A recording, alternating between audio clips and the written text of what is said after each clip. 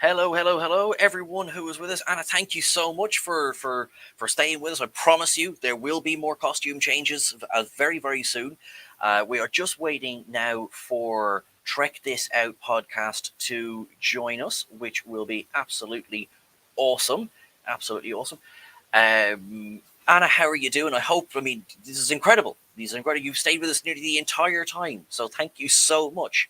Thank you. You are absolutely awesome. I'm going to put the fundraising link now back in this chat. Oh my goodness. Oh my God.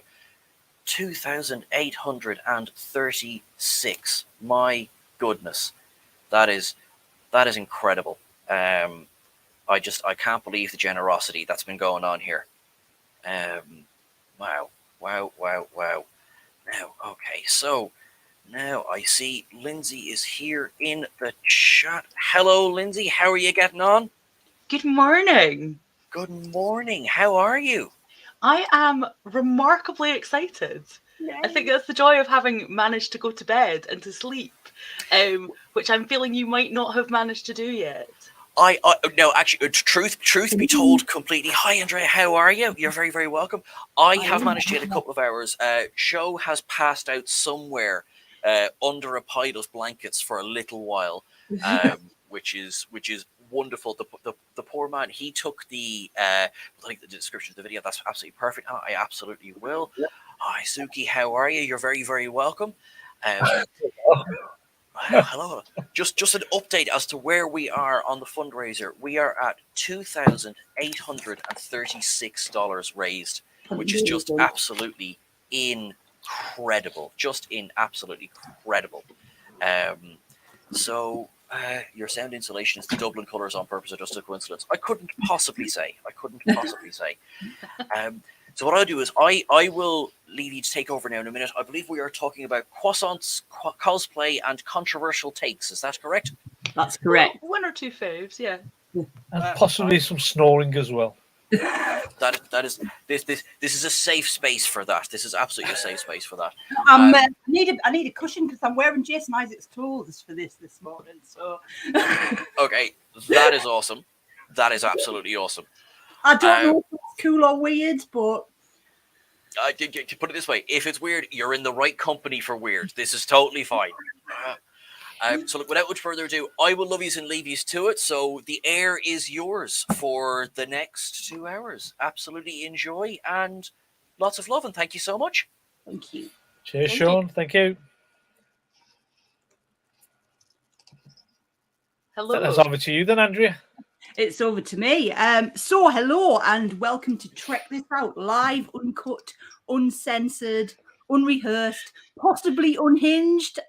This could go either way. Thanks so much to the guys at Clone Star Podcast for putting this together and inviting us along. Welcome to our 2 hour slot of mayhem. I'll try to behave myself. I can't make any guarantees. So I'm joined by everyone's favorite sci-fi granddad, Suki. That's me. Yes. And the undisputed queen of angst, Lindsay. Oh, thanks. only for you could that be a compliment, Lindsay. So first thing, I want to say good morning to everyone who's joining us for a leisurely trekkie brekkie. I want to shout out to any night owls who was sort of at the witching hour if you're in the United States. I want to shout out to anyone who's still awake at 3 a.m. because like hats off to you. So I've tried to cater for everyone. So if you've ever been to a convention, I'm in full cosplay. I'm in the Mirror Locker Screen News Discovery gear. It's very uncomfortable. So I've tried to create the whole convention experience. So if you've ever been to a convention, Lindsay, I know you haven't. No, I haven't. So the thing that you've missed out on is breakfast time. Hilton breakfast at hotels. It's like a unique experience because if you've never queued up for bacon next to a Klingon and looked across the room and seen half the cast of Enterprise smashing a fry up, it's like that. It's a unique and special moment in the convention. So I've got my breakfast, I've got my toast. I've even got my little dinky jam pot because you can't have hotel breakfast without your dinky jam pot. And I've got my tea. But I didn't want to leave out people who haven't been to bed yet. So I've also got a pink gin. So I don't know how this morning's going to play out, but if you've got any experiences of conventions, of funny things, particularly out of the convention, in the hotel, out in the wild, if you've got any experiences, please drop them in the chat, because I think we need to hear those, don't we? So that's enough of me rabbiting on. So how are you guys this morning? I'm asleep at the moment, actually. You do know that. I've been up for about 20 hours and I'm falling asleep. And I'm hoping that you guys will keep me awake, right? Because I am looking forward to this for the next 2 hours. Right. So please do keep me awake. We often have to keep you awake, Suki. Usually you're being distracted by other things, though. There's no football on at this time of day, is there? No, that's the other thing as well. I am now going to have to stay up. No, go to sleep for only a few hours before I have to wake up again for my beloved Liverpool, right? Because they're playing at 7:30 today. Just make sure everybody sees Liverpool FC. There you go. So you're a Chelsea fan, yes? Bog off, will you please? Drew is telling us that he always goes home with handfuls of the tiny jams. I think everybody should have tiny jam in their cupboard. It's like one of those rites of passage. Well, I'm not going to say where I sourced mine from, but I am wearing newer attire, so I'm just going to let you all think of that what you want. I have a feeling it was your wifey that probably got it for you. She probably snuck it into her handbag and says, "Yeah, get this for you, Andrea. I'll get this for you, no problem." Everyone needs a convention wifey. That's also important. Like, I need someone to put us to bed and get us in and out of costumes and boots and things. So everyone needs a convention buddy, I think. So we're gonna have please explain who your wifey is for everybody that's listening. That's our Deb. If you sort of regularly listen to the show, you'll have come across Deb before. Regular contributor. She was on the show the other day. She's over on Twitter as well. Me and Deb are in deep competition for who's Jason Isaac's biggest fan. I'm just going to give it to Deb. I think Deb's got but I am wearing his clothes, so I think I get brownie points. It's a draw. It's a draw. It's a draw. So we're going to have lots of fun this morning, but I'm going to do the serious bit first, because I think fandom coming together and doing something good is something. It's really important to me. It's something with sort of other fandom hats on I've always tried to do. So I'm really glad to be here and part of this. Check this out. We're sort of straight on it when it was mentioned. Please get involved, get in the comments. If you're on social media, if you can share, retweet stuff. If you can, please donate and support the Red Cross in the work they do in the Ukraine. People need our help at the moment. So we're going to have lots of fun, but there is a serious side to why we're here. So if you've already donated, I've just seen the total and it's pretty amazing. Thank you, you wonderful, generous souls. If you can give, please do. If you can't, please just spread the word. That's really appreciated.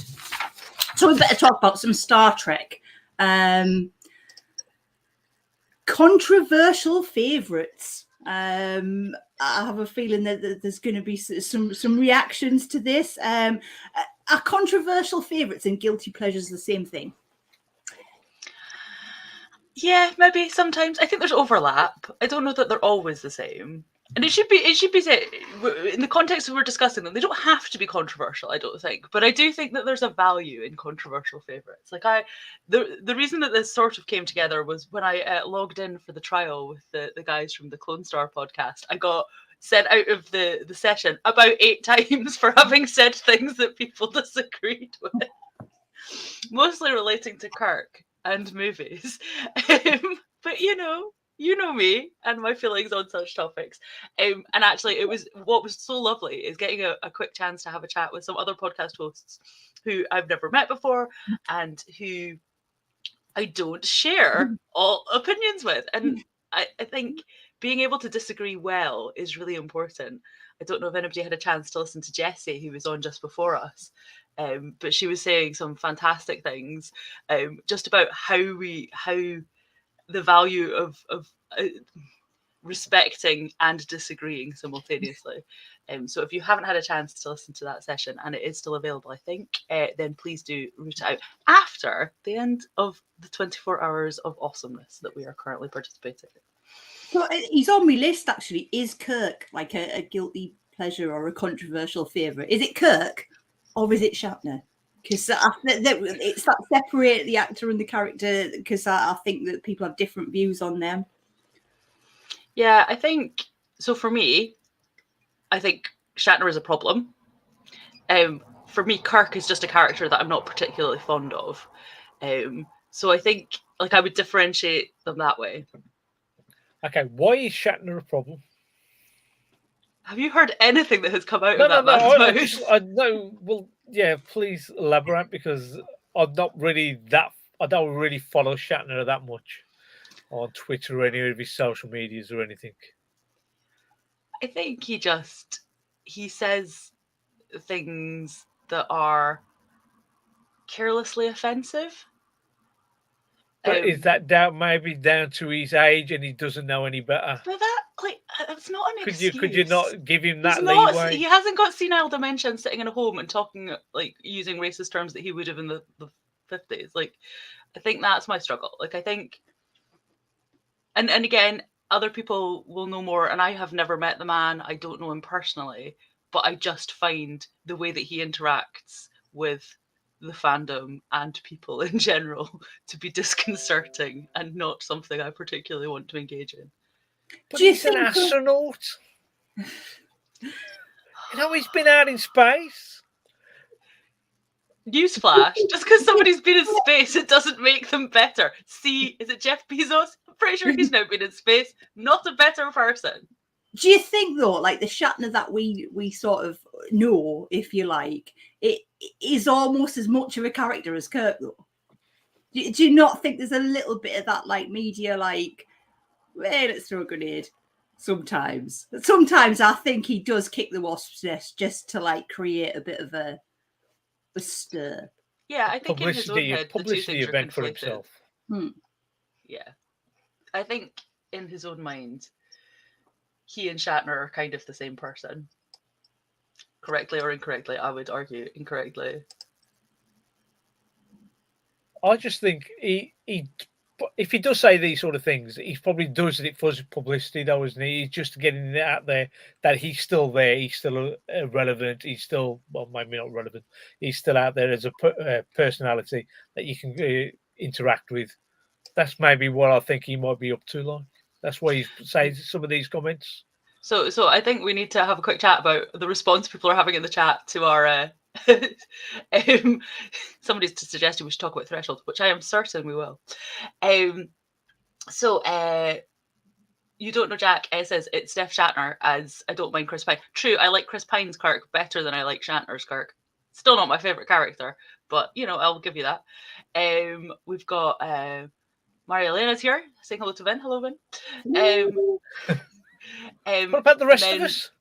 We don't matter. We're not God of Team Basement. I've just noticed that it's all Vin. Yeah. Well, welcome to being friends with Andrea. Somebody has very, very correctly pointed out that old white they're rolling their eyes and saying, yeah, sure, old white dudes don't have to make an effort because they don't know any better. Yes, okay, stop giving them an out. Drew has pointed out that Patrick Stewart is only 9 years younger than Shatner and has none of Shatner's unsavory attitudes. Very true. Very true. That's a good point. I think we need to talk about some Next Generation. Because let's talk about Series 1, because it's pretty awful in places. You know, is Angel 1 naked now? Now, that's an episode I want to recommend to the Davies family. Sorry, Andrea, but that's... I want to see what Sarah and Steve say before they show that to their daughters. Okay, so the reason we're talking about faves is ostensibly because we need to collate a list that we would like the Davis family, who do a podcast on our feed, and they're currently covering Prodigy. So they've asked for a list of recommendations of what they could cover next. So I'm going to caveat all of that by suggesting that we need to openly acknowledge that the parental units in the Davis family will have the first refusal of any suggestions that we make, because I would be deeply surprised if something like Sub Rosa does not make it onto the list. Well, I was going to say, I've got Sub Rosa down as a guilty pleasure, because I'm not oblivious to the fact that Sub Rosa is pretty awful. But do you know what? It has given me so much fun over the years. Like, I've got friends who basically like cosplayed Sub Rosa. So there was some people in Bev's 90, there was someone as the gravestone, there was someone like there as the green like crackly effect, and had their photograph taken with Gates McFadden, who took it in a stride and in good humour. And I have, and just like the candle ghost jokes like are eternal. And I can't say it as an episode of Star Trek. It hasn't given me a lot of joy. Probably not in the way it was intended, but I'm gonna put it in my guilty pleasure box because it does me. And if it was on, if I happened to be flicking through the channels and it was there, I wouldn't seek it out, but I'd be like, oh, go on then, I'm gonna have to, aren't I? And I'm sure I would probably tweet that I was watching it and it would get a reaction. So yeah, I'm gonna put. I'm not recommending it to the Davis family, but I'm gonna put it in my box of guilty pleasures. I think that's fair. I think I feel the same way about lots of things. That if you enjoy it, you enjoy it. And sometimes the best Trek is like Camp Trek. Brides of Chaotica is ridiculous. It is utterly ridiculous.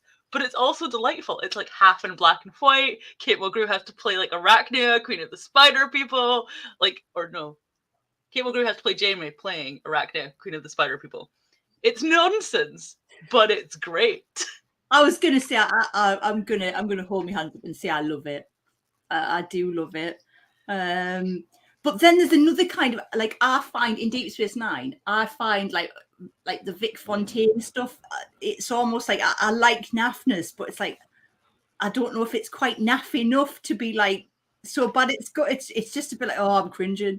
And it's always, if I'm watching Deep Space Nine, it's never like some really like tense moments where it's like, wow, this is like serious drama. It's always like Vic like giving it the like beans when someone walks in, and it's like, is this what Deep Space Nine's about? And it's like, no, it really isn't. But you always pick your moment to come in. So I'm sure someone's going to pipe up and tell me I'm totally wrong about that. But that feels like it's just not quite.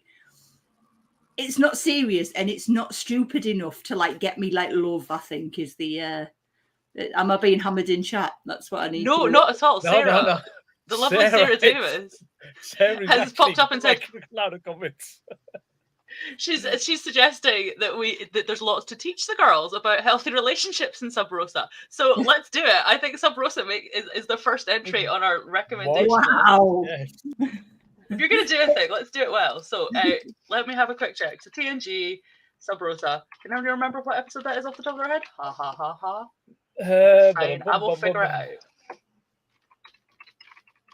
I think we need to acquire the spreadsheet from John because John had like every episode ever. He did. I think that was literally every episode of Star Trek ever, though. And like, as much as I would love for them to cover every episode of Star Trek ever, I feel like that's quite a long. Sub Rosa is season 7, episode 14. It is indeed. You are now on the list, Sub Rosa. Excellent. Okay, Suki, I'm aware that you are perhaps less versed in the world of Trek, but is there anything in particular that either we've already covered or we haven't covered that you would like to hear the Davis family opinion on? Well, there's a few of my own favourites of which I'd like, but I'm not going to say them because we've decided it's going to be controversial favourites. No, I did say controversial and otherwise. And otherwise, in that case, I'm pretty sure that they already seen Best of Both Worlds a number of times, and they've probably enjoyed that loads of times. So that was going to be one. And we've also reviewed us for our own podcast for All Good Things. Was it All Good Things? The final episode of TNG. But it's got to be something that that sticks in my memory, and the one that sticks in my memory a lot is a mock time, which is the one where Spock has to go through Pomfar. This right? Feels like a really horny list that we come. It's not a horny list, Sarah. It's not a horny list. It's 8:20 in the morning, people. What are you doing? No, it's not. It's just something that I remember from my childhood. Because remember, in the 70s, these were being shown on a repeat basis all the while on BBC One or BBC Two, whatever the channel they would be. And that one seemed to stick in my mind. It's just the fact I've seen Spock with his eyebrows raised and his his hands in a steeple like that, and he's just thinking, that just sticks into my head. And I'm thinking that's the sort of episode I might want to see what these guys actually think about it. Sarah, Steve, and the girls. So basically, Trek does sex education, is what Sarah is saying, and actually, that might not be. I have to say, there are a couple of episodes on my list which are about relationships, which I feel would round out our sex education thing. We could maybe like round it out to like relationships and sex ed. We've had a suggestion come in on the comments from You Don't Know Jack about we've like threshold at one end of the spectrum and In the Pale Moonlight at the other, which I have to say is one of these episodes I feel I should know better than I do, because it gets regularly touted as like the best of Trek. Maybe I need to go back and revisit that, and this would facilitate me doing so. Does anybody have any feelings about such things? It's got, I think it's kind of part of, when I was thinking about Deep Space Nine, I think a lot of Deep Space Nine is, when it's really good in a way that's dark and heavy. And also from my own experience, I think watching Deep Space Nine in bits and pieces takes a lot away from it. Because if you've tuned into the podcast before, it's quite a while ago now, and I've got a story about this actually. Go on then. I always sort of Deep Space Nine, I was like, oh, I didn't really like it, and like people are so passionate about it. I thought, you know what, I need to go back and I need to watch it again. And I think because I'd probably dipped in and out of it, it lost so much as a show, and actually it's not as tight. It's not those story arcs that we get in sort of Trek that we're making now. But I do think you need to see that play out over time. And watching it in order, I'm just kind of getting to the end of Series 7 now.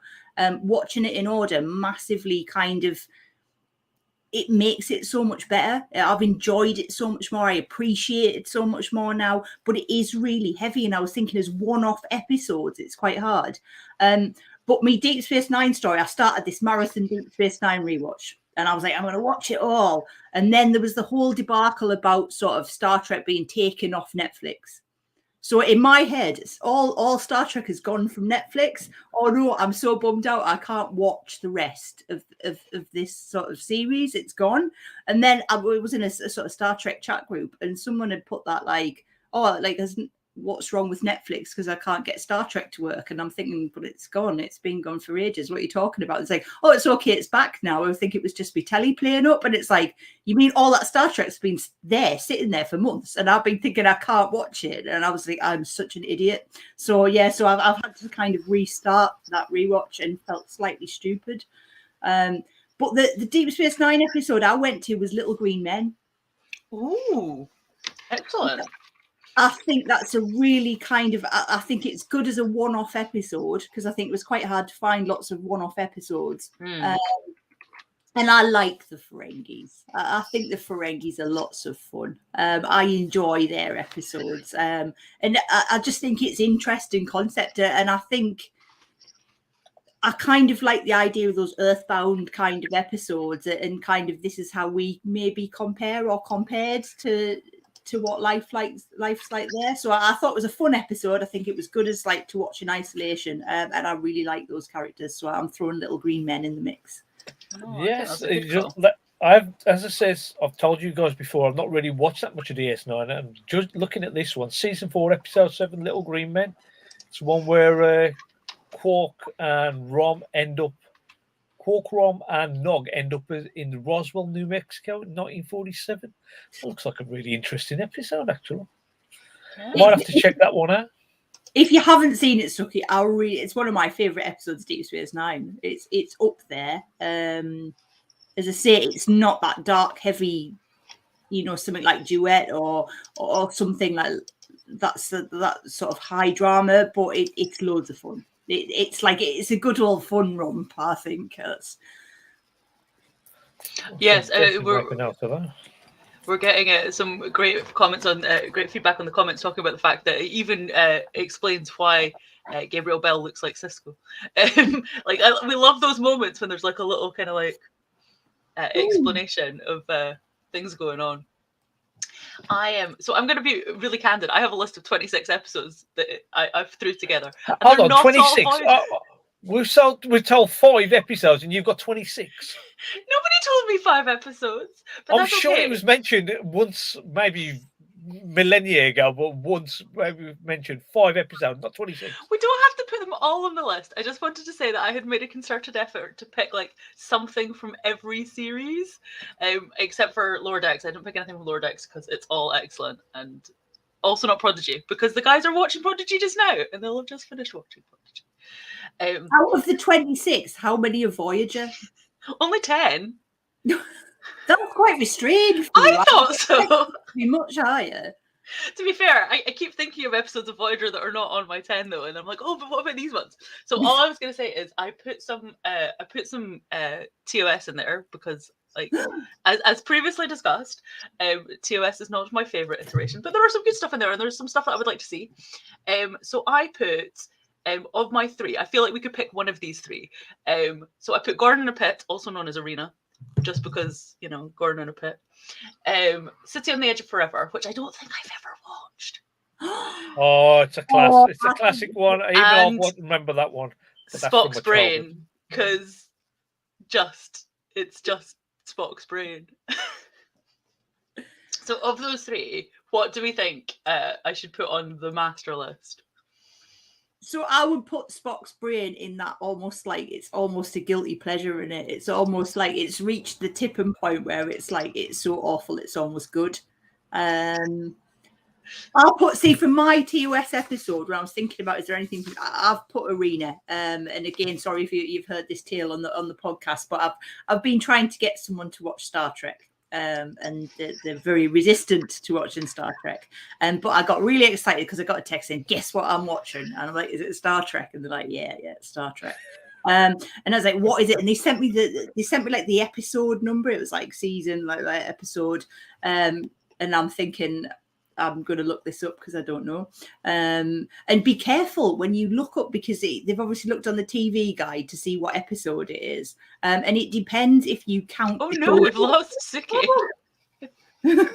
Hopefully he'll come back in a wee second. So it depends if you count the cage or not as to what episode it is. So I nearly look really stupid like getting this episode description wrong. And it happened to be Arena. And I was thinking if I was going to choose an episode to sit and watch this, like part of me thinks that's a really good introduction to what like Star Trek used to look like. And actually, even though they're quite resistant to watching Star Trek, they said that they remembered watching it as a kid. They remembered that episode. They remembered the creature and the quarry and that type of thing. So there's something extremely memorable about it. And it is kind of campy fun, isn't it? Well, I feel like it's a really good example of what TOS is for better or worse. So we've had a vote for City on the Edge of Forever, and we're also getting a lot of love for Spock's Brain. So I feel shall we put them all in just now, and we can weed things out later. And we also haven't really decided how the Davis family are going to manage this. I feel like we should just give them a list, and they can choose to watch any of them in any order they would like to. Yeah, I think so. I think that's going to be the way forward. Sarah, we will give you control of the list once we have contributed it. So I'll just put a lot of Voyager in there, and then you can like just choose to only watch the Voyager if you would like to, and that would be fine. Not that I'm trying to. We're not biased on this podcast. We're all like totally like neutral. Absolutely, there is there's nobody here wearing Gabriel Lorca's outfit at all, or like quite enjoying that fact. The lovely Deb has arrived in the comments, so I feel like we need to give Deb a call out. She missed her chat. She got introduced as a convention wifey earlier, and she had not yet joined us, or at least she hadn't learned how to comment. So welcome, Deb. You get special mentions as ever. Just a quick update. We have now reached $2,902, which is incredible. So thank you to everybody who has been able to donate however much. It makes such a big difference. And just a reminder that we are here for a good cause, not just to talk nonsense, although we do that so very well. And Suki has returned. Welcome back, Suki. Oh, hello. Am I back? You are back. What I'm trying to do is I've got the comments on the side there. I'm trying to get so I can add some comments to them, talk to them as they're all coming by. Without, Can I just say we've got some incoming here, which has come via other means. Apparently, like, because we did a poll last night for what costume I should wear today, and Miralorca won out because obviously all the fangirls in the world kind of went, "Ooh, we wouldn't take this I costume." voted for Tilly because I'm Well, Team you know Tilly. what? I might sneakily jump out and get changed. Well, the lovely Sean has been doing costume Yeah, changes Sean's on the been doing hour, that. so Yeah. we could just continue that. But yes, so said resistant to Star Trek person, they did suggest that I came dressed as the Gorn, who they refer to as the Lizard Man. It's progress. It's progress. I will indoctrinate people and make them Trekkies. Well, I think that half the joy of things like of Star Trek episodes is that we get to talk about episodes using shorthand, like sexy candle episodes or Gordon in a pit, because everybody uses that. It's not just me, honest.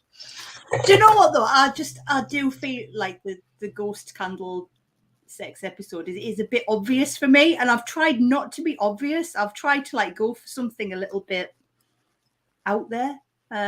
So I'm gonna completely pin in the mappy. I'm gonna choose Rascals. Ooh. Because now is that's the one with Picard and the children, isn't it? Yeah, it's the one where they get turned into children in the transporter. Yes. It's so patronizing to kids, and you know what? These kids, they're so articulate, they're so erudite, they're so much more professional than we are. And I think there'll be a hot take on that. I think like those kids are awful. Like kids don't behave like that.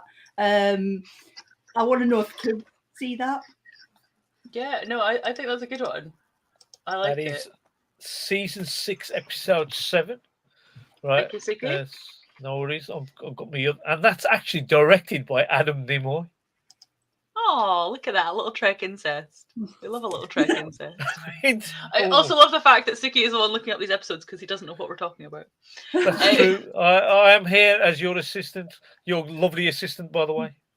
Making sure thank I you, put that lovely. thank you, Ed. Apparently there are more donations coming in. Well done, folks. We appreciate it so much. you. But like Andrea says, yeah, keep sharing if you can't afford to donate. That's totally fine. Sarah quite likes the idea of Rascals by the looks of it. Excellent.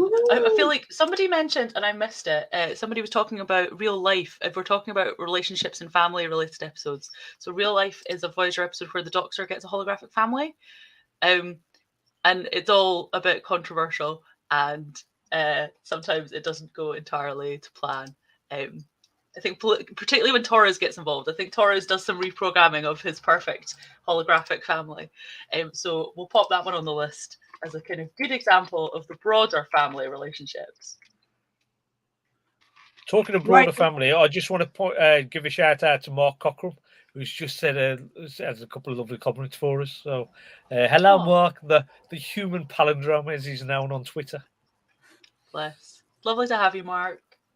Right, it's time for me to do a Wonder Woman. I'm leaving Lindsay in charge. Thanks. Finish yourselves 10 minutes of chat about Voyager. Harsh. Okay, just because she said that, I'm not going to mention Voyager. I think I'm going to mention, I've got some other TNG episodes that I thought might make it onto the list.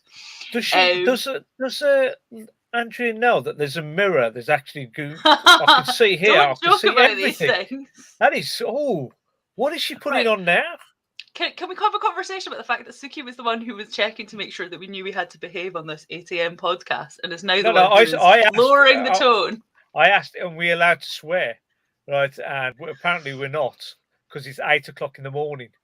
Right, and you never know. Sarah's kids are probably watching this, and I'm not allowed to fudge and swear. Right, so I'm not going to.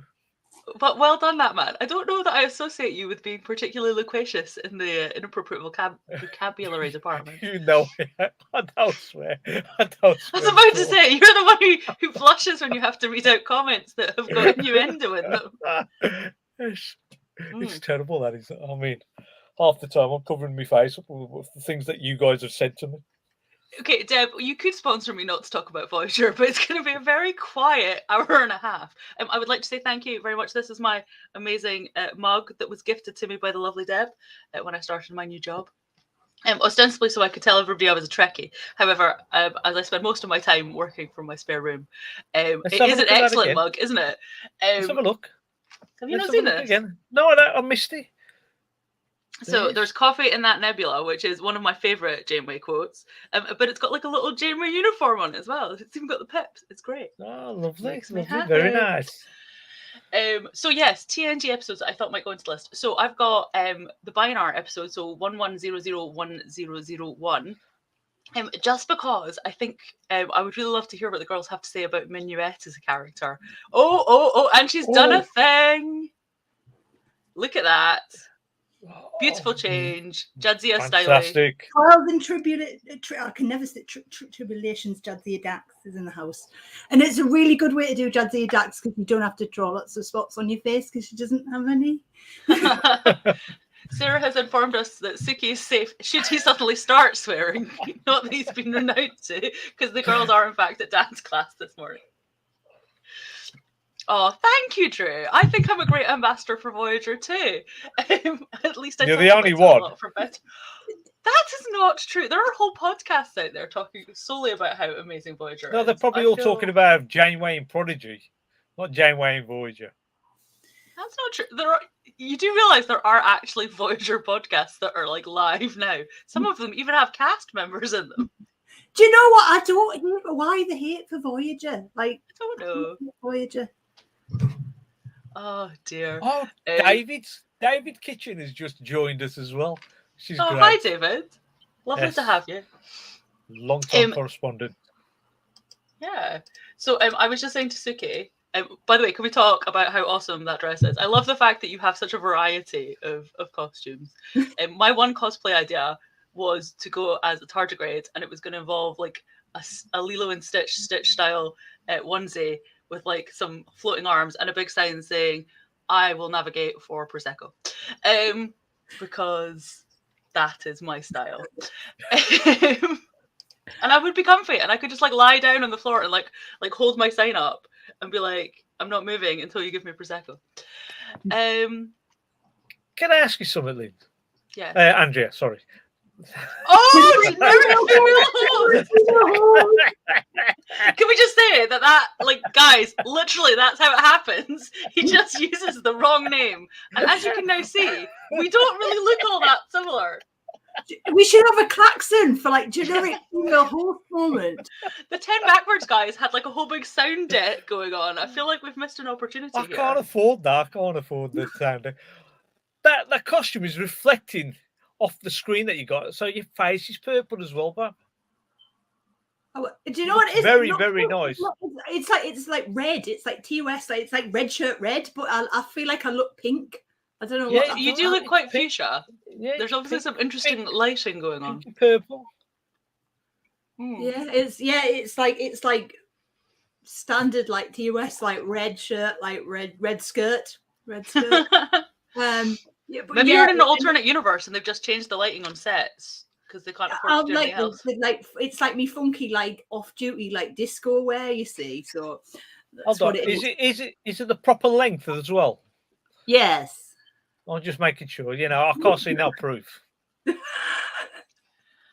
Suki, stop trying to drag us. This morning, he's What? so naughty.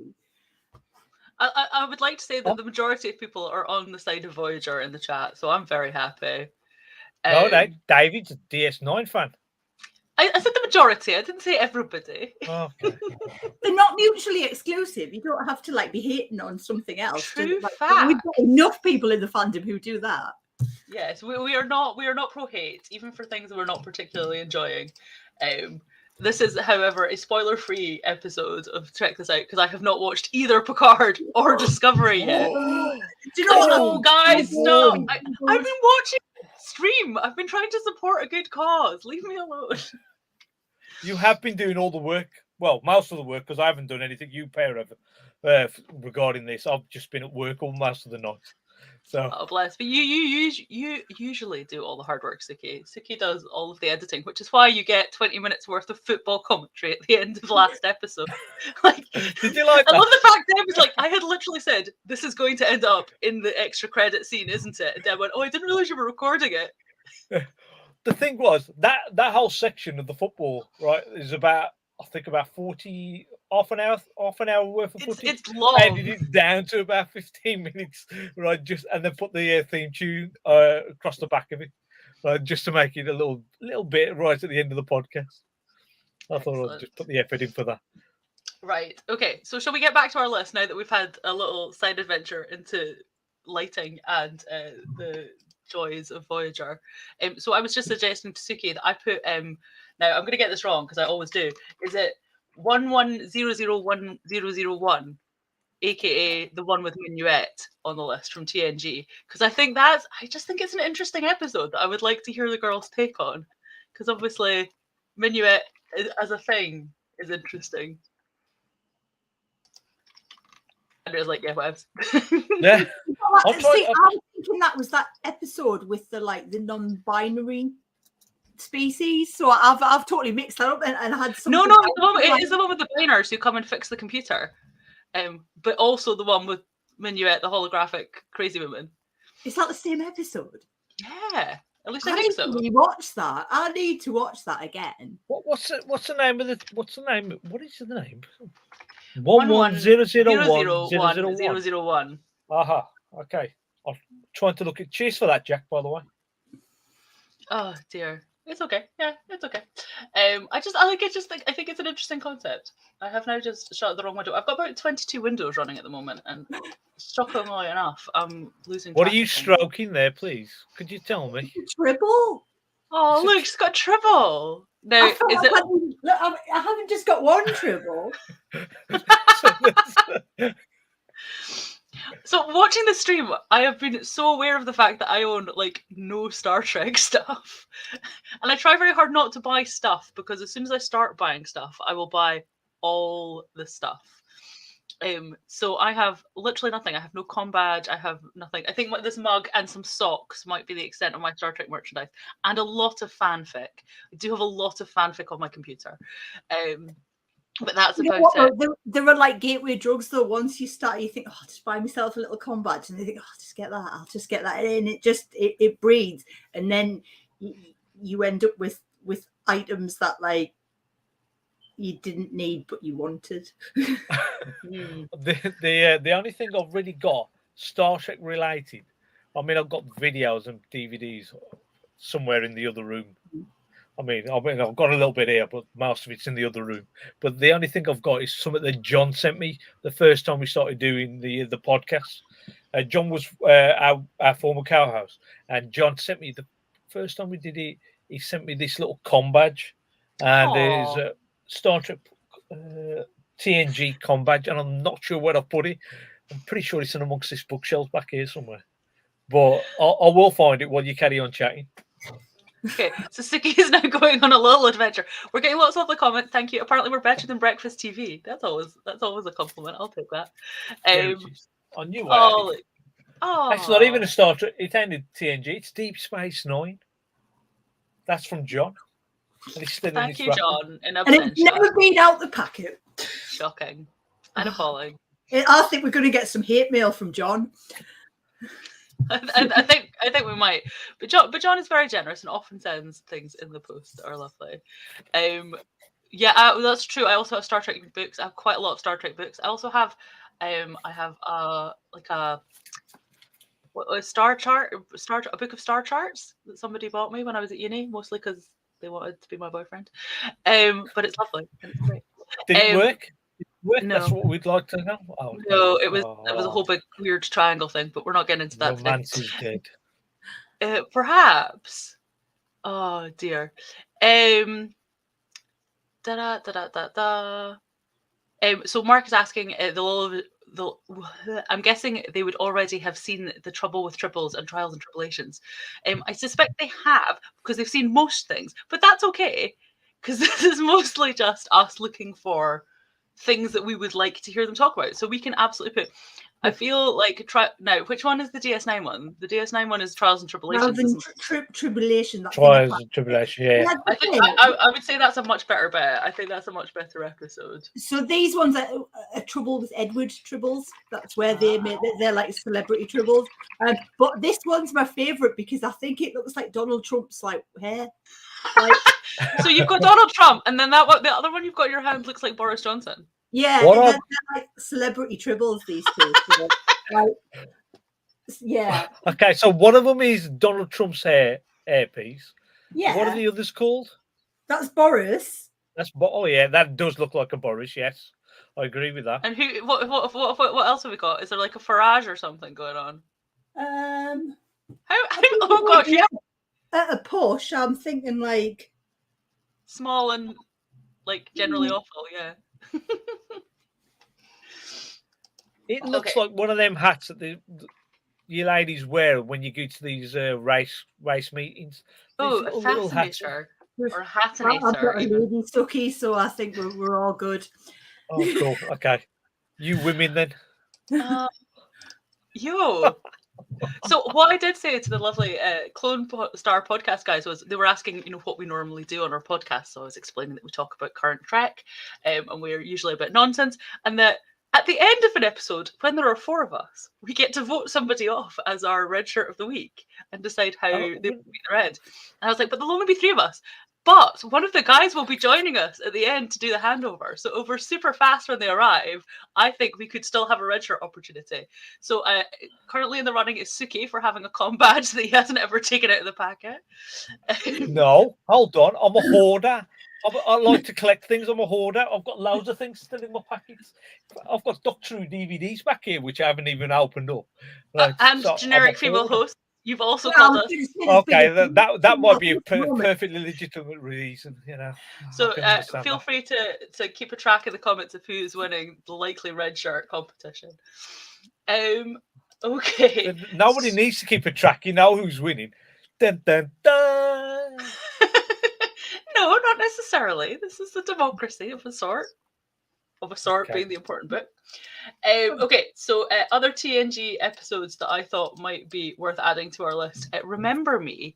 I heard this one came up in I think it was a Duras Sisters podcast that I listened to earlier this week, because they were part of this marathon as well, and I had never listened to any of their stuff, so I decided to do a thing.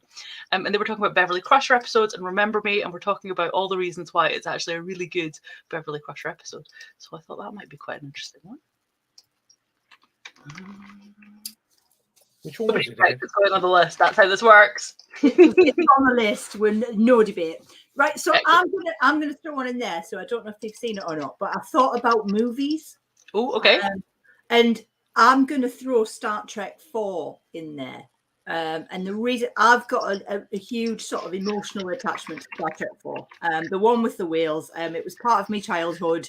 It kind of remembers of some kind of holiday period where we'd all be on the couch eating like tins of Quality Street, and everybody would watch it. And it's set on Earth, which is again like I've kind of tried to go for a theme, so it's like when Star Trek comes to Earth, and I know it's 80s Earth. Which looks like the world in my childhood, but probably looks like one of the historical documents now. But I think probably in a lot of ways, I think the films are a really good way to meet the cast. I think like that the sort of that original cast are better in the films, aren't they? And I think it's got an engaging story, and it's got whales. It's got an environmental theme, which I think is very now.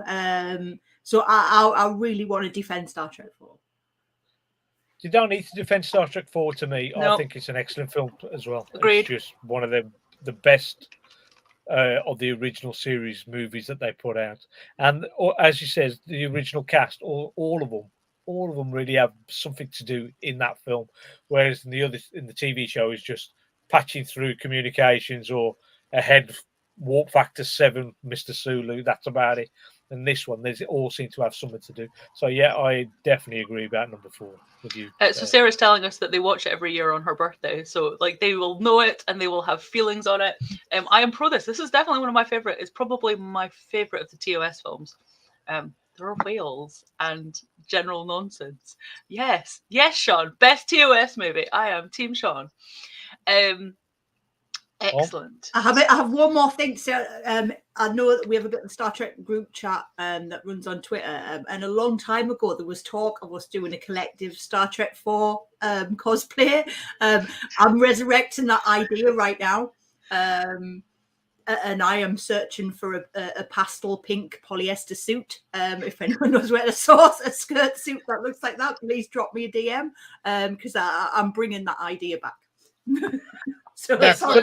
If you were involved in that chat, it's back on. Could I ask? Sarah's just put in, I can wear my new George and Gracie t-shirt. What does that mean?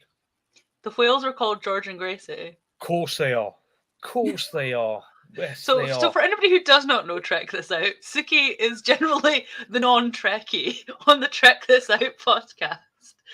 Can I say something? When Bob approached me to be on this podcast, I was the non-Trekkie. Right. I was the non-hardcore Trekkie. It was me. It's like, yeah, just come on, because we just need someone who doesn't know anything about Star Trek. I don't know how that worked out, but no. I think you pair have got more knowledge than I have on Star Trek by along with your. Most of my knowledge comes from memory of shows I'm watching on third or fourth generation videotape back in the early 90s, late 90s. And then I'm trying to keep up with you all the while. I'm trying to keep up with you. I'm lost there. What do they mean? Spock's brain. What are they talking about here? And then it just gets. I just have to try and keep up. If it makes you feel better, I watched quite a lot of last night's stream, and I spent a lot of time being like, "Wow, these guys know this stuff really well." It's just about the things that you know and the things you don't. Like, the reason that I talk about Voyager so much is that I've watched Voyager more than anything else, so all of my references are deeply embedded in Voyager. I was listening to the Hit or Miss podcast talking about the films, and I just don't know the films that well, because they just be like, "Oh, and 3 versus 5," and I'm like, I don't know which ones those are. Like 4, I know. As soon as you said the one with the whales, I was like, "Oh yeah, I love the one with the whales." Do you know what though? It's like I feel like I did see some earlier stuff, and I was like, "Wow, these guys really know what they're on about." This is I haven't got this level of knowledge, and that's why I've got tribbles and costumes, because I'm clearly compensating for that gap. But you know what? We can't know everything about Star Trek, and I'm sure there are people who know everything about Star Trek. I have to agree with you, pair, there, because during the night shift that I just did, I kept switching on the YouTube and just having a look, see what everybody's saying. And I'm thinking, oh my God, they're so good. They are so good. And I just flicked it every couple of hours or so like that. And I was thinking, they know so much more than I do anyway. Not as much as you, Pep, but more than I do. Well, even I've never seen knows a lot, given that the whole principle is that they've never seen Star Trek, or whatever else it is they're covering. And I think that's lovely though. And I think for me, fandom should be broad and expansive. And the fact that anybody wants to listen to us talk about this nonsense is remarkable. But we should be able to get together and have this conversation. And we are not always right. Like we spoke in our last episode about the accidental misgendering, and the fact that it rang true for someone makes a huge difference to me. Like, none of us are perfect. None of us know everything. We don't all like everything. We don't all agree with each other. Like, and realistically, sometimes you have to put your hands up and say, you know what? It's a TV show and a movie franchise. And and I am as obsessive as they come at these things. I go deep when I get into something, but you have to take a step back, which is why it's so important.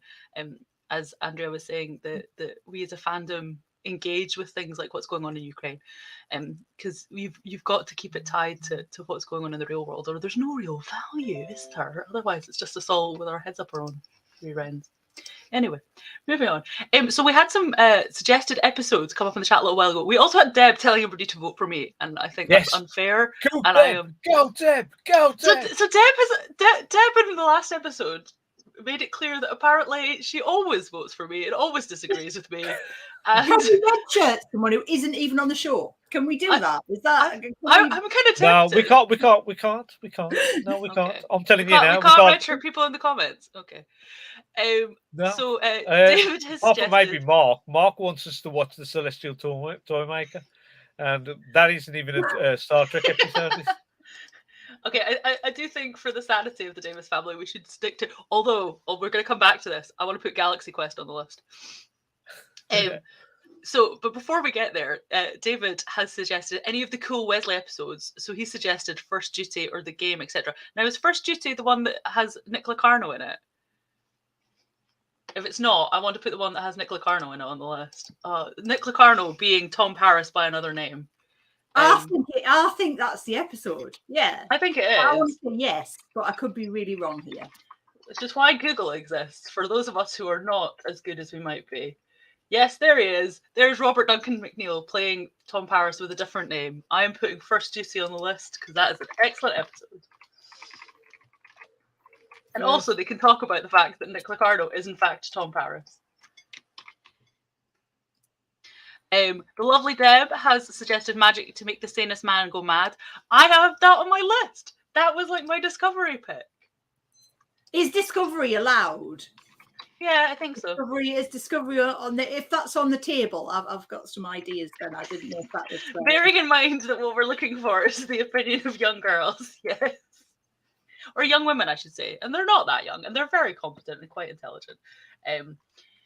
But yes, if you would like to put Choose Your Pain or Lethe or whatever else, there are options. Because obviously my favourite episode of Star Trek is probably Lethe because shirtless Jason Isaacs makes me happy. Except he wore his trousers to bed, which is strange. Fair. Deb has just commented. Please note, I didn't pick Naked Locker. Well, I did, so. That's why I said right at the start that the Davis parental unit have first refusal on anything. They don't think. Well, Steve and Sarah have already vetted these episodes, and I think Easy the eldest. Evie's the eldest. Easy's the second. I'm going to get into trouble now, aren't I? Right.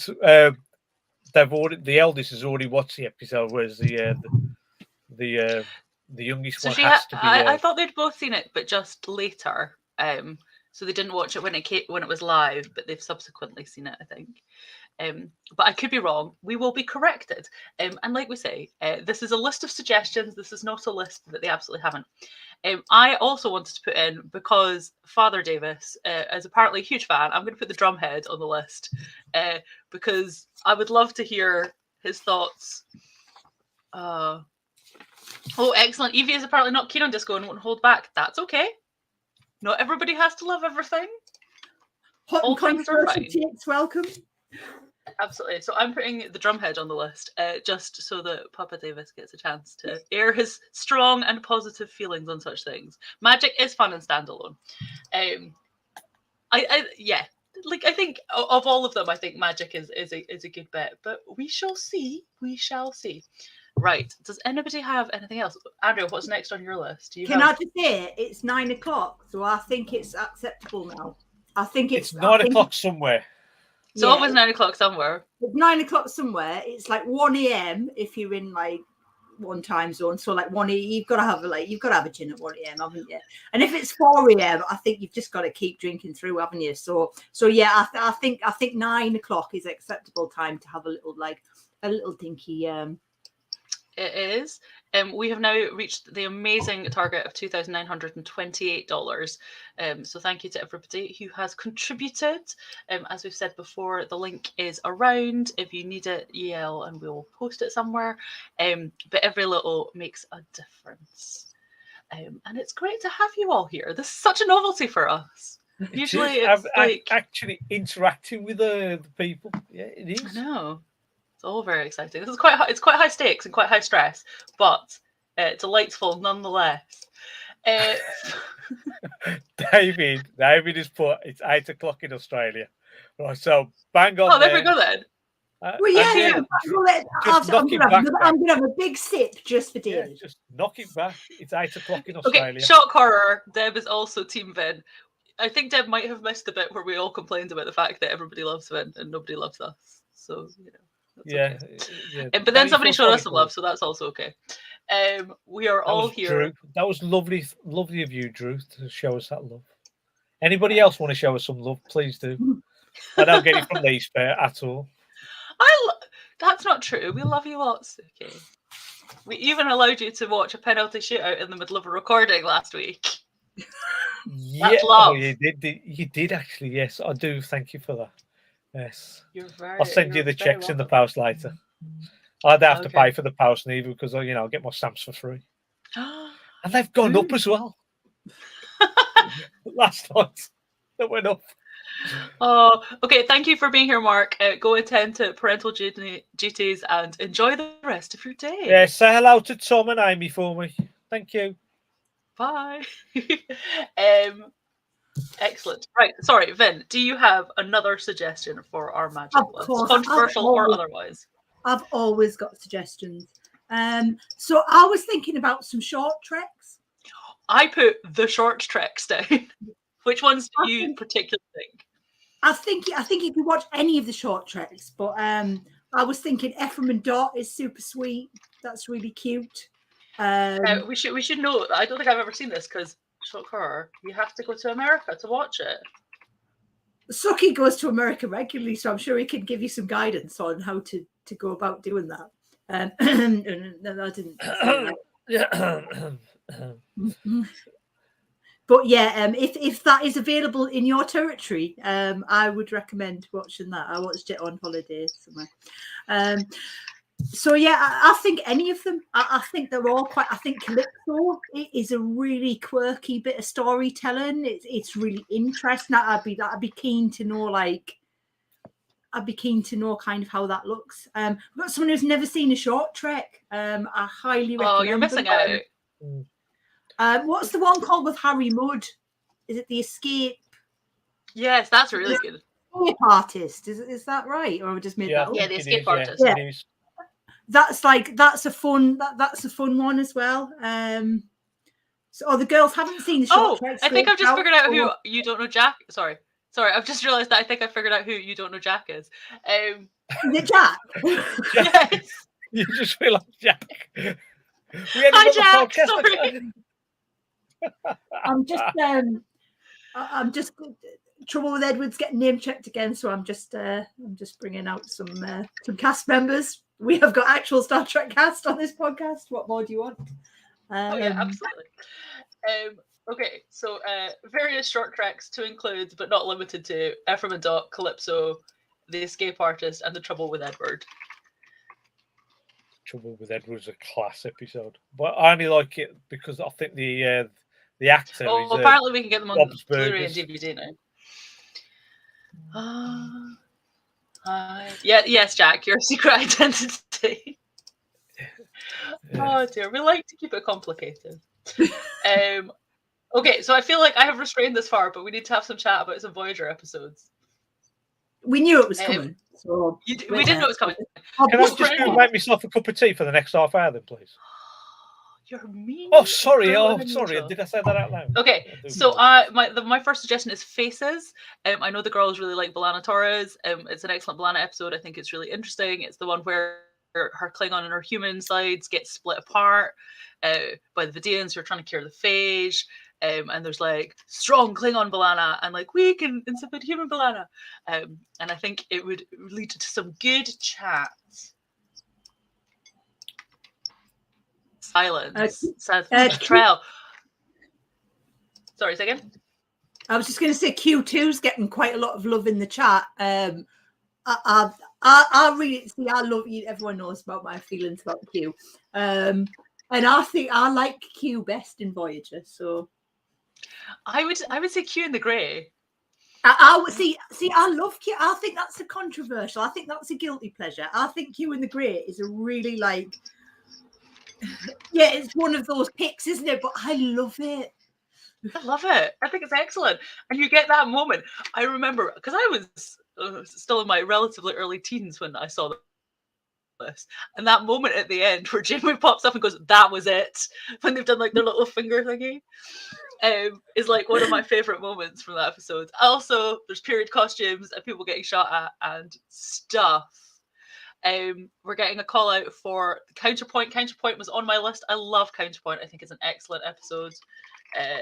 what else is being discussed? The Void. The Void is really good. The Void's quite deep, but we could definitely put that. Drone basics. Oh, now What's Future's End? the Future End is the one where they go back to San Francisco, because everybody goes back to San Francisco, where the Doctor gets his holo emitter. It's a time travel thing. It's a whole big thing. David says it's got Q's hot son. I'm like, I don't know if I agree with that. Like, I think it's kind of weird. Q's hot okay, son? but Q. Yeah, Yeah. Q got a son. Yes, that's the whole point about Q in the Grey was he wants to procreate with Janeway because he thinks that a new Q is going to save the continuum. Okay, that's another You episode know, I might have to watch. controversial What's it called? takes. I Q in really the Grey. Right. I really ship Q and Janeway. I'm coming out. I'm out there. Well, I think it helps that John Delancey and Kate Mulgrew are quite good friends, and we're clearly just totally like buying into the comedy of the whole thing. Well, it's just popped up in the chat. What I was also going to say is genuinely John Delancey's son. True facts. I think, yeah, he was just maybe a bit young for me, despite the fact that I was significantly younger than him when I watched it. I like an older man. Leave me alone.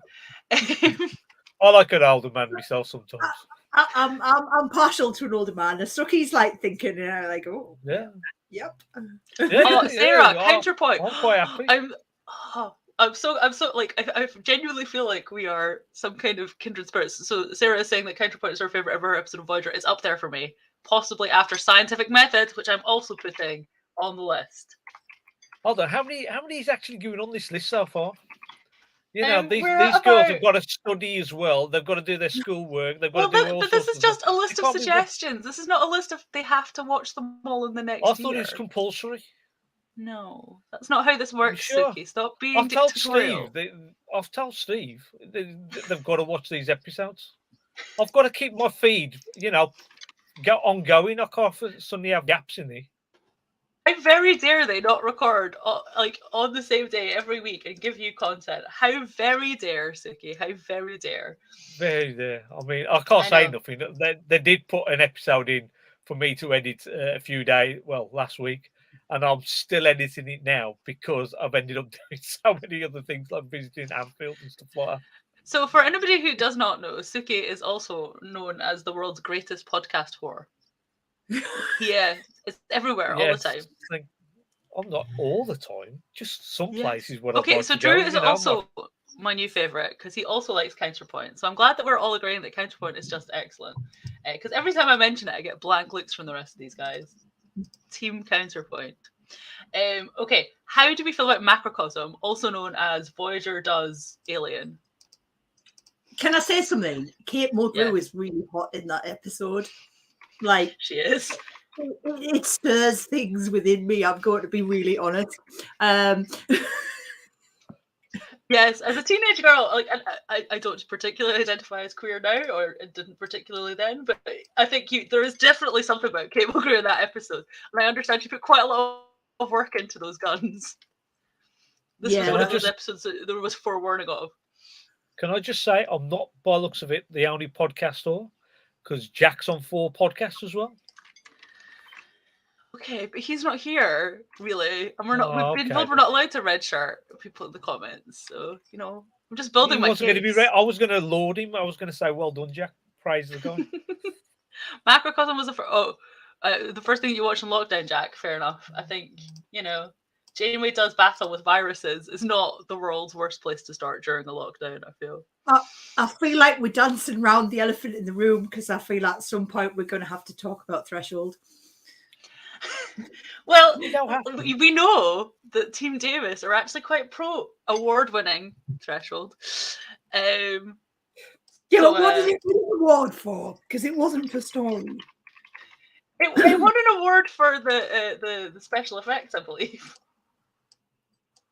Which I think is fair. I think if they'd taken out the references to evolution and in fact, pretty much if they'd taken out the references to evolution and they'd done something about the lizard babies, I think it's a sound episode. I don't know why everybody has all these issues. I think the other like spicy Voyager take is good. I think we're going to have to mention Tuvix as well, because I'm pretty sure when I said Elephant in the Room, lots of people like mentally went to Tuvix. Okay. Well, okay. We can put Tuvix on the list. There's also the Davies family have discussed Tuvix at length in one of the episodes, so they have seen that episode quite recently, or maybe they've watched it a while ago and it's still burned in their brain. What is the first Fairhaven episode? Because I feel like if we're talking about like this is quite a relationship heavy discussion. Fairhaven, or the first episode set in Fairhaven, where Jamie has delete the wife, which is possibly one of the greatest cosplays I've ever seen. Is somebody walking around with a sign saying "deleted wife." Oh God, I saw that at Destination Star Trek. That was fantastic. Yeah, I was like that. That is possibly the greatest thing I've ever seen. So I think the first one is called just Fairhaven, isn't it? Apparently Fairhaven gets a lot of feel. To be fair, I understand why, as people from Ireland, you would have feelings about Fairhaven, but I think it's worth a discussion. Like, you know, do you not think in general, though, if you're Irish, you probably want to burn Trek to the ground? Because I'm thinking that there's just some moments of hard cringe. Like, think about TNG, I'm not even going to name it, because I think it's like crawling a hole moment, and it's like oh my god, like what are these like stereotypes of hideousness? So I think the fact that there are Irish Trekkies is like hats off, because they haven't been served well. Yeah. So Rob Chapman is very helpful. I'm just thinking though that this is Tom's idea of an Irish village, though, isn't it? So it's Tom's just thinking to himself, this is how Irish people act. So this is his whole idea of what is it, the Irish barman character on his holodeck, or whatever he's doing on the holodeck. So we stay for Miles O'Brien, Sean. I think that's fair. As a Scot in Trek, I feel like we're also not particularly well served, given we've got Scotty, who is in fact Canadian and is also like a stereotypical Scot. And then it is what's it called? That's awful. See. Sorry, this is why podcasting editing is useful. Sub Rosa is that Scotland or is that Ireland? It's Ireland, isn't it? Ireland, did he? Sure, that's Ireland. I think not. I thought it was Scottish. I think I might have. I thought it was Scottish. I'm sure one of our lovely listeners there will be able to tell us where it's actually said. Other than LaForge, how many Geordies are there in Star Trek? You know what I mean? I feel underserved here. Like, all right, Sarah, go take the dog for a walk. Bye, Neville. Have a fun walk. But thank you for popping in, and we will make sure you guys see the list when it is complete. She says in inverted commas. I'll type out the essay for you. Thank you, David. It's been lovely to have you too. And do get your comments in. We will be recording about Star Trek Discovery season 4, episode 11 on Sunday, presumably. Yeah. I don't know that we've actually made that, but Sunday evening. We haven't quite figured out what we're doing with Picard yet, but we'll be doing something. I've asked for comments for both episodes just to be on the safe side. So, can I just say my spoiler-free review of Picard? Right, I'm not going to say anything that's going to give anything away, but like, is this a tweet? Yeah, like, oh my god, oof. It's amazing, right? If you haven't watched it yet and you can watch it, like, please do that straight away, because like I'm like itching to say things, but I know I can't because I would hate to spoil it for somebody. But yeah, there is a lot of chat, and a lot of people seem to think that screen caps and pictures are not spoilery, which I find really fascinating. However, that's okay. Welcome to the world of being a Trekkie in 2022, when you don't have a time turner and the ability to watch everything 30 seconds after it came out. Thanks, Jack. Fabulous. Right. Okay. Where did we get? I think it's time for me to do a Wonder Woman moment. Yes, go. And I just remind everyone, if you can go on that Just Given link, if you can donate, please do. If you can't, please share, retweet, and thank you for joining us. Thank you for supporting us. But if you can, please, let's keep that total moving, because we're doing so well. So I'm going to come back in other clothes. Woohoo! Go, Vin. And thank you so much to the Clone Star Pod guys for making this all happen. They've clearly put in a huge amount of effort, and have also been up all through the night, keeping us company and keeping us right when we get it wrong. It is fantastic. Yes, I've got to second that. I mean, they came to us a couple of days, only a few days ago, I think, and they've managed to get all this set up with all the house that they've got on, all these slots, the platform to get it all done, and just get everything in place. I just think it's astounding work by the two guys there. So just thank you very much for that. And every little makes a difference. So it's great. And like I said, all we're doing is talking nonsense about Trek. And you know what? If it does some good in the world, then that is got to be for the good. Do you know, I think that Tribble just moved. I'm sure it just moved. Well, it's probably procreating. Yeah, there probably is. So if all of a sudden there's two Donald Trump hairpieces there, then you know she's by the end of the week, the whole place is going to be swamped with Tribbles. Oh, that's it. Oh, the choices. Oh yes, Sean, costume change related shenanigans is on the way. It is on the way. So my next Voyager related suggestion was Living Witness, which is as close as Voyager gets to the Mirror Universe, which is to say it's not Mirror Universe at all, but involves the Doctor being resurrected some long time in the future. And finding himself in a museum where somebody has misinterpreted the entirety of Voyager and thinks they were like a warship, and like it's all very kind of like Jamie walks around wearing leather gloves and like destroying people for business related reasons. That was an excellent episode. We had to review it for the podcast. We did. We really enjoyed that episode. Robert Picardo was absolutely brilliant in that. Robert Picardo is excellent in pretty much everything. But you know, you see, with an ensemble cast, half the time, some of the ensemble cast is like background characters, and it's when it's their story of the week, that's when they get their moment to shine. So Robert Picardo, yeah, definitely. Even when he's just a background character, he just shines. But when he gets the chance to actually be front and center, he really stands out, and you can just tell it's a class performance from a class actor. Yeah, I think it's one of those difficulties. That one of the reasons why, so particularly towards the end of Voyager, it does become like the Captain, Seven, and Doctor show, and it's deeply frustrating because there's some other fantastic characters and actors involved. But one of the reasons that happens, I think, is because A, the Doctor is such a fascinating character, and B, Robert Picardo is so good. Like I think that really kind of results in some of that happening. So on that note, I want to put Body and Soul on the list. So I don't know if you've seen Body and Soul, but Body and Soul is when the Doctor has to hide in Seven of Nine's implants. So you basically get Jerry Ryan pretending to be Robert Picardo as the Doctor, and it is phenomenal. Like there's some really interesting questions about consent and stuff, but it's hysterical, and the quality of acting in that episode is just mind-blowing. I love it so much. Body and Soul. I'll look that one up. I don't think I've seen that one. It's season 7, episode 7. So it's really final good. Season. Oh, and she's back. Hello, Tilly.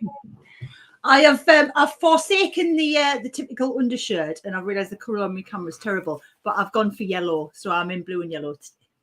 Fair enough. That sounds. I was saluting you, but I don't know. Oh dear. Yes. So you have missed me adding Living Witness to the list because it's good, and Body and Soul, which is the one where the Doctor hides in Seven's implants. Like her Borg implants as opposed to any other kind of implants, which don't exist. I've gone down a rabbit hole now. Ignore me. So, Andrea, do you have a suggestion before I just reel off another 6 episodes of Voyager that I'm putting on the list? I was going to say, I feel like it's getting into sort of hardcore Voyager territory. Yeah, well, if you've never heard it before, so this is Mary Wiseman's Discovery uniform from season 1. And at DST, obviously, like, because I wear all my Screamo and stuff because I think I want it to live. I want it to, I don't want to keep it as a museum piece in a cupboard because where's the joy in that? But I thought, I'm wearing Mary Wiseman's clothes and Mary Wiseman's there, and I'm going to get a photo and I'm going to get an autograph. So I decided to approach Noah, who's her husband, of course, who was Rin in Star Trek Discovery. I decided to go that way first. And it's an interesting opening conversation to say, hi, I'm wearing your wife's clothes. I gotta say, he's a lovely guy. It is a bit weird. I don't know if it's weird or not. So I've changed into my Tilly outfit. But yeah. Lindsay, are you eating? Are you snacking? I am. I'm actually eating a dairy-free croissant because I found dairy-free croissants. And these things make me happy. Oh, so that's where the reference comes from for croissants in the title. Well, yeah, I'm not posh enough, so I just brought toast. You see, so I'm a bit like. Mostly, it was like alliteration. I was working on a timeline. I needed to come up with a title for our topic, which was mostly just us talking nonsense. Which, to be fair, is kind of what we do on a regular basis. It is. Yeah. Have we talked about Picard? We haven't talked about Picard. I do have a Picard suggestion. What is your Picard suggestion? I think I'd go for Stardust City Rag. Ooh, okay. Because I think that's fun. It's got like a bar and costumes and an eye patch, and yeah, I think that's quite a fun episode. It is a fun episode. Yeah. So yeah, I went for Absolute Candor. Oh.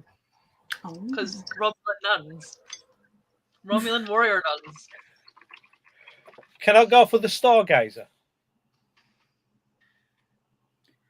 I would say absolutely 100% yes. But then we can't say anything about it. I can't say nothing about it. Yeah, don't say anything about it because I haven't seen it yet. I know. That's why I keep bringing it up. Stop trying to spoil me, you spoilery people. I'm going to show you something, by the way, before we carry on further. When I went to Anfield, I met a Trekkie. A Trekkie, as I'm walking around, he's actually got the T-shirt on. He's got the T-shirt, and he's there doing caricatures. All right, so we had a bit of a chinwag. I told him we're doing podcasts, and he ended up doing a caricature of me. Caricature of me. And this is it. Now, do you think that's a good likeness? I think it's I can't tell the difference, Suki. I'm not sure like which one's you and which one's the drawing. I just think the glasses are a bit bigger. That's all. Well, it's a caricature. It's the whole point. Yeah, I just know. I just know. I think I just. What does everybody else think? I think of all the things that could be exaggerated, because a caricature always has something that's exaggerated. I think your glasses is a really kind choice. I just think because he's put big glasses on it, my nose is a lot bigger than normal as well. You see, so I think I don't know. Well, anyway, I just wanted to show you this. Thank you very much for that, George Brooks. I feel like we should. There's some chat about somebody impersonating William Shatner's speaking style in the chat, and I feel like we should just put like the collected works of like Shatner and Nimoy in music on the list of things that we would like them to cover. Because there is a YouTube video. I'm sorry, I don't know the specifics of the link, but I'm sure if you'll find it, where they play impersonations of William Shatner to William Shatner to see what his reaction is, and he's so kind of like meh about it all. It's quite amusing. So if you want to source that elsewhere on YouTube later on today, I would do that because it is quite amusing. Unlike Alan Rickman and Benedict Cumberbatch doing impersonations of each other and breathing helium and generally being nonsense on various late night talk shows, you could, yes, Bilbo Baggins or I want to sex you up. Moving on. William Shatner not singing is like the worst thing in the world. Have you got a little blanket, Suki? Are you like tucking yourself in for sleep? Darling, I'm going to tell you now, right? Because everybody else is asleep at the moment. The whole family's asleep. I am in my little cubbyhole, right? And we haven't put the heating on because they're all asleep. They're all in their nice, snuggly little beds, aren't they? So I'm sitting here with a blanket to making sure I don't get too cold and also don't fall asleep. But it's having the opposite effect because I've got a nice, snuggly blanket. All right, and because I've been up for nearly, as I said, over 20 hours now, I'm feeling a bit tired. So if I suddenly nod off, right, somebody will have to scream to wake me up. I was going to say, I think Suki's hanging in there quite well, considering. Sexual needs to be a. Oh, have you seen what it needs to be a ringtone? Suki not having slept is one of our classic kind of podcast things that happens. Suki's always like half asleep. It's a thing. I think getting Lindsay to say things in a seductive voice has also become a bit of a thing. Yeah, that has actually. Yeah, there's been most often they involve swear words, so we're gonna move swiftly on from that point. Although, if anybody wants to make a donation for a particular thing, I might be convinced. Don't tempt these people. Don't tempt them. I can guarantee it's all right. somebody will. It's fine. Everybody who is left is very civilized. I am absolutely certain. Well, Sarah has left, so we can be guaranteed that her kids ain't going to be watching it. Well, so we've already known that because they're at their dance classes. We're just trying to be better people than we normally are. Oh dear. Oh dear. Right. Okay. Episodes. So our last suggestion. So we've got Stardust City Rag, Absolute Candor, and the Stargazer from Picard. I'm going to throw in another Voyager one because I can. Timeless. I genuinely think this is one of the best episodes of Trek. I love it. I feel at some point this is just going to become Lindsay said, just watch all of Voyager. Yeah, all of Voyager. That's how it started. I want them just to cover Voyager, but that was apparently not a thing they wanted to do because it would take like 17 years. I was like, you'll be done by the time you're 30. It'll be fine. So I'm interested, would kids like Lower Decks? Because I think a big pull of Lower Decks is that nostalgia and Easter eggs, and I think you need a bit of Star Trek knowledge to like get the most out of it. So I'm curious if kids would enjoy. I suppose you can enjoy the story on a fairly sort of superficial level, but I think the real sort of the reason Trekkies really love Lower Decks is because of all of the fan service and so I don't know. I think if you haven't got that behind you, is it quite the same experience? So okay, so can I for myself, I haven't got that deep love and knowledge of Star Trek, but Lower Decks has got some nostalgia value for me because there is a lot of stuff in there that I just remember from my childhood. But at the same time, I don't need to know everything about Star Trek to enjoy the episode. Right, so there's loads of things in there that will probably wash out my head and won't mean anything to me, like a reference to a race or a leader or something, or an episode that happened in the 1960s. So we'll just wash over me. But for the storylines themselves, because the characters are really good, the interactions that they have between each other, they're really good.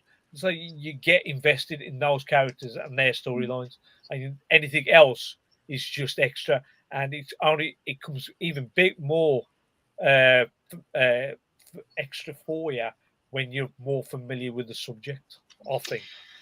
I think part of the question is that like I love Lower Decks and I think it's fantastic. I think it's aimed at adults though, and there's content in there that's not. It's not extreme by any stretch, but there's stuff in there that's not aimed at younger kids, certainly. I think if you're talking about teenagers, it's a slightly different conversation. But while, naked Olympic training protocol programs and stuff like that they're not inappropriate, and I don't think they're anti-Trek, and I don't have an issue with them being there. Like, I don't think it lends itself to being something that the kids are going to start with. But you never know. Like, I think if they enjoy it, they enjoy it. I wouldn't be surprised if people who have had some experience of Trek, even if they're at the younger end of the spectrum, do enjoy it though, because it's funny. It's very funny, and also there's always that element of maybe I shouldn't be watching this, and I think that usually goes down well. I've got like I think it's like Lower Decks guilt almost, because I feel like I should love it. And Hi, Bob. Bob's telling us to empty our tanks. Oh yeah, I have just notified that we're actually. I just did tell Bob that we're on YouTube. So Hi, Bob. Thank you for joining us. We love you. Come back and visit sometime.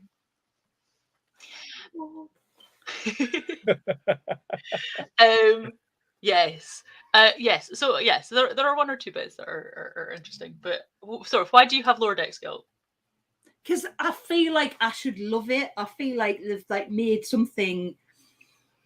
I quite like those quirky, quite adult cartoons. Have always been something I've quite enjoyed. I like Star Trek. I feel like all of the ingredients are there for something I should adore. And I just can't get there. And I don't know why. I don't know what's. I almost feel like it's neither one thing or another, because I don't think it's aimed at kids. But I don't think in terms of that adult cartoon market, it probably goes far enough to tick that box either. So, yeah, I don't know. I think there's nothing wrong with not enjoying something. Like, I think that's fair. Like, I feel that way a little bit about DS9. Like, I understand that everybody thinks it's excellent. It just doesn't really do it for me. And I can't really tell you why, because there's angst and emotion and all the things that I love. But it's okay. no. Lower Decks. I do think it's a great series. If you're familiar with Star Trek, it brings out a lot of nostalgia and more enjoyment for you. But you don't have to watch it. If it's not adult, if it was too adult, then it would just be. There's a couple of really adult cartoons, sci-fi cartoons that I've seen on Netflix, and they're just not funny at all. This, right? It's got adult sci-fi elements in there, but it's funny as well. And so I just do think you got to try and give it another go, maybe, and see how far you can get into it. Really. Yes. I think someone's just commenting on me jam, and because I know she's here now and she wasn't, so obviously I've got me convention Hilton jam for me convention breakfast, because that's the only time you eat breakfast in a Star Trek uniform.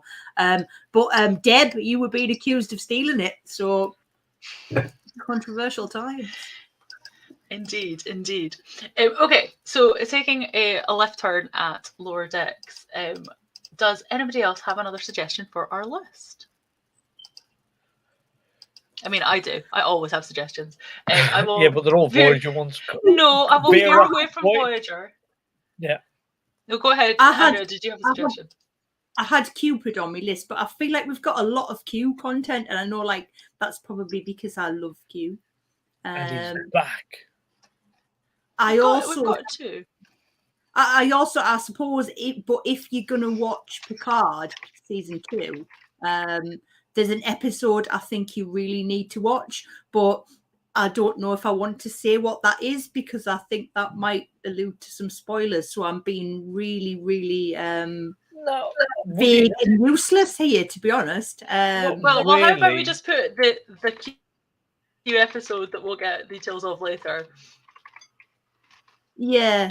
You can specify once we've watched Picard, or when I've watched Picard, because I'm a bad Star Trek fan. No, I don't think it'd be that spoilery if we said which episode it is, if they want to watch that episode. When in doubt, say nothing, Suki. Yeah, I'm just I've been in the middle of spoiler gate, so I am a not spoiler person. Do you know what we haven't mentioned much? Enterprise. I was about to say, I was going to hop into Enterprise because I have some suggestions. Do you have any particular faves that you would recommend from Enterprise?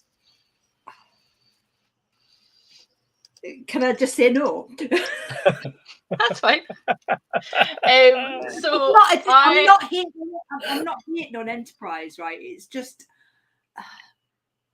I don't feel I know it well enough to like pick something out that's like, yeah, because I quite like the mirror episodes. I always like a good. I would recommend, like, if someone said watch some Star, I'd be like, watch all the Mirror episodes. The Mirror episodes are the best ones. And it's done really cleverly in Enterprise. But I feel like other people can probably throw something better for Enterprise than I possibly could. So You're Jack looking is at the on the wrong case. person. He suggested Shuttlepod 1. So Shuttlepod 1, I have a love-hate relationship with because everybody loves it. But I feel like Malcolm Reed's character takes a massive hit in this episode because they turn him into this like weird womanizing nonsense thing. And I'm like, oh, that's not how my Malcolm Reed is. In my head, he is better than that. Headcanon. Oh, Carbon Creek. Interesting. Yeah. Carbon Creek. So Carbon Creek is, again, not one of my favorites. Carbon Creek involves them going back in time, like a little collection of Vulcans living in the past. Or it's about Vulcans living in the past. It's a whole thing. Empress Hoshi is excellent. My favorite bit about the Mirror episodes of Enterprise is the fact that you get the credits. The Mirror credits are the only reason why Faith of the Heart has some value in my head. Because those Mirror credits are amazing. You know, we were talking about like guilty pleasures and like and that earlier. Like, is that song? Is that not the ultimate like Star Trek guilty pleasure? Just like, I'm not a fan.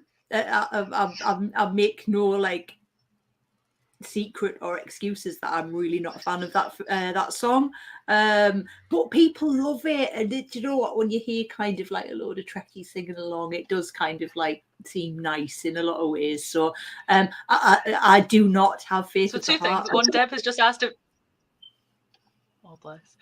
Deb has just asked if it's not time to put your disco uniform on. Deb, she has her disco uniform on. Pay attention. To Jessie Gender in the lovely prequel to this podcast on the stream, was talking about, they were ranking their favourite theme tunes, and she put Faith of the Heart at the top. But they were speaking about the fact that as much as anything, it's about your emotional response to that. So she had a memory of her father coming up and sharing how amazing he thought it was. And also talking about like being in those spaces with Star Trek fans where whether they love it or hate it, we can all sing it. And that kind of like that swell of like Faith of the Heart. I don't know if it was just an age thing at the time when Enterprise came out, but like Russell Watson very much felt like quite Nana friendly. And like me gran would say, oh, he's a lovely young man. And it seemed so ultimately uncool. I was probably at an age and a point in life I was trying desperately to be cool. I don't know if that just kind of coloured it for us, but it did seem like he does seem like a bit of a like, you know, like Alfie Bow and people like that. It's like he's like Michael Ball. He's like a Nana's favourite, and I think that probably put me off. So I think it killed it early in the process.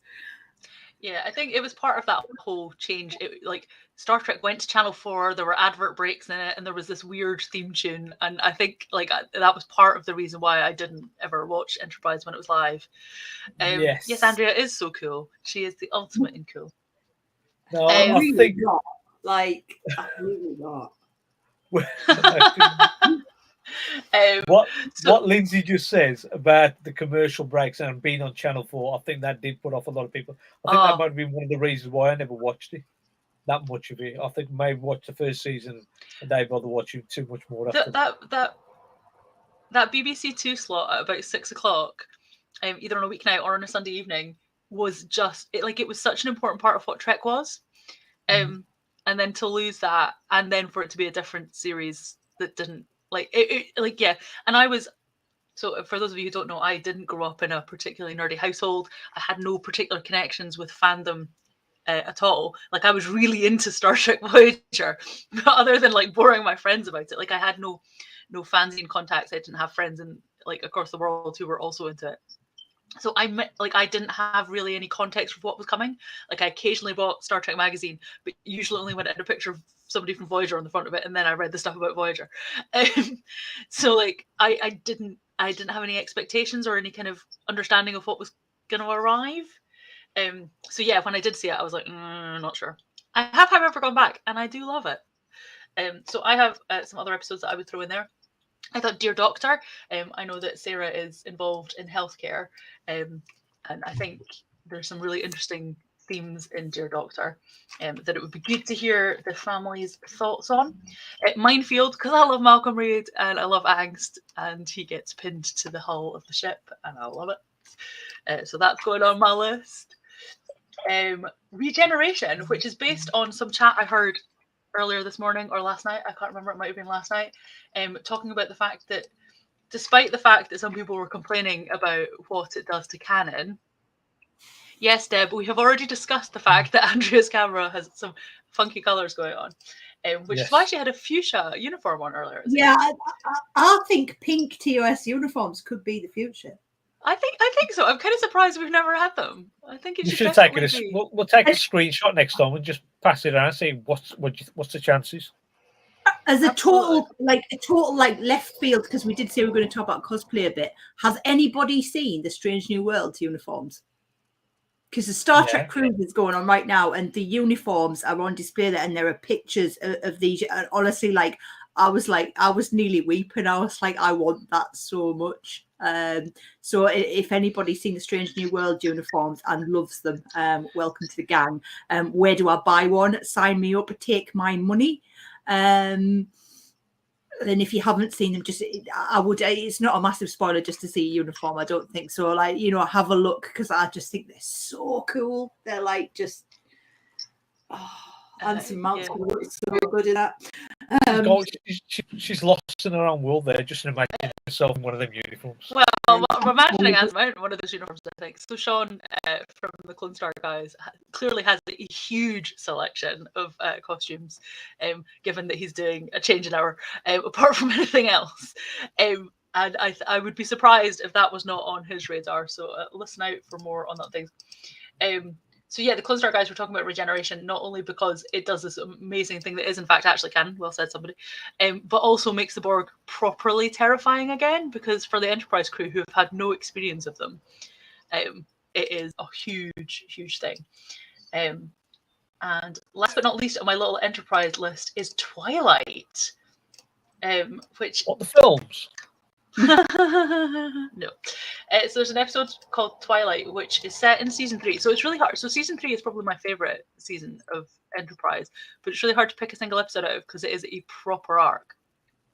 But Twilight involves this whole thing whereby through accident or injury or illness, Archer has kind of lost his... It's complicated. It's a weird kind of dementia thing, and he's living on a planet with T'Pol, who's having to look after him, but he keeps forgetting, and every day she has to explain what's going on, and it's great.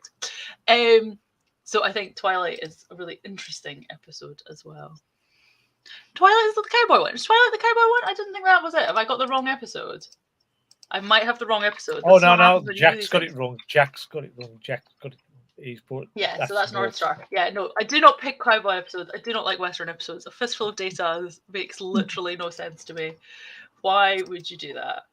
So I've seen it referenced in chat, so I feel like if we can talk about two of it, I think, do we need to talk about Trip's pregnancy? Well, I mean, I don't want to be quite honest. If I never ever have to think about Trip's pregnancy ever again, I think I would live a happy and joyful life. But I feel like it's another one of those elephants in the rooms. Is that a guilty pleasure, or? If we were going to pick one, I wouldn't go for Trip's pregnancy. I would pick Sim. I think it's a much better episode. Or is it Sim Squared or Trip Squared, or what's it? What is the episode? How did Trip get pregnant? Because I ain't seen these episodes. How did he get pregnant? You need to watch it and find out. What? Yeah, I don't want to. I don't know. I've tried. Is it icky? In chat, I've tried to blot it out of my mind. Oh, okay, so it is. It's not icky. It's no, accidental. How do you accidentally get pregnant? Because you get pregnant doing something you don't think is going to get you pregnant. And legitimately, if it was two humans, wouldn't get you pregnant. Yes. So as Sean says, he puts his hand in goo. That's pretty much what happens. How do you accidentally get pregnant is a question people have been asking themselves up and down like the country and across the world for like generations, I think. I think that's an eternal question. Indeed. Okay, so the episode that I was thinking of is actually called Similitude, and involves, so Trip gets injured and they have to like grow a Trip out of like this crazy creature that Phlox has, so then you harvest to use parts, and it's all very high stakes and emotionally tense. I think it's a much more interesting kind of like medical anomaly episode than Trip getting pregnant, but that's just me. We could put both on and give them a choice. I can't remember what the one where Trip. I'm surprised how little medical angst has come from you, Lindsay. I was expecting more like disease-ridden episodes. I've picked some. I've got scientific method and macrocosm in there. I think those are high up on the list. Similitude broke me. Yeah, Similitude is awful, but also amazing. Like, and I think those are the great episodes. The ones where you are like, I genuinely distraught. I think, and it's a really interesting kind of theory. So I think I would put that in there. I can't. What is someone where Trip gets pregnant? That's awful. What did we do before Google, people? We were better fans as the answer to that. Unexpected, shock horror. So Trip gets pregnant in Unexpected, so I'll pop that on the list as well. Speaking of angst, I've got a few more items on my list that I have not yet made you listen to yet. Most of them are Voyager, because reasons. I've put Equinox Part 1 and 2 on the list. I love Equinox. I think it is brutal, and I think it's difficult, and I think they're like Jamie kind of goes off the rails, and also the guy who plays Captain Ransom sounds like Eeyore. I don't know, like I genuinely had to Google it because I thought the voice of Eeyore was playing Captain Ransom, because he's so slow and slightly sad sounding. I hope you wait. I'm never going to be able to watch that again without thinking like Eeyore. But he sounds like Eeyore. Like, okay, people in the comments, back me up here. Captain Ransom in Equinox sounds like Eeyore. I feel like we should do a Twitter poll just to like finally settle it. I feel like I'm not going to be able to get that out of my head now. Well, I think between the bread people, so the lovely Davis family have renamed the Herogen the bread people because they literally look like artisan loaves. Like a well-glazed, well-fired artisan loaf looks like a Herogen. So I think that when I was a kid, I didn't know what that looked like because we had like Mighty White. Yeah. Oh, Mighty! I love Mighty White. So we used to have fairy bread, which was Mighty White with margarine spread on it, and then sugar sprinkled on the top, and it had to be Mighty White. That's the top of me, all that. Thank you, Sean. Thank you, Jack. He is Eeyore. He sounds like Eeyore. I'm pretty sure the actor didn't play Eeyore because I did do some pretty extreme Googling, but this was a while ago. So maybe the internet has caught up and he does play Eeyore, but he sounds like Eeyore and it totally throws me every time. So yeah, Equinox. I'm just mindful of the time. We've got about 10 minutes left. Do we need to start thinking about what's on this list? Because we've talked about a lot of episodes. We've talked about Eeyore. We've talked about Pregnant Trip. It's all going on. But what we're going for on our list? Is there anything in the comments? Is there anything we haven't mentioned that you think should be on that list? Let us know. Yeah. So I'm going to be. We have 53 episodes so far, but that's okay. Yes. Oh my goodness gracious! But we can like thin it out, and we can like they can pick and choose what they would like to cover. We'll, We're giving them I'll choice. tell you how to. We'll take out all the Voyager episodes. No. Let's start from that. No. Wow. Strong disagree. Well, I'm trying to help here. Oh, Year of Hell. Okay, I didn't put Year of Hell on the list, but Year of Hell is always excellent, so I'm never going to complain about Year of Hell being on any list. Year of Hell feels like a documentary most of the time, though. Oh, it's like, where is Janeway to drive into the time ship and reset this nonsense? Okay. Anybody else got any other suggestions that we have missed so far? I will do a quick rundown of what we have. TNG Sub Rosa, Best of Both Worlds, All Good Things. TOS, A Mock Time. Voyager Threshold. DS9, In the Pale Moonlight.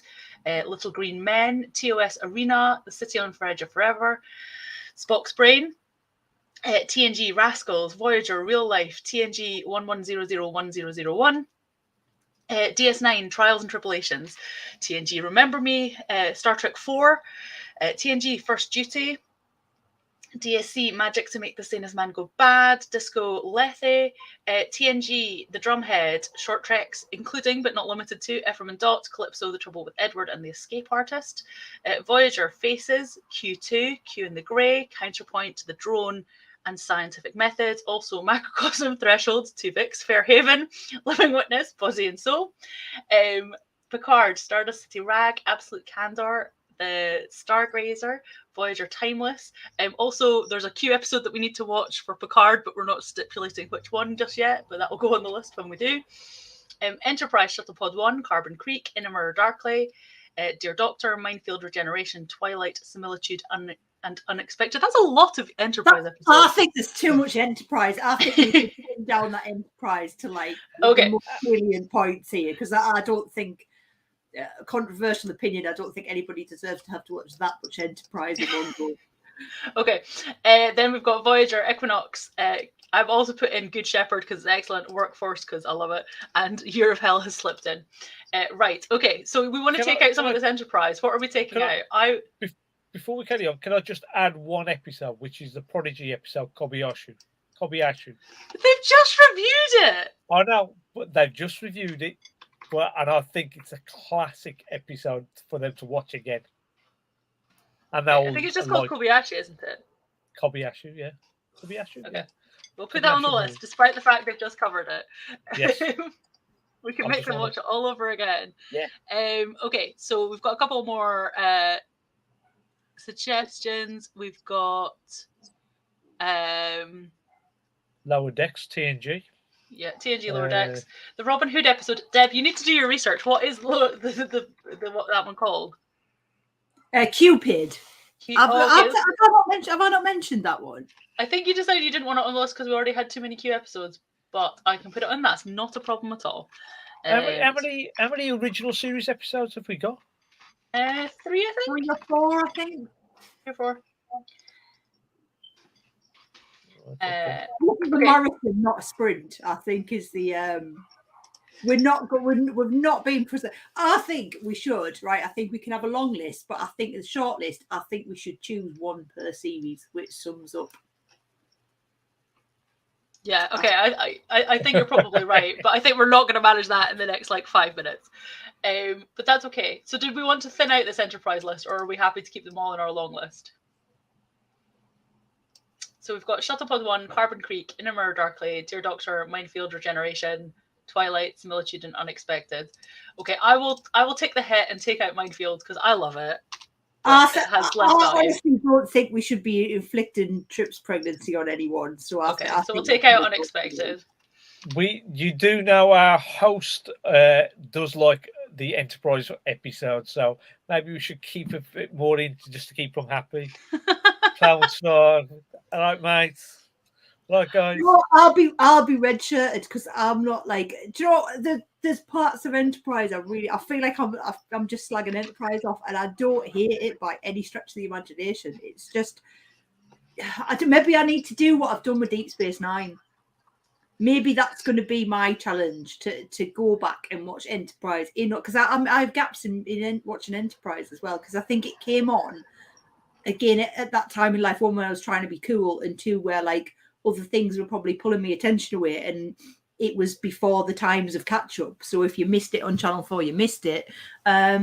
Maybe that can be my personal challenge, to go back and just from the beginning in order and try and rehabilitate Enterprise in my mind. So that's my personal challenge to me. I'm going to take that one on the chin. Well done. No, I love Enterprise. I think it's really watchable. Lots of people love season 4. Season 4 is probably my least favorite, but that's because I'm not so much a fan of TOS. Hello and welcome. Hello. Good morning. But once I started hearing the Enterprise love, I was like, well, I'm back now. I'm back, and we love a bit of Enterprise here. I think I should maybe hide under the desk then. I think I've probably That's not made myself absolutely popular. It's grand, and I think it's really kind of you to nominate yourself for being red-shirted. I think that was really, really kind of you. You know, just so that nobody would be worried or have to wonder who would have to take the hit. I've got to be honest. There's been a couple of people I work with out in the real world who kind of tuned in earlier, and I think I'm going to be like hammered to death for the next week about Space Ghost Sex Candle. So I don't think there's anything you can inflict on me which isn't going to be worse than that. Right. Well, I don't know. I mean, Space Ghost Sex Candle is still not only a completely accurate description of the episode, but also one of the best gothic episodes ever. I don't know how long is the list of gothic episodes. That's not important. That's not important. It's still the best one. There's that one where Janeway is in something that's not Jane Eyre but is almost Jane Eyre. I'm struggling to think of anything else, but I'm sure there are. Right, so I'm going to vote for Suki because he has made the classic generic female host error by calling us by the wrong names. We've only been doing this for about 2 and a bit years now. And he still can't tell the difference between Andrea and I. I'm half asleep. I'm half asleep, you know. Excuses. I'm just going to start ranting now. Clownstar, how dare you? We should have been first up. You know, we're the best podcast. We should have been first up right at the beginning. How dare you put us up in the morning slot? Breakfast. People are just sitting there eating their cereal, not even looking at us, going, "Oh dear." We should. And here I was thinking that you'd be the most beautiful, wonderful people for everyone to wake up to. I am the most beautiful, wonderful person. Look at me. Magnificent. I think Suki is now just trying to be made red shirt. I think that's kind of what he's aiming for here. Because Suki, you're talking nonsense. He secretly loves it, you know. I think, you know. But saying that, if you wear a red shirt to Who's the Red Shirt competition, it's kind of like me. But yeah, I'm throwing Suki under the bus because I think that was uncalled for. But also because every time generic female host happens, you know where that's going. See, I preempted what I knew was going to happen by wearing my red shirt underneath. Is he going to do a Superman? Is there going to be like I could do it the other way, but then I'll be showing a bit too much flesh. Okay, so Suki, who are you going to nominally nominate for red shirt? Well, I'm gonna nominate Sean there then, because he shouldn't have put us first, and that's all. That's all I'm going to say. Yeah, Sean. Well, I'm definitely voting for Suki now. So okay. I've been saved here. I thought I was a goner there, but I've been rescued. So you pair have carried this episode while I've been half asleep. So you know I'm definitely not going to be voting for you, pair. It's got to be Sean. Got to be Sean. No, I'll redshirt myself now in a few minutes. But I just want to say first, before Suki, we boot you out with the rest of the red shirts. I want to say thank you so much to the three of you for doing this for the last 2 hours. I have been here sipping away on the coffee, watching away. It's been great. I am loving the Enterprise love. I've been chatting away with Sarah Davis as well behind the scenes. She's delighted you were chatting about her, and also the fact that you've given her a 1.5 years of Star Trek to watch. Yes. We're nothing if not intensive. I'm always wary. Are we introducing children to Star Trek, or are we indoctrinating them, or a bit of both? A little bit of column A, a little bit of column B. While you've been on, we have gone up to $2,957 raised for Trek for Ukraine. So thank you everyone who is donating. Thank you so much for your time and for all of your energy. I don't know how you had the energy at 8 a.m. in the morning, but you have absolutely smashed it. And I don't know, maybe I'll have a gin myself because it seems to be good for keeping people going. It's the breakfast of champions. Folks, I love you, leave you. Thank you so much again. Enjoy the rest of your day, and you are wonderful. Thank you so much. Bye, guys. Can I get to sleep now? Yes, Suki. You have earned your sleep. Bye, everybody. Cheers, Sean. Well done. Thank you. Bye. Thank you. Bye. Now, folks, we're going to change things up a little bit now for the next hour. You're going to be stuck with me once again. I'm terribly, terribly sorry. But what we're also going to do is we are going to have our first live guest. who I did not warn just before. Now, right, so our lovely friends. Now you can actually come closer. Yeah, that's actually fine. Yeah, Yeah, I was here the whole time. I've been here for 16 hours as well. Hey, Yeah. everybody. Absolutely, she's been great. We've been just actually taking it in turns to try and stay awake. Sean is just gorgeous. Isn't Sean so gorgeous? He looks great, doesn't he? I look like sleep. That's what I look like. Yes, I myself do not look like sleep. And the wonderful Joseph, who I can see there in the comments, is he should be asleep. That's that silly man. I don't know why he's still awake. But yes, okay. So for the next hour, what you are going to get is, if I can kind of angle this so you can see the lovely lady. As you can see, the professional setup that we have here. Of course. What I might do as well is, because we're doing everything on the fly. There we go. Now you can see her. Now I'm like, grand. So a little bit blind. Oh, there we go. Yes, now that's all good. can I just say, just really quickly, Anya, who has been here since 6 p.m. GMT yesterday. That is incredible. Dedication. It's a marathon for some people, not a sprint. Well done, Anna. Oh, yeah. So strange to see a girl in one of those TNG curls. You're actually not right. Funny enough, Sean is absolutely right there, because you are in fact wearing a men's uniform. Oh, yeah, we had so a little bit of background. Obviously, I've been friends with Sean for 10 years. He might have mentioned Star Trek once or twice. My boyfriend has a tattoo of a ship. Please don't ask me about one. He's told me about 1,000,000 times, but he never talks about it. And so when I put on this dress, I sent a photo to my boyfriend going like, oh my God, what team am I on? Am I team Hufflepuff? And I can't wait for the anger that is going to unfold when he wakes up in the morning. Or you're Gryffindor right now or something. So that leads me quite nicely into the title of this hour, which is, so this is Ailish McCarthy. She is an Irish comedian. Hi. And she is aware of what Star Trek is. Mm-hmm. But if I was to say, Ailish, what is Star Trek? How would you answer that question? It is a very inclusive club. Yeah, I mean, that was a safe answer. I heard it. No, I'm definitely a novice. I'm definitely thinking of starting a Twitter account of just a play-by-play, watching all the Star Trek episodes, but from like a novice perspective, being like, why is Data anemic? Why is there a giant ear talking? You know, and maybe, you know, obviously some gags in there, some jokes in there. So I know that I know a little bit about Star Trek, but I also will be in my box. I'm very aware that I am not the most educated in the room right now, but I'm so happy to be here. And I also would just want to say thanks to Sean for his hospitality. He's had me here for like the whole, well, since Wednesday. I was about to say I love how you phrase that. I've had her here. Like, you know, the door's not locked. She's not been a prisoner. No, I came up to visit, and just well done for this fundraiser and for humanitarian aid in Ukraine, and Joseph as well. Just really quickly, Anna, you just raised a good point there. No, not that Data's a eunuch. That Data is anemic. I think is what you said. Yeah, because he's so pale. I mean, he might be a eunuch. I haven't seen. He just needs iron in his diet. I don't know. Yeah, so that's just how the next hour is gonna go. People might be like eye twitching at the frustration of it, or they might just be like, do you know what? Bless her. And I really hope it's the latter. I really do. Sean Byrne, can she leave?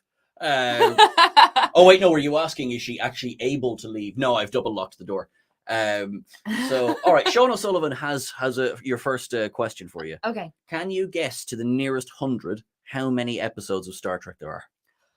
I'd say it's over 4. It is over 4. Over 5? This is going to be a long game, so I'd say 450. 450. All right. Can anyone let her know what the answer is in the comments? Was she close? To the nearest 100. Yeah. How old am I going to be when I finish all the Star Trek episodes? How long is my Twitter account going to be? You haven't any plans for the next couple of years, do you? Jesus. Yeah. Well, it's close to 800 would be the nearest 100. I was way off.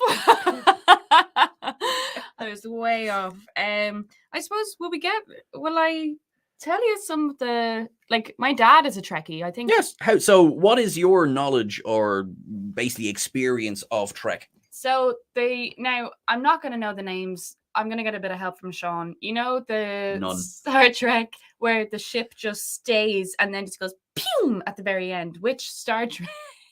It's not Enterprise, but which one is that? It's the one where at the end of the credits, it just fucking, excuse my language, disappears. That's the one I've seen episodes of. So she's talking about ships that can go to warp.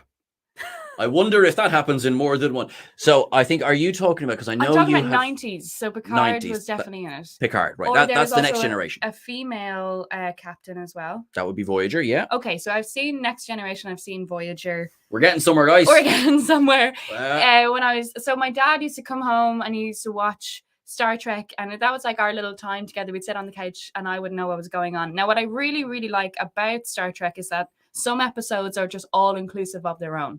There's obviously a loose storyline of who knows who and who's what and all that jazz and families.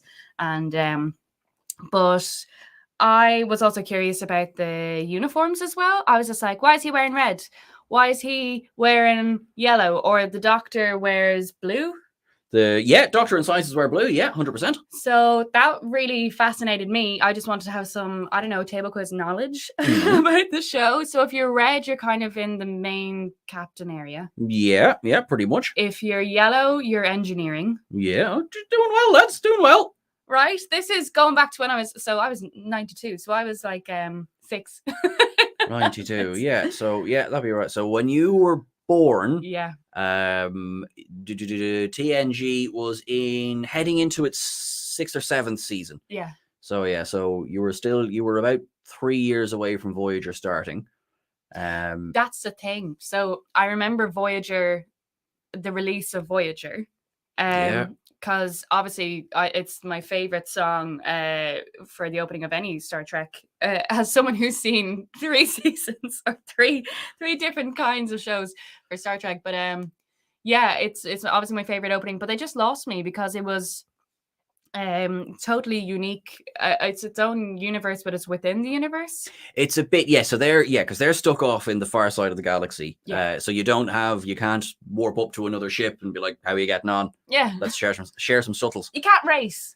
Although funnily enough, there is an episode where they do have a race, and it's actually an episode of Voyager. We got TNG late in Ireland. RT didn't pay for it till it was an old show. I think we were 2 years behind. Sean, that sounds right, actually, because I have more memories of TNG than I should, if you think in terms of the years that I know it was initially screened. And I remember going to see, because we'll talk in a second as well about the movies that you've seen. I remember going to see Star Trek Generations, which I was convinced was 1994, but it wasn't. It was 1995 in Ireland. So, which is good because in 1994 I was 6, and I don't really. That's a lie. No, it is. No, I was 6. Yeah, I'm not good at maths. Oh, I was 2. I like making sure Sean knows how old he is. It's all right. I'm carrying it very well. Please agree with me in the comments. But yeah, so I remember seeing Generations. So that was 95. So yeah, so if we go, so we did get it late. Yes, yeah. So if we go by that, so what, you were born in 92, and so that would have made you, when Voyager was starting, TNG would have still been on the air then when you were born. Yes. And so, but, and I'm paraphrasing here. Yeah. Fangirl, did you like a certain English actor? And did he turn up in a certain Star Trek film that you saw? Yes. So I haven't seen any. I've only seen one Star Trek movie because Voyager is not something I'll probably jump into in the 800 episodes because I didn't feel connected with it. I felt I had just gotten a grasp of Star Trek and I go, who are these people? So then the Star Trek films came out and I was like, this is like the Spice Girls breaking up and getting back together again. No. It's nothing like that. But as a novice or as a muggle, this is what I'm like. And I was like, you betrayed me. But yeah, I went to go see the one with Benedict Cumberbatch on it because I obviously like the actor. He's really good in Sherlock. And then I loved the story where the cast told him to put like little dots of sunscreen on his face. Did you hear that? No. Oh, amazing! I can tell you something. Okay. Yeah. So he was in like maybe a NASA what is it set, or some NASA specialists were on set. Okay. I forget the finer details, but they said to him, there is radiation on the set because we've obviously reenacted an actual spaceship. So this is radiation cream. And they were like, you don't just slap it on you like sunscreen. What you do is you just do little circles all over your face because, you know, when you look at an atom, it's circles, isn't it? And he goes, yeah. So that he does that for days. And the cast and the crew are all in on it. They're all laughing at him. And that's what he was told to do. And he was just doing little tiny circles. Or there was even a point that makeup were like, I have to tell him because this is ruining the continuity. Like, it's literally a close-up of his face. And we just have to tell him. So when he found out, he's like, okay, you got me. And that was a really enjoyable thing that I took away from the movie. That is absolutely gas. Now, as all of you will know, if you've ever seen any of my rankings of Star Trek, Into Darkness usually is quite low on my rankings. But what I will say is he is very good in it. He is very good in it. Wow. And I guess, like, when I went to go see the movie, so I am that kind of person who will sit in to a film, let's say Harry Potter 5, and go, okay. Yeah, I'm quite completely out easy of going. context. Yeah, like I'll go to, you know, Iron Man 2, or I'll go to the latest Spider-Man film and go, okay. And so when he releases the information that he can, people in the cinema were like, "Ooh!" And I thought someone broke in, because this was the time when people were shooting up in theaters. And I was just like, oh my God, I'm going to die in Dublin. Oh my goodness. I did think I like as well the way that scene is handled in the film. Yeah. Where you're right, the music swells and the camera sweeps in and it's a close-up. Yeah. My name is not John Harrison, he's an invention. Spoiler for a nearly 10-year-old film. But it sweeps up and it goes, my name is Khan. And it's the drums beat and everything, and the doves are released and everything. And I always thought it was really funny that they should have just turned around to and have Kirk go, hi Khan, I'm Jim, this is Spock, how are you? Are we supposed to know who you are? Just completely punctured that introduction. Yeah, absolutely. Yeah, because it is delivered with more gravitas than I think Orson Welles ever managed in his entire career. It's Benedict Cumberbatch. You get what you pay for. The act. Oh my goodness, Sean O'Sullivan. I love that you can say the actor Hufflepuff Butternut Squatch and you still know that I'm talking about me. No, well, it's Hufflepuff Butternut Squatch. What actor's name am I trying to say? Benedict Cumberbatch. There you go. Nice. That was the first film I caught in the release when I was 15. I was Hey Can Grandme. Exactly, yeah.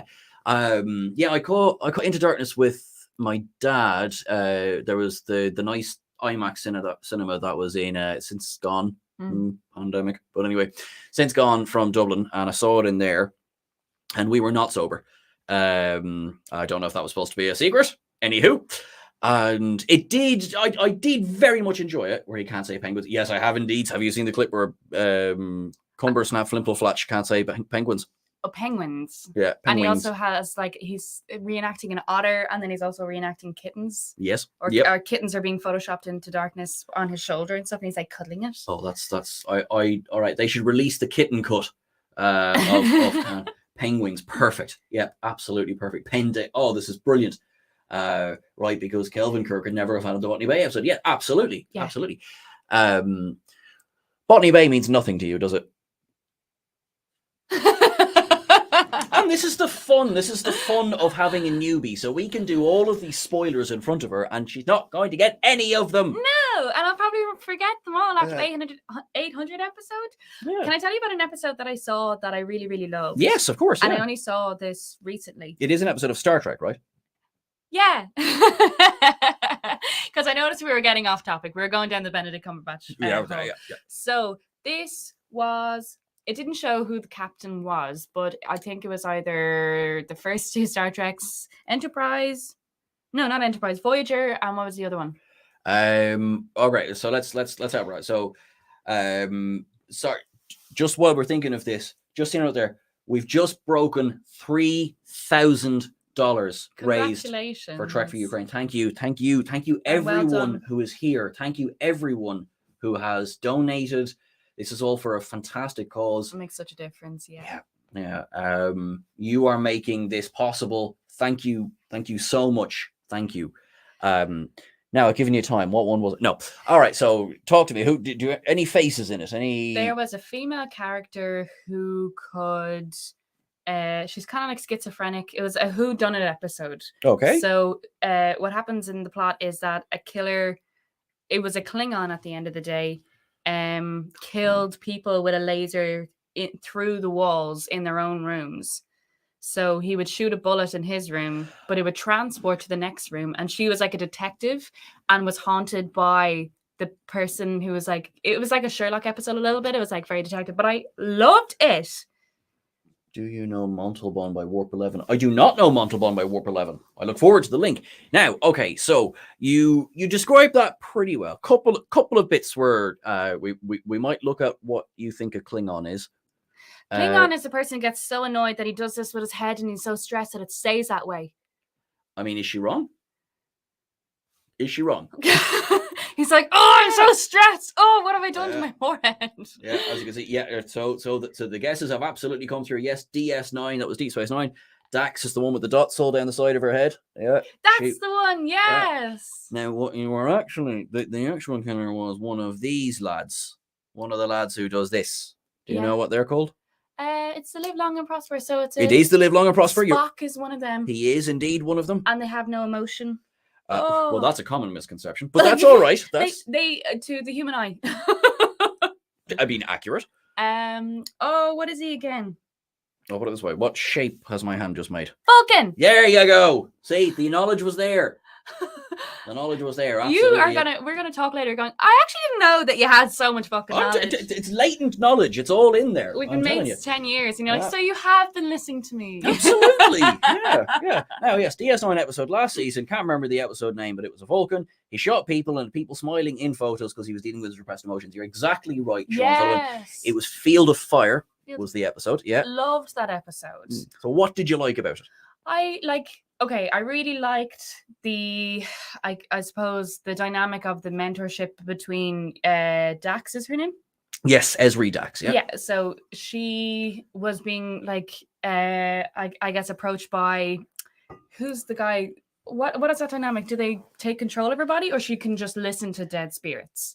So you're actually, in fairness, you're actually not massively wrong. So part of her race is that they're a symbiotic race. Okay, so and the symbiont passes from host to host and retains the memories of that host. So it's one of her former hosts who is dead. So I see the thinking there. Yeah. Duran Dax, who was, and she basically invokes his spirit because he was a murderer in the past. That's right. So I really like that dynamic between him being the murderer and he was also trying to get her to shoot someone as well. And then she was like, no, I'm not going to do it. And her own morals against that, even though he's kind of like bringing her down that way to murder somebody, because obviously he gets off on that.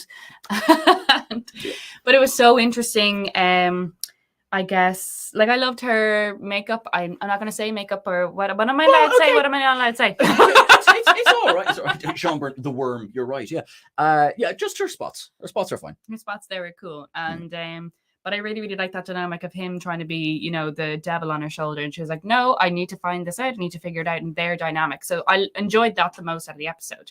Now, following the thing of like, what do they all have in common? It was usually you see that like a sore thumb at the beginning of the series going, it's the happiness. It's how are you not getting this? But it was breadcrumbed really, really well. And then it was like released in the last maybe 5 minutes going, okay, the only common thing is that they all have someone happy. But what I will say is in the last 5 minutes, it was like the writer just went, okay, wrap it up, because she happened to be in the elevator with the correct and only Vulcan that did it, because wasn't there 28 Vulcans on the ship? I mean, it's not a bad point. Rico's completely tracked out, look nothing alike. Yeah, see what you mean. The question people ask is, how far does the spots go down? I can tell you, it takes 5 hours of makeup to put them on, so that's how far down they go. But what was I going to say? I take your point there. Yeah, because as you say, there was it was 20, certainly it was 28. Did our homework here. I didn't even know that. Yeah. And yes, she's sort of like, oh, it's him. That was handy. Yeah, like, oh, so handy for the plot for me to get into the elevator with the only Vulcan and then just follow him, as opposed to like just cut off the other 27. Me and my dad were just looking at each other going, why did she get into the elevator with him? My dad said, because it's 2 minutes left. I recently saw that the spots go all the way down. Yes, we did. Yeah, that is fair. Now, I wonder, now, maybe I'm putting this on the script that, because then, they have that moment of, oh, it's him. And she goes and she gets the rifle and then she looks through the rifle and she sees that he's pointing at her. Yeah. So I wonder, was your man following her? Well, she got into the lift with him. She did. But I'm assigning this to script as opposed to whether this was the intention or not. Okay. So did you see? Now that's actually, that's Sean. That's a great one. I'll recommend that now in a second. But overall, I like this one because so that episode that you saw starring her, so she was actually only in one season of the show, and it was the last season. Yeah. So she had a bit of a job, which was basically we'd had another character playing Symbiont. We'd had one for 6 years. Kerfuffle happened. She didn't return for the 7th series, so they had to kind of recast with new character, right? Mm-hmm. So they had to give her as many episodes as possible so that people would care when something like this happened. I mean, otherwise, it's just first episode, someone points a rifle at her, best of luck. Yeah, fair enough. Like, she is a bit doe-eyed, so I think they kind of, they cast somebody who was a little bit innocent. I think so. Why didn't they just use transport inhibitors when they knew how it was happening? Sean, that's a seriously good question. That is a seriously good question, Sean. 23 years, I have never once considered that. And I call myself a Trekkie. All right. Ailish, why didn't they use transport inhibitors when they knew how the bullets were traveling through walls? So they had a job. They were on lunch at the time. And they had other shit going on, Like, I'm assuming all the plot lines happen within the same time because she wasn't in other people's plot lines and then she might have been missing. So there's enough stuff going down. I mean, that is not entirely a nonsense suggestion. Thanks. Yeah. Because people are busy, kind of like, we just didn't think. I love the realizations. Oh my God, yes. Oh my God. That is absolutely, it completely kills the episode. Right. Okay. What is it? Oh, perfect. What is that Simpsons quote? Like, yes. Well, when you notice anything like that, a wizard did it. Yeah. Yeah. Fair. Absolutely. Yeah. That is absolutely perfect. Right. I'm never going to enjoy that episode again. Oh, no. Well, do you want to hear how, I was kind of asking my dad a little bit about Star Trek because obviously my boyfriend likes Star Trek and I was just like, okay, I'm going to have to enter the world. I'm going to be listening to this for probably the next God knows how long. 830 something episodes. Yeah. He's going to watch it with me and I think he's just going to lose it. But anyways, I said to my dad, is Star Trek kind of like, okay, to a layman, like Cops and Robbers? And my dad was just like, no.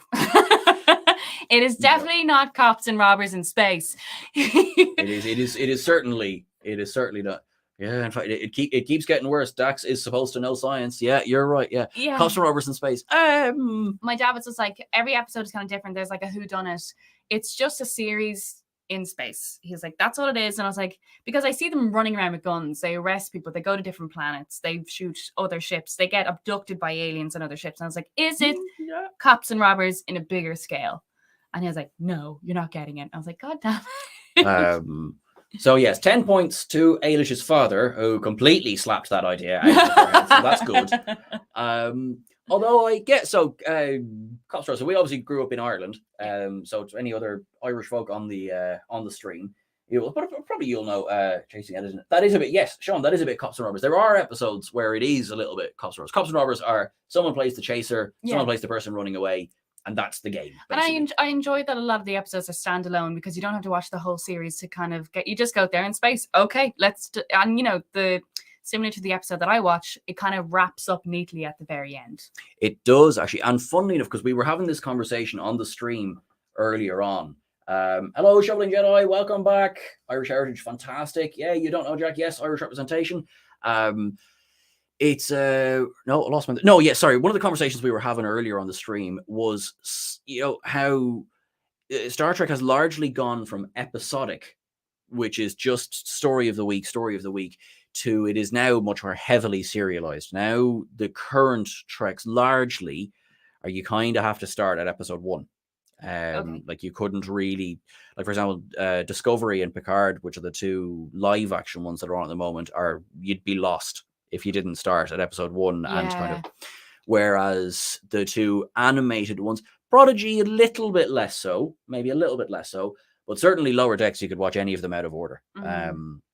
Whereas when you were obviously, so Voyager and Next Generation would both have been, you could pretty much watch any of them out of order. Obviously, some will hit more, when you kind of have more history to it. Whereas the one that one is from, Deep Space Nine, that was one of the first to start experimenting with serialized. So even that, so say for example, you were able to watch it on its own as an episode of the week. I did, as we were chatting here in the thing. She's the legacy, or she's the second one named Dax, and this was her previous host, and there's all this going on, and she obviously skipped her science lesson that day. But it still works as an hour of TV on its own. To the point with Picard, I'd love it. I'd insist you watch the lot. Yes, I mean you're right, Jack. You would really have to watch all of Picard, and to be honest, for Picard, you'd want to have watched a fair amount of TNG and Voyager. As well, because we have 7 of 9 from Voyager is in. She was the Borg lady. Do I just need to skip Stargate then altogether? She wounds me. Stargate's an amazing franchise that is not Star Trek. Oh! Who booked her? Joseph Hurley. No. Actually, funny enough, just actually on that, right? So did you watch any of Stargate when it was on? I think, again, it was just watching one episode, trying to follow it, and just completely not... Like, I think I just loved the earlier seasons of Star Trek, and I was like, nah, nothing replaces that, and I was just completely loyal to them. Oh, well, that's all right. Because I was going to say, like, I mean, because the 2 of them were running more or less side by side for a long time, and there's a lot of, not crossover, but a lot of Stargate is a love letter to Star Trek. And it sort of speaks to how much good for you Yeah, exactly. Yeah, Sean. You don't know Stargate. She tasks me. Try sitting next to her. But yeah, good few Star Trek actors turn up in Stargate. That's right. There was a lot of sharing of talent between the 2 franchises. And I mean, so the funny thing about Trek is obviously, I've watched it religiously. And of course, you've seen episodes here and there, but in a way, it's always been around. You were saying you watch it at home with your dad and everything. Yeah, like it's always been around, and that, like we've been mates for 10 years as well. 10 long years. Yeah. I do recall, this is so funny. So you have a lot of Star Trek memorabilia in the house. I don't know what she's talking about. And I remember one day, one of the ships fell from its platform. What? It wasn't glued on. What? It was, yeah. I didn't know about this. And so you were actually in the room. I think you remember when I tell you the end. So what I did was I know how important these are to you. So I just placed it back on top, and then it fell again. And you just heard the thud, and you just, like, I think your butthole just clenched. You just were so still. And you knew that I was trying to help, but I was like, my friend loves me, because with anybody else, you would get away from that now and stop. But no, you were just like, I have since childproofed the apartment. This padding on the walls has nothing to do with the sound. It's for me. Absolutely. But yes, you're absolutely right. I mean, like every spare inch of this place is, which is why I will not give my address out on camera, because you may look at the ships, you may not steal them. Yeah. But Cavan.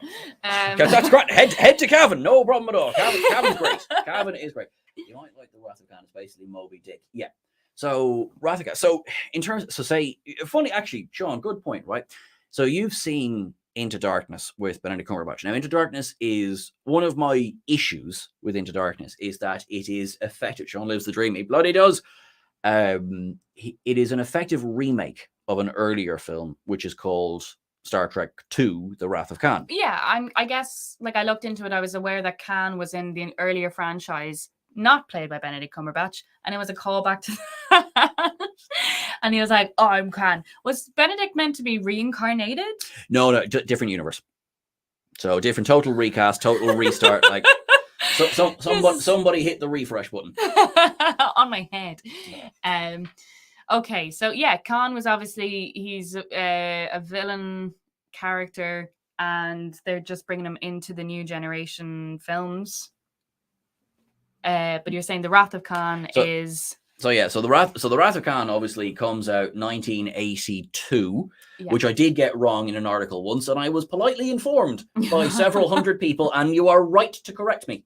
That came out in 1982, and it was largely seen as Star Trek runs 66 to 69, and then it's cancelled twice, just to make sure, And then it sort of went into a thing called syndication, which is they sold it off to different television shows, which meant it kind of got a bit of a second life in that it was being rerun. And, sometimes when a show is cancelled, it's dead.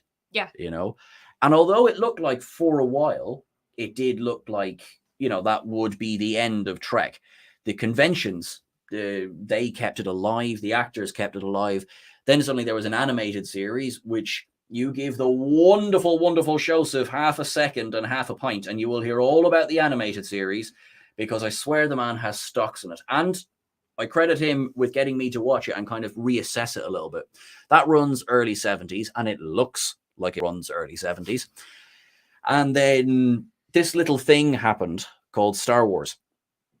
And what could that possibly be? Don't know. Never heard of it. Never heard of it. Never said that word instead of this franchise. Absolutely, yeah. No. So anyway, Star Wars does absolute gangbusters, and it changes cinema at the time, right? Yeah. So all the other studios start to scramble and go, "Oh my God, we need to do something to combat this." And then Paramount is sitting there on the property of Star Trek, and there had been Gene Roddenberry, the creator, was trying to get another series going. It was called Star Trek Phase 2.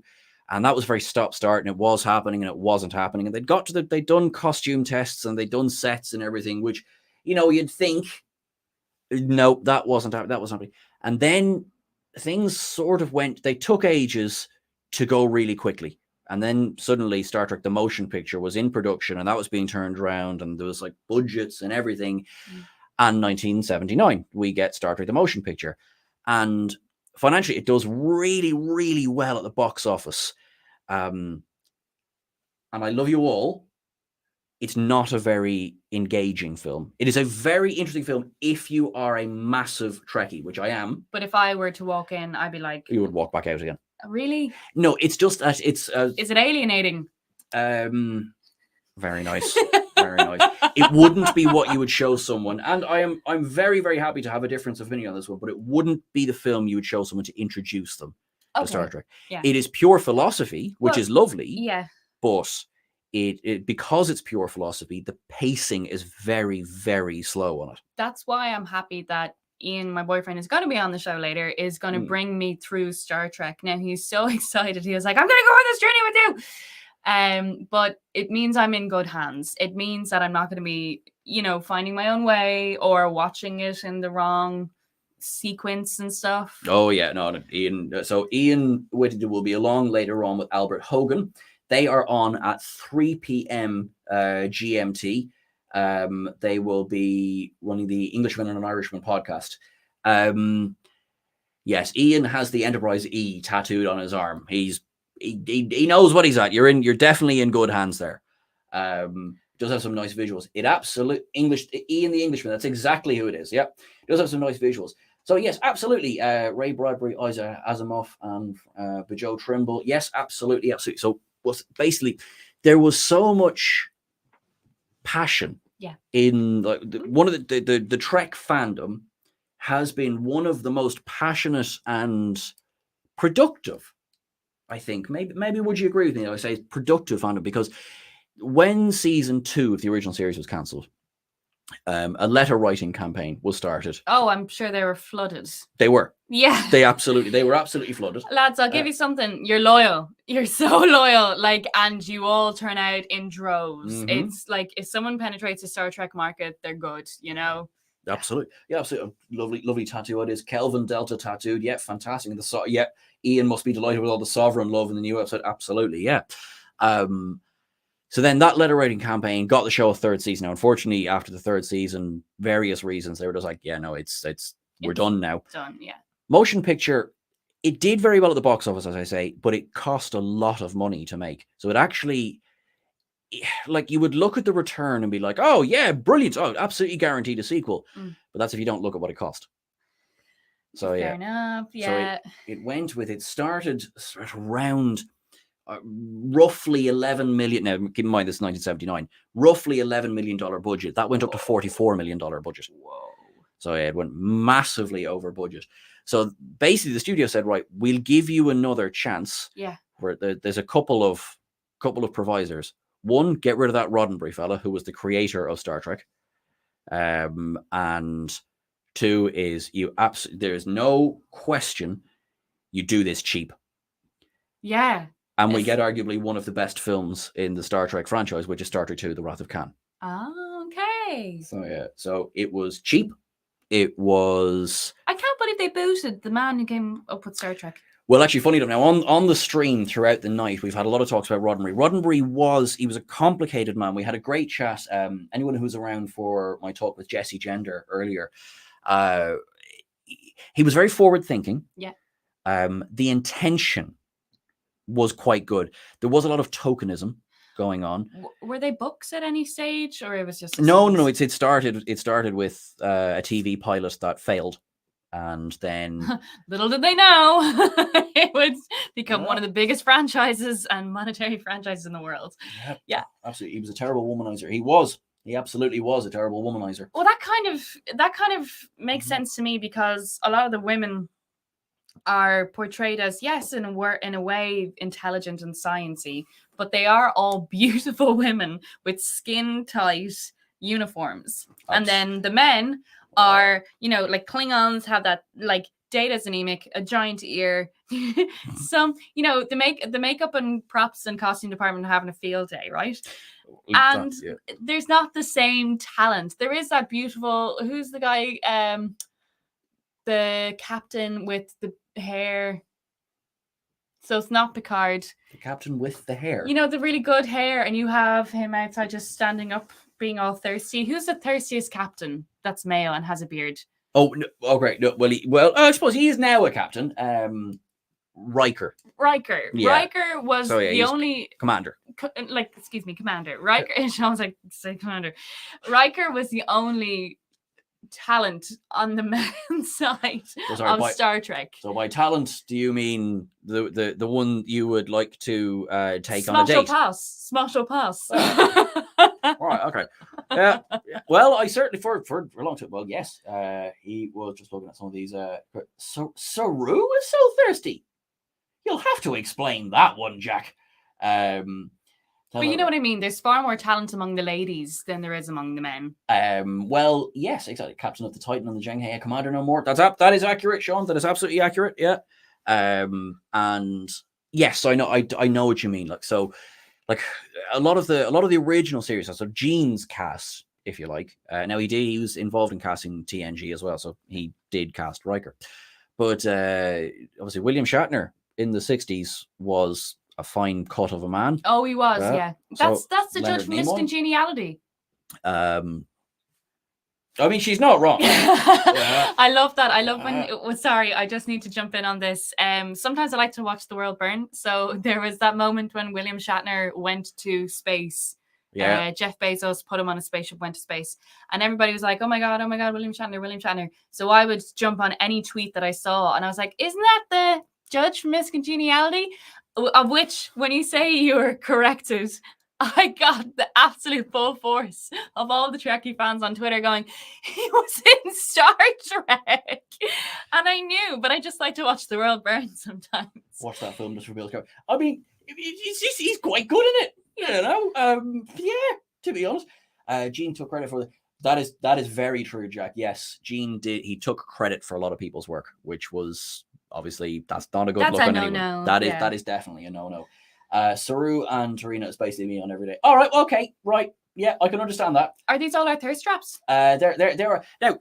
Star Trek is riddled with thirst traps, and particularly the obviously the female characters you're talking about, and lest we discuss Voyager and Seven of Nine and Enterprise and T'Pol.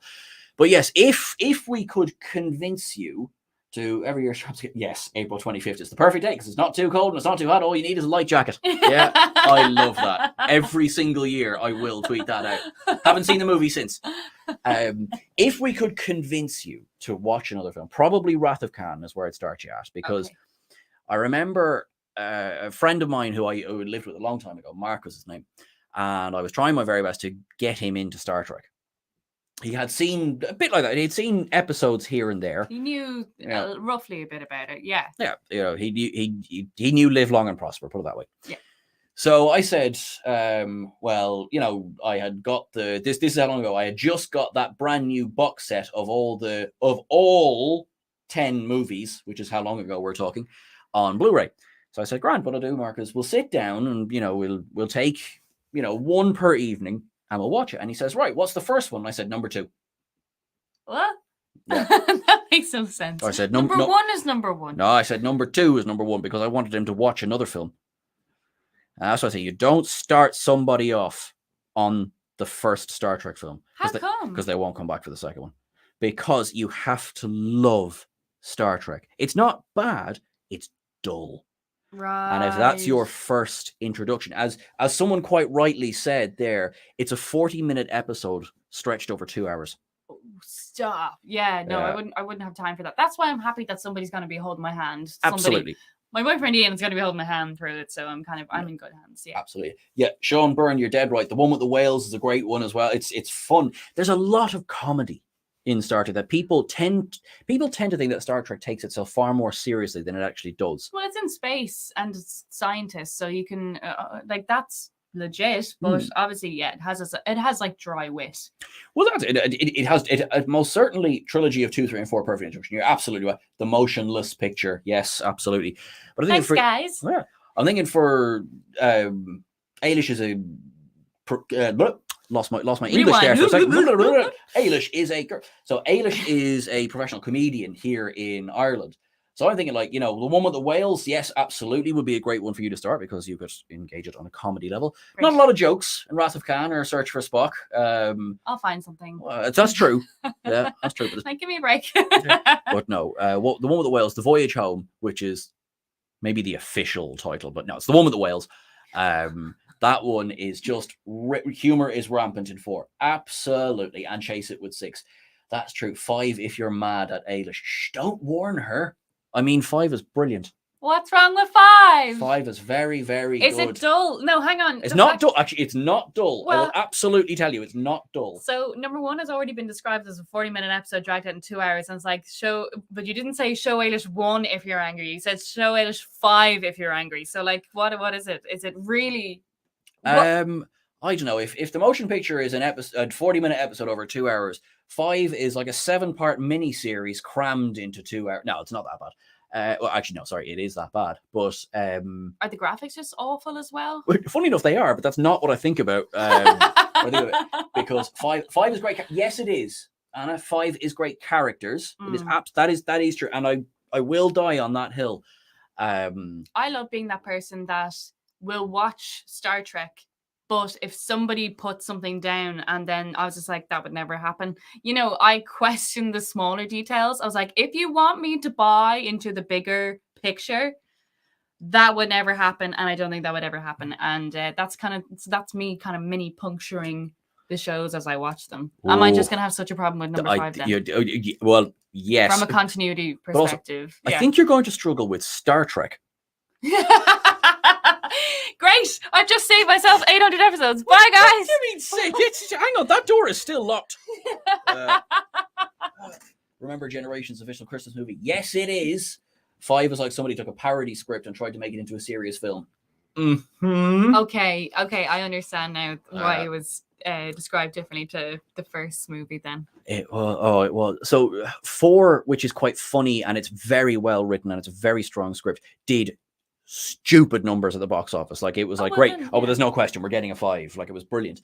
And then 35 was only how can you watch anything at all? That's a fair question. It's like, how without switching off your suspension of disbelief, how can you watch anything at all? It's a fair question and it's a fair challenge. So best of luck. Thanks. But they decided, well, comedy did really well. Let's do more comedy. And then it was sort of like, although it wasn't the same humor being repeated, it did feel like somebody told a joke and went, huh? Do you get it? I hate that's like wanking. They're only enjoying it. Yeah, a little bit. Sorry for saying that word. You got a bit of a shock. I did a bit. It's 11:15 on a live stream in GMT. Are we awake? We are now. Awake? But it is like you're only taking pleasure out of it, and nobody else is. If you're laughing at your own jokes and going, hey, Well, hey, is he? I mean, to be honest, yes. Your reaction was priceless. This is what happens when I don't brief the guest before she comes in. That's sorry, on me. That's on me. Do you know what? I take it back. I never said it. Oh, there we go then. There we go. Done. Yeah. There you go. It's the legal system in a pinch. But I forgot to ask, and I swear. well, I mean, we're 46 minutes into the stream, so can you? Okay, well, just Trek After Dark in the morning. Yes, exactly. Yeah. I'm very glad that somewhere in Ireland, show is probably crying into a cupboard somewhere, and that's all right. That's cool. I just want to take a second just to say, I've just checked the total again, $3,032. Thank you so much to everyone who is donating. This is incredible. This is amazing. This is what Star Trek can do when it comes together for a good cause. And it's only 4:46 a.m. American Central Time. Well, now there we go. So what we do is, everyone who's not on American Central Time, close your ears for the next couple of seconds. Just get it out of your system. No. But yes, thank you very much, and thank you, Jack. Yes, for noticing my lovely all good things. Yes, with my lovely favorite com badge, which is not in any way to downplay that com badge, which I love as well. And yes, it is. It's a great cause, everyone. Let me just very quickly. I'm just gonna pop the link back in there again. Thank you so much. You're just absolutely fabulous now for doing this. So we have about 10 minutes left now, Ailish. So I could be absolutely cruel to myself and attempt to give you a trivia quiz and just get pain back for every kind of. And how does this? What happens here? Mate, it's 9 in Australia. Me and my cousin are so Irish that we didn't know how bad swearing was until 18. That's about accurate. Thank you. Yeah. Yep, that's about accurate, all right. So when yourself and Ian are sitting down to do this rewatch, he's probably going to have his ideas and you're probably going to have yours about, kind of what makes a good Star Trek. But if I was to ask you, what do you look for in an engaging television show? What would make you come back week after week? What is it that you would look for? Like, I don't like the cliffhangers that Netflix do, so I'm just gonna have in contrast to what we have now versus, because again, like as I was saying, I'm quite loyal to the 90s version of the show, but I really enjoyed the series that had a whole plot within an episode, so it wasn't alienating. And you could just jump on and you could watch it. And it was different. It had different flavors. Some of it, as we've already said, was like cops and robbers. Other ones were like a whodunit. Other ones were just like, sometimes you go to Earth, and so there is like that diversity and you go, okay, cool. But I did really like the dynamic, or maybe like the play on, I know that they've done time travel a couple of times, or they might have seen themselves. There was like an episode where did Picard have another version of him running around? Yes, he did actually. It's one of show's favorite episodes called Time Squared. Yep. Yeah, and so that's stuff that I would look for in a show. So it is timeless in a way, which is obviously Timeless is also a time travel episode. Yes. Which is obviously a credit to it, and it still stands today. It's great when stuff doesn't. When stuff ages well, and you can introduce the next generation to it and the next generation to it. The next generation is also. I'll stop. But yeah, it's. I'm looking forward to watching it. There might be episodes. Obviously, I don't have to like every single episode, but yeah, I'm excited to sit down and watch it. Sorry, you don't like film 1 and film 5, okay? I never said I didn't like them. I said I like them less. Exactly. Yes. It's very, very, very important distinction there. Let's see. Alan Moraine, count to 4. I'll sing as long until we get slapped with a copyright lawsuit on that one.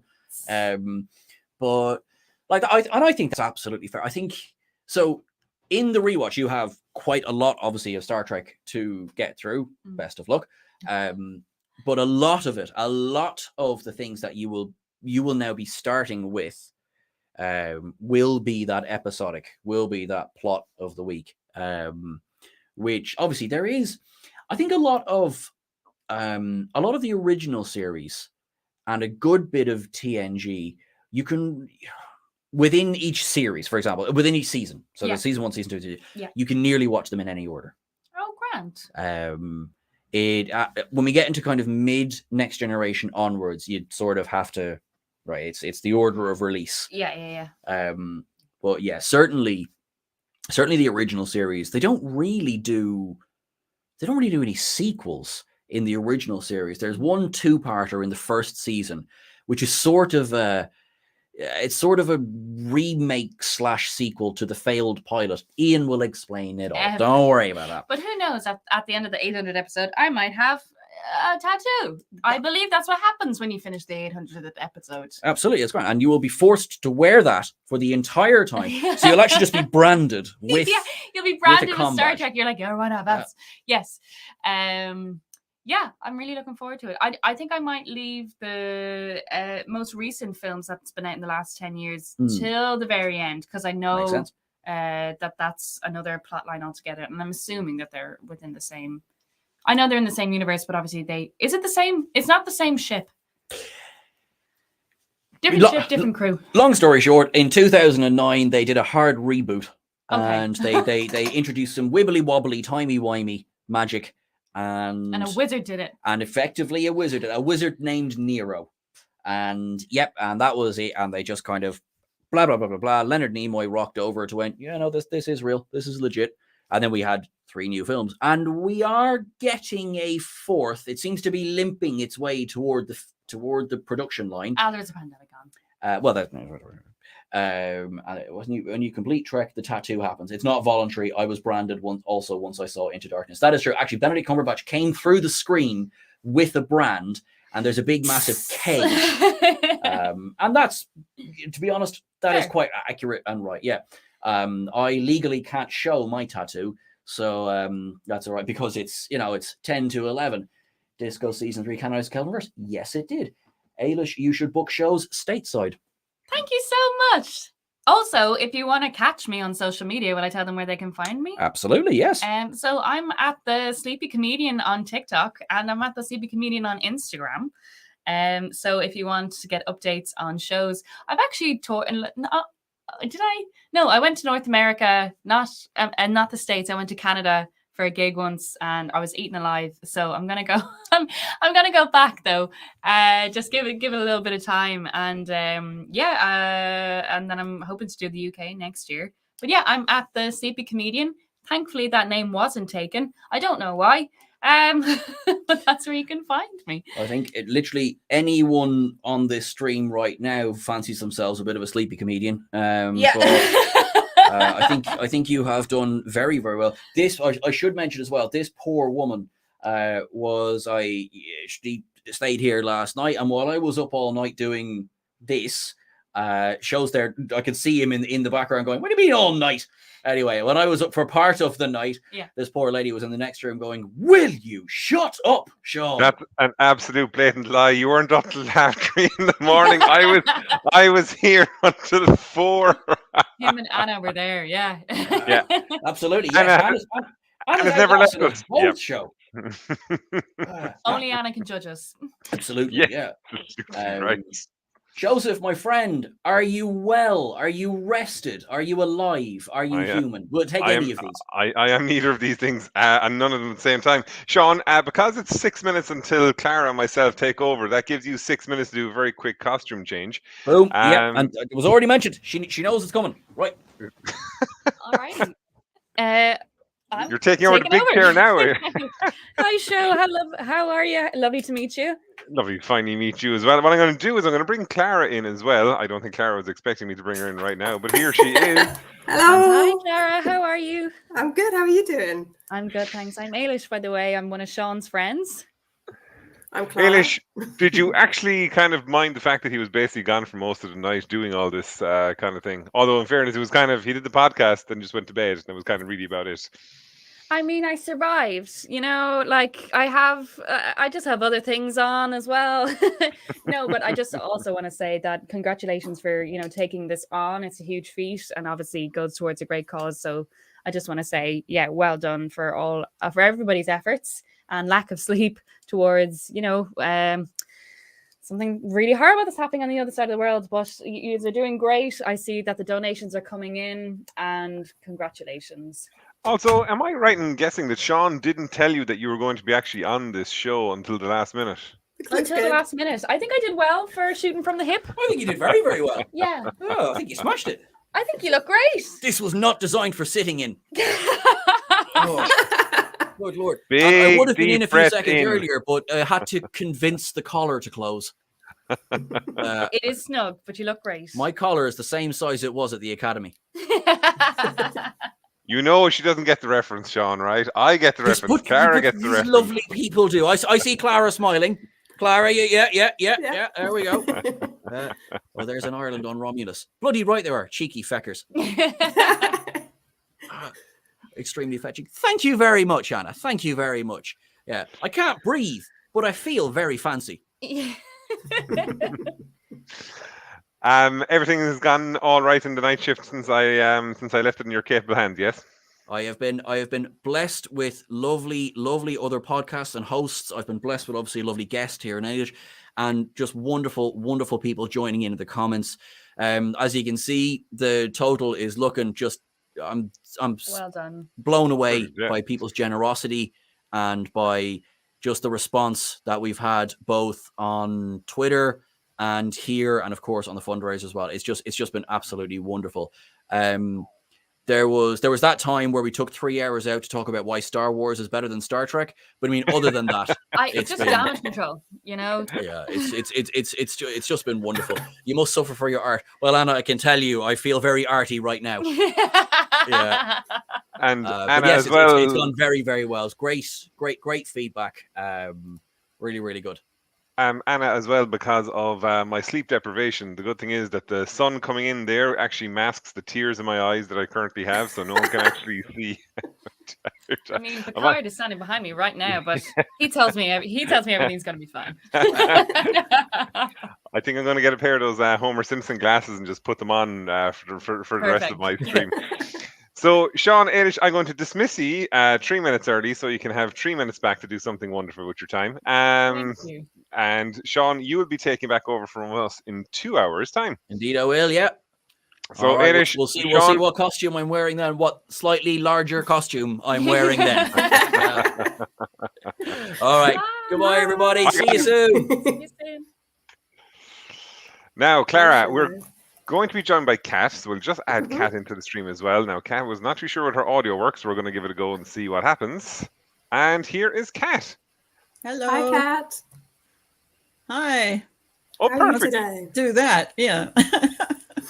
Kat, you're coming in loud and clear. Kat, you're over in Florida, is that right? Yes, Florida, as I call it, yeah. So you're 5 hours behind, so you're currently at 6 o'clock in the morning, right? Whoa. Yes, I am. And I'll tell you, that's how devoted I am to this cause. I am up before 8 a.m. Goodness. I hope you made sure to tell people to jump in and watch this at stupid o'clock in the morning with all of us here. Well, my British friends know. That's the most important thing. So, Clara, this is your show. I'm actually a guest on my own podcast, so this is great. So, Clara, I'm handing it all over to you. Yeah, so one of the reasons why I wanted to talk about this topic is because I'm very interested in it, and I know other people are too. Today we're going to be talking about women in Star Trek. I had the idea of talking about the female characters, obviously. What works, what doesn't work, because I think we have to acknowledge that Star Trek's relationship with women has been complicated over the years, and that Star Trek as a show and as a franchise does reflect on itself and then aims to improve in areas where perhaps maybe it wasn't doing so well. And we'll see that as we talk about the progression of the show. But also talking about women behind the camera too. And then also talking about women in fandom, if we have time. I know we only have 2 hours, but I felt like it was incredibly important as well to mention the women in the fandom, because they've been a driving force from the start of when the series first aired in the 60s. And one of the reasons why I'm very interested in this topic is because I run a podcast called The Tales We Tell, which is a podcast about women and gender in film, television, and fiction. So I've actually been thinking about women in Star Trek for a long time, partly because I'm a woman and because I started watching it as a young child. And my feelings about women in Star Trek as I was growing up as a girl, and what I saw on TV and what I didn't see on TV. And so I was going to ask some questions, and we'll just talk about it and ask what the listeners think and how they feel about it. I should emphasize, I'm not a professor in gender theory. These are just opinions of mine as a Star Trek fan. So, treat me gently, everybody.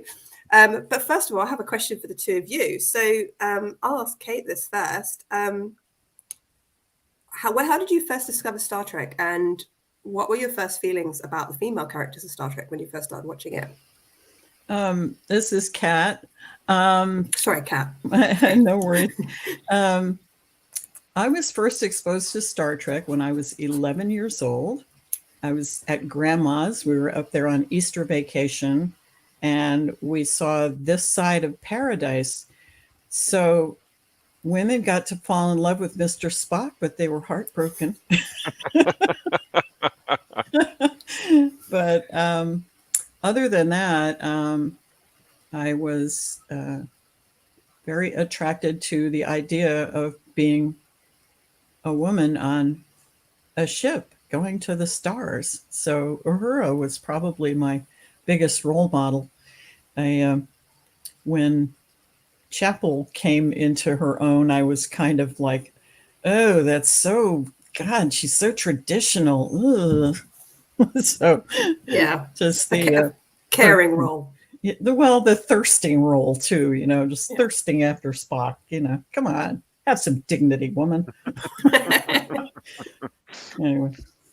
How about you, Sho? Like, as a boy, because presumably you started watching Star Trek when you were young as well. I mean, that's kind of the sort of story and journey of most people, I think. When you were a boy, did it even enter in your mind to like sort of look at the female characters and think about what they were doing and why they were there? I think, from my own perspective, you're totally right. I started watching it when I was young, like when it would have been like whatever, say 12, jeepers, even before I was 10 years old. But I suppose even as we discussed, Cara, the last day, just in terms of even TV as it was, it always seemed that if an episode centered around a female character, you'd be almost say preconditioned to roll your eyes and kind of go, "It's just going to be a love story again," and that's kind of what it nearly always was. So as a result, it was kind of like it's the second you heard it was a Troy episode, you go, oh, I can skip that, or Crusher episode and things like that. And as a result, then it would kind of, it kind of put you against the character almost immediately, which was completely, not fair. Like, and it's only kind of as TV has evolved and as I've kind of, as we've all gotten older, you kind of there going like it's doing a massive disservice to characters because, with male characters, there can be every manner of story. But with female characters, it was it has to be, they have to fall in love with somebody. As Kat said as well, with Chapel, it was kind of like this unrequited love for Mr. Spock the whole time. And there was no kind of development of her in any, there was nothing about the fact that she was, a qualified professional on the Federation starship. It was, she just loves Spock and that's it.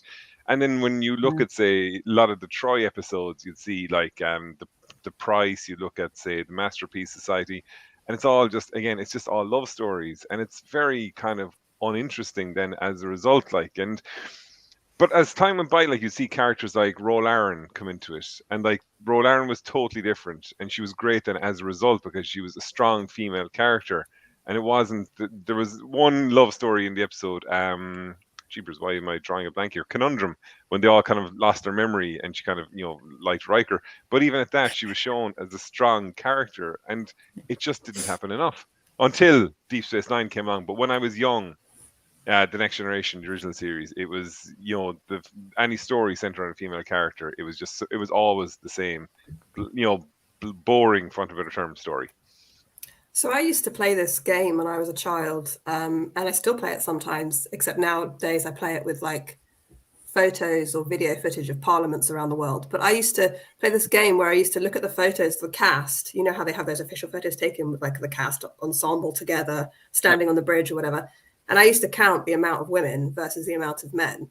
And if you remove the men from those photos, you have like just 2 people standing on the bridge or 3 people standing on the bridge. And you can do it with like a photo of like the UK Parliament if you count the amount of women versus the amount of men. And you know, in any sort of situation like that. And I found that quite interesting. And I used to do it as a kid. And I used to think to myself, there's 5 men in this photo and there's only 2 women. And I think that always used to stick out to me. I started watching Star Trek very young. And my favorite character was Spock. And to this day, my favorite character is still Spock. I identified with Spock because there wasn't really a female that I felt I could identify with until, and obviously we'll go on to talk about Troy and Crusher and what the good sides, the bad sides, and all that sort of stuff. I mean, and Uhura obviously is an incredibly influential character in Star Trek. We mustn't, you know, not say that. But I think for me personally, the first character that I felt really identified with, and that I felt, a female character that I felt really strongly about, was Kira. And I think part of it was because Kira came onto the screen angry. And as a young female teenager, you know, and I'm not saying, I mean, I had a very happy, idyllic childhood, but I wasn't unaware that I was treated differently than the boys in my school, that I saw inequality in our society. You know, as a young female teenager, I used to get frustrated and angry about things. And you never saw women get angry on screen. And she was pissed. Just to cut across as well, Clara, one of the things you mentioned Kira there, and one of the things I found with Deep Space Nine as well is I like the fact that from the pilot, Dax is quite aware, as is everybody, that Dr. Bashir completely fancies her. And I love the fact that there was no kind of, oh God, does he like me kind of thing and all that. And it was totally, it was almost like role reversal, like, because she was completely comfortable going, yeah, whatever. I'm Dax, I'm great, I know what I'm on about, and this guy loves me, and like he's got no chance, and I'm not going to waste any time. Kind of, you know, there was no scene where she goes into, you know, Cisco and go, oh God, what do I do in this situation and all that. And I really appreciated that they did that with the characters. So I think with DS9. They started nailing kind of the characters going forward. As you said, you saw Kira. Kira was just an angry person straight away, and she had no time for anyone. And it was brilliant to see it. Kat, what do you think? One of the reasons I love Deep Space Nine is precisely what you've been outlining. I absolutely adore Dax because she's wise as well as angry and all the other things she needs to be. And I love Kira, too, for the reasons you said. She was a fighter. She was someone you would want at your back. And so was Dax in a different way. You could ask Dax almost anything, you know, and she would have good advice for you or whatever. But she also had that fantastic sense of humor. And Kira is not known for her sense of humor. So I love Dax. She's probably one of my big favorite characters, female characters in Star Trek. And I love her partly because of that wise sense of humor. Yeah, Dax is very competent too. That's the thing that I really liked about indeed. her. Yeah. You know, she's intelligent, she's professional, she's really well qualified in her role. In science and you know, and she does aspects of engineering as well, and she's also very curious. But there's also a thing on television where a very competent woman who's very intelligent and is very good at their job is often shown as sort of dour, you know, and lacking in sexuality or lacking in fun. And you're right, Dax wasn't like that. Dax had a real playful, joyful side to her. She could joke, she could laugh, she could have fun. But she could also be really good at her job too, which was really like empowering to see. So indeed, I wanted to ask you guys. I'll ask you first, Kat. Who is your favorite female character in Star Trek? I'm going to say Dax. Yeah, most definitely. Good choice. Jadzia. I love Jadzia. Ezri I had a little trouble with, but Jadzia, definitely. What about you, Shay? I'd fully back you on the Ezri Dax thing, just because I kind of found that the whole narrative with her was kind of like, I'm struggling with this, and it was a kind of a constant thing, and I was there going, we've only got a season here, lads, we don't need this, we really don't. I like as we were going back through the Next Generation at the moment, I absolutely loved the character of Roland and just how completely strong she came across. It's funny, myself and my partner, we were having a discussion recently about female representation in films and things like that, and we went to see a movie called The 355. And it's a kind of a spy movie, all led by all female actors, with Jessica Chastain in the lead role. And I was saying to Rain, I said the issue at times, I said, is that there's no, like, we take Ripley in Alien, say, and she's an absolutely brilliant character, like, but I think at times what happens is that a character is written almost like it's a man, and then it's cast as a woman. Yeah. And instead, so when we were going to see the 355, I was saying to Lorraine, I said, what I don't want is, I don't want to see that happening. I said, I want to see a female character being written actually realistically and being a real person and not just a man. And with Kira and Roland, say, the risk you'd run is that you'd feel that about them. And like Kira and Roland would be two of my favorite characters because of the fact that they're strong. They're strong female characters, but you don't get the sensation that they're written like they were written as a male character, and then they just quickly cast a female character. But the female character I'd say I admire the most is Janeway. I think that she's absolutely brilliantly written, and I think, Cara, we were discussing about it the last day about there was a lot of kind of focus on her hairstyle as well throughout the series, like. And Sean and myself discussed this a couple of weeks back, that I used to say that, like, for male characters, once they cut their hair tighter, they look a lot older. And I was kind of arguing, but no one ever picks up on this. But as you said, with Janeway, she changed her hairstyle. There was all this controversy about it and all that. But Janeway was just brilliantly written. Like, she was the captain of the ship. There was absolutely nobody else who was going to make the decisions for her. Like, I watched Scorpion back there at the end of season 3, starts season 4. And it's brilliant how Chakotay disagrees with her, but she makes the final decision, and that's it. And she's very but she doesn't come across as somebody who won't listen to someone else's opinions, but she'll make the decision that she feels is right. So for me, Janeway is my favorite female character. Yeah. And what about she is a good CEO. Yeah. I'm ex-military, so I can speak to that a little bit. And Chakotay is a good first officer as well. It's a pleasure to watch them together as CO and XO. I think the thing about Janeway's hair was problematic at the time because of the fact that sorry, you could just see my cat walking away in the distance. I have cats too, don't worry. They always interrupt podcasts, don't they, cats? Oh God. But I think at the time it caused there was a debate about it, I think, behind the scenes, because there was this idea that being feminine was not commanding, which obviously now we all know is not true. Obviously this has changed in our culture and our society, but that they wanted to make her feminine enough that she obviously was still a woman, or ascribe to a certain idea of what a woman is, but they also wanted to make her commanding and appeal to male viewers. And so that's what the whole hoo-ha about her hair was. But I think what's interesting is the idea that a woman can't be feminine and be in charge at the same time. Yeah. Just like the idea that a man can't be masculine and can't be, I don't know, a nurse or some caring profession, which, people would have traditionally ascribed to women. I mean, the whole thing's ridiculous. And the thing about Janeway is that she does sometimes often seem like she's hiding her femininity, or she's pushing it down, or she's like pushing it away. I mean, she doesn't really have any romantic relationships with anybody, except for a few people occasionally. And there's no sort of situation where a female captain's going to have a husband or children. And that is something that we probably would like to see, because I think that would be a very natural thing for people to do. Do you know what I mean? But on that as well, I like the fact that, like, in Caretaker, we are introduced to her partner, Mark, and he's got two dogs and all that. But you don't see her saddled with that in the early episodes. You don't see her kind of, obviously she will be, but, like, again, I appreciate the fact that they didn't go down that road of kind of saying, showing her being emotionally fragile because of that, because that'd be the easy thing to do. So it was good that they didn't go down that road with her. Also, she is like 70,000 light years from home. So there isn't really any romance options for her, right? Because she's a captain. She can't sleep with anybody under her command. The thing that I love about Janeway that always got me fired up when watching the show was how, although she doubts her own opinion and she asks for advice and, she asks for other people's opinions and stuff, she's confident in her own sense of what's right and what's wrong. Yep.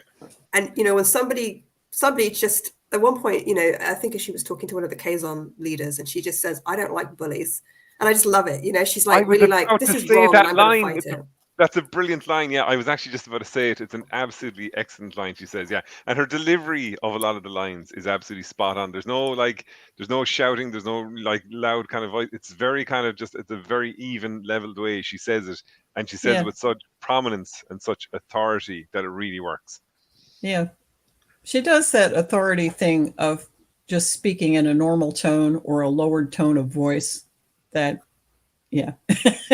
I don't like police. Yeah. Actually, Clara, Kat and myself answered the question of who our female character was. Who's yours? Yeah. So it's Kira. It's Kira, because I think not only is she a fantastic female character, but she has a great character development throughout the course of DS9. Yeah. She goes from being this angry, traumatized young woman, and I mean, rightly so. I think she has a perfect right to be angry, actually, about her situation. Yes.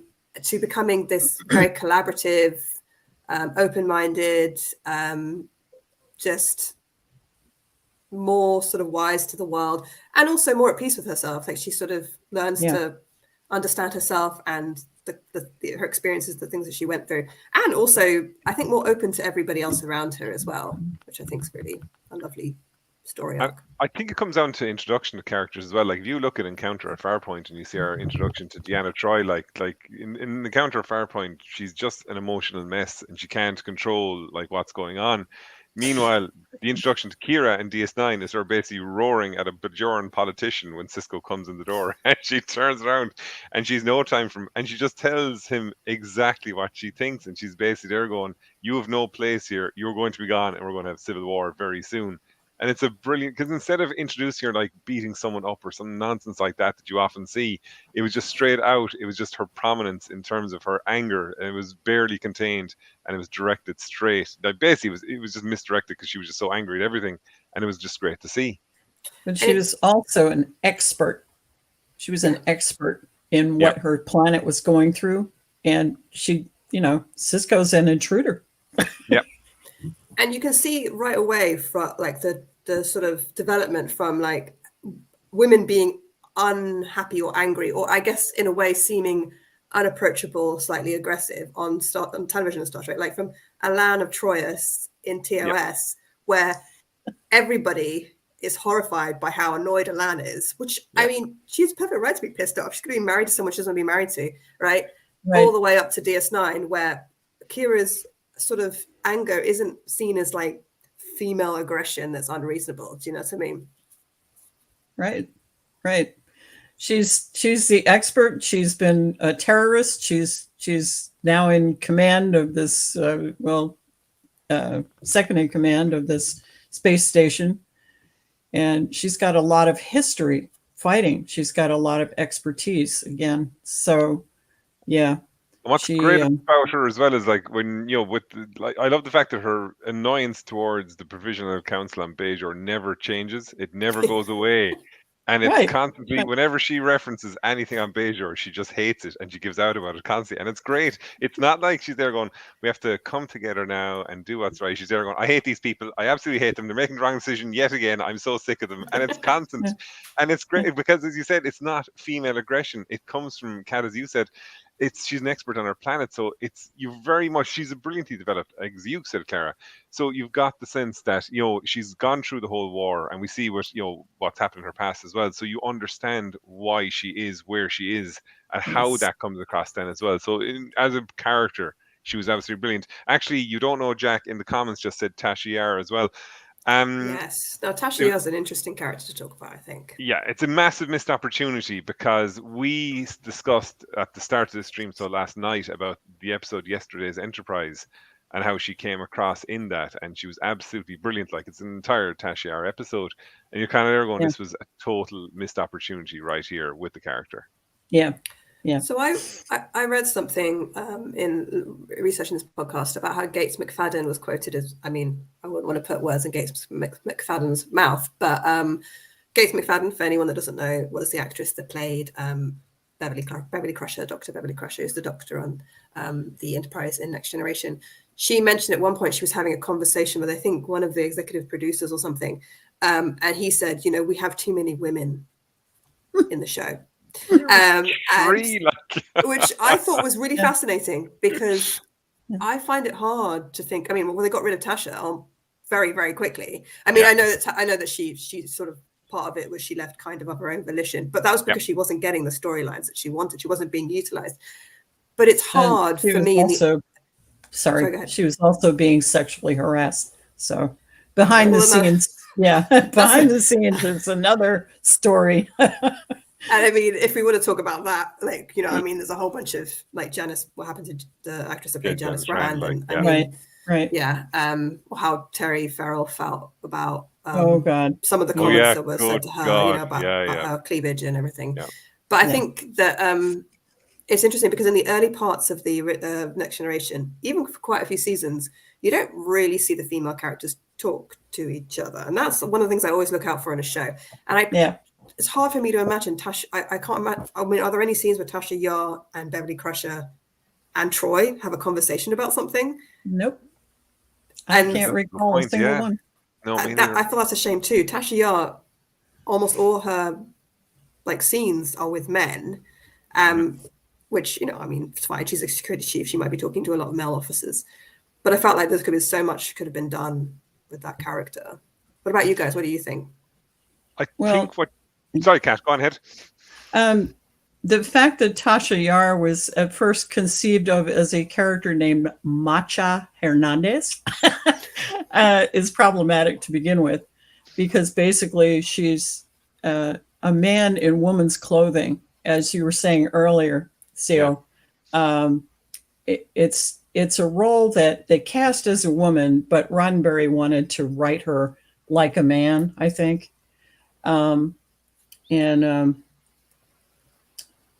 Tasha didn't last long, because what you said a little earlier about too many women was, we have too many women. That means we have to tell too many soft stories. We have to tell stories about love and junk like that.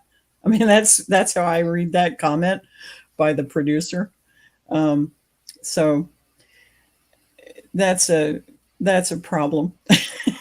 I think what you were saying, Clara, just like what I was thinking of it, I was trying to think of any times I can think of Troy and Dr. Crusher speaking to each other, and all I can think of is scenes where they talk about emotions or love or something like that, and you don't get the conversations with. If you look at, say, Peak Performance in Next Generation second season, when Riker's taking control of the Hathaway and he talks to Worf, and it's this question of honor and responsibility and duty and all this kind of thing, you don't get those kind of discussions with, say, Troy and Crusher. Meanwhile, as you said, then if you look at, say, yesterday's Enterprise, you have a great scene between Tasha Yar and Picard. But again, it's a conversation between Tasha Yar, who is basically written as a woman, or as a man, as Kat said, and a male character again. So we're constantly missing out on kind of actual interesting conversations between two female characters that doesn't surround, I'm in love with this person, or B, I feel these kind of feelings, and that's it. Yeah. So there is something called the Bechdel test, or maybe I'm saying it wrong. It could be the Bechdel test. I'm not sure you got it. I think it's Bechdel, but Bechdel. Yeah. Be great for me to mispronounce this test, wouldn't it? Okay. I'm very good at mispronouncing names on podcasts. I'm famous for it. So it's this way of measuring female portrayal on television and film. And the idea is that there's several parts to it, but one of the main parts is is there more than one female character on the actual show or film, and do those two female characters ever share a scene? And if they share a scene, do they ever have a conversation about something other than a man or a male character? And you'll be surprised how many films don't pass this, even films that are quite populated by women, or films which you think are fairly forward-thinking or feminist, they actually don't pass the Bechdel test. Now, for TOS, 7.5% of the episodes passed the Bechdel test, which actually surprised me. I thought that was higher than I thought it was going to be.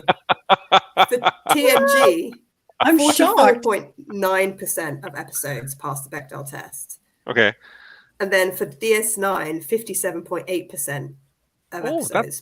That's lower than I was expecting. I We thought are DS9 would climbing, be though. higher than that. Yeah. Yeah. But then Voyager just hits it out of the park.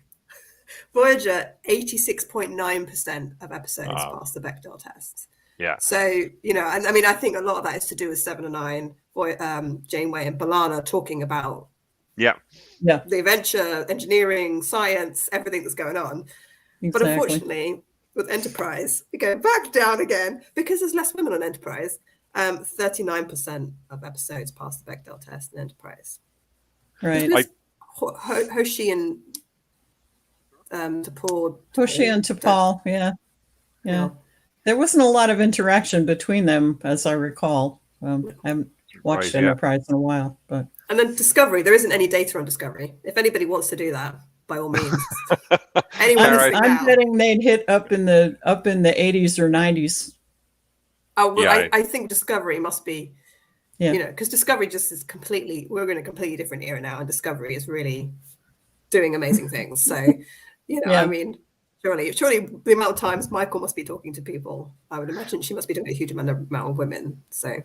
But isn't that thing like as we look at, as you've given with the examples of the Bechdel test there, like in terms of the original series, Next Gen, DS9, Voyager, and things like that, as we were discussing earlier in the week, Clara, like a lot of it comes down to what the suits in the networks would kind of say in terms of what the demographic was, what the target audience was, and by and large it was like 18 to whatever 45, you know, men that they're aiming for. Like, these are the people we have to kind of hit, like, and as a result, then, you know, so much of the female characters suffered. Like, I totally actually forgot, I don't know how I forgot it, about B'Elanna Torres in Voyager, and there's some brilliant scenes between her and 7 of 9 because they argue with each other almost constantly, and it's not about feelings, and it's not about men. It's about 7 saying, I think this is going to improve this process, and Tara saying, who the hell do you think you are? This is my ship, and I'm the expert here. So it's not about men, it's not about feelings. They're not coming across as two people who can't get on with each other. They're just two people who are experts and are trying to do the best. And but it's based on their profession, and it's actually kind of a, you know, work conversation, which is really much better than anything we've seen. Like, isn't that fantastic? I just love that. I love that so much. And I think as well, I think one thing as well that hasn't really been replicated since DS9 is with Dax, and obviously it is because of all the past experiences, but it's written so well. You could see Dax show up anywhere. You could see her playing cards with the Ferengi. You could see her doing stuff with the Klingons. You could see her doing absolutely anything because she was that type of character. She was such a well-rounded kind of, you know, smart, wise character. But it's one thing that I don't think any character has kind of picked up since then. But that's what made Dax really cool as well, because she was just so quiet, but she was really confident in who she was and all the experiences that she had. Oh, yeah. So far we've been talking about female characters and kind of comparing them to each other. But like, if you were to follow that on, if you were to talk about Dax compared to her male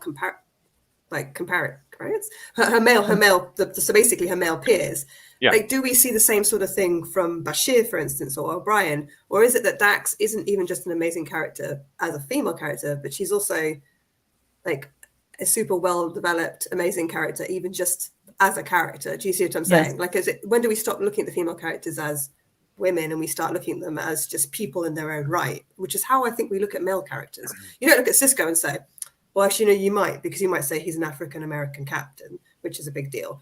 And a dad. And a dad. But you don't look at O'Brien and say, oh, look at this white guy. Like, do you know what I mean? You look at O'Brien, you say, he's O'Brien, because we're so used to seeing male characters, we see them as people, not as just men. Do you know what I mean? Yeah. So how would Dax compare to, like, the male peers? I think she compares very well, and so does Kira.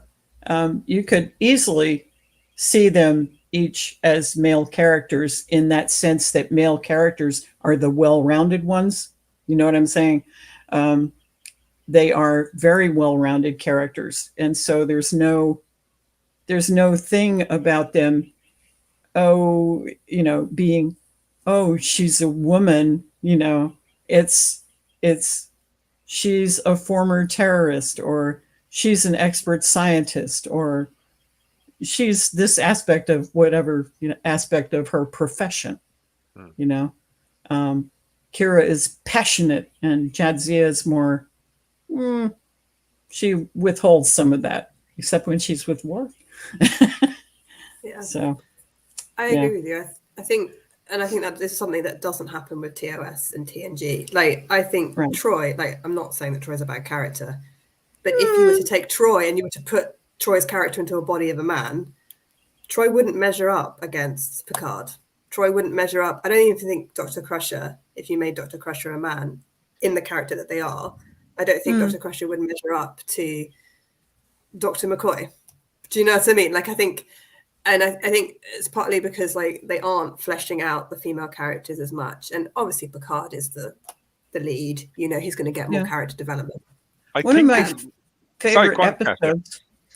my favorite episodes with Crusher is The High Ground. That's the one where she kind of gets involved with this terrorist, and it was a really good episode because she answered back to Picard. She was like, "No, this is not. No, I'm doing this." that was a really good one. I think as well, like what you're saying, Clara, is that I think especially with Troy, I know there's a lot of Troy kind of bashing and going on because it's just that the character got absolutely butchered by the writing staff. It's like Troy episodes are almost, it's not a Troy episode, it's Troy having someone else interacting with her in terms of, you know, what drives the kind of story. Whereas if you look at all the other characters, they've got their own personality. They can do this, they can do that. With Dax and with Kira, they're completely their own characters because they're absolutely well established.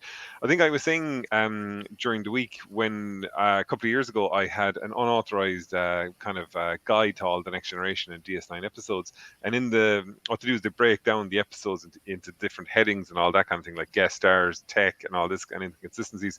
But for the Next Generation episodes, one of the headings is Troy underused, and it basically would be kind of there going, not in the episode, gives advice not listened to, or it might even be like, basically there's a guy on the view screen telling stuff that's probably a lie, and they're not actually asking the person on the ship who can actually tell them if it's a lie or not.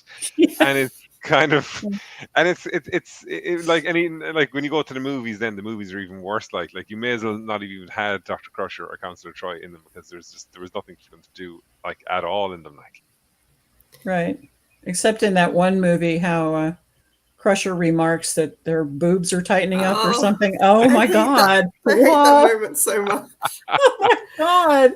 Oh my God. That moment so much. That moment, whenever I think about that moment, I also think back to the episode TOS, The Children Shall Lead, I think it's called, where the children kind of, you know, those creepy children, magical children, make the character see their worst fears, and Uhura's worst fear is that she's old. And I'm like, dudes. Hated it. Like, you know, like, but none of the men are worried about that. You know what I mean? Like Spock's not worried about becoming old and shriveled. Like, yeah. Well, they did in the Deadly Years. You saw a little of that, but it was like the men were afraid of losing their masculine power. Yeah. You know, and Uhura was afraid of losing her feminine power, i.e., her beauty. So the women mostly suffer from bad writing, and the bad writing choices that were inflicted because of the mores of the time. You know, if you look at TOS, women are beautiful, they're competent, but oh yes, they're beautiful. You know, and actually, in TNG, oh, I'm sorry, I don't mean to go off on an essay, but in TNG. Deanna was acted upon most of the time. She was acted upon. She didn't have that much volition. A lot of the episodes that centered around her was, she was falling in love, but this guy was trying to manipulate her, or she was being a counselor, but this guy was trying to mind rape her. She was living her life, but this entity decided to become a child. So that's the big problem. There's actually an episode of the animated series, which I absolutely love, called the Lorelei Signal, and it's you like that one, Kat? I'm guessing you're aware of that as well. Clara, do you know that episode as well, by any chance? I do. It's where Uhura actually takes control of the Enterprise because everybody else has lost it. Yeah, I'm like, yes. all the men have been kind of taken over by a mysterious signal, and it's great because Uhura just kind of has enough of Scotty being completely off his head and just says, "I'm taking command of the ship," and she leads an all-female away team then to the surface, and it's brilliant. Like it's granted it's on the animated series, but it's really cool, and Uhura comes across completely badass, like in terms of. There's actually a really wonderful scene at one point. They Kirk and the landing party have disappeared. They can't find them, and it's after the away team is beamed down.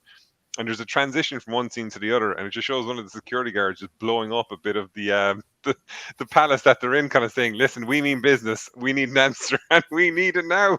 And I'm there going, "This is so bloody cool." But it was one example out of like adding in 79 episodes of the original series, 22 of the animated series, about 101 episodes, and that was basically the only time we had that kind of situation in the original series. Yeah. I mean, Uhura is, I think she's part of the bridge crew. So I think one of the things that's important to understand as well is that although, there's plenty of problems with the female representation, how female characters are treated in the original series, at the time, it was incredibly groundbreaking to have an African-American woman on the bridge and so visible. And I mean, there's famous people like Whoopi Goldberg basically said she became an actress because of seeing Nichelle Nichols on screen as Uhura, like Mae Jemison, I should call her Dr. Mae Jemison, who was the first African-American woman in space, said that she saw Uhura on the bridge and that's why she thought Black women could go into space. So she was really influential and she's really important. Like we shouldn't, we should acknowledge that. We should sort of point that out. But it's also annoying as well because she is, I mean, she's on the bridge crew, right? And I think she outranks Chekhov and Sulu. I think she outranks. So she is technically is like fourth or third in line for, I would say not the throne, for command. I think she and Sulu are maybe contemporaries. They may have been in the same class in the academy or something. I always had the impression that they were equals. They're both lieutenants, right? So but she could take command if if all the people in line to be in command were not there or were disposed or something. And yet in the original series, she never actually does. She never sits in the captain's chair in the actual original series. So that's quite telling. I think that was planned for the 4th season and didn't happen, so it was moved to the animated series. It was actually interesting. One thing that came across when I was watching back Mirror Mirror, because we were discussing last night about our favorite episodes, and no, she's brilliant. Uhura is brilliant in Mirror Mirror because she has to do her job and all that. But there's one scene that bugs the hell out of me. And it's just after they beam up to the Mirror Enterprise, and they're it's clear as day there's something wrong. And like Kirk is the first one who steps off the transporter platform down towards the evil Spock. And McCoy, Scotty, and Uhura are standing there.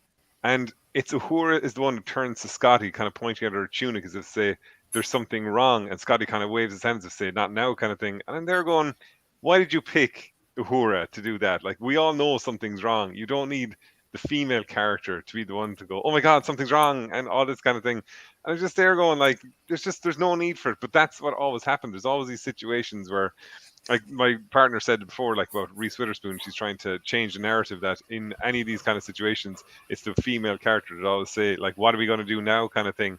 And like, it was actually funny. I watched a few James Bond films back recently, and you're going, yeah, that's kind of everywhere here, kind of thing.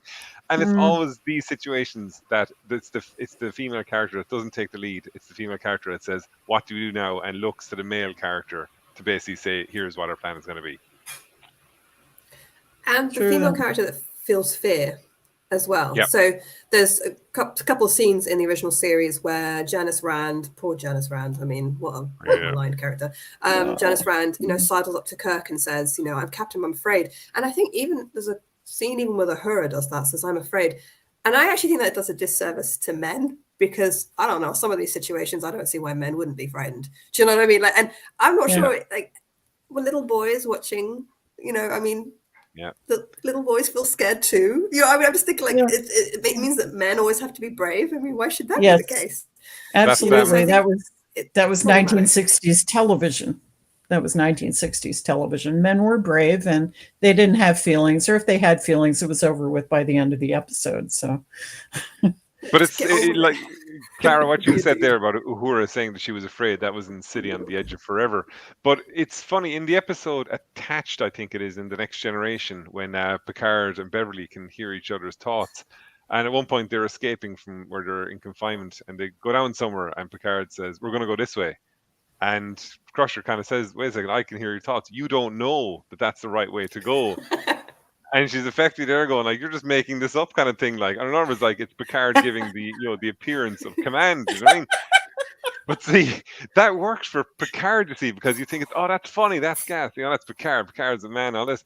If that was the opposite way around, and it was a female character going, I don't know, but I'm going to go this way, there'd be this whole different narrative. It's because it's a man, it can be represented as being cute, but the second it's female character, it's a total different conversation. Right. Yeah, and also because I think we regularly accept the opinions of men who don't know in our society, don't we? I mean, you know, there's that statistic that like, you know, in boardrooms and in big meetings or something, that like men will often voice an opinion even if they don't know if it's right, whereas women will stay quiet until they're completely sure their opinion is right. I mean, I just think men are more, well, traditionally men were more encouraged to like make a decision and say what they think, even with a lack of information, whereas women are like, you know. Actually, I have to go back to one character we've totally forgotten to actually discuss, and it's just popped into my head in the last few seconds, is Dr. Pulaski from the second season of The Next Generation. I think Pulaski is a good character. I've watched the second season back there recently, and I think she is, as we were discussing, like, in terms of, is she a character in her own right? And I think she is, because she speaks her mind. She's not afraid of anyone else's opinions. She's going to say what she thinks is right, even if it might be, you know, even if people won't agree with it. Like, she's basically Dr. McCoy, but she doesn't feel like say a female actress playing a male character. She very much feels like a female character who just, as Kat said earlier on, she's an expert in her field and she knows what's right and she's going to stick with what's right. And you see in a few episodes, like, she has, you know, she has kind of issues with Picard and things like that. She's actually, like, she actually integrated better with the crew than I think Dr. Crusher did, which is a bit of an odd one to make because I know she rubbed people up the wrong way, but I think she's one character we don't discuss about a lot, especially when we have these kind of conversations. Yeah, she's prickly, isn't she? And I think that people aren't used to seeing prickly women on screen. Maybe at that point, I mean, now there's lots of different types of female characters on screen than there wasn't, but maybe at that point in television history, people weren't used to seeing a woman on screen who was maybe quite direct, who seemed less, that she's not unempathic, but she's often making arguments that can seem unempathic. Like, doesn't she sort of argue that Data isn't a real person at one point, which I'm sure would outrage fans. But, you know, it's just something to talk about, you know, and she wasn't frightened of voicing an unpopular opinion, I think. Right. Early in that season, and I think it's why I didn't like her character that much, was early in the season, she just talked about Data as, well, Data is a that. Data is not a person, you know, and we're all like, but it's Data.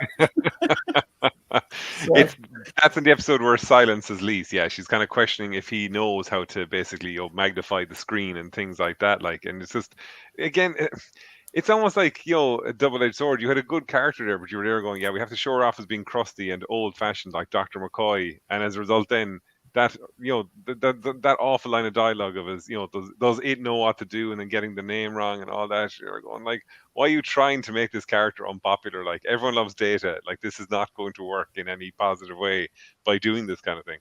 I think they were looking for that Spock McCoy dynamic.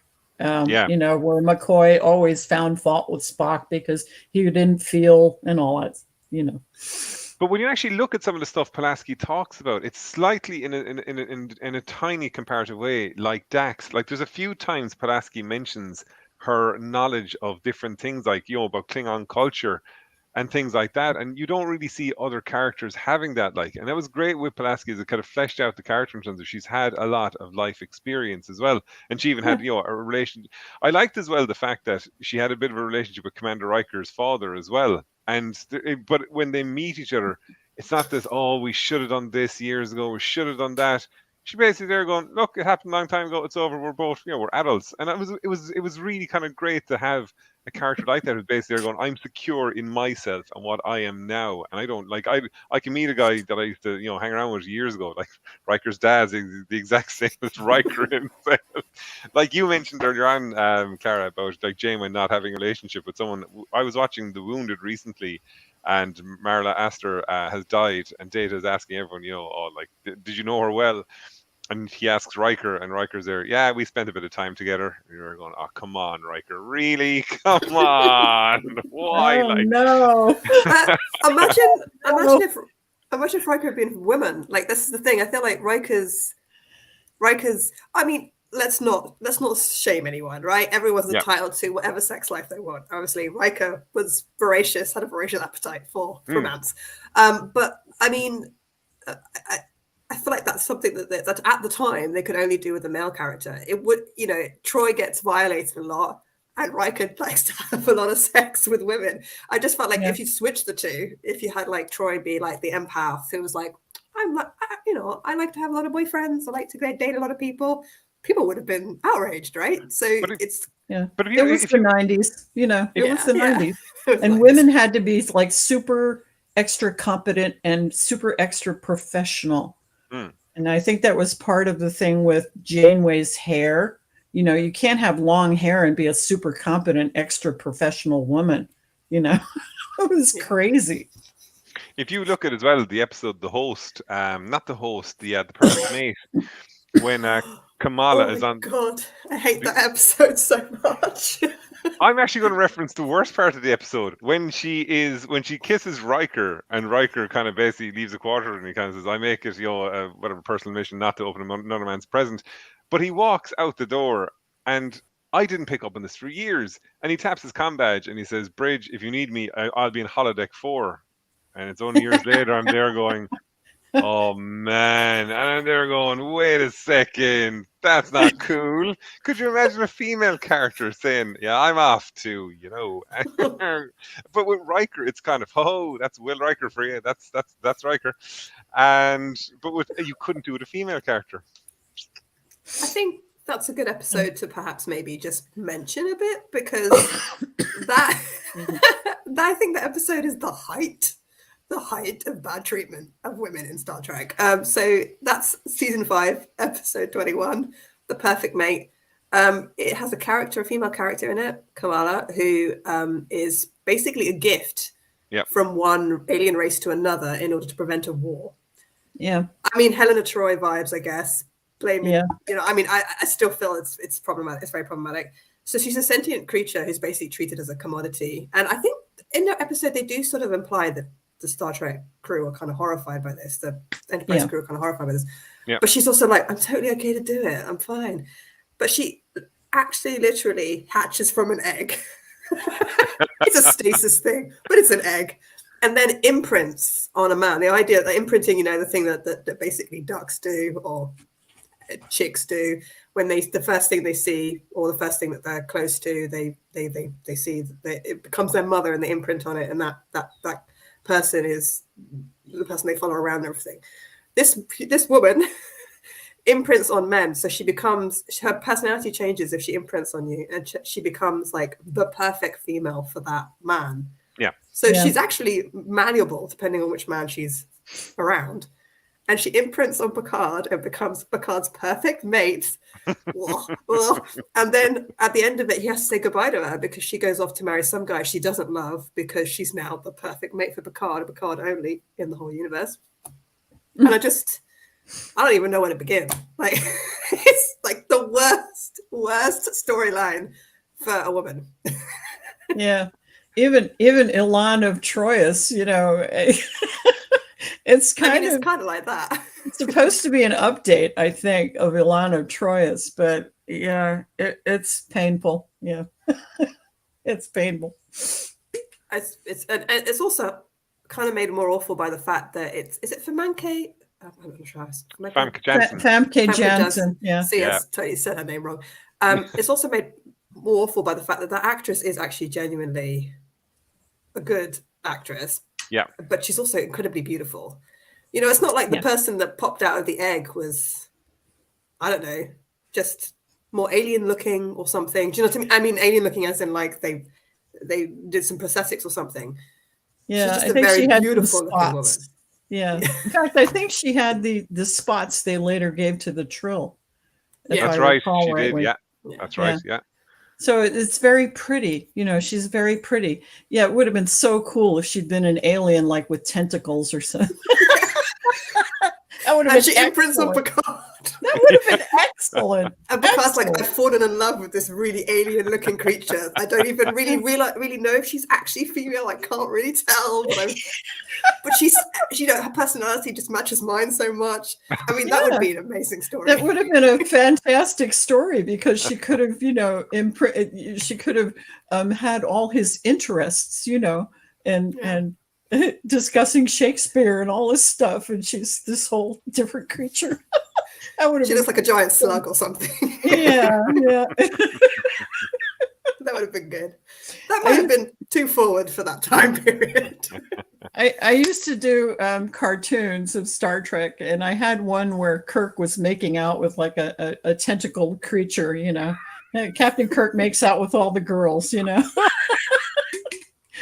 So, yeah. See, I kind of feel like, I actually feel like Kirk himself is very sexually fluid. I just feel like he probably would, to be honest.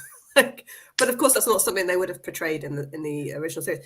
Before we start, I mean, go on to talk about many things in this area because there's many of the dark points of Star Trek, but there's also some good points too. But before we go to talk about that, I felt like maybe we should just visit the new updated movies, so the Kelvin timeline. Mm-hmm. And I want to know what you think, because I felt like they sort of dialed back the progress that DS9 and Voyager had made to a certain extent. Not all the progress, obviously, with Jayla in Beyond, Star Trek Beyond, who is an amazing character. We also have a very competent Uhura. Yeah. Mm-hmm. But we also have this, you know, I mean, we also have the whole thing about how Uhura is also, yet again, defined by her relationship.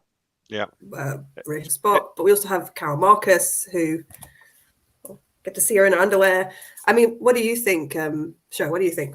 Like what you said there, like that scene with Carol Marcus in her underwear on the shuttle in front of Kirk is one of the most pointless, absolute nonsense things I've ever seen. Like even in the trailer, I saw it. I was there, like, what's going on? Like there's no way in the movie there would be any context for this other than a joke. And I was there, no, I'm not on for this at all. And what you said about Uhura and Beyond as well, I think Will Wheaton even tweeted it out. I think he said that basically Uhura was reduced to the role of Spock's girlfriend because basically the medallion that Spock gave her was a homing beacon. So effectively that was it. The whole point of her in the story was so they can locate where they are and basically use that. And it's kind of, this is really disappointing kind of stuff. Like it's a good movie overall, but like that again, for showing of the female characters, Jayla is great. I enjoy Jayla because like she doesn't care. She's going to do her own kind of thing. And even the same in the like.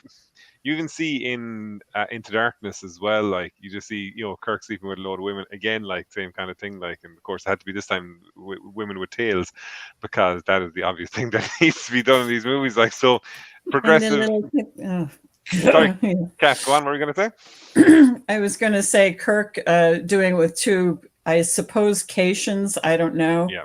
And they had the cute little pigtails like the schoolgirl. Oh, that was just really. Oh yeah, yeah. I do want to speak to Uhura's role in the new movies when you have a chance. No, go for it, Kat. Go ahead. Yeah. Okay, so in the first two movies, yeah, Uhura was basically Spock's girlfriend, but she also did have competency. If it hadn't been for Uhura in the first movie, she was able to translate something and find it. Oh, I'm trying to remember what it was now. But if it hadn't been for her, they wouldn't have known something crucial. Okay? Yeah, at the start of the movie, that basically she was able to translate the Vulcan dialects and all that. And she does speak Klingon at one point to the Klingons. Do you remember? That was Into Darkness. Oh, sorry, that was Into Darkness. Yeah, sorry. Yeah, Into Darkness.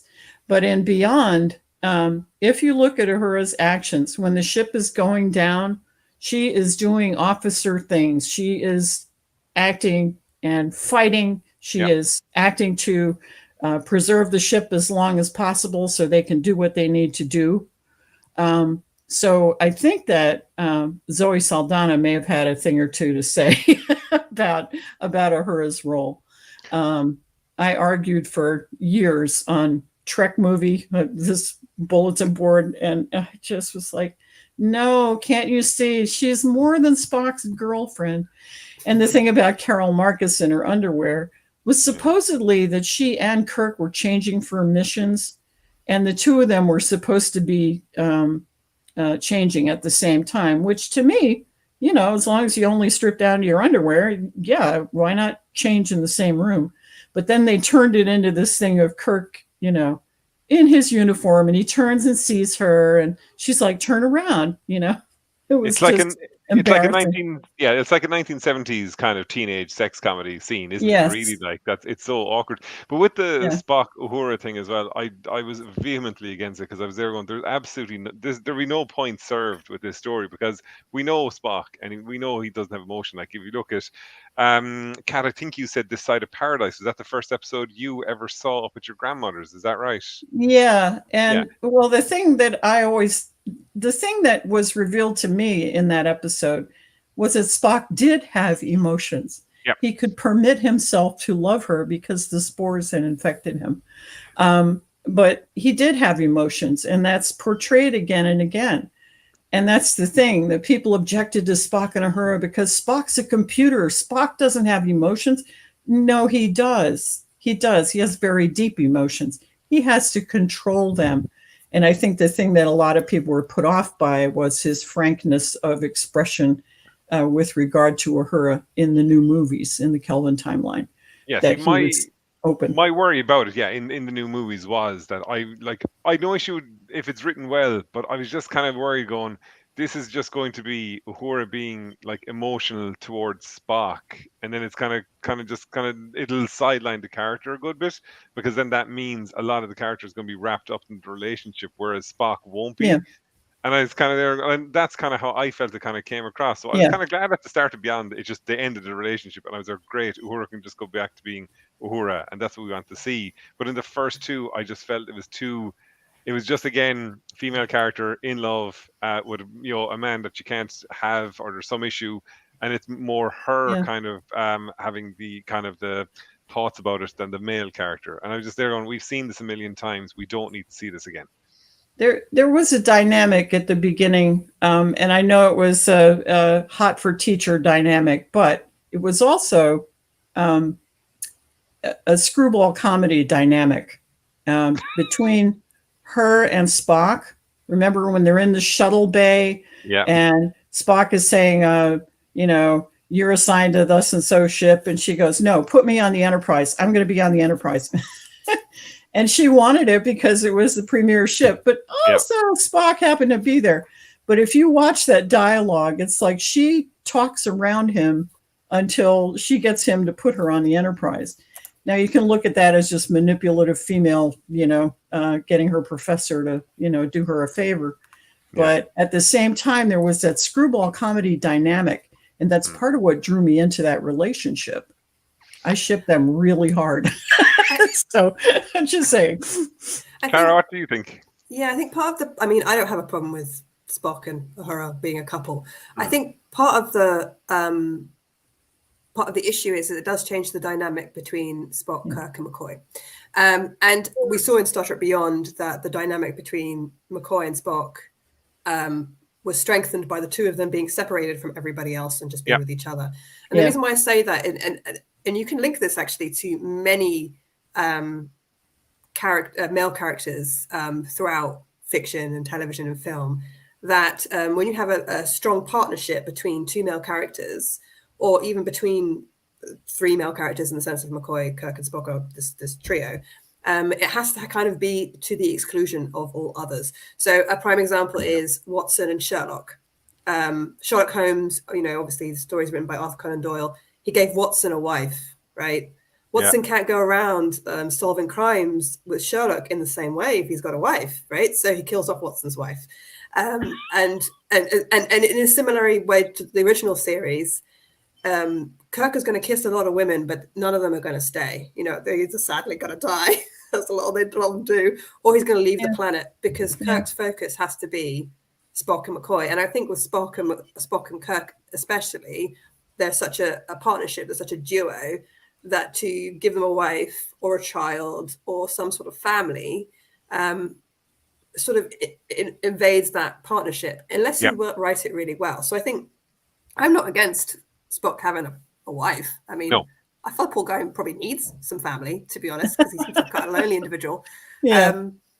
And, you know, I mean, we can't deny that a huge number of female fans throughout history. Sorry, my doorbell just rang. Oh dear! The problem with live podcasting. Clara, I think what you're saying is completely accurate. What a lot of like basically anything can be done if it's written well, and that's the important thing. And but what's the worst part is that when you find yourself repeating something, and an example of that would be back in 2007, I went to see the Simpsons movie, and like I love the Simpsons, but there was one of the main central stories of it was Homer and Marge's relationship falling apart again. And it's kind of there going, we've seen this though. We've seen the kind of the whole thing happen again and again and again. There's nothing new here. There's nothing unique here. And the problem is when you're trying to do something different, but you're trying to tell it the same way it's been told a million times before, that kind of takes a massive unique quality away from it. And it doesn't make it, you know, interesting or engaging then as a result, if you know what I mean. Yeah, it's true. And I think one of those that ties in directly to the Carol Marcus character in the new movies, because it's like we already have a Carol Marcus from the original movies who was competent, intelligent. I mean, she's basically defined by the fact that she's Kirk's ex-girlfriend and she's the mother of his son. But she is a scientist in her own right. She's writing proposals to the Federation to do with the Genesis Project. And she's also seen as kind of like the leader of this, or at least senior scientist in amongst a group of scientists. And so it's like they're trying to do something new with the character of Carol Marcus, but it's just. And there's a great line from Carol Marcus in The Wrath of Khan as well, when she basically says, like, you know, when we had a son, I didn't want him, you know, jumping around the galaxy with his father. Like, you know, I wanted him in my world and he was staying with me. Like, and it's great. And she had such a strength to her. And you could easily see why Kirk was attracted to her because of the strength that she actually had. And in fairness, like Bibi Besh wasn't in the movie a whole lot, but what she was in, she absolutely nailed wonderfully. Yeah. And the Genesis Project was an incredibly powerful, you know, as McCoy said, destructive. It was an incredibly powerful experiment. So she was in charge of that. That was pretty boss. Yeah. So about the women in the original, I would say the original Star Trek movies, the movies with the original series cast, what do you think of them? I mean, we have Saavik, we have Valeris, we have Gillian Taylor, we also have somebody else. I'm sure we have someone else. Oh, we have Klingon. We have two Klingon ladies. Vixis. They're the girlfriends or the second commands to Klingon men. So they're not like the Juras sisters, for instance, in Next Generation movies. Those are painful too. But we have but, you know, I mean, we have motion picture as well. Yeah. Oh yes. Oh god. Ilea, another woman acted upon by an external force. Yes. Acted upon. And whose outfit is, she arrives back naked, doesn't she? And her outfit's kind of chosen by Kirk. And I think I forgot he's this computer clother or something. And the computer clothes are in this very, very, very short, revealing bathrobe thing. But puts her in high heels. I'm like, why would you put her in high heels? I don't understand. Because Gene Roddenberry. Because if you want to actually know how bad that movie could have been, I got the audiobook of the 50-year mission. There was 2 parts covering the original series and the movies, and then the next gen onwards and all that. And they went through what the original plan was for the motion picture, like, and it just came across as absolutely horrifically sexist, and it was desperate. But like, you even see when like Ilea comes onto the bridge in the movie, like everyone kind of stops and looks at her, and you're kind of there going, guys, it's 23rd century. They've been to different alien planets. They've seen aliens before. Like this is just a normal person with a shaved head. And one of the first things she says is, my oath or my vow of celibacy is still on record. And you're going, pretty sure you don't need to say that on the bridge. Like, I don't think that's information. She was a Deltan. Though she was a Deltan, and in Roddenberry would have it that Deltons are so incredibly sexy. Men can't help themselves. Oh my. That was slap my head moment. although in fairness, when she becomes a probe, she becomes a way better character because she's much more demanding and there's no time for any nonsense. Like, I think they put her after she goes for her physical. I think Kirk, Spock, McCoy, and Decker having a chat, and she just basically punches through the wall. It just goes, "Yeah, I'm finished with this now. Let's move on to the next thing." And they're going, "This is great. This is what we want to see here now."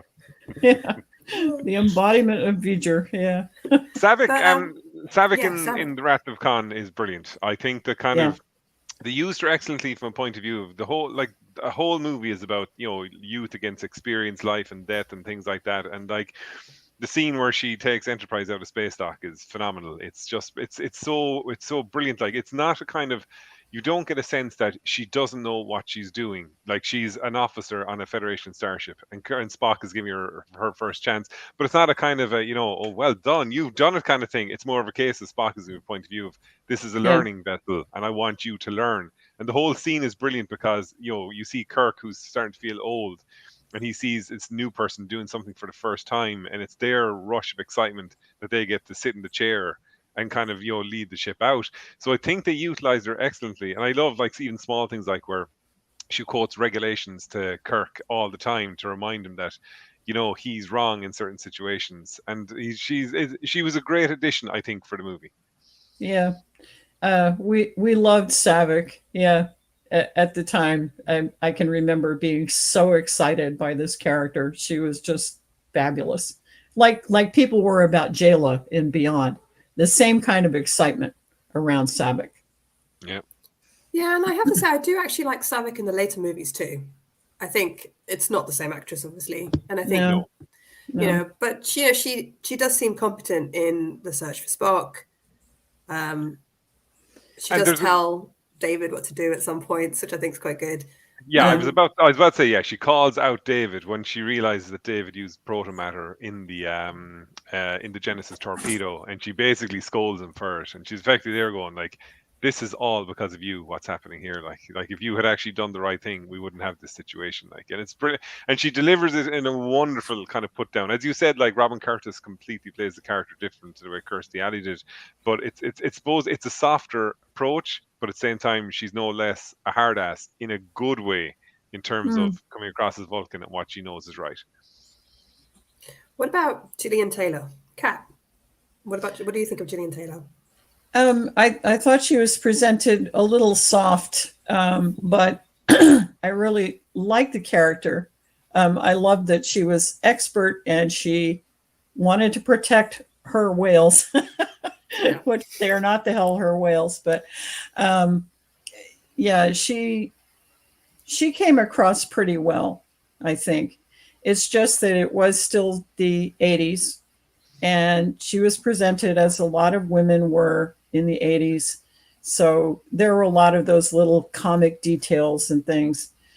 But I did love her skeptical scene with Kirk when he takes her to dinner and she says, yeah, so you're one of those little, aliens from outer space, right?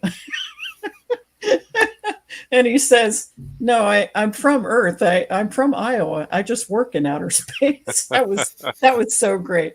But she had a lot of really good moments too. And I love that she came forward with them in time and became a scientist in the Federation.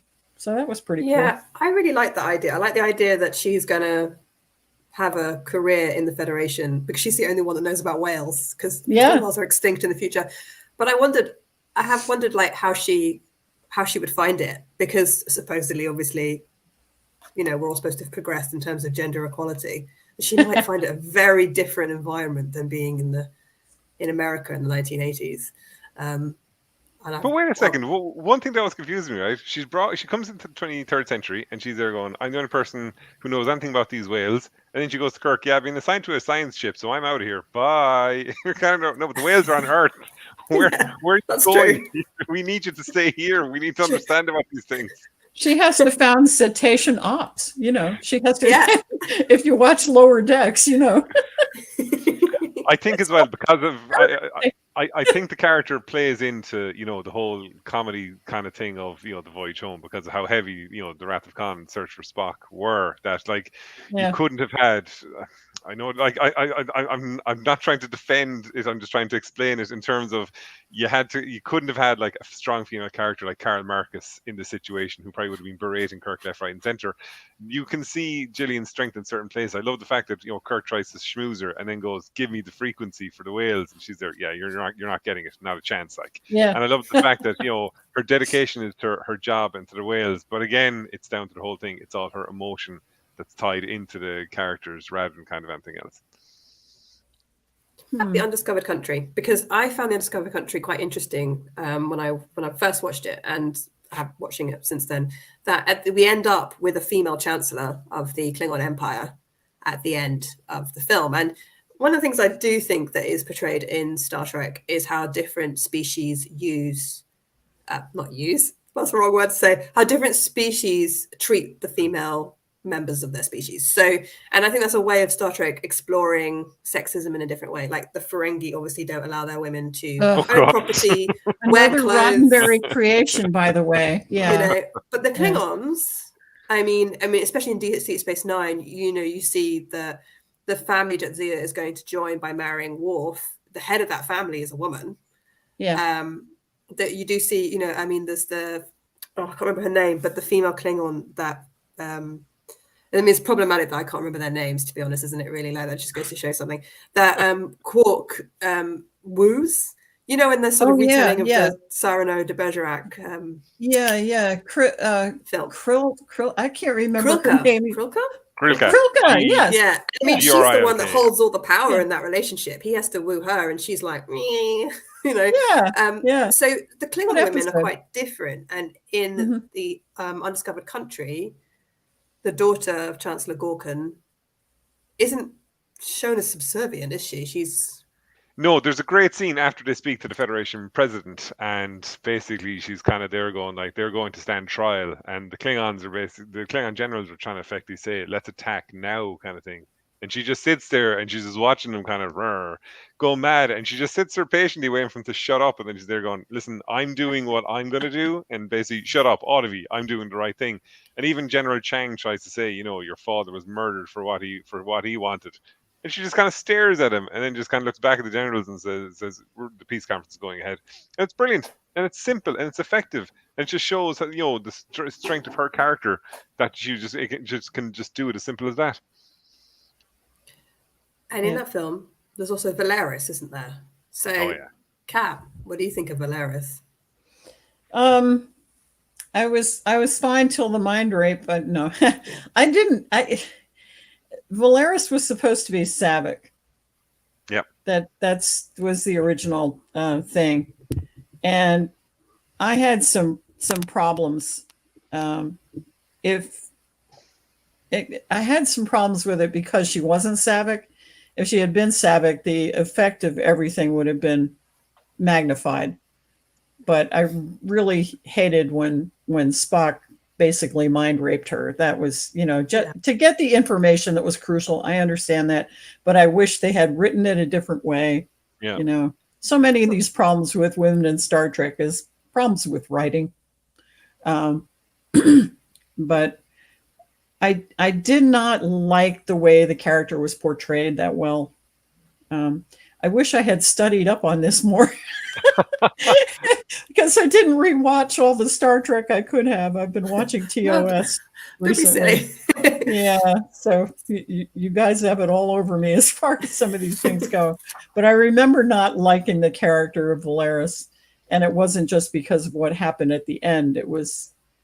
She was just such a schoolgirl, kind of like, well, master, what about this and what about that? To Spock, as I recall, she was very student-like, student with master teacher. I felt like she was also portrayed as kind of sexy too. I don't know why I feel like that, but I felt like, and she's supposed to be this attractive young Vulcan, who's going to, I think Spock is supposed to be sort of grooming her to take over from him. And you're sort of wondering, grooming her, Where's Saavik? Where's Saavik, dude? Isn't she supposed to be like your protege? Yeah. But you're right. Yeah. The mind violation scene, I call it a violation. I call it a mind rape, is Yeah. very striking because, yes, they do need the information, but we never seen Spock perform a mind meld like that in the entire history of Star Trek. And he's doing it out of anger. So it isn't, Yeah. yeah. It's almost like he's got the information and he's going to cause her pain. And that's very really ugly. unlike what we've seen anything Spock do before. He hasn't, as far as I can remember, there's no other scenes in any other Star Trek episodes or movies where he's rough handled a woman or something. He has some dodgy stuff with Janice Rand, but yeah. And why was his anger so outsized? Because his student dared to do something that was, not something he would have wanted. And we understand that, but is that a reason to rape her? It was horrible. That was a low point, I think. Before we go on to talk about Discovery, because I think we probably should talk about Discovery because that's obviously very different than a lot of the stuff that I'm mentioning. I thought I would just give everybody listening a few little bits of information about women behind the camera.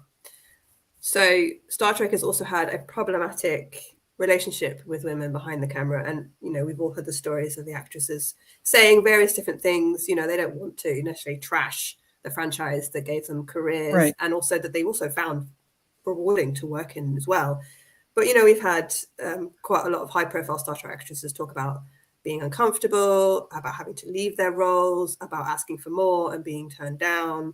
In some cases, like say for instance Janice Rand, the actress who played Janice Rand, Grace Lee Whitney, they actually were the victim of serious sexual assault. So we've heard all those stories, but I also wanted to talk a little bit about the women making the show. So not just acting in it, which is the very visible part, but the less visible part, which is behind the camera.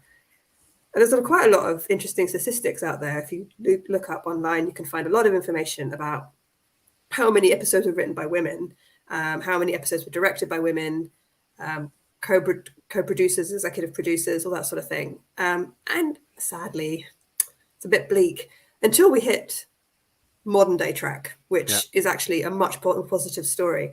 But for the original series, 77.5% of episodes were written by male writers. So it's quite a lot, quite high. And only 22.5% included at least one woman in the writing credits. Now, that doesn't mean that she wrote the episode. It means that maybe she reviewed the script or she edited it a little bit. Yeah. And up until recently, and I mean literally up until Voyager, well, there's not really ever been any female cinematographers. It's always been 100% cinematographers up until Discovery. There's been no women. All 100% male cinematographers. Sorry, no female cinematographers at all. And there was really no executive producers at all up until Jerry Taylor in Voyager. And Voyager is a much better story. We have Jerry Taylor, who's executive producer for 93 Voyager episodes, and that's pretty high. Yeah. Was she on Next Generation also? She wasn't an executive producer, so she was more of a associate producer and sort of doing some of the writing and everything. She was co-producing, really, I think. And it's quite interesting that at DS9 there are actually very few female writers. I mean, all you have to do is watch that wonderful Deep Space Nine documentary that came out a couple of years ago, and you see the writers' room, and it's just men. So 17% of episodes had an element written that was by a woman, so they had a credit for a female writer. 17% is pretty low, considering how much better the female representation is in Deep Space Nine. It's quite surprising that the majority of the writing team were almost always male. Not that men can't write women, but more diverse writing rooms leads to more diverse stories. And then behind the woman that sort of started it all, we can't forget that Star Trek was sort of started by a woman, really. I mean, Gene Roddenberry is obviously mostly responsible, but we have Lucille Ball. Yes. Which a lot of people remember from I Love Lucy, which is the comedy which she did with her husband. But she actually took over Desilu Productions, so when she divorced her husband, it became the head of that production company. And she is the one who pushed for Star Trek to be made and backed Star Trek being made beyond the pilot, basically beyond the cage. and pushed for it. And she saw something in the show, whether she saw commercial success or whether she saw artistic endeavor, I do not know. But she pushed for that. And so one of the reasons why we have Star Trek today is because of a female, because of a woman. Yeah. And then yes, sorry, go ahead. If I may mention DC Fontana. DC Fontana, yeah. DC Fontana wrote some of the most beloved Star Trek episodes of all time, and she did a lot on the foundations of Spock's character. So I had to talk about her, and B. Joe Trimble, who was a founding mother of fandom. Yeah, so fandom. Let's talk a bit about fandom, because I think fandom's really important. I know that fandom has been an up and down roller coaster ride for many people. Yeah. We now have this whole thing with toxic fandom, all sorts of stuff. But I've got this beautiful book here, which I'd like to recommend to people, which is called Enterprising Women, which is written by Kate Bacon-Smith. You can see it's an old library book because it's out of print now, but you can. I didn't steal it from the library. I actually bought it. You can buy it secondhand online. Yeah. It's definitely worth it. And it's all about basically fandom, like the start of Star Trek fandom. Mm-hmm. And so much of it was dominated by women. I mean, women were the driving force. Which is interesting, considering that it looks like so much of the people producing the show and writing the show and making the show were aiming at a completely different audience, right? Yeah. They were aiming at, men, as Sho was saying, like 14 to 40. But actually, it was women. It was that rarity of a show where you had professional women appearing in TOS. You know what I mean? You had Uhura and Chapel, and even though they weren't, major speaking roles, they were still represented as more than secretaries or phone operators, although Uhura unfortunately had that role a lot. So I think that's part of what led to the big fandom thing. But also Spock was dead sexy. Okay, just saying. that was a big thing, a big draw for fan fiction. Yeah. Yeah, a lot of the fan fiction is written by Spock, and a lot of it is written by, in general, fan fiction, if you look at the statistics between male and female writers of fan fiction, it's skewed. It's massively skewed. Yeah. A huge amount of fan fiction is written by women. Oh, heck yeah. And I think that's also an interesting thing. Like, if you can have a show that's for a long time was predominantly written by men, but behind the scenes, there's a whole bunch of people who are loving that show and then are taking that narrative and changing it and making it their own. And majority of those people are women writing online and organizing conventions. Like some of the first conventions were organized by women. Yep. Writing fanzines, making video content, stuff like that. And the fandom seems much more diverse now, doesn't it? I mean, have either of you been to a Star Trek convention? Well, I went a lot in the 1980s and in the 1990s. I haven't been able to afford it since, but they're pricey. But yes, I went to a lot of conventions. Did you notice a change from the conventions that you went to in the 80s and the 90s in terms of gender? Can't say that I did, really. No, I think you had your guy Trekkies who were really technically oriented, Yeah. In episode 182, what did the Persaminator do? What was oh my God. And then the women would be like all about relationships. It's kind of funny. It does come out on sexist lines to a degree. I find that a lot of fan fiction that I write is about relationships and about feelings. Stuff you don't see in the shows except Discovery. Discovery is addressing those things, and wow, what a treat. So, Sho, what about you? Have you ever been to a Star Trek convention? I haven't been to a Star Trek convention, but I've been to a couple of the Comic-Cons up here in Dublin, and it's both men and women there. There's never just one kind of thing anymore. It's kind of funny because I suppose by and large, it's not like Star Trek oriented when I go to conventions. It's basically all science fiction, but it's full of, it's a nearly 50-50 split. If anything, I'd nearly say I see more, say, women there than I would see men, like, which is great because, like, for a long time, like, it felt like the whole fandom, I suppose, over here, like, my perception is a bit more limited, was kind of mainly male kind of oriented. Like, as you said as well, Clara, like, you'd see the names of the writers, the producers, and all that. It was all men, like. So, Kat, obviously, you'd have a different experience because you would have been in America, you'd have been to the conventions, and you'd probably have seen the fan fiction more than I would. So, my view was very much male dominated, completely. Like, I never saw the other side to it until I started getting older and being able to do my own research and read up on things, and I suddenly saw there was a massive element to it which I just didn't see. Again, it depends on the region. It depends on where you kind of grow up then as well. Yeah, that's very true. I've been to the Destination Star Trek convention once. I can't remember. I think I've been twice now. The one that's in Birmingham in London, in the UK. Yeah. Although obviously it's come to London in more recent years. But I mean, I always expected fans of Star Trek to be diverse, both in terms of gender and in terms of like ethnic background, economic background. Obviously, you're right, Kat. Actually, there is an element of, in terms of economic background, you know, these conventions are expensive. So obviously, you know, fans with less money can't always make it. So, I mean, you're not seeing as much diversity there in terms of attendees. Yeah. But I was amazed. I mean, I think I expected diversity, but I was amazed at the diversity of the fans.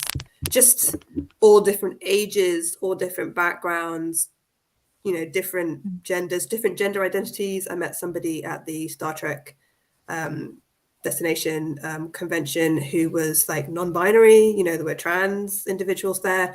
And also just... there was a huge number of Europeans too, because obviously, you know, it's easier for Europeans to travel to Birmingham or London for a convention than it is for them to travel to, say, for instance, LA or somewhere in America where the other conventions are. So a huge number of different fans from across Europe. And that really was interesting to me because I felt like that even sometimes when diversity isn't shown on screen, it's like the Star Trek ethos, the IDIC, you know, infinite diversity, infinite combinations, is really appealing to a whole bunch of people who are diverse. So the fans are diverse because they see diversity in the show, even when it's not always explicitly portrayed on screen. It's the ethos, it's the idea of diversity that's appealing to people.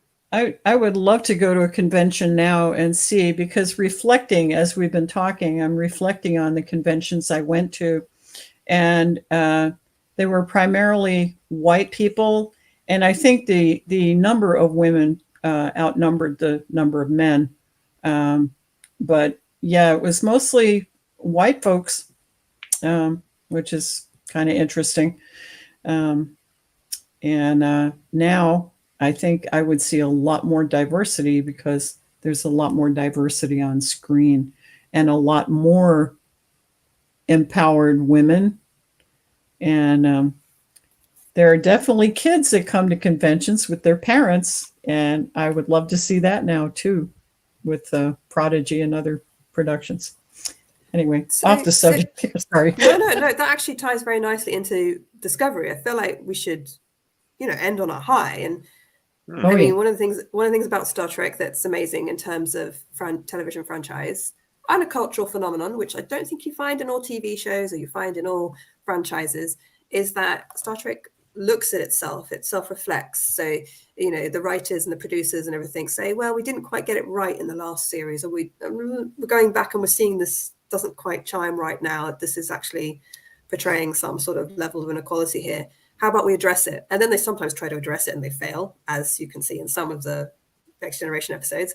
And then sometimes they go back and they address it again, you know? And I feel like Discovery is really addressing that. So let's talk about Discovery for a bit, and in a way also talk about Picard and Lower Decks and Prodigy, because I feel like all of these shows are happening at the same time. Sho, what do you think about what you've seen in terms of female characters on screen? Do you feel like it is genuinely a lot more diverse?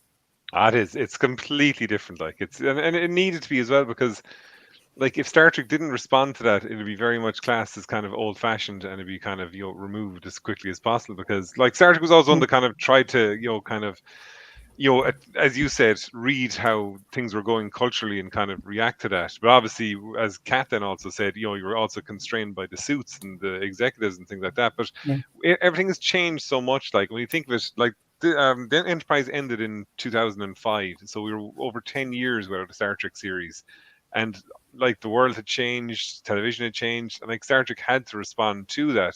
And in fairness, it has. But the next thing we need to kind of get to is a point where these kind of changes don't even like make the news anymore, if you know what I mean. Like I think was it the premiere of Picard? I think was had a female director. There was this whole big thing of the first pilot being directed by, and like you want to get to a stage where this is not news. That's basically there. A director has been hired to do this, and that's it, and that's all you want. And I definitely think like Discovery has kind of helped with that. Like when you look at the cast of Discovery now, I haven't really caught up with the 4th season much because we're in Ireland and we get shafted because we don't have Pluto TV and Paramount Plus hasn't arrived here yet. I'm so sorry as an American. I'm so sorry, guys. I'm just really ashamed of what Paramount has done. But you see, even at years. like you look at the end of like all the characters we have, like Michael Burnham, you've got Tilly, you've got Giorgio, you have Tig Notaro in engineering, you have jeepers, Gray, and I can't remember the other character's name, the two of them as well.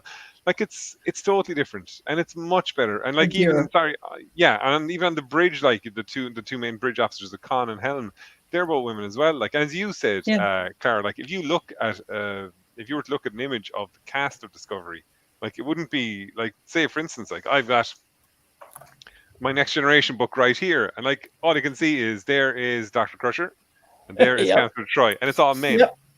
But if you look at the thing of Discovery now, that's all changed, and like, but again, we have to get to a point where you don't notice the change. And more importantly, you don't care about the change, because this is the way it should be. Like people can be in these roles, and there shouldn't be any, oh my God, there's a woman there, or there's a person of color there, thing like that. Like that has to go. It just has to be. You have to treat the actors and the characters and the writing is just as what it is. That's where I feel we need to go. Yeah. I absolutely am so thrilled. I just love Discovery to pieces because of that. Because of its diversity and its caring. This season, they may have gone a little bit overboard with that, but the caring between characters, the feeling that it's really a family. And you always have that with Star Trek shows, that they're a family and you go adventure with your family every week and stuff like that. But on Discovery, you see it on screen too, that they're interacting as a family. And it's so powerful that all these people are diverse, and yet they're a family. It's just like, I can't describe it without sounding like an idiot, but I just love it so much. Clara, what about you? Well, I think one of the things that really struck me about, two things that really struck me about Discovery. I mean, loads of things that struck me about Discovery, but so the ethnic diversity, I think, is really important. And I really enjoyed it the first time I saw the first trailer for season 1 before it even came out. I was excited to see 2 women of color like on the screen. That was really exciting for me. Second, because I want to see women, because I want to see women like me, but I also don't want to see, I don't always want to watch stories about people that look like me or act like me or come from the background that I come from. I actually want to see stories about people who are different than me. That's really what I find interesting. But secondly, I think that it's also really important to show that the Discovery crew are stronger because of their differences. It's not like in spite of your differences. It's like we're a better crew, we're a better society, we have better adventures, we have better relationships with each other because we're celebrating our differences, not because we've chosen to ignore them or just accept them. It's like we're actually celebrating how different we are, and we're enjoying each other's differences, and we're treating each other respectfully, acknowledge, but it also acknowledging the differences that makes us a stronger, better whole. But also thirdly, and this is just personally, I have a real bugbear about how older women are not really shown that much on television. And I am very happy that in Disco they have showed, I call it Disco Discovery, and to an extent Picard, they are showing women who are older. Now, I mean, they're still very attractive, beautiful women. It's not like we're showing, you know, women in their 90s. Although, why not, man? But you know, like these women are, you know, are, I would say, are not ancient women. Not that ancient women should be on television, but there's this thing in Hollywood where women over the age of 35 just are not really on screen. And I saw something the other day. One of my friends on Twitter tweeted about how she was turning 30. So she was like leaving the era where she could be considered a girlfriend in television, and she was now entering the era where she could now play the mother of a man the same age as her on television. Oh my God. And it's Wow. true. You hit 35 and like, you know, I mean, women have very long lives. You know, we live to be older than men. We have longer life expectancies than men. Yeah. And there's this huge wealth of life and experience that women experience in real life that isn't shown on television. And so, you know, you have 709, who's older. You have Admiral Cornwall, who's older. Georgiou, who the actress, you know, is approaching, I think she's approaching 50, you know. And Michelle Yeoh, she's in her 50s, I do believe. Yeah. And Raffi, Jane Brooke, who played Cornwell, is in her 50s as well. Yeah. And in Picard, you do have, and then, I mean, she's not portrayed as much on screen physically, which is obviously an animated version of her. But in Prodigy, you have Janeway, you know, who's now a much older woman. And the idea that you're showing older women on screen, you know, living sort of fulfilling lives, competent, having careers later in life, you know. I'm not being that's important. I'm not being cynical here, but could some of that be down to the fact that with the way Star Trek is being premiered now, that it's not on network TV and it's on streaming instead? And like, you know, there's a hard way to kind of get the actual figures of streaming figures anymore in terms of like you can say like viewership is easy to kind of quantify, but I read something recently whereby they weren't, you can never really get accurate figures from say Netflix or Amazon Prime and things like that. So is it a case that because they're on streaming, they feel a lot more kind of relaxed about being able to do that, about being able to kind of, you know, have women over a certain age be in the show? Meanwhile, if they're on say terrestrial TV, that they might be still as hamstrung as say they would have been say in the 1990s and the 2000s. No, go ahead. I don't know, because I'm seeing older women in other areas on television, but I do watch a lot of streaming, so it's hard for me to divvy up, you know, who's on what. Yeah. I mean, as in like, if it was on terrestrial television and it was relying on viewers in that sense to be commercially profitable, it would then need to have more female sex symbols, as opposed to, not that older women can't be sexy. I mean, you know, but like, as in like a babe, a Star Trek babe. I mean, they had that whole idea of the Star Trek babe, don't they? Like, Troy's the Star Trek babe. 709. Yeah, so, but with being on a streaming service and being commissioned to have like 10 episodes, already, you know, you're going to have it on the streaming service, not necessarily relying as much on terrestrial viewing figures. Yeah. They can do away with the whole idea of a babe to attract viewers. It goes back to that old age thing of like, who is your audience? And there's this idea, I think, still amongst producers or amongst senior executives who are the ones who are bankrolling these productions, that the viewers of science fiction are male, like white males aged between, like you said, 14 to 40 or 19 to 40 or whatever. But I mean, that's not the case. That's not true. And could that be the case for anything on television or film now? I mean, do only men watch James Bond? I mean, we know they don't. We know there's a huge number of women who watch James Bond too. Like, it's like, do men only play video games? Do you know what I mean? It's like, there's a lot of women who play video games. I think they're trying to identify who their audience is so they can be commercially profitable. But I think they're also misidentifying who their audience are. I think that the audiences are more diverse than perhaps maybe senior executives think they are. That's just my hypothesis. As I said, I'm not an expert. So I could be wrong. Yeah. But then also, there's also the other thing as well, which is that with Star Trek, there's always that conflict, isn't there, between making art that is forward thinking and has a great message and is, you know, art for art's sake, like this beautiful idea, this well-written show, this, you know, art that's going to change the world, versus art that's commercially viable. Right. Are you making Star Trek to make money, to sell a product, or are you making Star Trek to make a change in society? Are you kind of saying then, like, where TV shows might have been on, say, HBO for years, say, like for ourselves, Clara, like on Channel 4, stuff that it can be more edgy because it's on a network that's more willing to kind of take a risk, kind of thing? Is that what you kind of mean by that?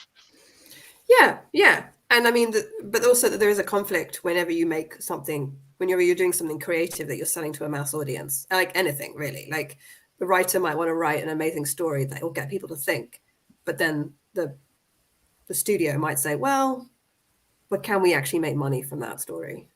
Yeah, let's put in some elements in here that are more popular, like let's put in a babe, or let's make, I don't know. Let's make superhero movies. Don't get me started. Anyway, yeah. It's So where would you like Star Trek to go in the future when it comes to female characters, Kat? I think that Discovery has it pretty well down. I can't really see anything beyond what it is now, because I just feel like it's so great right now. You know, that's a good question, and you've stumped me, I'm afraid. We should ask the listeners too, like anyone who's listening to this now, like, tell us in the comments or tweet, or tell us where you'd like Star Trek to go in terms of female characters in the future. Sure, what about you? Actually, I'm actually going to ask the two of you a question, actually, because there's one criticism I've consistently seen about Discovery. I'm just curious what your opinions of it are. There's always a criticism of Discovery that a lot of the female characters give impassioned kind of motivational speeches, and there seems to be kind of like a lot of emotion tied into it. Yeah. Do you feel that is kind of, how would I put it, that it's detrimental to the kind of the point of the speech, in terms of, you look at these people, they're supposed to be officers, they do their thing, they do their job every day, and they give an order like normal. But in this show, it's presented as being the kind of the big thing, and it's almost on the verge of tears kind of thing. Do you feel that's a regressive thing that kind of brings it back to, say, like the 1980s, and kind of say a female character being overcome with emotion and not being able to make a kind of a logical kind of decision and just present it and just kind of say, we're doing this, like in the way Captain Janeway would? Or do you feel that there's actually no controversy there at all with that kind of thing? Well, personally, I see Michael Burnham as Kirk. Now, a lot of people say, oh, she's so out of control, she makes decisions on the fly, blah, blah, blah, blah. Yeah, she's Kirk, okay? But to your other point, Sho, I do see as I said earlier, I do see a lot more kind of what I call touchy-feely stuff in this season of Discovery, and I kind of hope they dial that back a bit. I was really irritated in one episode recently, I think it was about 3 back from now, and somebody said to Burnham, we're all behind you, Captain, with regard to what was happening with Book. And I just thought, that's your job. She's your captain. You are behind her because that's your job. I get a little bit, irritated by all that. But Kat, to that point then, like, could you imagine that in an episode of Voyager, and Jamie makes a decision, and then Tuvok turning around to her going, we're all behind you, Captain. Yeah. Kind of there going, like, you'd almost kind of feel like, hey, wait a second, that's undermining Janeway in that kind of exactly. situation. Yeah, like exactly. You need your validation to make this decision, kind of thing. Yeah. Don't you think Janeway would toss off a sip of coffee and say, thanks, Tuvok? Yeah. Just rather dryly, Yeah, that's. They would be like, well, I would say it's your job. Yeah. Yeah. Exactly. Yeah. Thanks for doing your job. It's interesting. Yeah. I think. I wonder if it's because the way that we. I don't know. Maybe because the audience is demanding more emotional content in dramas now than compared to the past. I do feel sometimes Discovery isn't as much plot driven as I would like it to be. And Right. I mean, I haven't seen the fourth season, so I don't know about the fourth season. But in the first season, I remember thinking, this is so plot driven, I can't really catch a breath, and I don't know how the characters are managing to like get through this day without like collapsing. Right. I did wish there were a Right. few more scenes. They used to call it the pillar filler, you know, where like in like DS9 and TNG, where because was it Michael Pillar who was the one who wrote these scenes a lot or put these scenes in? Oh, where characters Okay, right, yeah. coffee together. You know, they go to 10 forward and they would discuss something while sitting. Yeah. You know, like they would pass each other in engineering and be like, hey, I'm going to a movie tonight. Do you want to, like these little tiny character moments that had nothing to do with the plot. Humanizing. Yeah. Humanizing, The humanizing yeah. moments are so important because that's, you know, having been in the military and you all have worked at jobs, you know, that's part of the thing is you're saying, hey, how about that game we played the other night? Yeah, I beat your ass, you know, something like that. You see those little bits and they add a little bit to characters over time, you know. Yeah. It's a wonderful. They build the relationships as well. Exactly. Yeah. So I think with Discovery is it sort of suffers a little bit in the sense that it's always an emergency. You know, they're kind of on this brink of like the world's going to end and we've got to, it's very, yeah. I don't know, because I like action too in Star Trek. I can't say I don't like action, but yeah. I think the season-long arcs are a problem for Discovery, and I really hope they scrap it. I'd like it if they did shorter arcs. I mean, an arc is fine, but could we have like a 3-episode arc or 4-episode arc instead of, the galaxy's going to end, the universe is going to explode, we have to solve this big problem. It is. Isn't that the problem then as well we have? Because as you said, Kat, if it's going to be like a 1 season long arc, that means every episode has to end in effectively a cliffhanger. Yeah. Which means you constantly have to have that, which then, as it kind of goes back then to the point of nearly every episode has to have the motivational speech, which I think is then kind of, it's a self-defeating one. Because it's like, because you look at these people, right? They've gone through Starfleet Academy. They're professionals. They do their job. Like they're on a Federation starship and all that. But it almost feels like when these speeches are given, it's kind of like it's constant having to reinforce them to say, no, you can do your job. But then you kind of look at it then and going like that, you know, that means then that the character is getting the motivational speech. It's kind of like almost like a pat in the back going, good job, buddy. And you're kind of then you're kind of taking away from the fact that these people are here not because of luck. They're actually here because they've trained themselves. They've done the right thing. And because of the fact that with Discovery, it's, you know, much more of a female kind of dominated kind of cast, which is great. But as a result, then does that kind of then defeat, it does a kind of, how would I put it? They become a double-edged sword because you've got more female characters in it. But then with these speeches, it feels like that they have to be kind of G'd up to do something. Does it kind of work against itself by doing that? Sorry, I know it's a bit of an involved question, but I'm just genuinely curious about that. I definitely see your point, and I think to an extent I've been talking about that a little bit. It's just overdone, and I know that a lot of the writers on Discovery are female, so I'm not sure what's going on, but like if you're concerned about people being congratulated for doing their jobs, wait till you see season 4, because oh my God, it's a little overdone. Yeah, it's overdone. But I do like the counseling in the field aspect, you know, from Dr. Culber, but I think, it's gone way too far. They need to dial it back. I think one thing that Star Trek had for so many years as well was it was very subtle in its approach. It could just do something very quickly and it could be done and it could be gone. And nowadays that seems to be completely gone out the window. Subtlety doesn't really exist. It's very much, I feel at times it's almost like banging you over the head with the obviousness of it. Yeah. And in publicity and stuff, Discovery's also made some mistakes as far as, you know, well, look at our writers and our producers and all these people who are, you know, we are diverse and we are really diverse. Pay attention. And I like it. It's good quality. Yeah. It's pointing out for like diversity in itself isn't enough. You know, it has to be, like you said, the writing has to be good quality. It has to have good storylines. It has to have, you know, like Like you have to back that up with good art. You have to back that up with good television. You can't just be like, hey, look, we've got a bunch of people in a room who are diverse. Let's just put them in front of the camera and just put them there and see. You've got to actually have good content behind it. I would be interested to see what the new Star Trek New Worlds, is it called Strange New Worlds? Strange Worlds, yeah. Strange to see because I've always liked the idea of the character of number one, Una. Oh, yes.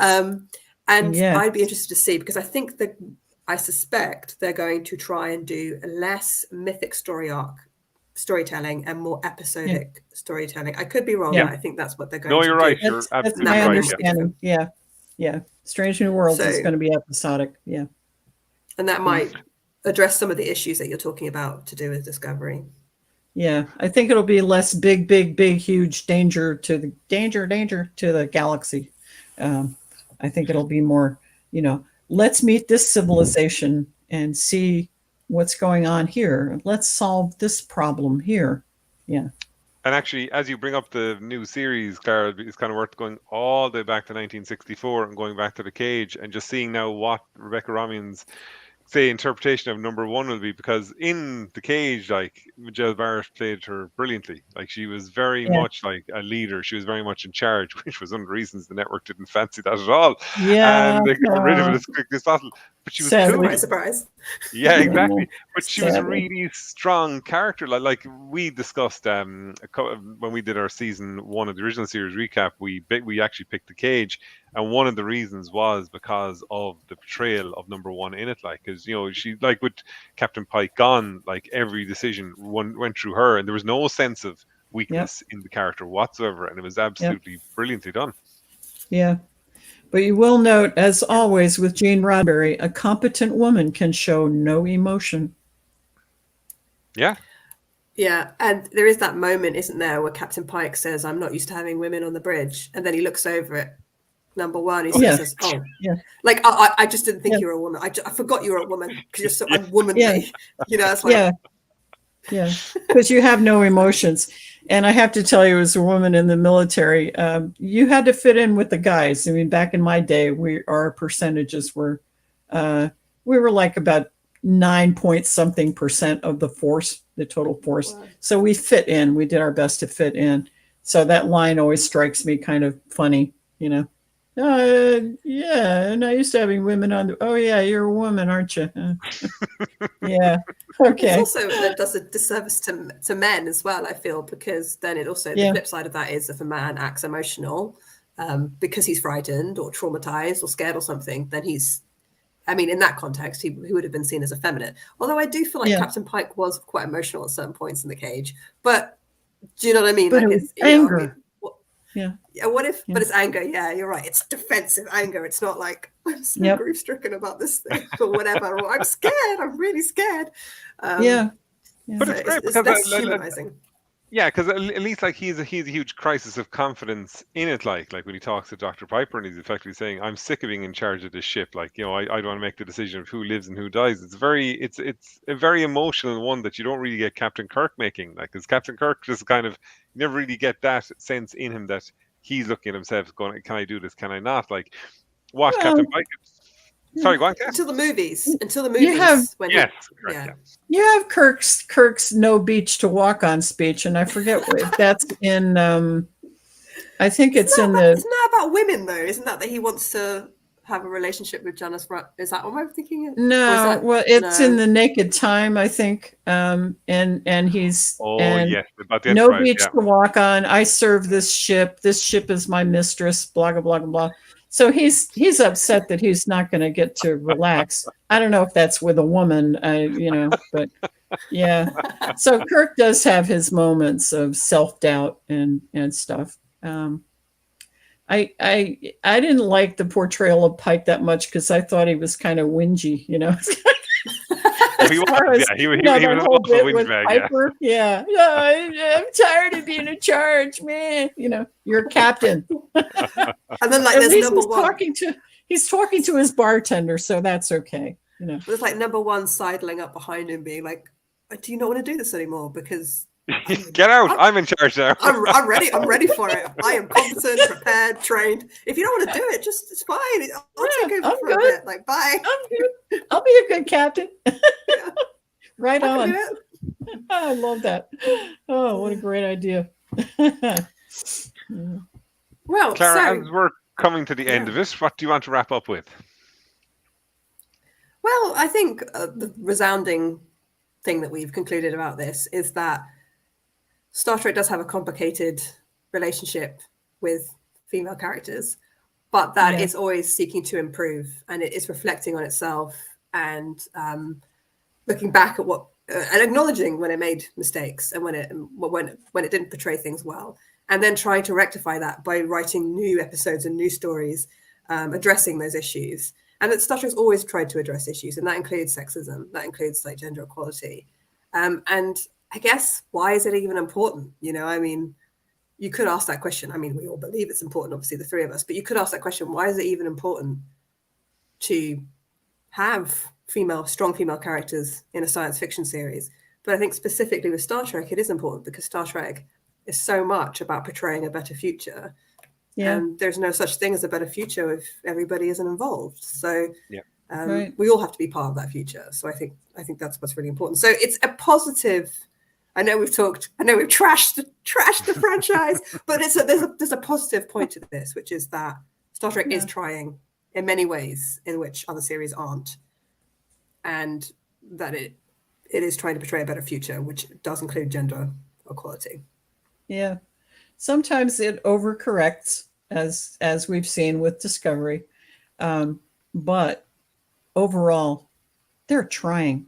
They're trying. And that's what I love. That's what's kept me in love with this franchise for over 50 years, you know, is they're trying to portray a better society moving forward. And what I love about it is it's influencing real people. Real kids are sitting on their living room floors going, someday I want to be a scientist. You know, Whoopi Goldberg running into the other room and shouting, Mom, there's a black lady on TV and she ain't no maid. That's so fantastic. You know, the generations it's influenced. And if you want to see a wonderful inspirational documentary, watch Women in Motion. It's about Nichelle Nichols and her involvement with the space program. Oh, I didn't know that. Yeah.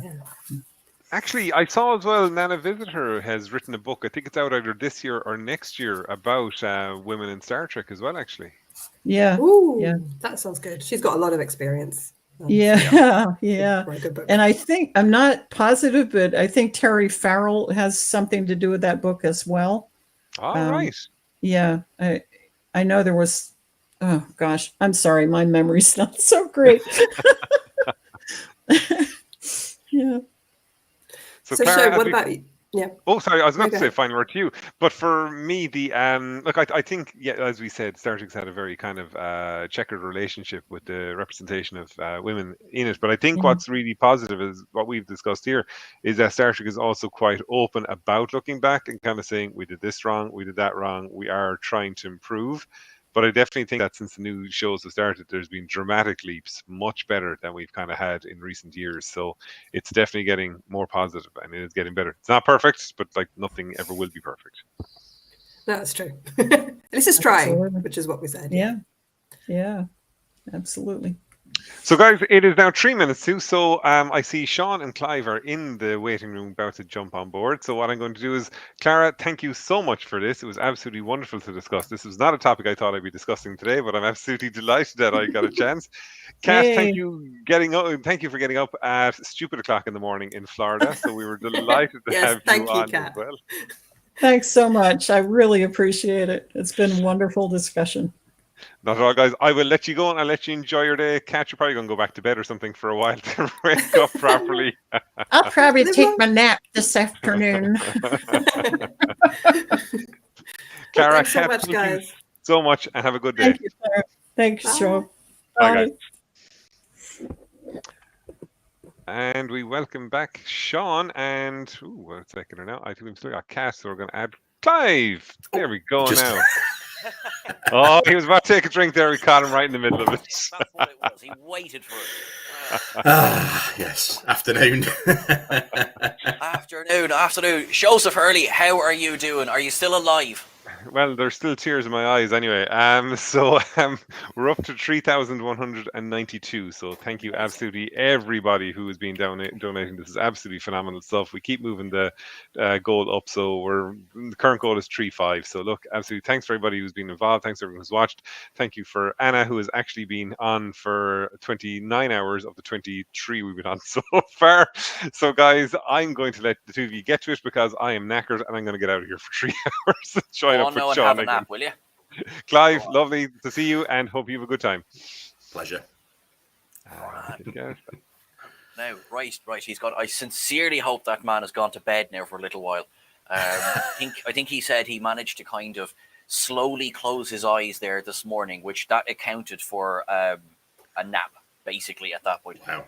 Put a bit of light in my face. How are you, Clive? Thank you very much for joining.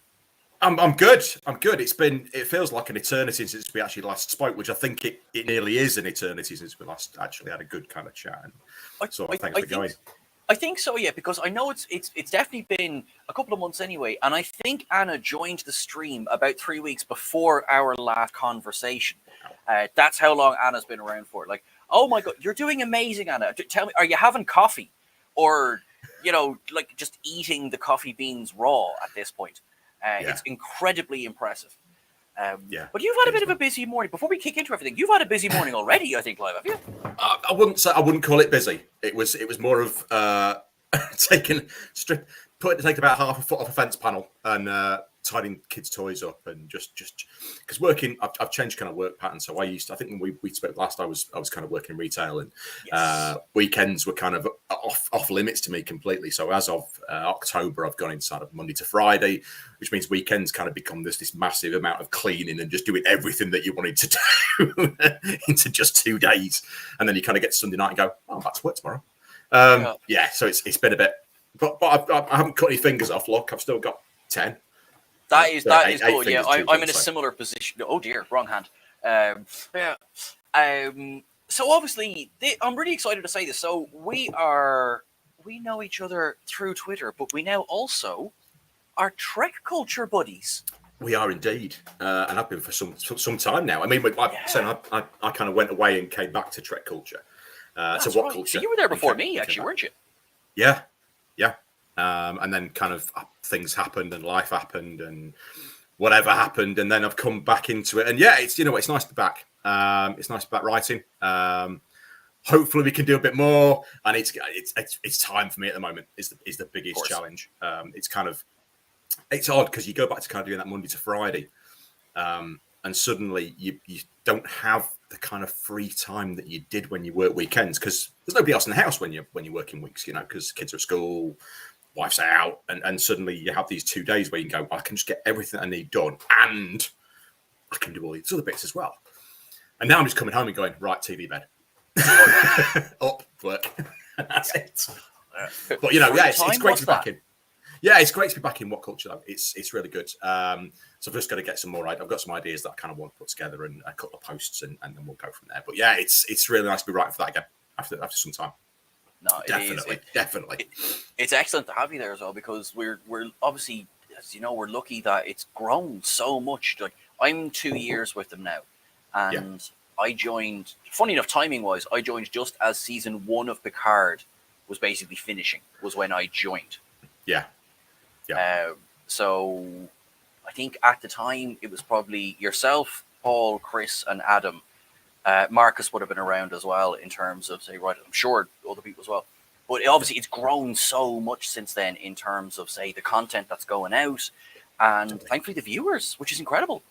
Nearly 200,000 subscribers now, isn't it? Yeah. Which is just silly numbers that we're kind of talking about there. And that's just down to the quality of the content. And I think the presenters we've got in now that you guys have got is getting better and better all the time. The content's getting better. The editing's getting, every time you watch a video, there's just something new and there's more variety in the videos. It's not just kind of top 10 ships, top 10 episodes. There's a little bit more depth to them as well now, because you kind of get into the bit more kind of nitty gritty of each of the series, which is really good to see. So yeah, it's it is great, and it's a great time. And to be fair with you, I watched Picard for episode 1, and it blew me away. It restored my faith in the franchise in an hour. I didn't think it was going to do that. I really didn't. It was unbelievable. I'm vaguely conscious of just spoilers, but I'm going to be right with you. I absolutely loved it. Wow, what an hour! And then I watched Discovery kind of back to back with it, and the two honestly don't compare. The quality of Picard episode 1 versus episode 11 of Discovery was just so chalk and cheese. Picard, I just couldn't take my eyes off it. I honestly couldn't. And I enjoyed season 1, and I enjoyed it more on the rewatch than I did the first time around. Do you know, I hear that a lot. I hear a lot of people are saying the same thing. It was the week to week, I think, hurt season 1 of Picard, and it works a little bit better in a batch or in binges. Yeah.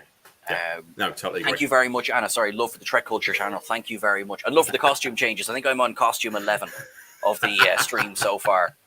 And I didn't actually think this one through very much because it's a beautiful day here in Wexford. And this is like but I'm committing to it. I'm committing to the piece. If you lose 3 stone by the end of this, then we know why.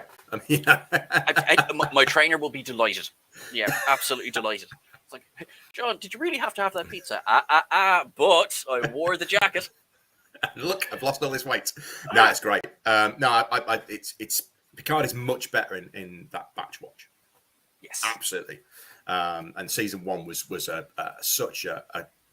It is much better when you watch it. It gets I think it gets weaker as you go along with season 1. It starts really promising. It kind of has a bit of he does that fake French accent, and it dips a bit, and then the end of it kind of lifts off. I'm still not sure. Space Flowers. I'm not sure about that. And then this first one, if you've not seen it, watch it. It's just. And I think, as far as I know, it's now available everywhere. So it was yes. Paramount Plus on Thursday, and it was Amazon Prime. It was Amazon. Thank you. Yes. Yeah. Complete language has failed me at this point. It's like kind of what is a Star Trek? Talking about? Nice day out in Dublin. Lovely, Optimus Prime's younger brother, Amazon. I will never forget it again. I will never forget it again. So, like, basically, I've slammed the title on this, which is evolution of tech in all of Trek. But really, like, that's as broad a topic as you can possibly get. I was really playing safe when I picked a topic for this hour. So, like, evolution of tech is just like, hey, do you want to just talk about Star Trek for an hour? Go on then. Watch the first last minute before the stream, so it wouldn't be spoiled. Brilliant, cool. That is planning ahead, Anna. That is planning ahead. So we watched episode 1 just to make sure that we weren't going to destroy it for him. I mean, that's being said because you know something would feel like, oh my god, do you remember when this happened? Somebody hasn't seen it yet. I even gave a spoiler alert about Star Trek Into Darkness earlier on as well, just in case. Wow. I mean, yeah. Isn't that like 20? Is that 20? Is that 10 years? That's 10. I think it's 10 years this year. I might be. It's 12 or 13. It's the decade anyway. Yeah, I think absolutely. I think it's 10 years. 2012, 2009, 2012, and then 2016, wasn't it? Yes, because 16 obviously because we had it for the 50th, which was Yeah. all the roaring celebrations for the 50th. One day, this is a celebration for the 50th. But yeah, no, I tell you what, I was going to say actually, because talking tech. Let's talk Kelvinverse for a second. Oh, okay. Now, Grant, Sean Byrne, there we go. Thank you very much. Hasn't seen it yet, so that's Grant. So we won't talk about the thing where the thing and the who and the where. But they did that thing and it was great. Oh my god, and that happened. And then when it, I'll tell you, we're going to get cancelled, Clive. Yeah. But yeah, let's talk Kelvin. First of all, top line question: what do you think of the Kelvin universe ships? First of all, wow. I have a real passion for the Vengeance. I think the Vengeance is just stunning. I think it's a beautiful thing. I think the concept behind it is great, and you kind of see a little bit of that kind of come into the Section 131 ships in Discovery. I think there's a little bit of crossover there in the kind of design. I love the idea of that kind of stealth ship, the kind of black finish, that kind of stealth fighter, kind of angular body. Love that design.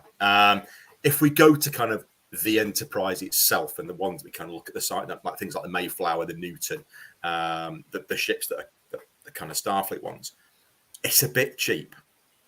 Because if you know, Sean, I'm a big fan of the Eagle Moss stuff, and I got the 3 Kelvin ships as well as the Enterprise. I'd have them sitting beside me. Yeah. And the problem with those Kelvin universe Starfleet ships, if we're just going to look at that for the second, is that it's basically copy and paste of elements. There's no variety to those designs, apart from the Enterprise itself, which really stands out and was designed to stand out against these 3 kind of metallic looking ships. But you look at those 3 ships that they did and the designs, they are literally just elements swapped between the 3, from a very simple saucer and 2 engines through to 4 engines and a saucer. And there's no real excitement with those. You look at the Enterprise in the 2009 film, and I think it's a beautiful design. Maybe not my favorite, but it's nice to see somebody take that classic shape and signature pieces and then mold it into something a little bit more kind of hot rod. And funny enough, that phrase is, I remember the first time I saw that phrase, my eye kind of twitched. I went, no, actually, no, I get it, because took me a while, because I remember the first teaser where you get that kind of reveal of the Enterprise. It's not a full reveal. Yeah. And I remember I was leaning forward out of my chair. I went, because it was on Cloverfield, and I got to cinema with my friends to see that. We were just, oh my god. And then I saw the full reveal, and initially I was like, I see the inspiration. I see what they've got, and then I kind of I stomped off, and I was like, next generation.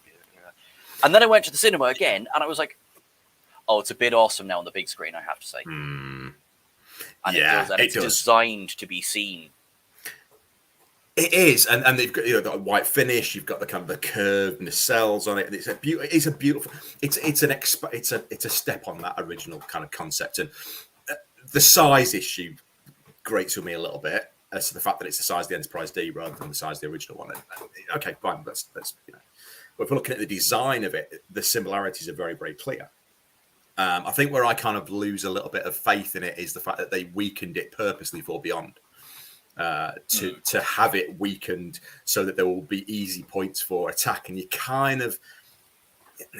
could justify it in that Federation's become very confident that it's a strong power within the galaxy, and it doesn't need to have stuff that's fully armored like the Klingons or the Romulans, for example. But I just think from a design perception, they got that wrong when they went to the Beyond tweaks. And it really, I still think they could have got away with it using the original 2009 Into Darkness kind of tweak design in Beyond, without having to go to that extreme of really thinning down the neck, thinning down the nacelles, and making it into just a wreck. Do you know what's funny? Aesthetically, I do like the Beyond one, but in terms of, say, like armored or strength, you're absolutely right. The 2009 one, I feel, would have fared a lot better against the Swarm. Yeah, and it goes kind of against the design principle that was supposed to be behind the first film, in that the ships were being designed to combat that kind of new threat from the Narada that had destroyed the Kelvin right at the beginning of the first one of the films. So then you have this kind of complete twist around where you've gone from the kind of more strong, larger warship almost design of the Enterprise and the Vengeance in Into Darkness, which was designed to defeat the Klingons. Of course, this kind of this weaker, much more exploratory design, I suppose, because that was kind of what I guess they wanted to give that 5-year mission feel. But yeah, it just loses something for me in that it looks a bit too fragile. There's that it loses that little bit of believability for me in Beyond, and it's a shame. It's a shame because I actually think that maybe it's controversial, but I think the J.J. Abrams films get weaker as they go along. I actually think on rewatch Beyond is not anywhere near as strong as Into Darkness, and I don't think it's as strong as 2009 as a story, as a plot. Actually, no, I'm not disagreeing with you. I definitely think 2009 is the best of the bunch. I think that came out swinging. I would flip Into Darkness, and see, do you know what that is? And I talked about this earlier on the stream as well. Is that even now, a decade on, which is terrifying to say, but a decade on, I still see I miss Wrath of Khan. and it's unfair. I know it's unfair, but just like we talk about 10 years of Into Darkness. It's of course 40 years of Star Trek 2. And we look at that kind of thing. But we've wandered slightly off the tech line here, but we have slightly. But I think that. But if you look at the Kelvin timeline, there is a very consistent, and we go back to the tech line. There is a very consistent tech voyage that takes place through that.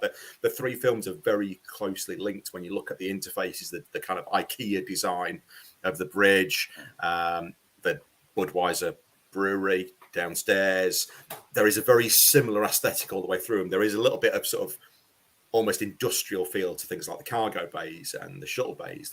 There's a much more, it feels a lot more real, tangible almost, in that you can kind of feel, I guess because they used real life places as some of the locales, your brain kind of probably accepts it a bit more and can almost feel that environment through the screen. That's a little bit, but you kind of, you have a much more, you understand it a little bit more. I think your brain can take it in a bit easier and kind of actually think what it would be like. And obviously the bridge and things like that, so the touch screens and stuff like that. But yeah, it's I like the look of it. I like the look of the Kelvin timeline. I like the kind of the steps sideways from the original series and going, right, well, this is what they could do with cardboard boxes. We don't have cardboard boxes. We have millions of dollars. What would they have done if that was now? What would they have kind of taken it forward? How would they have designed it? And you know what? You kind of have to go, they probably got it about right. That's like, I actually totally agree. Because a lot of people, they'll ask the question, like, would Gene like this, or is this what they would have designed? And I think absolutely. I mean, would Gene have had the Dominion War happening just in terms of, say, what tech was available to him at the time? Hard to tell. Would he have had space battles? Absolutely, he would have. So when you have an Enterprise that is, and I really like how you described it there, that you can almost reach through the screen and touch it, basically, that there is something to be said for that. I really, really like engineering in that it looks like, to shut something off, you need a wrench and a hammer, as opposed to, oh, thank God I hit those three buttons. And I'm not slagging off Enterprise D or anything like that. I loved it, grew up with it and everything. But you do kind of feel that these engineers, they'll come out of their shift with grease and oil on them. Yeah, definitely. Yeah. There's a much more visceral feel almost to the engineering, the tech of the Kelvin timeline. It's like when they build the Enterprise at the beginning. I know it's supposed to be a Luke Skywalker moment when he rides on the bike and he looks up and there's the ship and we all went, can't do that. Gravity. That thing would just fall down. Just fall apart. The logistics of this just don't make sense. I'm sitting there going, doesn't work. This can't happen. We all know it's going to be like in space. Top 10 scenes that don't make sense. No. There's a list. There's an article right there. That's the one. The amount of, thank you everyone in the chat, because the amount of ideas that are going, we'll be fine for months on Trek Culture with all these ideas. Credit to everyone. You're all great. Oh man, it's that scene, and you look at that tech that they did there, and it's all very physical. And even in the trailer that you talk about there, the one that was Blowfield, that teaser with that kind of the welding torches and the goggles, and it's all very realistic. And it's kind of built, and you imagine that when they built the Enterprise D, everybody was wearing like lab coats and like gloves and just like putting panels down very nicely and very carefully. And they had robots to do all the outside stuff and put those down nice and carefully. And you imagine it's very, very different in the feel of that. And that's two universes. It's the how those two diverted from that point in the Narada arrived. And actually, because I do like the explanation they used for the Narada, because the Narada itself, so the design and the tech of the Narada. So we're talking, it's about, is it 20? I never get this year right. Is it the 2400s Narada is from, or is it still in the 23? No, it's going to be it's the destruction of the star, isn't it? It's shortly after that, so it's going to be the late 2400s, because Picard's set in 24. Is it 2498? 2498, 2398. You're right. So the late 2300. So you're right, and that was about 10 years before. So, and I did see somewhere along the way that Narada was packed out with Borg tech as well. Correct. Yes. And controversially, I really do like the look of the Narada. I still think it makes absolutely no sense. Zero. I mean, you'll think of it and go, mining ship. Why would you make a mining ship that? And I know he'd augmented it and he'd kind of taken, as I say, Borg tech and other bits that kind of. But you think about the interior space of it. And it looks amazing, and the set looks incredible, and the exterior of it is just so menacing, and just with all the kind of the pincers and the arcs and the teeth and the beautiful, absolutely beautiful design. It makes zero sense as a ship. Yeah, no. The fact that that last punch up where Kirk is able to basically toss that Romulan over the side, it's like railings. Just asking you for railings. That's it. Floor, just a floor. Hang on a minute. You can imagine the health and safety inspectors walking around. He's going, "So, Captain Nero, we're going to have to put a floor in here." That it's like the Death Star gunner, isn't it? In Family Guy. That's exactly what I was thinking. All I asked for was a railing. I said to them, "All I want is a railing." Yeah, it's exactly the point. The Narada absolutely makes it. I mean, who goes? I'll tell you what. We're going to make a 100-foot drop. Just here. Why? Can. Well, if you fall, you're not cool, and you can't be a part of our club. You'll have to backflip onto that platform over there because that'll look really cool. Well, that's true. And if you're a member of the Coat Malat, you'll be fine. Oh, absolutely. But yeah, no, makes no sense. Even the Borg had railings. That's actually true. When the Borg care more about the well-being of the drones of their crew than you do about your crew, that's worrying. I mean, they sacrificed 600,000 drones on the off chance they might have made a little bit of Omega. Yeah. And yeah, no, they're no. But they still put railings on this ship because they don't want people falling over them. Because they assimilated some sort of OSHA investigator somewhere along the way. They were just like, "Oh, we're just never going to hear the end of this. It's just going to be HR violations across the." Wait a minute, we're the collective. An entire race of HR and insurance inspectors. They simulated them, and they're like, "Right, we've got to put railings on." I love it. Yeah. Can you imagine the Kobayashi Maru for a health inspector? It would just be like completely enough. It's just the Narada over and over again. I love Anna's comment there. Nero refused railings because the Narada wouldn't have looked so menacing, and menace comes before health and safety. And you're absolutely right. Yeah. Spot on. Spot on. Like that's true. To be fair, you think about it. If you think about, we're talking about tech here, and we're talking about you think you go back to the Sona. You think about the end of Insurrection. He had railings. He did it right. He had no walls though. I know. Yeah, slight issue. I've only just finished the list there on Insurrection, and my kid self, I went to see it in cinema, and I have nostalgic love for Insurrection. I do. So I can happily rewatch it. And somehow, I never noticed the fact that it's unfinished blue screen. And it was only when Paul pointed it out that time recently, I was just like, how on earth? Never trust my eyes. Apparently, I can't see the color blue. Yeah, yeah. But he had railings. That's my point. He had railings and didn't win. Borg, railings, menacing. There you go. Everyone, thank you very much for coming to our TED Talk on technology. Borg, railings for the win. But all right, on Romulans then. So one of my favorite kind of, not jokes, but the fact that they use a quantum singularity for their warp core. I always think, are these just flying effectively black? You could create a supernova with a single warbird getting destroyed.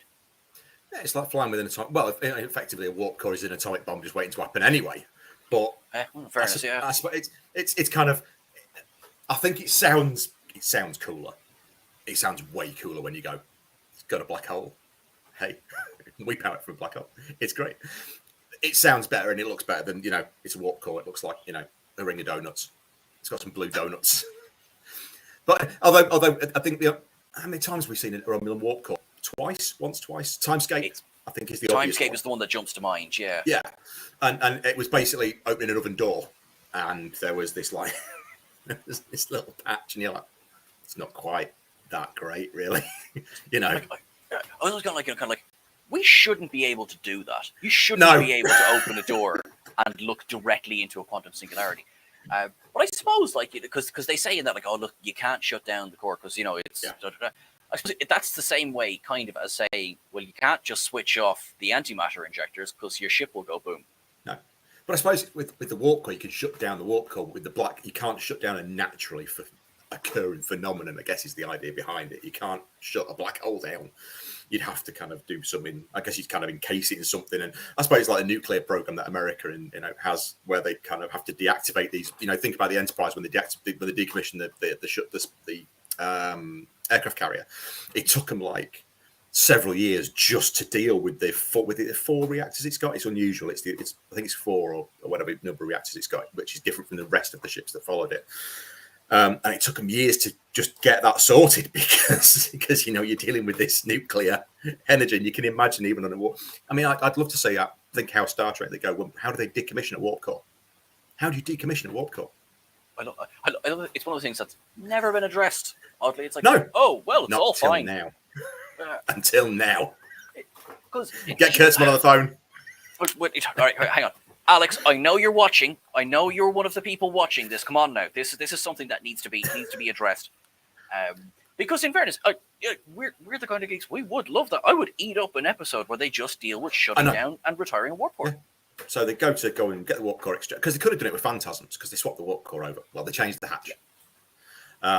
But that's we've got a new warp core. It's just a new sticker. You just imagine, like Geordie sitting there, looking really kind of like. I mean, I guess it's fine. 7 years I've been waiting for this. Guys, you've changed the warp core in like 20 minutes. Now, I'm not being funny, but I went away. I had a coffee, and I've come back, and you've taken the whole thing out and put a new one. Yeah, totally. I mean, look, you can see it's different. It's got a hatch cover that's different. Yeah. It's completely new warp core. It's like it'd be one of those memes now. Stares at you in visor. No, honestly, it's a completely new warp core, but just really quick. Yeah. Where's the other one? Oh, we've already taken it away. It's gone. We've installed it on the Enterprise A. Anyway, moving on. Moving swiftly on. But yeah, it's that. I think things like that. That kind of stuff. You could do an episode that involves that kind of that's an entire environmental kind of effective technology as well, that I don't think they've ever kind of addressed. Of what do they do when we talk about decommissioning ships and that kind of thing. Even within Trek, talk about the decommissioning of the Enterprise A and at the end of 6, and you kind of go, well, we've never seen what happens to them. Shatner alluded to what it got sold off as some, to some other empire as another ship, but in is it Ash to Eden, isn't it? I think it was that he wrote. Oh yes, sorry, Ash to Eden. Ash to Eden. That was the first novel after Generations, wasn't it? It was, yeah. So it's the one where he kind of talks about the Enterprise A gets decommissioned and used as some other race's kind of starship, and he gets brought back and blah blah blah blah blah. Yeah. But we've never really kind of seen anything on screen to kind of say what happens to him. We've seen the yards in Unification 2. But there is. Do I remember Quailor 2? Quailor 2. So we've seen that, but that's not kind of. We've just put them there. Right, yeah. So what do you do when you've got a lot of them? Exactly. Do we? I remember seeing a long time ago that I think there was specifically they were using the Enterprise A as an example because it's one of the very few Enterprises that's ever lived long enough to be decommissioned. Because I think I'm right saying canon B goes missing with all hands. C obviously around 3, and E it depends on which branch of whatever. I think. Yeah, depends what they come up with for Picard, doesn't it? Because at some point he's going to mention it. Well, that's true. I actually enjoyed the Shatner books. I've actually, funny enough, now I've not read. I've not read any of the Shatner books. I'm very much playing catch up when it comes to the novels. Yeah. Am I horrifically to be judged right now? No, please judge me. But is there any? What would you recommend to someone to start with? Say, would you recommend Ash to Eden or? God, what is a novel to start with? Wow. I mean, I've thought of I'll talk to you about something. There's a list I want to do for kind of Trek culture, but I want to talk to you about it before. I've got an idea for one. I've got an idea for I like it. But we'll have to sit off long. You see, it's weird because there's so many books when you go back to sort of 70s, the 80s when you got Pocket were just pushing when they did them all numbered as well. So you're getting getting hundreds of just random novels about stuff. I mean, I love the Peter David stuff. So if you go back into sort of late 80s, 90s, you've got things like Imzadi, Reunion, which might be like Friedman actually. Vendetta, the first giant novel, which was just, that is a novel of how to deal with the Borg. And that's an amazing one. It's a big, thick it's a big thick read. But I actually ended up buying it a couple of years ago again because I wanted to read it again because it's such a great story. But there's loads of those sort of larger novels I think which are really good to kind of get into and expand. But I've read stuff like A Flag Full of Stars, which was a good one. Romulan Way, I think, is one as well, which I've read recently, which is a very old novel. And again, there's so many ways in. I'll be honest. I know somebody said that they love the Shatner ones. I really don't like The Return. I think that's the one where Shatner comes back. Oh yes, Borg technology or Borg yeah. Anyway, back in some way. Okay. Is it a bit of a? It's a nervous twitch moment. Okay. Yeah, I think he does quite a disservice to a lot of the original series characters in there, and I think it's not. It's Shatner being Shatner. I hear you. And yeah. So I wouldn't say go into the Shatner ones first. I think it's better to read some of the stuff from people like tip of my tongue. The name's just gone for completely. Fontana, things with Dorothy Fontana. Oh, gotcha. And there's another one I'm trying to think of, and it'll come to me probably about 3 days down the line. But Vonda McIntyre. Oh yes, who coined Hikaru Sulu, I believe. Indeed. That is one of my random trivia. It's very good. Which was mentioned in Picard this week. I can say that because I won't give anything away. Okay, that's that. Yes, yeah. I think that's a safe it's teaser. A safe bet. Safe bet. But yeah, there's a lot of these sort of older ones. I'd say the sort of 70s, 80s ones. Even if you start with the novelizations of things like Relics, Encounter at Farpoint, Emissary, the Star Trek II novelization, the film novelizations are fantastic. There's so much more in a lot of those that really brings in a kind of lot of extra bits to the story, particularly in 2 where it talks about Peter Preston. 3, the whole kind of Spock and Savick relationship is explored a lot more. So the novelizations of the films are a really good way in if you're familiar with if you're familiar with the base material, and it kind of helps you maybe just pick up some extra bits along the way. No, I think the novelization of 3 is the one I know the most about because it basically completely gives Uhura something to do. It's been a long time since I've read it, so I can't remember exactly. Well, it just long story medium. It basically explains why she doesn't go with them on the Enterprise. So it's like, oh, okay, and it makes sense as well. It actually, it's like, right, I'm fine with that. That's a perfect reason that suits and helps the character. And also, funny now, here's the way my brain works: technology, novels, Star Trek 3. I want that phaser. It's the only time that it's used by Starfleet. It's used in one other episode, Final Mission of TNG, but that's it. That's the two appearances of that phaser ever. I will happily be corrected because I want to see more of it. But if there is more, but I think it's just Star Trek 3 they use that phaser. What's the phaser? What's the one that they use in Yesterday's Enterprise? Is that the one from Star Trek 2? It is the one from Star Trek. It's with the ripple lights. It is the one from Star Trek 2. But good shout. Yeah, it's the one from Star Trek 2. And they weirdly have it sitting on their. There's no holster.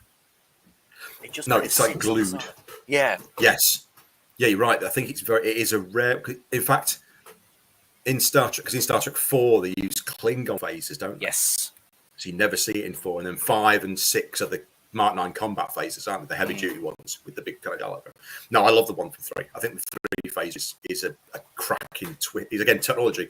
It's that update of the classic design, which they tried to do with the kind of the one from the motion picture / Star Trek 2, which is that kind of the concept of that was the phase 1 is this the top piece, isn't it? And then you click the handle onto it to become the 2, and it kind of it's a bit. I spent far too much money recently on getting a Starter 2 phaser, and I'm glad I have it. Yeah. But Star Trek 3.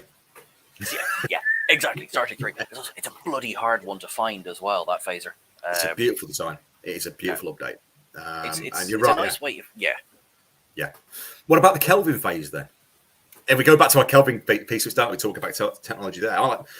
When you see that when he reloads it, the reload action is odd because it spins the front section. I don't know. I didn't think you did. I don't mind. It's nice and shiny and chrome, and that's grand, and that's cool, and it suits the world it's in, absolutely. But it kind of strikes me as a Playmates model. It's like, if I feel like my kid would be absolutely fine to play with this, it's probably not a very good phaser. Yeah, I think they tried to make it look cool with that click thing where it spins the front round, and it doesn't kind of pay off as well. It's just not quite. They went for cool over that. Actually, that's one thing about Trek Tourette, is that a lot of the stuff looks functional, right? Even particularly weaponry, maybe not so much. Obviously, we've discussed warp cores, because Kelvin warp core, that looks functional. Like, if something breaks in that, I'll be forever trying to fix it, but it looks functional. That phaser would not be a good example of things that look functional, because, again, the little flippy thing at the front. That's it's the flippy thing that bothers me. It's very fragile. It's very fragile, and you think of stuff like the phaser rifles from Voyager, phaser rifles from DS9. I like the Cobra head. I'm not a great fan of the Dolphin from Nemesis. I think it's a little bit too streamlined. Gotcha. Yeah. Looks a little bit too Magic Pen for me. No, actually, I imagine that's a great description. I imagine some guy with just a hand writing letters on a board with that. But I like the kind of the Star Trek, the Deep Space Nine, where it's got that they realised actually the grip was wrong, because if you hold the thing horizontally, your grip's wrong with your hand, and you kind of point it out like that. Whereas they actually want you to hold it like a gun, so it curves.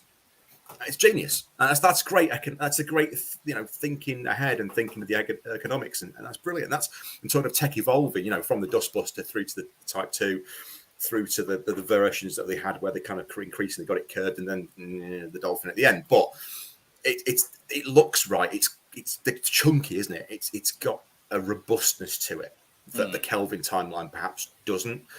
Perhaps that is, again, that perhaps is maybe even more evident in Beyond than it is in Into Darkness and 2009. Now, I actually can't remember. It's been that long now since I've seen Beyond. The difference in phasers. I don't think there is. But it's more the fact that we think about the IPS-60, the Enterprise we talked about going back about 35 minutes. It's when we talk about that and that kind of flexibility, you're right. I think the Kelvin universe is very much, and you look at the kind of the bridge as well. It's all kind of very nice curves, and you have big glass screens, big vertical glass screens on the bridge. And it's a bit like Chekhov's screen, isn't it? It's like someone's going through that glass, aren't they? Yeah, it's a little bit. It's a little bit kind of too. I wouldn't say clean, but it's maybe it's gone on the look, the aesthetic of it rather than the functionality, which you get with. I mean, even next gen, when you look at the bridge there, the functionality, there's that lovely curved oak rail that took that guy 23 years to curve it round and get it all parts of it. There's lovely stories about it and been constructing that, but it still looks sturdy and it looks functional. Everything has a place. There's nothing that isn't there because it doesn't need to be. You think of the backstation, the Enterprise D, you've got, Science 1, Science 2, Mission Ops, Engineering, Science. That's Science 1 and 2. And that's your 4 or 5 stations at the back, and you've got Ops and Con, and that's it. It's functional. And the same with the bridge, the original Enterprise. And that's probably where the Kelvin universe differs slightly. You kind of look at it and go, did they really think about what all that does? I hear you. Actually, funny enough, I just wanted to quickly, Cat Matali, maybe they wanted the click to be like, I'm going to kill you thing when you chamber around in the shotgun. I like that. And in fairness, that is terrifying. If I hear that coming at me, I'm just like, oh no, I'm done. Thanks very much. Stunning, is it stun and kill? Was that the other thing? I think that's it. It's literally stun and kill. Yeah. So I suppose on say like the DS90 engine, you have different settings. Of course, I love that it's the same with the Cobra head in First Contact. It's like, it's set to vaporize. It's like, maybe turn it down a little bit. If it's been holstered, shoot your leg off. Yeah, exactly. But as you say, so there's so many screens and so many stations. Now, funny enough, on the flip of that, I don't in any way dislike the bridge of the Enterprise D. I love it, and probably up there with my favorite ones. But I actually do like a busy bridge. I was that it looks like it's actually a command center. Funnily enough, I think of the CIC in Battlestar Galactica. I was like, okay, yep, that's definitely a command center. That is where stuff is happening. I know it's too packed, sure, but I don't say get that feeling the way I'd like it off the Kelvin one, but I get it a little bit more in the original. So particularly the original Enterprise and up into I think 6. I love that bridge in 6 as well. A friend of mine, Adam, will be screaming at me because I'm not saying that the motion picture and Wrath of Khan one is my favorite. It's a lovely one, Adam. Love you. But yeah, I like the original, and 6 are probably my 2 favorite. You'll hate me because I think the bridge on 5 is beautiful. I love It's gorgeous. The bridge on 5. I think the look of it is stunning. I think there's little things in it that you just kind of go, that is just, it's a beautiful design. But the thing is that they go to this kind of, and we're talking about tech, and this is the kind of the cool bit with that, is that you go from the 1, 2, and 3 where you've got the buttons and it's very functional again, and you kind of everything has its place, and you know there's a weapons console over there, and although why that suddenly appeared, I don't know. And then there's joystick. Rented that joystick out for the Enterprise E, I believe, to Riker. And you know, you've got your science station where you've got your double console comes out, and you've got things. And then you kind of get to 5, and it's this beautiful touchscreens. And we're kind of going, oh, I can see the aesthetics moving towards next gen because they use the sets. It's the only real reason. Mm-hmm. The aesthetic, you go, oh, I can see it. I can see how they're kind of trying to bridge the gap now. This is really good. This is good. And then you get to 6, and it's like, well, where do we buttons come back? what happened here? It is funny because there's that lovely shot. I think it's just as they're exiting space dock where you get this close up, and Valeris stuff. She's just operating the station, and it's just like, good. Look, this is like a mixing desk. Yeah, like, I wouldn't know the first thing to push here. What's the one that says torpedoes? We'll avoid that one. And then suddenly they've got it's back to the carpet's gone, and it's back to having that metal grated floor again. So there's this whole kind of and it's one of those things, isn't it, about the technology and what does Starfleet stand for at some point in these films? Is it military? Is it exploratory? Is it military? It just depends on what day of the week, you know, what they were doing. And how close Nicholas Meyer is to the production, because the closer he gets, the less carpets there are. Yes. And it took me a long time to actually figure that out. But yeah, that's kind of because Wrath of Khan is like, this is a warship now, and we can call it a space exploration ship. This is a warship. And they actually go ahead and call it a battle cruiser in Search for Spock. Yes. And then 5, kind of everyone's friends again. How are you going? I'll shake some hands. Yeah, that's cool. Heart Bennett's here, And then 6, get that carpet up out of there. Rip it up. Let's get it gone. It's like Klingons in this one, guys. No carpet. No carpet. Although we've got Klingons in 5, but yeah, it's a very, very stark contrast between the two films of the aesthetic of, and I suppose with the benefit of having things like Next Gen and DS9 and Voyager actually running concurrently and set in the same kind of era, was you got that gradual evolution of the tech through from 87 through to 2001. 2001 Endgame, yeah. So you've got that sort of 20, 80s, 97, 10, 15 years of kind of gradual evolution of the design. So you get to kind of the end of Endgame and you go, actually, you know what, some of this makes sense. And you can kind of watch Encounter at Farpoint into the phases and the uniforms, and you can see the timeline travel through over the course of those 3 series and films. I think that the newer series have a very different aesthetic, but again, it's a sign of the times. It's the way things change, and our perception of what future tech would look like in the 60s with the budget that they had was limited. In the 90s, the 70s, the 80s and 90s, 70s, 80s and 90s, they had more money, but yet again, there's that perception of where tech would be by that point. And you think, and we talk about, the iPads and the communicators and all the things that we've done and that have come that are, I think legitimately the only 2 things that they properly not done is warp drive and transports. I think are the only 2 things that have legitimately not been pretty much with the 3D printers. We have replicators effectively, obviously not to the extent, but we've done pretty well in that respect. There was one thing from the motion picture that I think I wish would have stayed, and it was the bio scanner that was on all of their uniforms. Yes. I actually think that would be... Now, it didn't have to stay at the front. It could have been anywhere. It could have been worked into some other thing. But I actually liked that it was a separate piece. And it was obviously a good way of keeping track on people's health, sure. But it would have been a way of explaining life signs, and when we suddenly can't find life signs as per whenever the plot decides. But like someone unplugged their machine. It gives it a kind of a tangible, sorry, that's my word of the day now. Thank you very much for that one. A tangible sense of like, I know where Admiral / Captain Kirk is because I can scan for his life monitor. And I think that was I would have loved to have seen that carry over into the monster. There's not an awful lot about the TMP uniforms. I would have liked to see carry over, but I do miss that. No, maybe the Admiral one. I like the Admiral's uniform. I think Admiral, yes, the Kirk one is great. But yeah, no, I mean, all you got with the comm badges of from the future was the comm badges were just like a locator. It was like I did Live 360, wasn't it? That was it. You know, you were just existed. Although oddly enough, if you go back to we keep dropping back into the Kelvin stuff. If you remember Captain Rabot in on the Kelvin, actually they are monitoring his life signs, and as he goes onto the Narada. So there must have been something that they had at that point, because that was still technically kind of the Prime Universe timeline. No big influence had happened until the ship got destroyed or whatever. So that would still have been kind of Prime Universe technology at that point, and that path would have gone to there. So because it was developed before the Narada appeared. Yeah. So I'm kind of using it as that my headcanon that actually they must have had some sort of bioscanning technology at that point, and then it kind of disappears.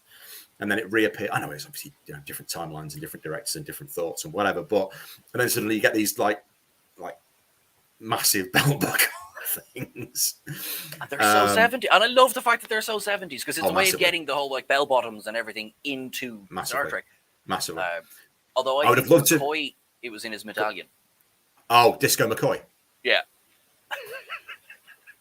The beard is amazing. The beard, the flares, the shirt. It's just, I mean, I'm surprised he didn't have anybody's eye out with that collar. It's pretty horrific. It is. I think there's only 2 costumes in Trek that you ever go, what the hell is that? One of them is that one. Actually, no, there's 3. There's 3. Oh. Sorry. For me, Disco McCoy, Angel 1 Riker. When you go, what? Oh no, that's my Friday night attire. I mean, them fighting words. Yeah, that's how I like to kick back on a Friday with a glass of Romulan ale, dressed with that, with the earpiece as well. Oh, fair play. I tend to go more towards Edo Justice costume on a Friday night. To be fair with you, well, you have the body for it. Yeah.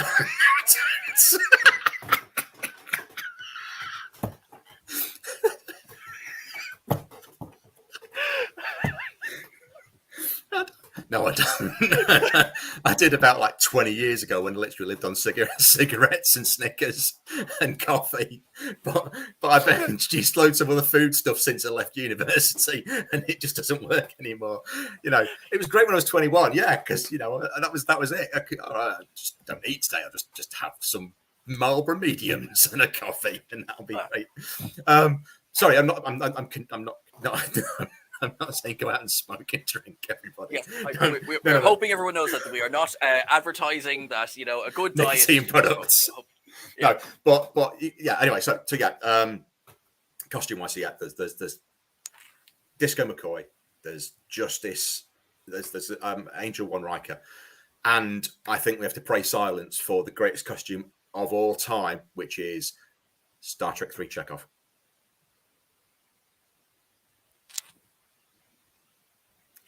What were they thinking? Because significantly it changes for Star Trek 4, which is brilliant. It changes in Star Trek 3. Like by the time he gets to the Genesis planet, he's changed shirts. It's like they realized halfway through and couldn't do something. It's a horrible. It's terrible. Look, I like the Amish as much as the next man, but it just stood out just a little bit too much. And I mean, like the fact that Sulu had a cape and that looked more in place than Chekhov's, as I say, cosplay of the Amish as they steal the Enterprise. And yes, by the time they get to the planet, he's changed into a nice black polo neck. And I'm like, yeah, good man, Walter. Of course Walter he has. This is Walter Koenig going, I'm not wearing that for another scene.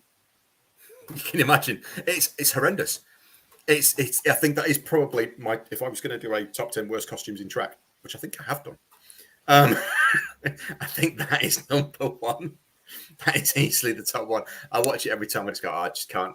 I love this film. I love 3, but I hate it. The part of me dies when I see that costume on Butler Koenig. It's horrible. It really is. Anna, you're so right. George Takei can wear anything. Sure, even if I don't know, I'm not even sure George Takei could pull off this Chekhov outfit. And the fact that poor Walter Koenig himself looks so uncomfortable in this, he's ramrod straight standing there. Yes, because I think he's been starched into this thing. You know what we need to do? We need to get somebody. There must be somebody out there who's either listening to this or watching this, whatever, who can Photoshop George Takei's head onto Walter Koenig's body in that costume. Now that is, I mean, I'm not saying that's kind of, something that somebody might have 20 minutes this afternoon while they're, kicking back watching a footy. But obviously listening to this, sorry, they'll obviously be listening to this. Of course, yes. But yeah, I think that's I would love to see that. I think so. And do you know who I think wants to see it the most? George Takei. Oh yes. So that's 2 more on his on his block list then, as of this afternoon. Well, this was going well. Who else have I been blocked by in Star Trek? No, yeah, it's horrendous. And you think clothing technology would have come up to the point where it goes, actually, mate, I don't think you should wear that. I love the periods of history that are going to, or periods of fashion that are going to be repeated as we go forward into Star Trek. As we start to reach the 2260s, and skirts and dresses are just going to start going higher and higher and higher, men and women. Because I have to say, I wear a fierce scant. I will wear a scant before I'll wear pants. Who doesn't? Who doesn't in this world? Yeah. I mean, I'm looking forward to the period of time when we start wearing shower curtains and bubble wrap. That's kind of my, that's the time that I'm looking forward to, which I may not be around for that. Or as we like to call it, Klingons for 2260s, right up to the shower curtains and bubble wrap. It's the way forward, and it worked. It worked, and a bit of a burlap sack as well. It's always good. Always good. Yeah, no, I can't imagine going into Next and kind of going, have you got any of that pink bubble wrap? I need some pink bubble wrap. Where is it? What would be worse than saying no, or them saying, you're not the first person to ask today? We need to get those in because a lot of people are asking about them. A lot of people something's changed in the air, hasn't it? Oh man, yeah, no, totally. You know what, we can laugh and joke about as much as you want on Trek, but it's still such a. There's so many things within in these now where we've kind of gone, how about that? Why did they never explain that? That's got to be coming at some point. And you think, it might be a parallel universe off whatever, but it never ceases to amaze and entertain in any way. And we talk about technology and how Discovery. I'm kind of conscious of time as well, but you talk about Discovery and you think about how they've and Picard and how that kind of holographic technology has kind of taken off into those shows. And do I kind of like it? I'm not sure. It looks cool. It does, yeah, sure. And it's great for storytelling because you can visually show it a lot easier than you can kind of do on the console, and it makes a lot more sense to kind of help with your narrative. But I still like a console. I still like to see him kind of working at it and getting involved. And you still, I suppose, you get more of that kind of sense with Discovery. Maybe not into the 32nd century because everything seems to be kind of just let's blow it up and look at stuff big. And it's Programmable Matter is like. I don't hate it by any means, but it's a bit like, are there any challenges left? And I'm sure, and they do it first. You get a new thing every week. I'm just like, but when we can create anything from nothing. Although, actually, as I say these words, I'm sure somebody probably said this about the Replicator. Yeah, but then it's kind of changing state of matter, isn't it? With programmable matter, you're not kind of making it or destroying it. You are with the Replicator. You're kind of changing one thing into something else. It's a great idea, but it is very easy. And I think it kind of the challenge I think it gives to Star Trek is that with programmable matter, you give yourself a way out of any situation. You literally have written yourself the option to, it's the old, Deus Ex Machina, whatever you want to call that kind of piece, where you just go, here's your solution. But that gives you such a way to write yourself out of every corner. Because even the weapons are programmable matter. If you think about it, the phasers are, I think we saw in season 3, the phasers are programmable matter because they kind of just create themselves when they've got them. Suddenly, I need a javelin. Okay, I have one. Exactly. But actually, funny, on this topic of you can get out of any corner, how do you feel about transwarp beaming and magic blood? You're bringing up Into Darkness again, aren't you? I don't know what you're talking about. Yeah. Okay. I saw Into Darkness at midnight on the first day of showing. I was kind of one of the. Excellent. I'd say it was great atmosphere though. All the 7 of us that were in there was fantastic. So they were still awake at that time, and I saw it, and okay, yeah, the transwarp beaming, yeah, okay, yeah, it wasn't the greatest idea, was it? It was a means to an end, and you're not telling me that Star Trek on numerous occasions, not having an argument with you, but on numerous occasions, how many times has Star Trek just kind of written itself out when it's had a really good episode or a really good movie, and they kind of go, we don't know where we're going to go, but we want to go here, or we want to do this, so let's just write. And that's the great thing with science fiction, is that you can just write what you want. At the end of the day, if you can create something that is believable, and transwarp beaming, who says it's not? Because they used it in 2009 as well, because that was how he got back to the Enterprise. They did, yeah. Yes, got you back on that one. But yeah, you think about it, the transwarp beaming element and that kind of side of it, and the magic blood, yeah, kind of not a great thing. It wasn't brilliant. Not saying that I don't like Into Darkness. I think there's some elements in there that are great, and visually, there's a lot of great bits in Into Darkness, which make it a fantastic film. And who can't like watching Benedict Cumberbatch slay thousands of Klingons with a man-sized Gatling gun, which is a gun off a Klingon bird of prey. From what I read somewhere, it's actually supposed to be the gun barrel off one of them bird of preys. Birds of prey. That sounds about which is right. Mental. It kind of went, hang on a minute, if they thought about that, they actually thought stuff this through, and that's an interesting. That's that. Yeah. I'm still not going to know Magic Blood. No, sorry, you're right. It's rubbish. It's like when we're talking transporters, when it gets to long distance or long range or whatever, I suppose it's all as fantastical as each other.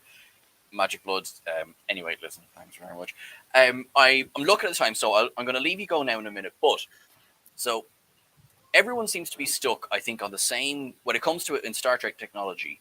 If you could pick one of these 3. And this is it. There's no takesies backsies. It's only ever one. Okay. Is it replicator? Is it transporter? Or is it warp drive? What one would you pick and why?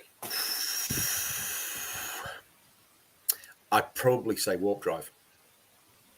Okay. And for me, warp drive it's the opportunity to get out there and see what there is, because we still haven't gone any further than, physically, the furthest we've been is that small thing that you see in the night sky.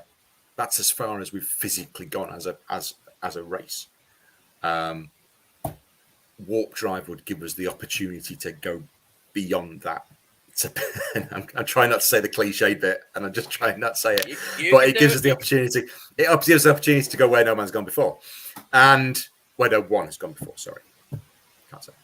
And it gives us that chance to get to, we talk about Alpha Centauri being the closest star and things like that, and you think we haven't got there. And there was somebody, and it's just how warp drive would change. And you talk about First Contact. First Contact is a brilliant film, but there's that key point, isn't it? That warp drive is the element that changes everything. That ability to escape the Earth and the Moon, and that small tiny piece of the huge infinitesimal galaxy, to be able to escape that then means that we are capable of maybe so much more. And as we are doing for this podcast, and it's for the Ukraine, we think about that. It's something that brings everybody together, and it brings the world together, and it brings us all together to kind of go for that longer journey and that united Earth that Roddenberry was so ardently in support of, and that united front to show that we came together as one people on one planet to be able to then explore the galaxy. and then and show how we had evolved as a human race, to the point where things like what's happening now don't happen because we've got better things to do. We've got bigger goals. We've got more important things to do out there, to expand our knowledge, to become a better people in the future. That is an absolutely beautiful way of answering that. Jesus. Well done. No pressure, and you handled it absolutely brilliantly. No, thank you so much. I tell you what, before you go, let us just check, see where we are at with our fundraiser. Go on. We have raised $3,226 since this fundraiser has begun. That is amazing, folks. Thank you so much. Brilliant. It's how long you got to go now? How long you got to go? How long have you got to go now? How long have you got to go? How long have you got left? Oh, God. Oh, sorry. I thought you were like, oh, my God. How long we go? No. How long are you going? How long are you going for? How long have you got left? We have just 4 more hours. 4 more hours. 4 more hours. Not too much. So, yeah, it's So we got this. We got this, and hopefully now we will see. We'll see how we go. We'll see what's left. We'll see what's left of us by the end of it. I'll talk to you soon. Yeah, no, I'll so touch a couple of ideas and I'll run past you, but I'll talk to you soon. And it's been a pleasure. And guys, just if you've got 10p in your pocket, if you've got 5p in your pocket, just look. You know what? There are people out there who really need it at the moment. Just please, just support, please. That's it.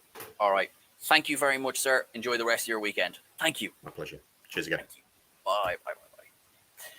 Now, okay, so my friends, we're gonna swap it now a little bit. So first of all, let me just pop the link back there, and I will do the promised costume change / reveal.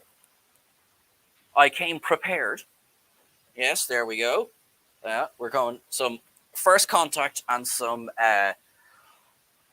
in the pale moonlight, which is, I can tell you this right now, that it is very warm in that jacket. Now, I'm going to be taking you solo for the next hour. This is your chance to run. I am giving you full permission to get out of here. But please don't. Please stick around, as I am going to give you a little insight into my own personal journey with Star Trek. How I went from kind of a little toddler who was being shoved in front of a television by his father to the slightly bigger toddler that I am now. Now, Sean, all I'll say is this: no spoilers. Yes, I was an absolute tot when I first had my first experience of Star Trek. I was one of those guys where on Saturday mornings I was catching reruns of the original series, and this then went into the animated series. Tagged you in a quick George Takei photo shoot. I will check that as soon as I can, Sean. That is absolutely hilarious. That is brilliant. Yes, I caught the original series, caught the animated series, which I didn't realize I had. And I thank you very, very much. I appreciate that. I tell you what. Hang on. Thank you for the compliment. And you know what? I can live with it. Thank you very much. I remember being hooked early, but my first actual memory of Trek is I was standing in a car park, and Generations had just been released here in Ireland, and my father, who I love dearly and is a git, had told us that we were going to the shop for whatever reason or something. Going to the cinema was a massive treat in 1995. And I was there, I was like 7 years old or something. We got as far as the shop, and I kind of said to my dad, I'm going to go and watch Star Trek Generations. And he then proceeded to pull 2 tickets out of his jacket and went, all right then. And of course, I had a complete meltdown in the middle of the car park. And I was just like, oh my God, what do you mean this is finally happening? And yeah, it was a bit bloody awesome seeing the Enterprise B on the big screen, seeing the Enterprise D on the big screen, and then seeing the Enterprise D on the surface of Iridian 3. That was a bit upsetting. But it set something off in me that I just became ravenous for Trek. I needed more. It's crazy to me now that there was such a little amount of time between Generations and First Contact, because, again, I have this clearer memory of seeing First Contact. Funny enough, we went to see First Contact in a cinema that had a toilet break in the middle of it. First Contact is not a long movie, and we had a toilet break in the middle of it. It was amazing. and all of the toys that came out around us. I remember having that original Playmates Enterprise E as well, which was fantastic. And I remember starting to write little. I would have called them fan fictions, but really they were just summaries of episodes. So this little fan fiction that was called Conspiracy featured the Bluegills, featured Walker Keel and the Horatio, which I was delighted to be able to spell at that point in my life. But it definitely was my own creation. Yeah. And the sequel, Skin of Evil, yeah, totally my own creation as well. Absolutely. But yeah, I got this kind of creative, creative, not quite creative then, but this will to want to create. How does that sound instead? Yeah, that'll keep me free of legal. And then I took that forward, and on we went. Insurrection came out. First film I saw on my own in the cinema. I think Dad had maybe checked out a little bit at that point. And then very, very good friend of mine, Darren, and we went to see Nemesis in 2002. And I'll be honest with you, in 2002, I loved it. I thought, this is brilliant. This is Star Trek on the big screen. What's not to like? As the years have gone by, I've sort of, listen, it's not as strong as the rest of the films. But oddly enough, when, Generations obviously had a bit of a poor reputation for it, and I think that's only gotten better with years. And I think poor old Nemesis has dropped with years. And then that was kind of it, because I was an idiot teenager. So I said, I'm not bothered with this Enterprise show. What's this? I was a fool. I didn't see season 3 of Enterprise until I was 30. I've seen it now several times. But yes, I was a bit of a naysayer. And then Star Trek was gone for a few years. And then I was off being a teenager and doing silly things that teenagers do. And then I went into college and I met other people who were Trekkies. And I realized that, you're able to buy Star Trek costumes. And I thought, oh, hang on, is this a thing that people do? And a sort of flash forward then to about 2 years ago, right? And, the great you-know-what started to take over the world. And I worked in a service industry, or I was customer-facing, I should say. And, yes, I was one of the first to go. And to be fair, I don't begrudge them that it makes perfect sense. We had absolutely no customers. So, yes, I was let go. But thankfully, Star Trek Picard had come out, and this little channel called What Culture had said that they would like to start a little channel called Trek Culture. And bloke you may know, Mr. Adam Cleary and Marcus, at the time, they were looking for writers. And I said, well, hang on, I'm sitting on all of this seemingly useless trivia. Can I maybe do something with it? So I remember I said, sent them off a mail. Hi, guys, I'd love to get involved. I'd love to, see what I can do. Maybe I can mine some of this information and make a bit of money out of it. And then they foolishly said yes. And that was the opening of the floodgates. And they'll never get rid of me.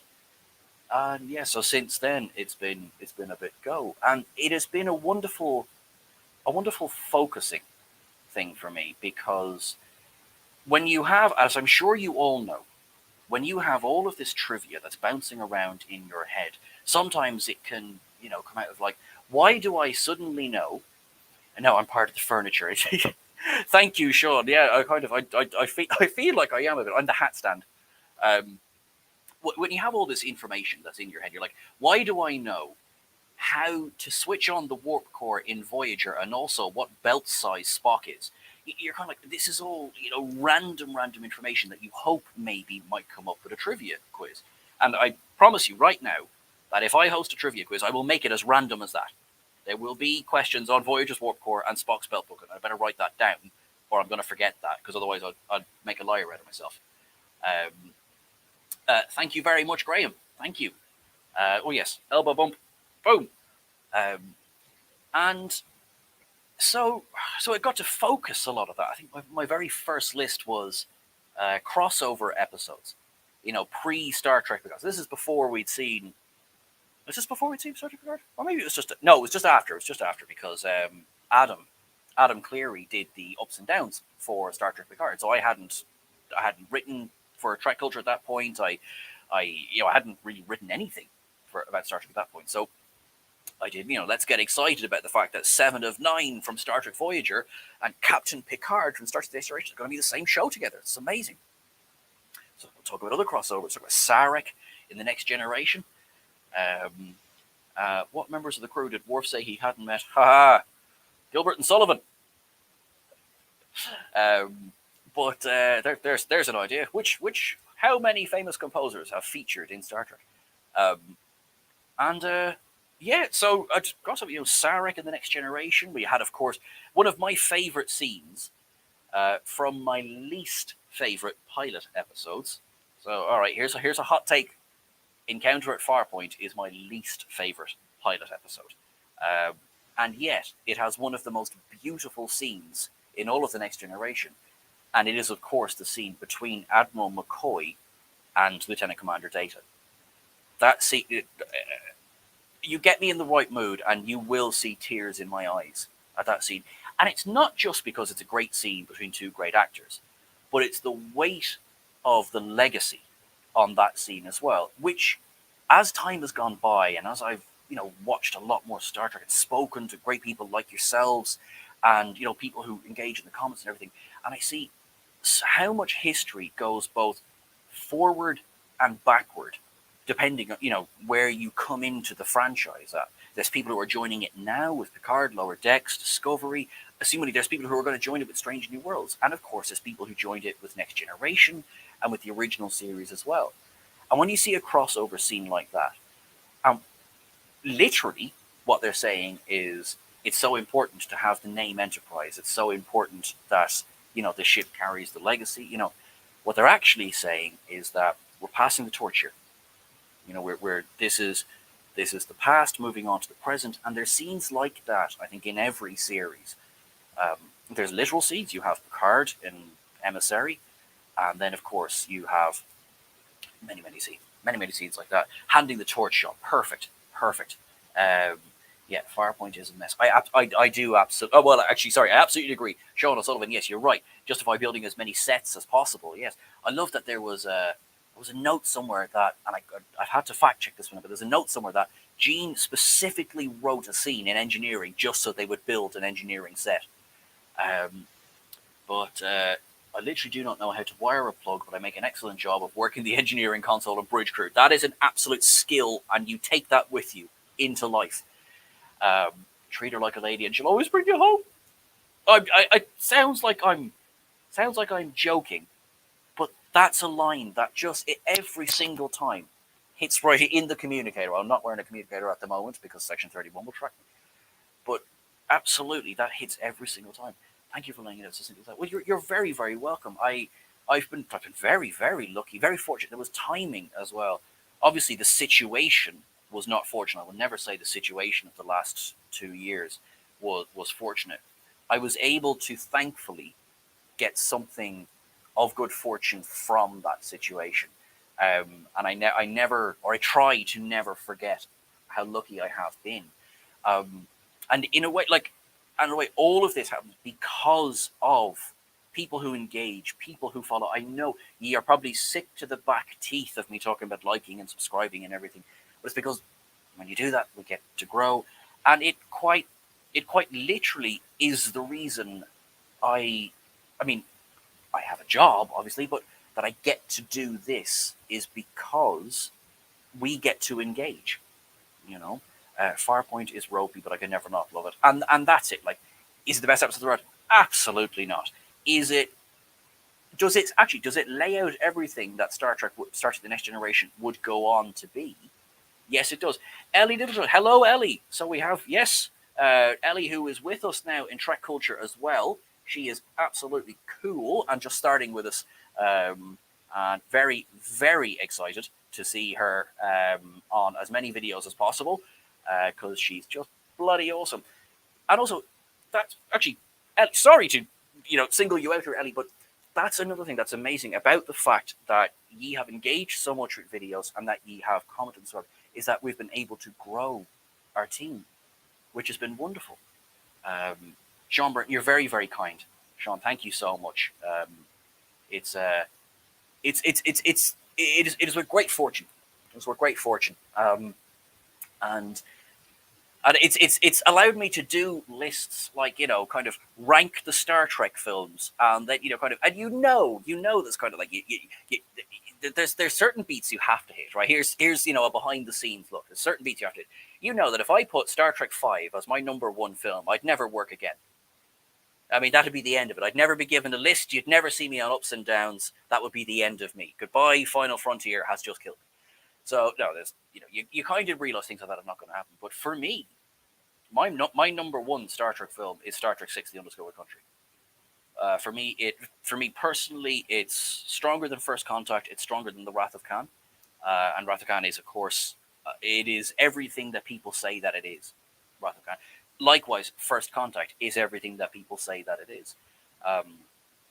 But for me, Undiscovered Country was Trek firing on all cylinders. It was Sulu finally got his command, so we get the absolutely gorgeous, gorgeous Excelsior, which has been one of, if not my favorite ship of them all. Although I have to say, Enterprise A, well, that movie refit is good soup. And it's got political intrigue. And as you know why we are all here today, the reason that we are here, there is parallels in the Undiscovered Country to today. It opens up with the destruction of Praxis, which is, of course, a parallel for the Chernobyl incident. And, you know, we talk about the dismantling of all the star bases along the neutral zone, which is the wall coming down in space. It is a film that, yes, it's only become more prescient as time has gone on. In some ways, of course, I wish it hadn't. Obviously, I wish, with the greatest of love in my heart, I wish that none of this was necessary today. Of course, I don't begrudge. I'm delighted to be here with you. I'm so happy to do this for this cause. I'm so happy that you're all here. I cannot tell you how grateful I am. I wish none of us needed to be here. Of course, that is what I am trying to say. But then that, of course, that speaks to the spirit of Star Trek. You know, that speaks to the spirit of the people that I am lucky enough to work with, the people I am lucky enough to engage with. Hugs to everyone today, Gareth. I absolutely agree with you there. We are a family.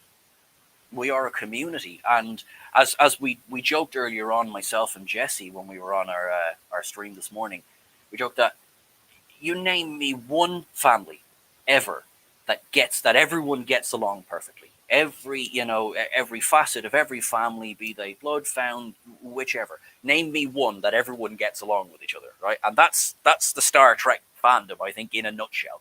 Like, of course we wind each other up, and we do this and we do that, and that's fine. That's fine. As long as the core infinite diversity and infinite combinations is adhered to, and that is. I mean, we have spoken about this in the past. That we know what that means. Infinite diversity and infinite combinations. We know that means we are all valid. We are all here. We are all supposed to look after each other in some form or another. And today, you here, everyone who's joining in on the stream as well, we are an example of that. If at any point, I suppose, if at any point you find yourself wondering, is the world so dark a place that we can see no hope or no chance of a bright future? This may be a small example, but take this as an example. You are here today. You are here today showing us that there is good in this world. Now, right, I went down a bit of a tangent there, which I regret no, not at all. I regret nothing. Unite Against Oppression, absolutely, yeah. Done the rounds a bit in Trek fandom. Yes, we're as mad as a box of birds, I am the person that will be found under a desk playing with the ships, going, "Ooh, I love the nacelles on this one." I am the person who cannot wait to get their hands on any of the ship's ample nacelles. And as I look around me here, I am keeping Eagle Moss in business. I have to say, because I'm delighted, absolutely delighted with the ships that they offer. If we ever need help with some Trek trivia, we can always rely on trusty Uncle Sean. Thank you very much, Ellie. Thank you very much. Yes, I take this job with absolute pride, and no, it is. It's wonderful. Now, obviously, Joseph. So he'll kill me for doing this, but Joseph, who was the main drive behind today, this is his brainchild. He, he feels so strongly and so passionately about helping others that, from the moment he said, we should do this, there was never a question of should we. It was just like, all right, Grant, have you tried writing off your Trek era as business expenses? That's something I'll discuss off the stream, Sean. That's something I'll discuss off the stream. But he is a wonderful example of everything I've just said. And he has given me the energy to do a lot of this as well. And I thank him for it. And I know if he was here, you could fry an egg on his face, because the man he's as humble gets.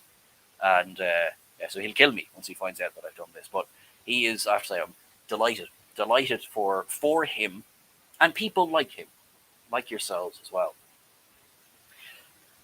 So I'm going to take a drink of coffee for a second. I can live with this. Now, here's why I hate Star Trek. All right. No, not at all, of course. Trying to think. So I possibly forgive me a little indulgence for a second, right? But I want to tell you a story that happened a couple of years ago. There was, potentially still is, a fan group in Ireland that's called Star Trek Era, and wonderful group of guys and girls, sorry, who organise fan events. And I remember going to one or two of their nights. We started out in the back room of a club. They actually missed their first screening where they did Space Seed and The Wrath of Khan, and I remember hearing about it after the fact, and I was like, oh my god.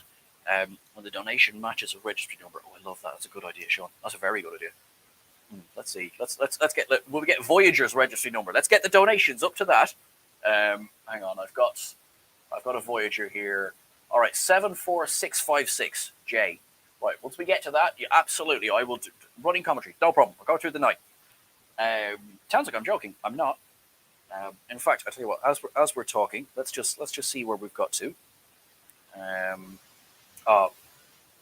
Folks, this is amazing. Okay, $3,318 we have raised over the space of the last however many hours.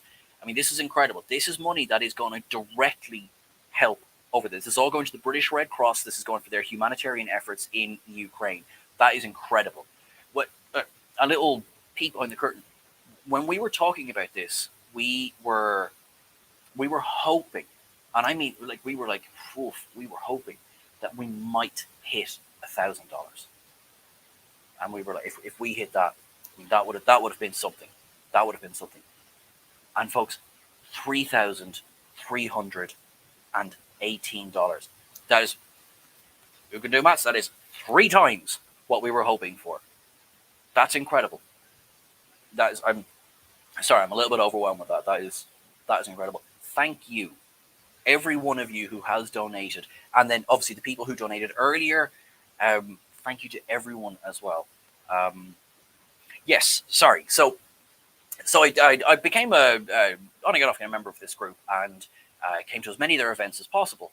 There was a fantastic screening of Best of Both Worlds and First Contact one night. That was great, and they did great quizzes as well. And as you know, I do very badly at quizzes. Listen, I don't get to flex about much in my life, but I flex about that. And eventually, they said they started to. Sean, you're very right. NCC 2893 is the Stargazer. We have actually outpaced the Stargazer. And quite a while ago, Show actually was here earlier on when some wonderful, lovely person donated just too much, and we went over 1701. We went from it was like 6950 something up to 1704. And we're like, oh, thank you. We so appreciate it. We could have done it in 2 goes. We're joking. Absolutely joking. It was wonderful. Wonderful moment. So this long and rambling story that I'm telling you, apologies. So long story long, they organised for Terry Farrell to come to Dublin. So as I say, I apologise if you've heard this story before.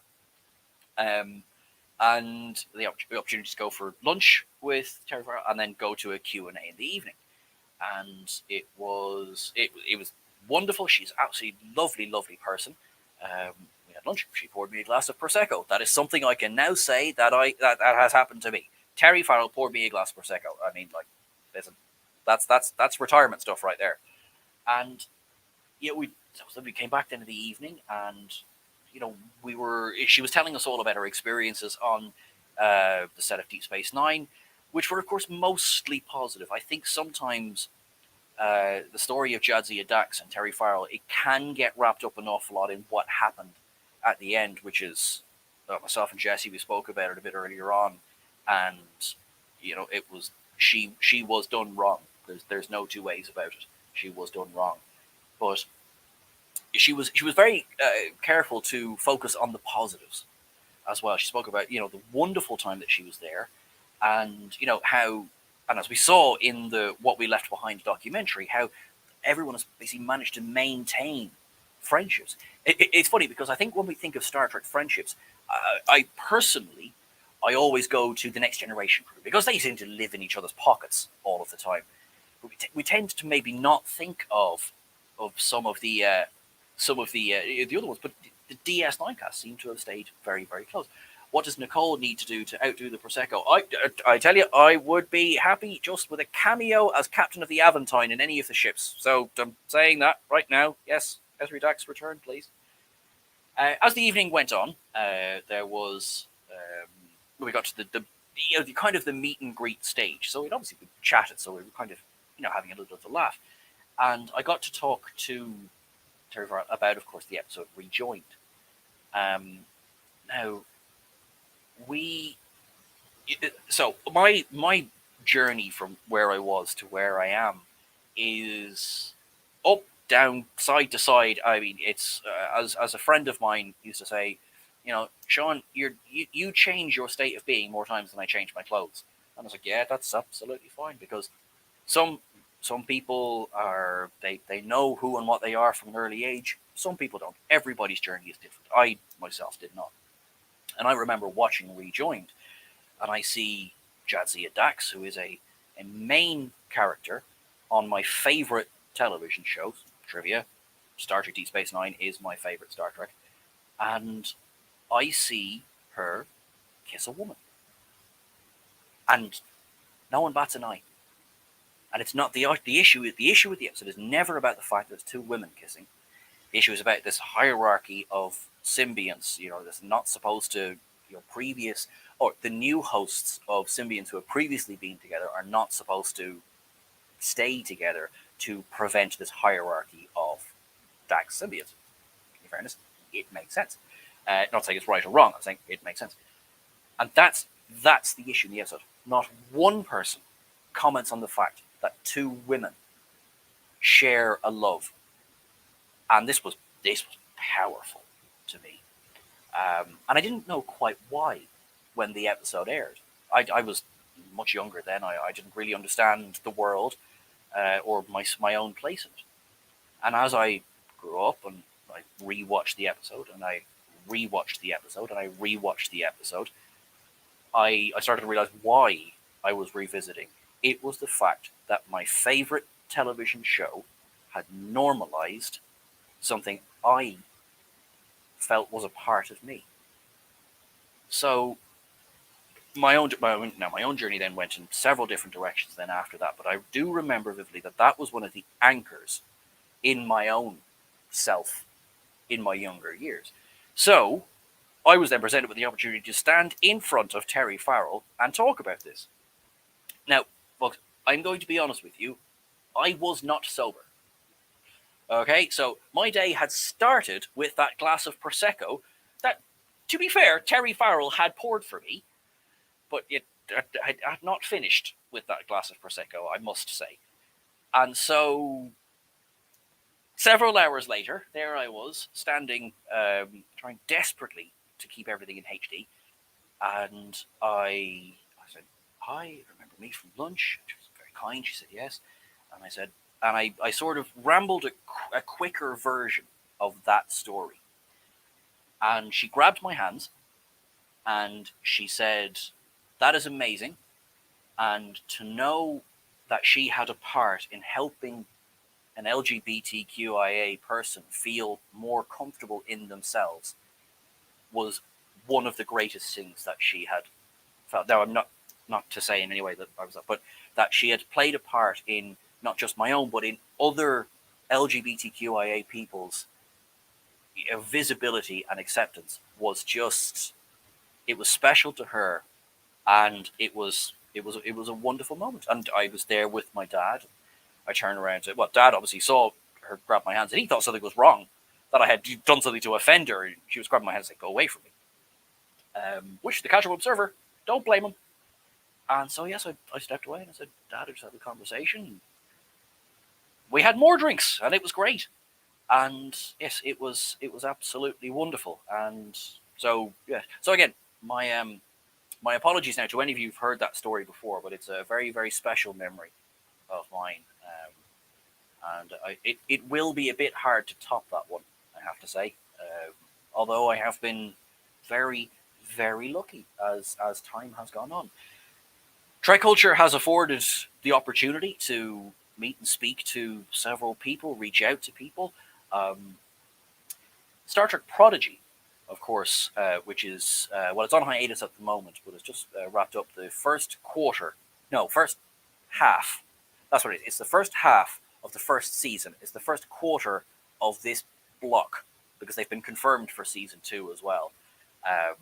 And it seems like we're getting a two-season story at least. Anyway, I was lucky enough to have a conversation with Aaron Walke. I really hope I'm pronouncing that name correctly, so I'm dreadfully sorry if I've got that wrong. And he was able to talk about the importance of legacy. So anyone who has seen Prodigy will probably know the episode Kobayashi. And the episode actually hits a little bit deeper because it was written quite a while ago. In fact, it sort of surprised me almost that Prodigy has had a much longer gestation than it seems to have. It was actually written back in 2019, and there was talk of, at the time, René Auberjonois actually returning to record new dialogue for it, because this was, of course, before he passed. And it would have been, obviously, because Gates McFadden did record new dialogue, but of course, obviously Leonard Nimoy and James Doohan have long since passed, and Sean Nichols, unfortunately, was not well enough to record new dialogue. But yes, there was a moment of that, and it's like that. It's that history that these actors, that these performers have in our lives. That Aaron, who is a lifelong Star Trek fan, he was able to share his enjoyment, his love of working with these people that he watched growing up as well. That was just incredible. I've only seen your ups and downs because it's not available in Germany. Oh, I wish it was, and I'm sorry to hear that. Obviously, we will do what we can. Sean, how foreboding was Picard in season 1 now? They had a refugee crisis, and the reporter talks about saving Romulan lives. Picard's corrector and says, "No lives." You're absolutely right. Lives. I mean, again, if we go back slightly to this infinite diversity and infinite combinations, we are obviously there will be more stuff out there. We will discover whatever is out there in the stars when we can get there. But for right now, there's only us. For the moment, there's only us, and we need to figure out looking after each other. We need to take care of each other. Some of us are excellent at it. Some of us are not as good at it. Some of us are dreadful at it, and some of us are obviously much, much worse. But as long as the good outnumbers the bad, I think we're in a good position. So yes, Sean, the absolute that beautiful quote. It is both. It is foreboding because we have seen time and time again people are ready to categorize lives, and then but you have people go no lives, and that is a lovely message. Um, Marina Sirtis told me off 20 years ago for not standing up straight on a photo once. It's not anything like your story, Sean, but somebody struck up. That's lovely. That's a memory that you've carried for 20 years. And again, that is wonderful. Dan, loving your bio. Thank you so much. Thank you so much. Thank you so much. But that is the one thing. Like we have a shared memory because we all have our own interpretations of Star Trek. We all have our own coming to Trek, you know, and we all have what we take away from Trek. You know, some of us we're lucky we get to go to conventions, we get to meet the people. Some of us might never get that opportunity. They might remain forever just the characters we see on screen, and maybe the interviews that we get to see with them. And you know what? That's fine because we will have our own memories, our own interpretations of those people, and it's a bit incredible. Yeah, little fun memories like that stay with us. Absolutely. Now, so where do we go from here? I suppose it would be good from here to look at maybe what the hope for the future is, because there's been a lot of talk, particularly amongst myself, amongst my friends, amongst our colleagues on Trek Culture about, you know, what do we do next, both individually and as a group. Define it as whatever, whether it's small group, large group, species, whatever. What do we do next? Because it can be sometimes being a writer can be a very lonely experience, right? Now, hang on, quickly, can somebody get out the tiny violin for a second? All right, just get that tiny violin playing, right? Sometimes being a writer can be quite a lonely experience because it is sort of by its nature, it's a bit of a solo venture. And thankfully, we on Trek Culture, we're always, we're bouncing ideas off each other and we're helping each other out. And it's wonderful collaboration. So actually, you can put the tiny violin down. I'm actually all right. But one thing that we're very Gareth, good man. One thing that we're very, very conscious of is make sure everyone is speaking to each other. Now we do that in a micro way, right? So just make sure that everyone is connecting in some way or another, right? And then that goes on and that goes on and that goes on, because in a situation that we've all lived in for the last 2 years, I mean, to say that Star Trek got me through it really does not do it justice. I mean, my obsession with costumes, that literally became an obsession during lockdown. I thought, well, I can't go anywhere, so I don't really care about what. Honestly, it started with I don't really care about what I'm wearing outside. So why wouldn't I wear a costume? Why wouldn't I wear, the Cisco's jacket from that one episode? Why wouldn't I wear? And that's sort of how that. Now I will admit it snowballed.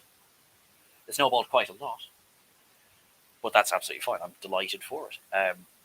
But to say that Trek got me through the last 2 years does not do it justice. And I was lucky. I have a good, solid group. I have people I speak to. I have podcasts, and I've never watched and rewatched Trek more in the last 2 years. Absolutely. Not everybody has that. Not everybody has that, that capacity to either reach out or to have someone reach out to them, and that's why it's so important to engage with people. A few people have reached out to me and said, "How do I get involved in the Star Trek community?" And I said, "Well, you're already in it. It's not a trick statement. You're already in it." Crows do. Good morning from Quito, the city. Lovely to see you. Thank you very much for joining us. But that's it. You are in the Star Trek community. If, by definition, as far as I'm concerned, if you are a fan of Star Trek, then you're in the Star Trek community. But quite frankly, if you're not a fan of Star Trek, you're still in the Star Trek community. Sorry, there's no escape, no takesies, backsies. Because what is Star Trek but about doing better? Boldly going, whether that's into a brave new future, into fixing what's going on around us, or into looking back into the past. My degree was in history. It's one of the reasons Undiscovered Country appeals to me so much, is because that really is a slice of political history done as a film. And between us all, we can, we can look after each other as a community. And not to end up repeating myself, but to go back to the point I was making earlier on about, tell me one family ever where everybody gets along, and I will give you 1 bar of gold press latinum if you can do that. Not everyone in the community is, we don't all engage on the same level. You know what I mean? We don't all, I'm lovely, I'm lovely. God, I'm apparently also small-headed, and I'm very humble. I'm more humble, in fact, than anybody else. No, I'm quite outgoing, right? It's a part of, I like engaging with people. I like speaking to people. Not everybody does. Not everybody can naturally walk up and go, "You're my friend now." Whereas when we are all able to meet again, be it at a convention, be it at when we all finally take off on the Enterprise somewhere. Hi, Rashid. Thank you, Anna. You are lovely as well. Andy, you are an absolute badass. Anna has been with us. We're pushing 21 hours that Anna has been with us. Gareth Eidig again. Absolutely. It is wonderful. Sorry. So Rashid actually is just joining us as obviously another member of the Star Trek community. It was one of the first things that I actually saw people engaging with as often as possible on. Now, social media is not for everyone. All right. When I say that, I don't mean that not everyone is welcome to it. Of course they are. I mean, anyone with an email address can have social media. What I mean is that it can be quite a lot. It can be quite full on, and sometimes it can be like standing in a crowded room. Sometimes that's fine, and it takes a little bit of time to kind of get used to that, and that's great. So sometimes people will say, "How do I reach out? How do I get involved?" And I will say, kind of maybe jump into a chat. Everyone wants to talk. I mean, we all want to talk about Star Trek, even the people who want to tell you how much they don't like something still want to talk about Star Trek. And yes, sometimes it can be frustrating because you want everyone to like the things that you do, or certainly. Let me put this on myself. I want people to like the things that I do, and sometimes when people don't, it's like, oh, okay, all right. But if we all liked every single bit of the same thing over and over and over again, would we ever get anything new? Would we ever get something that we hadn't seen before? I now say with hand on heart, absolute hand on heart, I love Enterprise. Didn't care for it at the time at all. I had just come off the end of Voyager, and I was just like, I'm not bothered going back in time. I didn't like the ship, the dreadful ship that I will absolutely never buy a model of. Didn't like it at all. No way, not any. Anyway, so of course time passes, and sometimes your opinion changes, sometimes it doesn't, and that's fine. It's up to you. It always will be. But I had friends at the time who loved it. Bartley was a great character to show everyone. Not everyone has to be well associated. You're absolutely right. Absolutely right. You'd never have interesting discussions if everything was like, I like X, me too. Exactly. And that's it. You can... And I have passed several hours where you're like, I like this. I like that. And it's been fun. There's not a lot being said other than, kind of like, I like this, I like that, and so on and so on and so on. And sometimes then it's the fun part is, all right, here's why I don't like this. All right, cool. So let's have it. So, yeah. Sean O'Sullivan, you take a bow. You take a bow for that one. So you didn't like Enterprise, then you did. I guess you might say there was a long road getting from there to here. Sean O'Sullivan, I think you have won this round of comments. It's possible. It's possible. Rashid, yet watching it again, absolutely love it now. Howling Mad Murdoch, yes, absolutely. Yep, don't do any social media or didn't do any social media like 2 weeks ago. So very much to hear. Thank you, Anna. Thank you so much. Now, really, thank you so much. That is wonderful to hear. It really is, because I mean, it could be funny sometimes when you do a podcast. It's two mates sitting down talking about Star Trek, And God knows there's episodes that show likes that I don't. And God knows there's episodes that I like that show doesn't. And we talk it through. We go, well, why this and why that? And what do you know about it? And what does it mean to you? But at no point are either of us wrong. You know, he's not wrong for liking some of the stuff that he likes. And I'm not wrong for liking some of the stuff that I like. We just have a difference of opinion. At a baseline, we both like Star Trek. And that is something that I hope I try to portray in obviously the videos that we bring to you, which again I blew in the face saying this is absolutely a team effort, absolutely a team effort. When were we talking about? I tell you what. Now we will discuss Code of Honor when legitimately, because every episode should be discussed. There was a process goes into everything, and we have not talked about Code of Honor because we don't want to speak about things without having done the legwork. So that is the truth. That is why we have not yet covered Code of Honor, because it's more than problematic. It is a bad part of Star Trek's history. But what I would do is I want to come at it from every single angle, and I want as many different bits of it. I see your smiley face, sir, and you're absolutely right. Yeah, but that is for. It's good you never tried to stir up controversy for controversy's sake. That it would be. I've no problem discussing controversial episodes or controversy. I mean, everything deserves discussion, but we won't do it just for the sake of, which I know is not what anyone was suggesting. And now, yes, Show will be like, but hang on, Sean, you got to mention Code of Honor and I didn't, because I keep giving out to him for mentioning it. This is the first Star Trek social media I've done, and it's been very welcoming. Well, Sean, I'm genuinely, I'm delighted to hear that. I really am. And Shades of Grey, much like my favorite episode. Oh, Sean O'Sullivan, you were doing well with the From There to Here. And then Shades of Grey, the favorite. No, hang on. We do not episode shame here. If that is your favorite episode, that is absolutely fine. That is absolutely wonderful. I would be very interested in having a long discussion as to why. No, that's fine. Everyone has their favorites.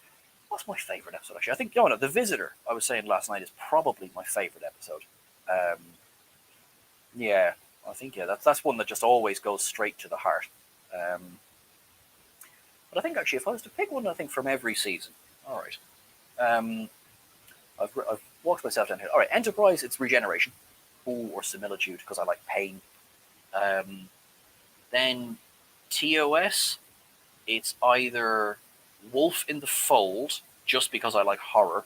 It's not particularly a great episode, but Robert Bloch, who wrote it, also wrote Psycho, which is a film I quite enjoy. And, of course, City On. TNG, Tapestry, no question. DS9, The Visitor. Voyager, probably Pathfinder. You mentioned Barclay up there as well. We talked about this last night, that Barclay, to me, is much more a member of the Voyager crew than he was a member of the Enterprise crew. And I think he really fit in that family. Perhaps a little bit better than he fit into the Enterprise family. Season 7, Deanna Troy's cake is just bonkers. I love it. Exactly. You can do a story like that when you've run successfully for so many years. So that's Voyager. We've done Enterprise. Where do I go to next? Then is Discovery.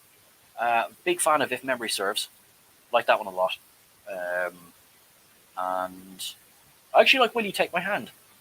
I've Kept the Faith. Yes. Oof. Far Beyond the Stars. It's. I mean, what can be said about Avery Brooks in Far Beyond the Stars? He was like both in front of and behind the camera. Incredible. He directed the episode on top of everything else. And it was... And strange... Well, not strangely enough, because in the context of Star Trek, this is not that strange. But this was a story about science fiction writers in the 1950s with a thin there was a reason we were watching their story, profits, and that's fine, makes sense in the context of DS9, but it was very thin. It was, I am losing my faith, boom, here's a story set in the 50s. And yet it was fine. Completely worked. There was no I didn't feel taken out of anything.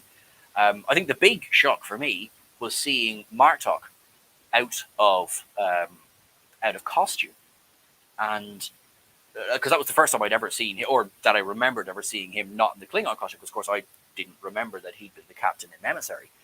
So that was my oh my moment. I think I had seen somewhere on the way, I might have seen an interview or something, where I'd seen Mark Alimo in The Next Generation. And so that was a shock. But that breakdown at the end, I mean, it's just the pain and the anger and the anger. When I say rage, because of course he's not just talking about his story; he's talking about everything. Well, we know what he's talking about, and it's powerful in a way that Star Trek does really, really well. Blink of an eye has a terrible. Why didn't this move out of the polar? Wait, once upon a formula. Now I think Sean, correct me if I'm wrong, but I think they couldn't move out of the polar planet. I think that was the problem. They were stuck. Oh, sorry. I see what you mean. I see what you mean. As in, let them head out. Kind of float out in space, and then let them evolve, and then go back and ask them to protect to get home. Yeah, all right. In fairness, yeah. And actually, Sean, sorry, remind me again. Was it yourself earlier on who completely destroyed Field of Fire perfectly? I might add, you absolutely nailed Field of Fire to the deck. If they realise that they're using a transporter with the bullets, why didn't they just turn on the transport inhibitors on the station? Field of Fire completely falls apart. Crushing, brilliant, crushing. Lower Decks was the first TNG episode I'd ever seen. Wow. So it stayed as my favorite TNG episode.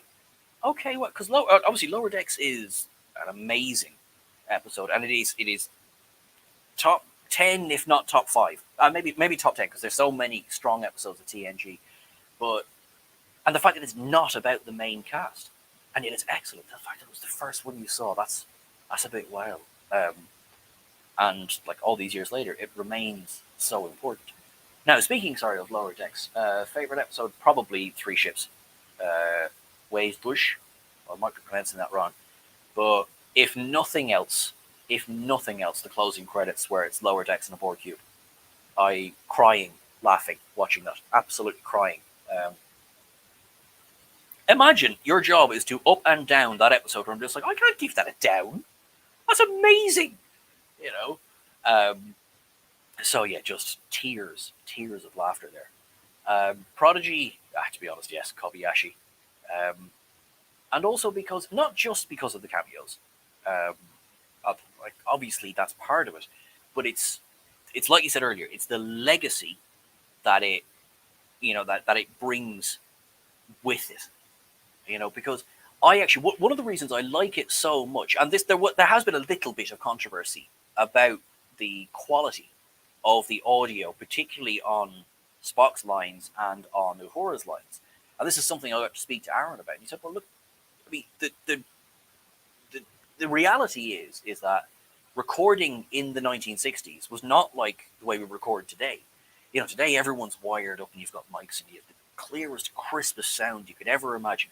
Back then, a lot of the time, it was a boom mic hanging over people's heads, and whatever was caught was caught. You'd take a second pass if you could, but that's basically it. So it's a bit like that myth of the police camera, zoom in, enhance image, whatever. It's like, no, if the information's not there, you cannot enhance it. It's a little bit like that. What was captured, and we will release, we will fix it as we can. My issue is that they were at the wrong station. I hear you, Sean. I do. That's fair. I understand that. But at least we had Spock in the first officer seat. Although Odo at Ops with Con. Ops or Con. I always get those mixed up, Ops and Con. And so I will hand over my credentials to Ellie as soon as she wants to take it. That is absolutely fine. But so you can make a complete series out of staying close to that fast evolving planet, but you have to stick with the reset. Yes, absolutely. Yeah, that's the problem. The problem with Blink of an Eye is you're right. Like there's so many problems could have been solved by Blink of an Eye, but you kind of have to go. Right, we need to keep on voyaging. And then so Prodigy, Discovery, and then Picard. I mean, I'm not gonna lie to you. Season 2, episode 1. But the reason I'm not going to go with that as my favorite episode of Picard is because it's so fresh. So I do tend to get quite excited. I'd say if we were to go back through some of my ups and downs, maybe I would score episodes slightly differently now with a bit of time to sit on them. But one episode that has stuck with me throughout has been Nepenthe. Just seeing the reunion of the Rikers and Captain Picard, Admiral Picard, Ambassador Picard, whatever you really want to call him, really.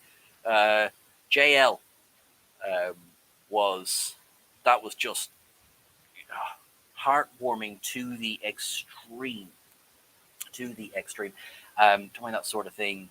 Quality issues annoy the heck. Yeah, absolutely. The quality issues of the audio did really get to people because I think it reminded people we're listening to picked out audio.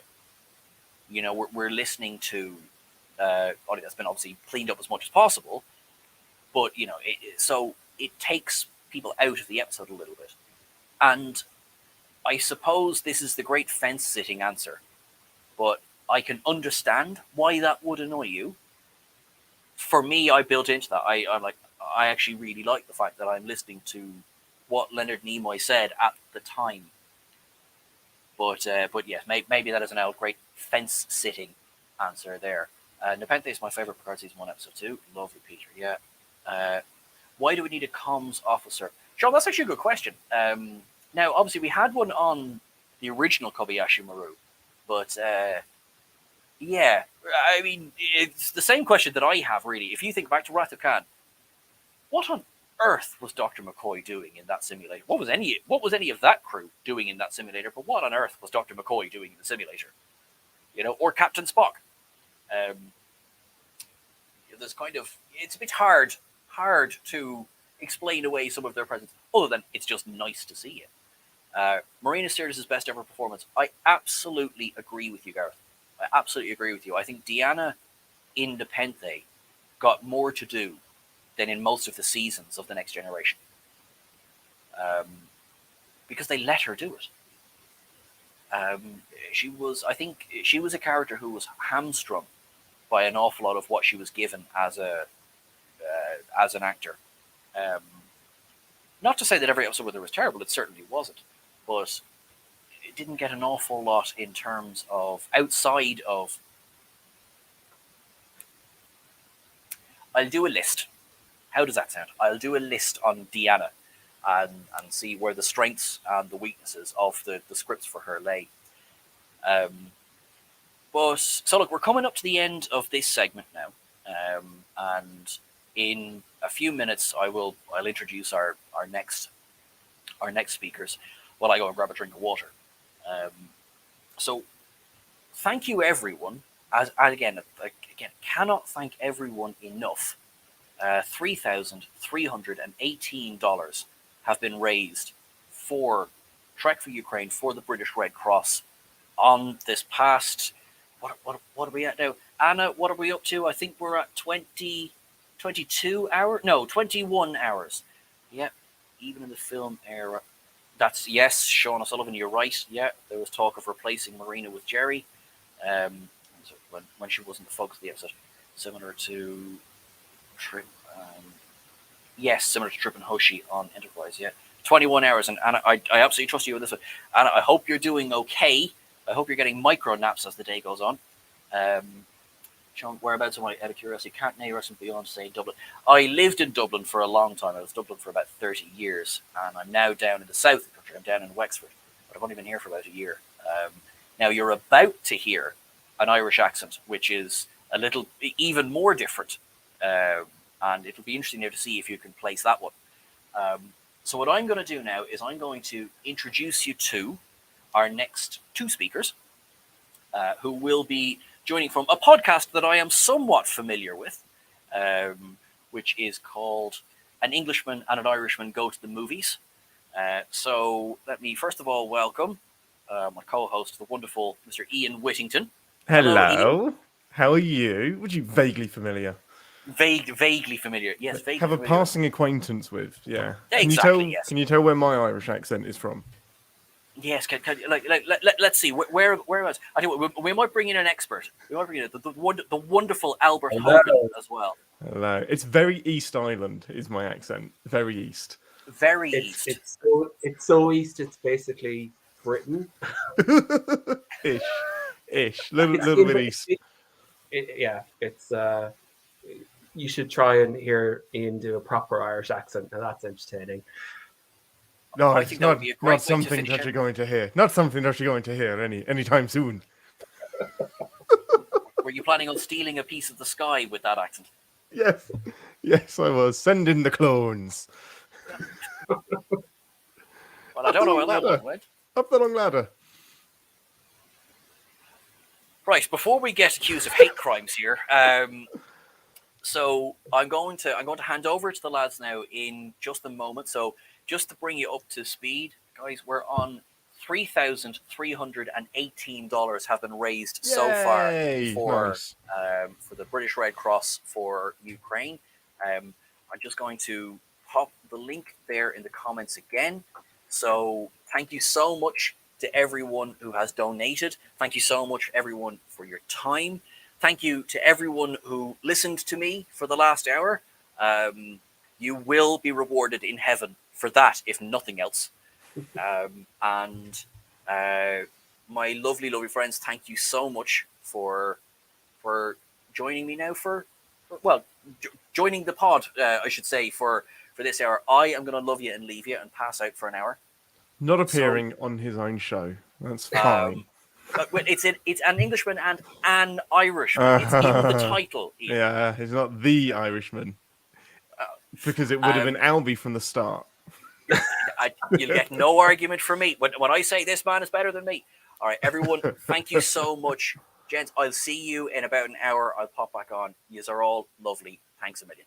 Bye, Sean. Bye, Shawnee. Well, hello and welcome to An Englishman and an Irishman, the podcast that is in great need of a refit and has finally had one and has a brand new Irishman freshly installed on Tuesday, Albert Hogan. Yes. Hello. I miss you. You're on the other side of the world to me right now, aren't you?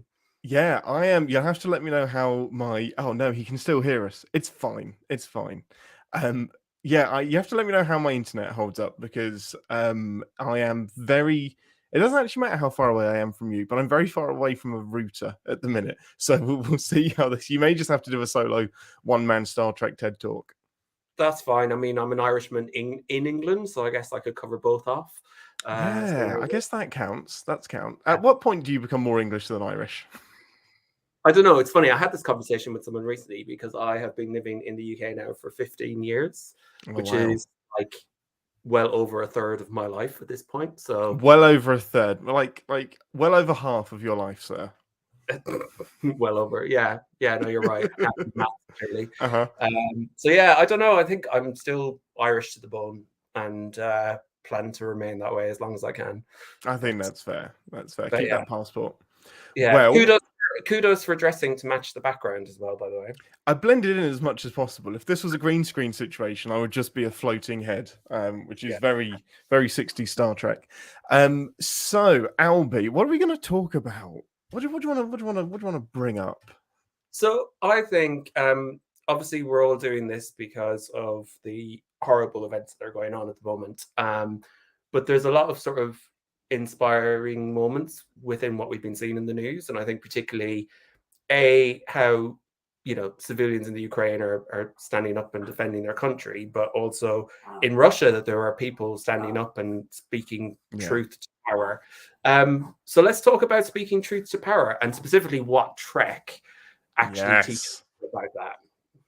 Yeah, I want to dive straight in with Insurrection because that has it sounds strange because it's one of the more maligned Star Trek movies and probably I mean, probably regarded as the weakest of the TNG ones. Because at least Nemesis kind of polarizes people, so you have an opinion. People just don't have an opinion on Insurrection other than, I guess it was a long episode of Star Trek. But I love it for that very reason. It wasn't the end of the galaxy. It wasn't the end of the universe. It was the end of one planet. It was the end of a few hundred people. And how many people does it take, Alvy, before it's not all right?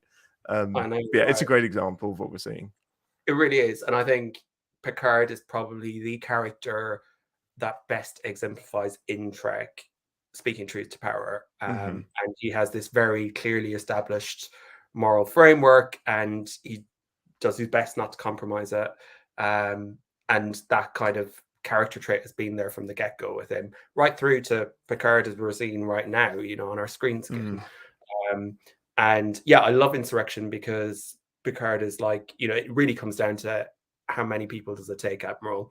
And I love that speech between him and Admiral Dougherty, where they talked about throughout human history, and we've displaced people, and basically for greed and for power. And I love that. It is a very classic Trek story in that regard.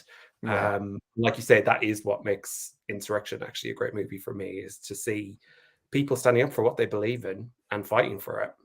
Yeah, it's one of the greatest Picard speeches that I think we ever get, and people sleep on it a lot. That speech in his ready room, face to face with Dougherty, and you can almost see Dougherty's point, can't you? Is that millions of lives are going to be saved and helped through the medicine, but at what point is it not okay?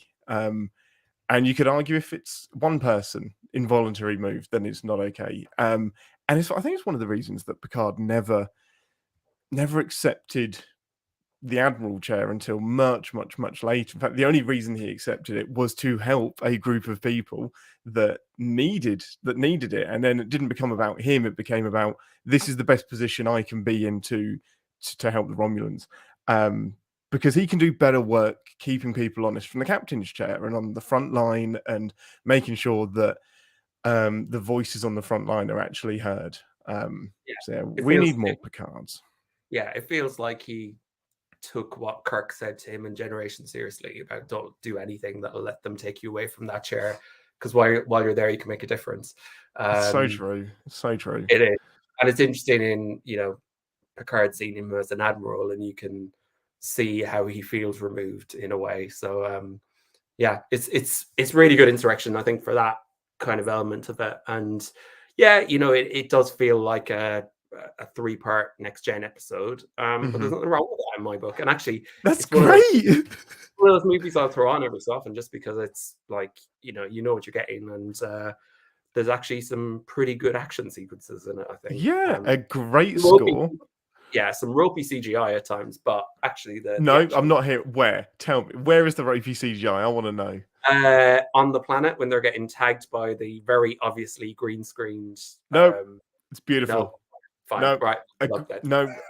I felt when I watched that scene, I didn't feel a single aggressive tendency at all. I was on board with it. I was completely there.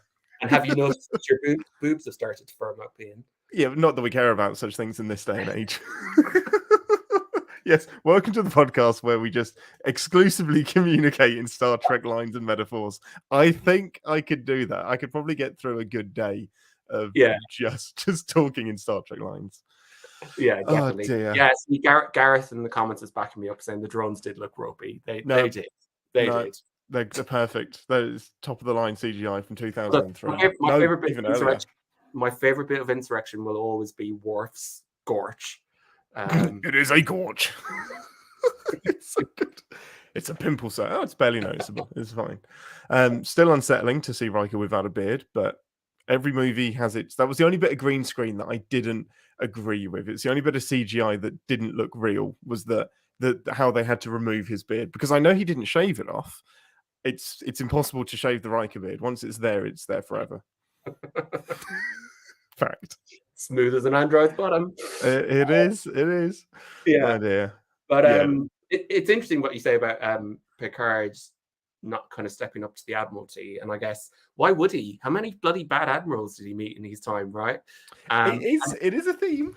It is a theme, definitely. And I think, I was thinking a little bit about one of the interesting things I think about Trek that you don't get in a lot of other sci-fi is like this very clear chain of command, and there is a very hierarchical system. And it's, seen as very important in the mix of the Trek world, because obviously you need that order in order to get great teamwork across and make the crews as good as they are. But yeah, it's interesting when you've got a bunch of admirals at the top who are sort of power hungry, and there's plenty of them. And one episode that I keep coming back to, and it's another great Picard speech, is the Drumhead with Admiral Nora Satie, who goes on a bit of a witch hunt.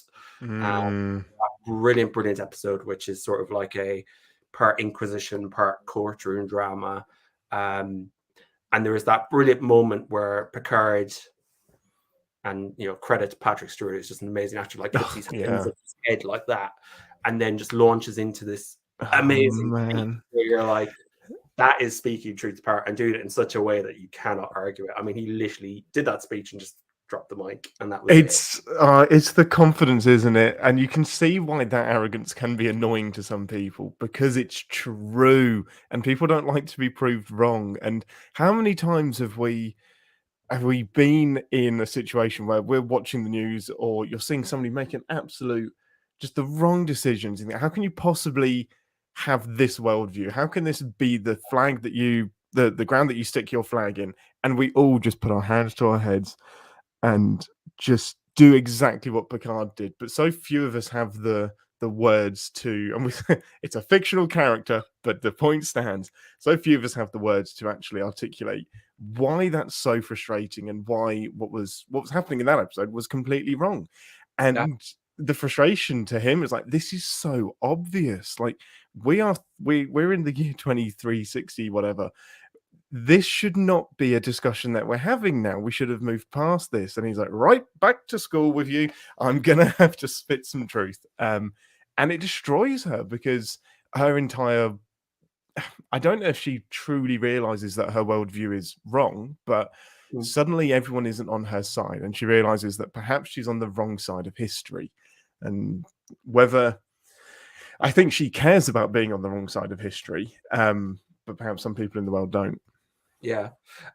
Peter's made an interesting point actually in the comments, and hey Peter, nice to see you again.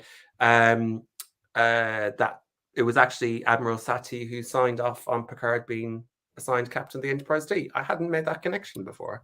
No, I remember that now. Satie, wasn't it? Yeah. Yeah. Oh, that's really interesting. So they have a history, obviously. Yeah. Well, and it just shows that Picard, and that's the corruption, isn't it? When you get to the top, is rub my back, rub your back, and do favors. And the politics of it all is, it's not always about doing the right thing. It's about keeping the votes. And Picard's like, no, I don't care how influential your dad was to me. I don't care that you gave me the Enterprise. What you're doing is wrong. Yeah, it's beautiful episode. It does it so well. Yeah, it really does. And there's just real, like, what I love about that episode is it's not about a big battle in space. It's about a human battle. And actually that's what Trek does so well. And just, again, another, like, actor who I thought came across really well, and that was the actor who played Simon Tarsis. Yeah. So great, so vulnerable. Like, he knows he's technically done something wrong and something immoral, but what's the alternative? Like, at that point, there's no way a Romulan is being allowed in Starfleet. Yeah. And shout out to the new Picard opener. I knew you were going to say this. Yes, the first full Romulan. Yeah. There you go. They know their history. They really do. That's one of the things I really trust about the Picard series in general, is I really feel like they've got some nerds running that show. Like, there is some great call outs. It's an absolute pleasure to follow them on Twitter and see their excitement, because they're literally just like us, and that's they're like kids, aren't they? It's like, I can imagine writing down the season opener to season 2 and just like, this is exactly what I would like, please, and it all happened. Like, I want this on the screen. It's going to happen. And Oh man, I'm still giddy about that opener. I'm sure it's been talked about a lot in the last 20 hours. It's been watched several times in our household already. Oh, it's beautiful. It's so good. Really quick aside, what did you think of the Borg Queen's mask and outfit, and why? I guess we should say spoilers first for anyone who hasn't Oh watched. no! Oh no! Oh no! Good thing this isn't live. I'm guessing we're in good company with other Trekkies who managed to watch it. Spoilers. Spoiler. She wears a hat and mask. Oh, okay. We've been told some people have not watched it, so You haven't all seen it. Apologies. We will move on from that. Yes, but yes, it is. It's great. Watch it. Watch it now. Good. Yeah, it's very, very good. Yeah, it's fantastic. So let's jump back to Picard a second, because one thing I actually, and this is normally a podcast about movies, so I've been thinking a lot about the movies, but one thing I love in Picard's arc is in First Contact, that actually he's the one sort of slightly drunk on power, and actually I think First Contact's an amazing movie because it's sort of showing someone in poor mental health and how they're kind of coping with that and dealing with it. For sure. Picard is not well in that, particularly in the second half of the movie in terms of Borg. And we see things we never really see with Picard, like rage and him actually purposely hurting people and things like that. But one of my all-time favorite scenes in all of Trek, and I think it'll be hard to surpass, is the scene between Picard and Lily in the observation lounge. Yeah. If ever anyone, like, she found a way to get under his skin, but also realize that was the trigger he needed to realize that he was misdirecting his power. Absolutely. Yeah.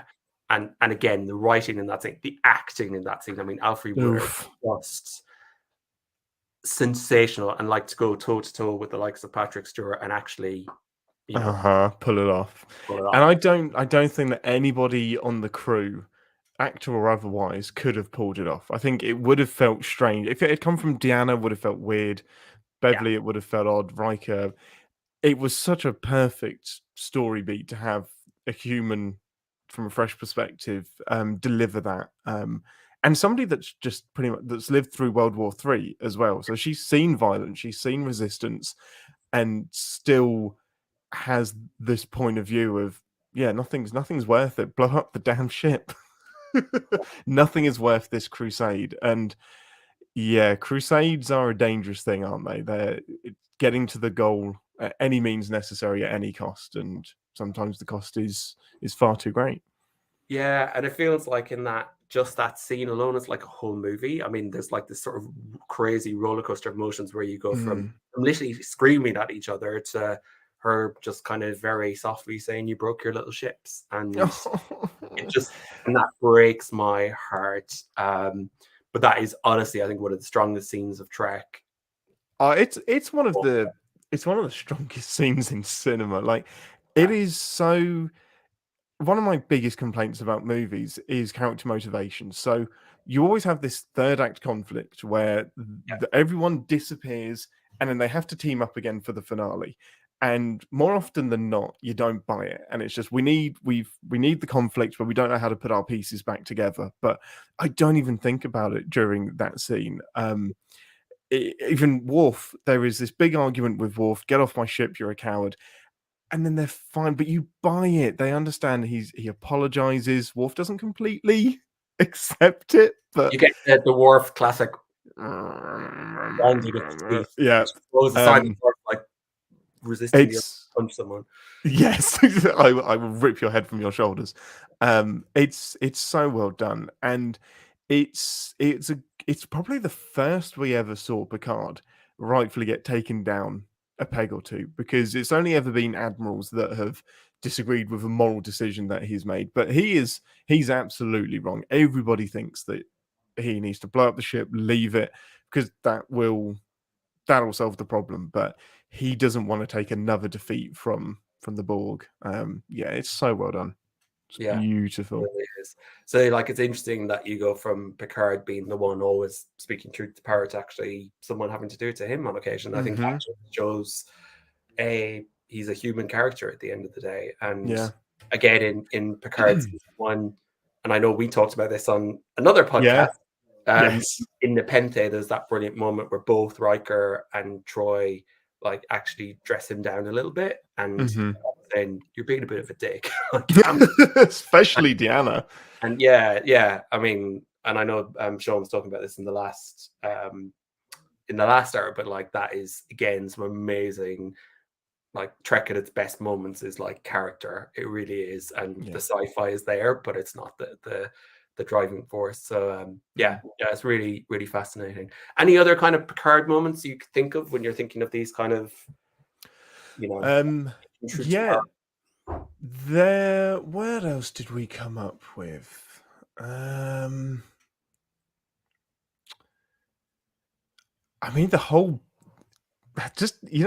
Borg story arc, just all of that is just saying no to overwhelming odds and overpowering force that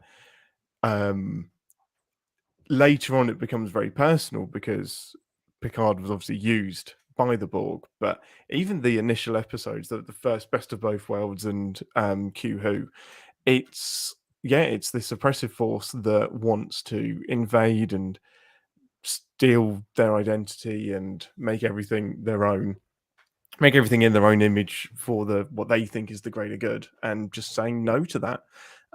It's one of the reasons I love the Borg in general, just that arc. It's just a very simple no. We're not going to allow this, and I don't care how many more guns you've got and how bigger you are. It's not going to happen. Yeah, no, exactly. And that kind of there's that element of the traditional diplomacy approach that Starfleet does so well it doesn't work with the Borg, right? Well, yeah, it does later in other iterations. We'll see.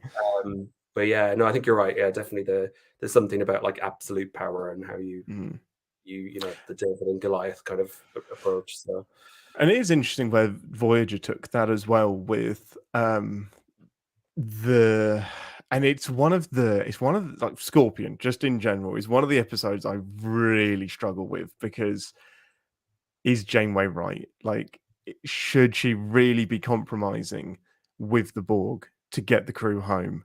And yeah, there's the guise of also defeating a greater threat in Species 8472, but hey, the Borg did the invading there as well. So it's an interesting place to have taken Voyager and Janeway in general. And it's where I think like Chakotay is one of the most influential first officers who probably more than anyone else says no. Yeah, on loads of subjects. He called her out, and I guess it's that thing of Janeway is the boss, in terms of there is no higher power that they ascribe to. And yes, they ascribe to their Starfleet ideals and stuff, but as we know from watching Trek, there are so many ways you can interpret kind of rules and protocols and stuff.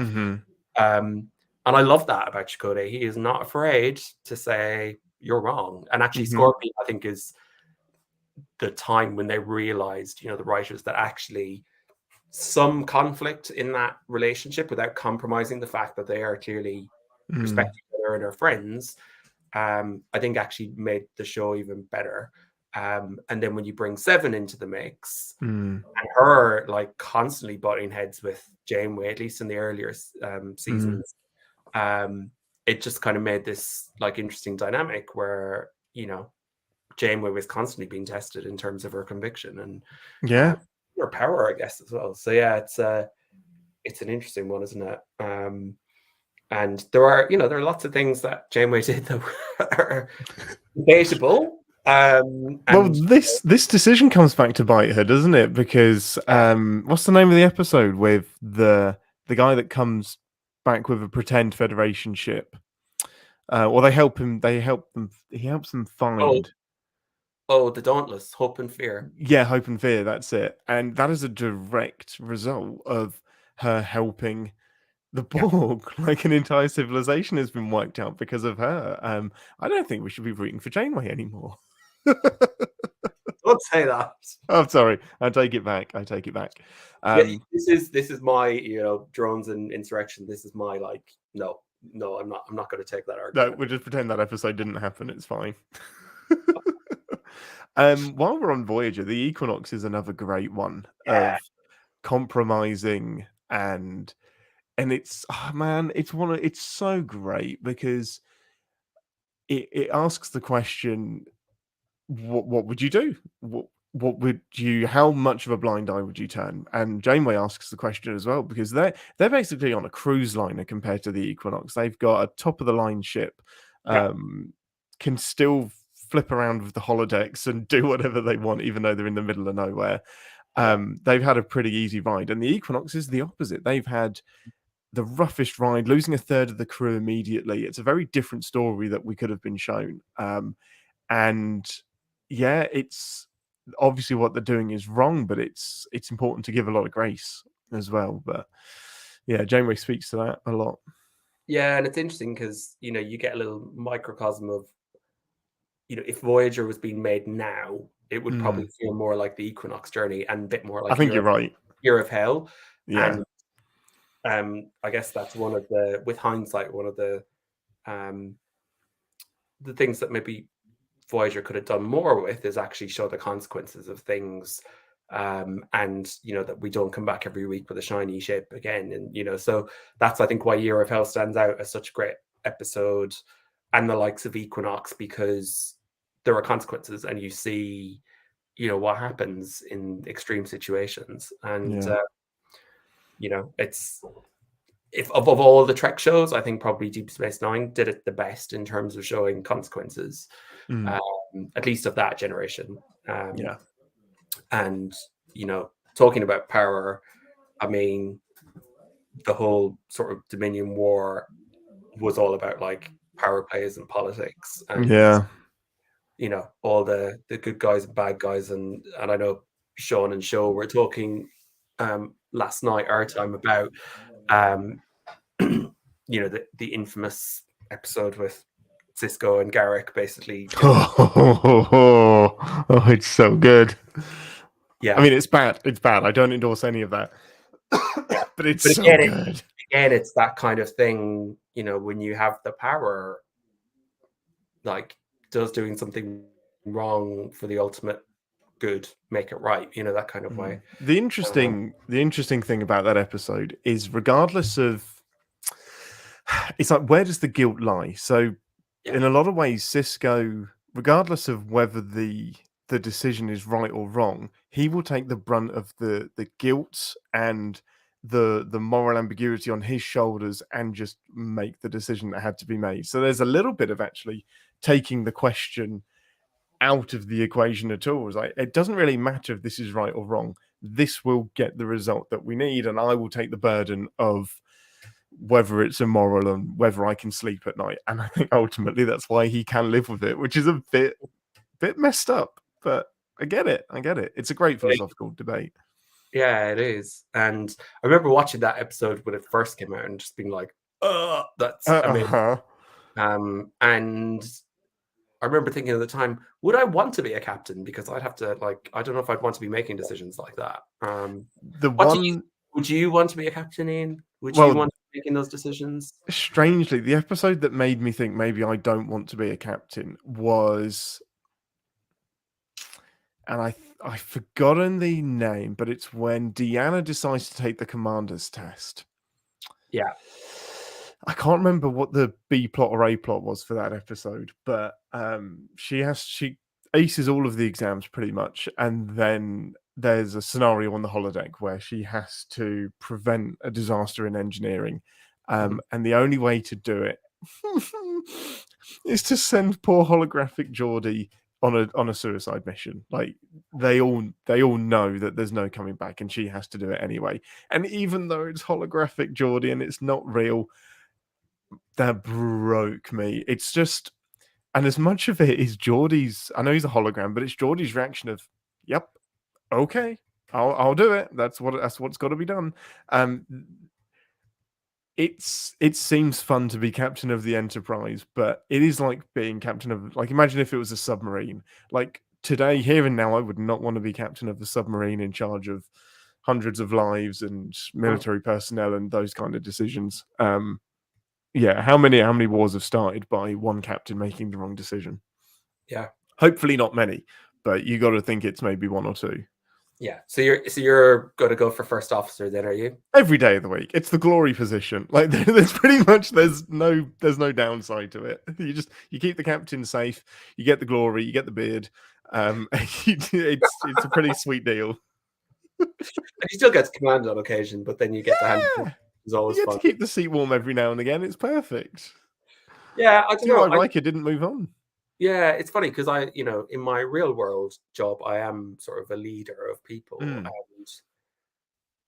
it is a real responsibility. And we're certainly not doing anything that's life and death in terms of what I do for work, but there is a weight on your shoulders in terms of feeling like you have a duty of care, and I guess wanting the best for people. And it's hard when you're, and me, I love taking on other people's problems, and that becomes a problem for me. But yes, counselor. Yes, counselor. Yeah. So I think I would be the ship's counselor. Yeah, I think that would be great. And it's amazing how, so I have a similar, not now, but a similar leadership background in retail where I've been a store manager, and you rapidly become a counselor. Like my favorite part of the job was never the making sure the shop was running okay. It was sometimes you're just the person that people go to because you're not somebody at home. You're not a friend that's involved in it. You're completely external and you're a third party. So it's got to be one of the most complicated jobs in Starfleet for sure. Yeah, definitely. I see in the comments that Rob Chapman is with us. Hey, Rob. Hello, Rob. How are you doing, sir? Yeah, we finally got to meet Rob in person at DST in London, that was a joy. Which was awesome. And Rob says he'd also be the ship's counselor too. Yeah, go for it. Maybe I'd be more Guinan. I think I'd maybe run the bar. Oh, but that's definitely the easiest, isn't it? Because it's like, hey, no, don't take anything I say seriously. I'm just you're listening to me. No. Because there is like zero accountability there. It's just keep the drinks flowing. Or maybe I could be like Mr. Mott, cut people's hair and give them advice on geopolitical. Unsolicited advice. That's always the best. Oh, I love it. No, Guinan would be great. And she's one of... It's interesting the ways that it wasn't that she... I'm thinking of... Oh, no. It's gone from my head. Can you tell it's early morning in the US? And it's really early. Hugh. Who? What? Iborg. Iborg, yes. Iborg, yeah. That is in terms of Guinan's arc and Guinan speaking truth to power. That is so powerful, and it's how you do a single episode character arc. She starts off, no, this is wrong. Kill the Borg. Speak to the Borg. Picard, you are wrong. Let the Borg live. It's so great, and I think it's the only time, because the point I was originally going to make was that Guinan doesn't really talk Picard out of things or say you're an idiot. She 9 times out of 10 just says you'll be okay, you'll be fine, do what your heart says. In Iborg, she's like, you dick, go and speak to him. It's so great. And that's the other thing I love about that episode, and something I think why all people should watch Trek, because it teaches us to actually communicate with each other and learn and live in each other's shoes and understand. And again, that's why I love Iborg. And actually, one thing I love about Guinan's approach is always that she has that habit of like getting people to admit themselves where they're at, as opposed to like telling them. Very clever, yeah. And in a way, it's like one of my regrets. I'm a big Deanna stan. Anyone who knows me knows I love a bit of Deanna Troi. But I always feel like Guinan got the better counselling scenes in terms of course, helping people realize stuff. Yeah. And even like there were lighter moments as well, like when she was teaching Data how to do comedy. I mean, that was such a cool meta moment as well with the comedian. It's so great. And teaching Geordie about love and giving him a little self-realization is like, because she's a woman. Well, I'm Yeah. a woman. Yeah, but you're different. No, you're different. Oh, it's Or that so brilliant good. scene when Riker and Guinan are like With teaching Wesley. Wesley. Shut up, kid. Shut up, Tell kids. me more about my eyes. It's so Honestly. great.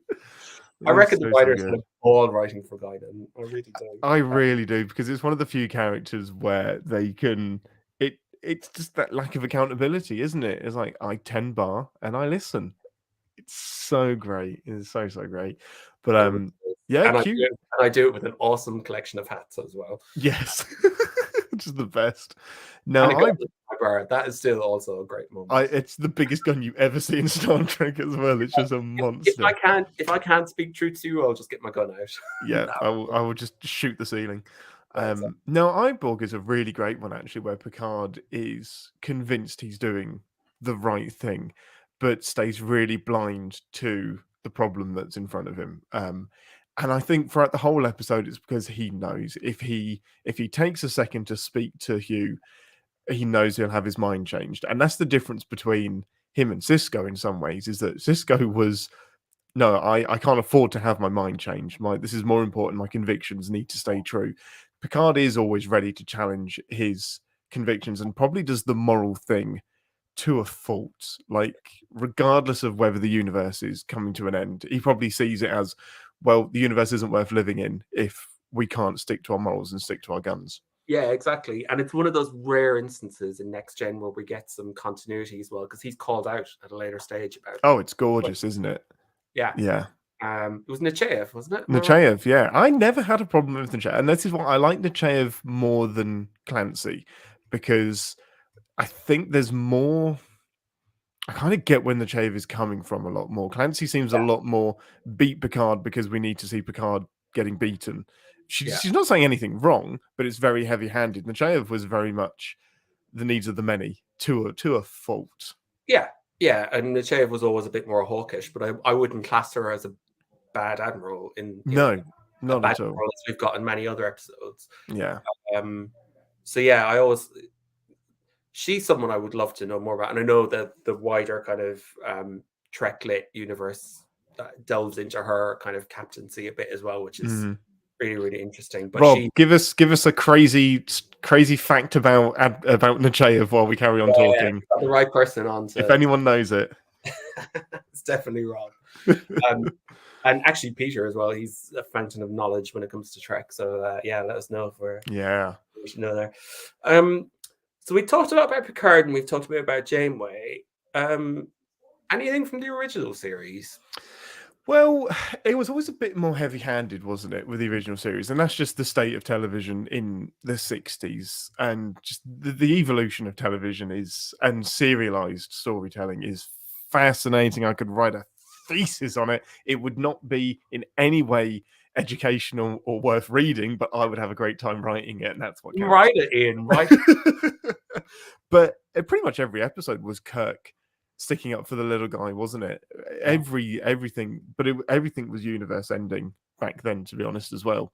I'm struggling to think of any specific examples, but he had some great speeches, didn't he? And it's right at the end of it, but I love Undiscovered Country. Like, again, yes, it was a proper arc to Kirk where he went from hating the Klingons, it's very much his first contact. Yeah, it really is, to at the end sort of talking about the Undiscovered Country. And I think that's why, that film is such a kind of a wonderful way for that kind of era of Trek to finish in a way. So, it's nearly perfect. I think push comes to shove, it is my favorite original series Star Trek movie. I think it does beat Wrath of Khan, just for the story that it's trying to tell. And it's the first time I think I ever saw Star Trek as a kind of mindset put in its place, because every single episode is do it the human way. Spock, you need to be more human. Worf, you need to be more human. Everyone needs to be like human. And the Klingons are just like, what a racist idea that is. Like, what do you mean, where's your humanity? I'm a Klingon. It's so... And I remember the first time I heard that, I was like, oh shit, you're not wrong. Yeah, and it's that sort of speaking truth to the reality of people have different opinions in that. Yeah. But also the other thing with Undiscovered Country that is easy to forget, but that was about the fall of the Soviet regime, and so it was a really interesting parallel with what's going on in the world at the moment. Yeah. And sort of some of that, and in a way, you wish you could send in a Spock or a Kirk to kind of try and mediate right now. But you would hope so, and some hope good so. writers. Yeah, if only it was that easy. And a ship that could fire when clubbed. Well, yes, that would probably. I hope we keep that technology. Actually, I hope that we're probably not ready for that. Yeah, fair enough. Okay, we have something from Pete, and the Chev likes a particular type of canapé. Oh yeah, what canapés were they again? Was it a B? It started with something like a Yeah. Card was like, right, I really need to get on this woman's good side. That was really niche. I love it. That was great. Yeah, exactly.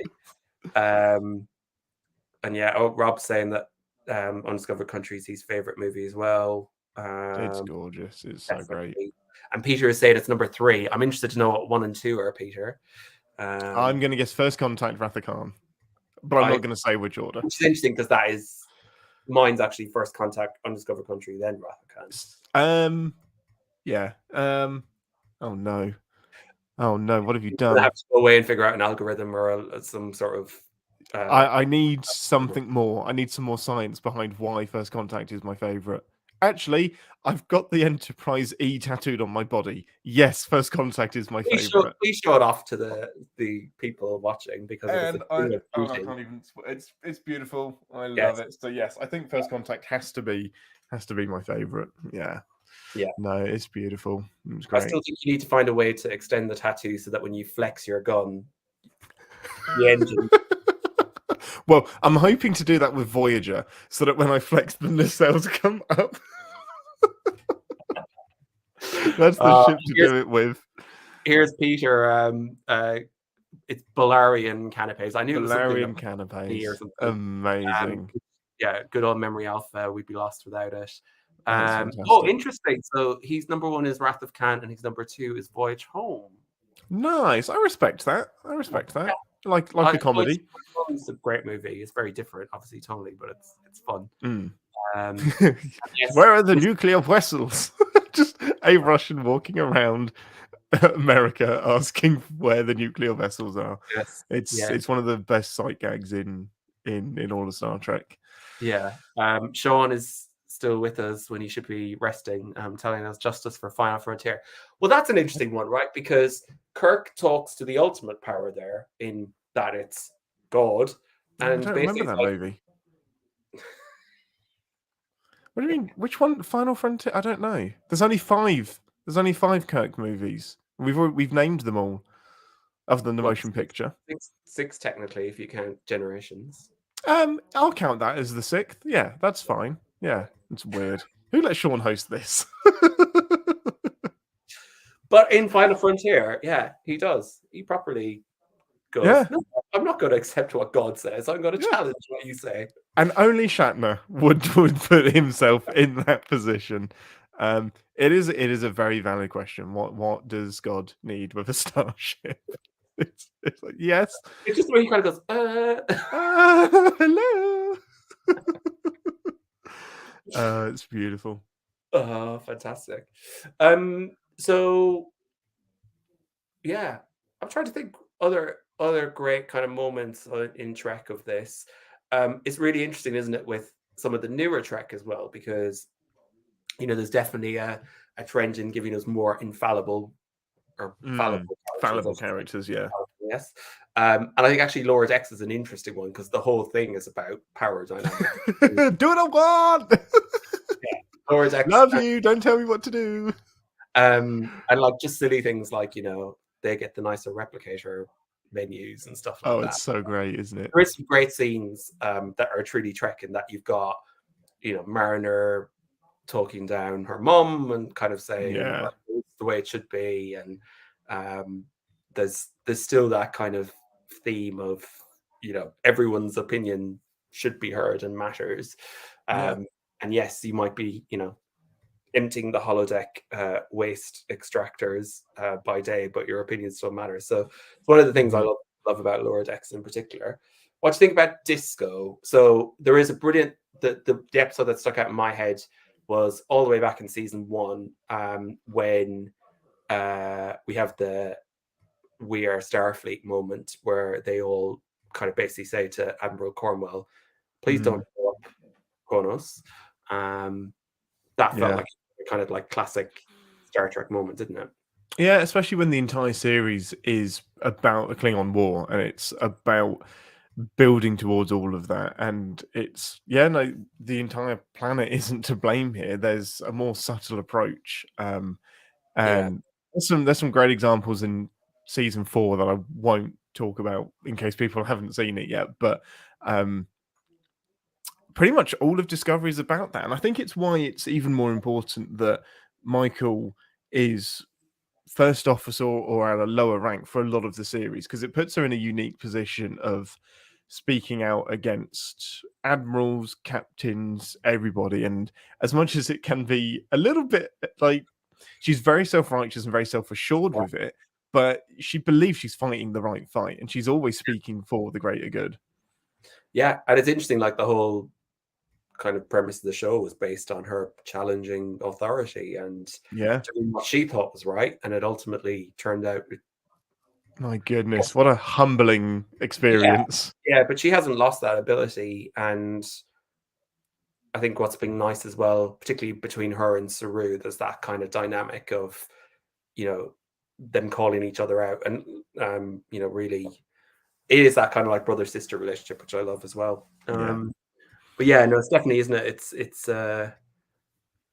I mean, I still struggle a bit with understanding how the chain of command works on Discovery, because it doesn't. It's just a chain you get beaten with when you try to question it. It just feels it's like a commune, isn't it? More than anything, because it feels like it, especially.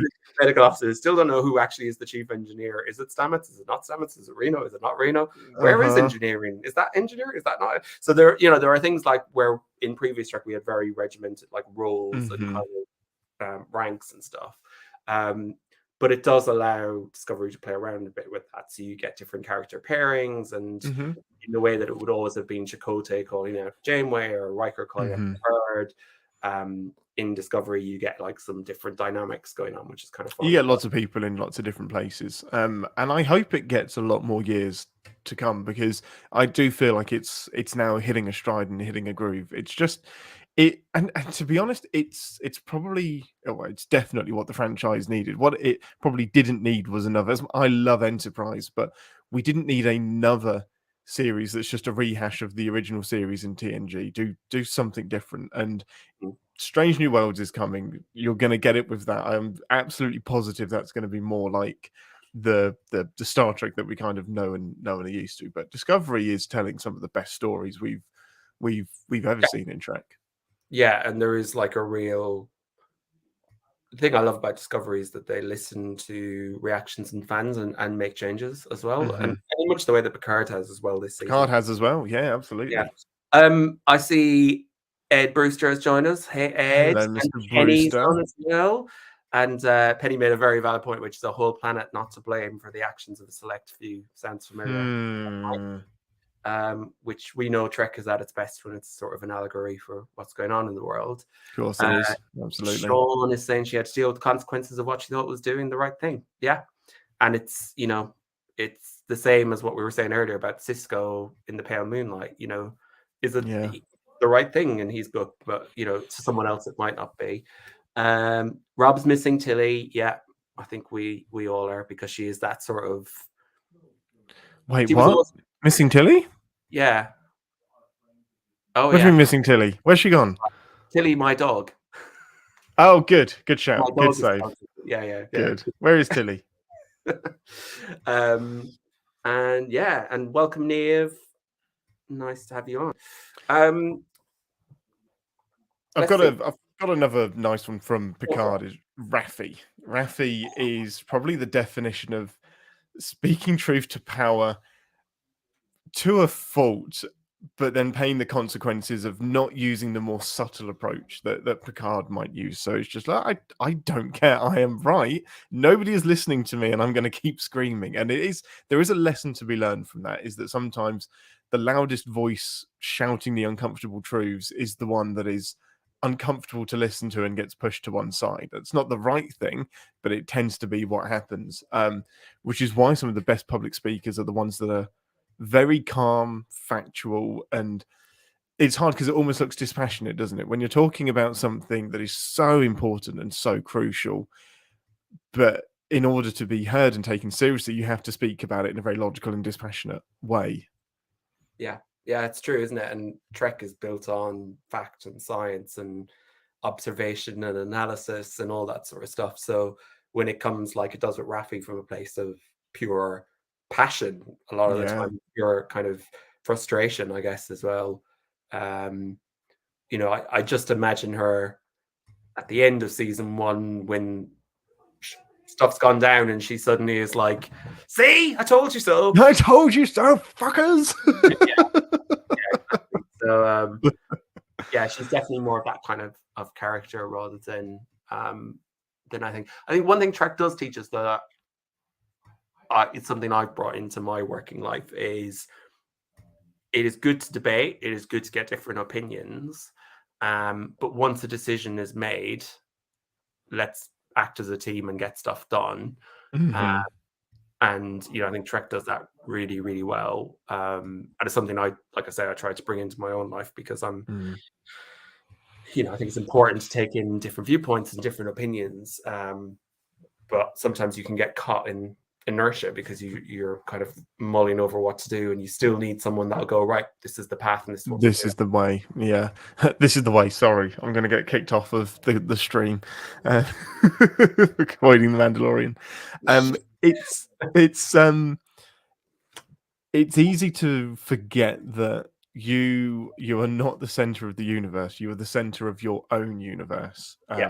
So no matter how convinced you might be that your way is right, it's probably not, or there are at least more than one ways of getting there. And I think Picard in particular, the captain, not the show, does that balancing act really, really well of, I have the final say, but I will listen to a consensus. And he just carries that final decision. Even in First Contact, when it's wrong, Beverly is still towing the line, and she's like, he's the captain, he's made his decision, so we'll do as he says. And it takes somebody outside of the chain of command, Lily, to be like, fuck that. No, he's being a dick. Yeah, exactly. And there's that I think another one of those moments is in Caretaker when Torres says to Chakotay, who's she to be making all these decisions for us? And he goes, she's the captain. Which goes back to, I guess, the central theme and thing I've learned of for today is I don't think I want to be a captain. No. It's a lot of responsibility. So yeah, I'm going to 10 bar and listen. Ian's going to be first officer because he's got the beard going. I want the glory. Yeah. Yeah. I think Sean basically wants to be an EMH because he can be anything. Yeah. Well, kind of, sarcastic and be allowed to do it without any. Yep. No, that's fair. But yeah, no, it's funny, isn't it, when you kind of get into the philosophy of Trek and what it stands for and that, and it kind of goes, when you peel back the layers, there's always interesting kind of morals and stories to be had at the heart of it. Yeah, absolutely. And I think the most frustrating thing for me is we just don't seem to learn the lessons, do we? It's like, when are we going to get to the future? Like, when are we going to learn that there are things bigger than us? And I wonder if it is going to take aliens for that to happen. Like, does it have to be something like that unifies us? And sadly, like, it might be a conflict with like another species, because what else is going to unify us? What else becomes more important than the bit of land that we're sitting on and fighting for? Yeah. I'm listening to a really interesting podcast at the moment about the brain and sort of human behavior. And it made a really brilliant point, which is humans are the only species on the planet that actively work to destroy their environment. Everyone else recognizes, or every other species recognizes the value of it. And that unfortunately is what sets us apart. Mm. So yeah, it's a funny one. But then, you know, Trek and what Trek does brilliantly is shows what is possible and what might be possible. And even if we get 50% of the way there, then things will be a hell of a lot better, right?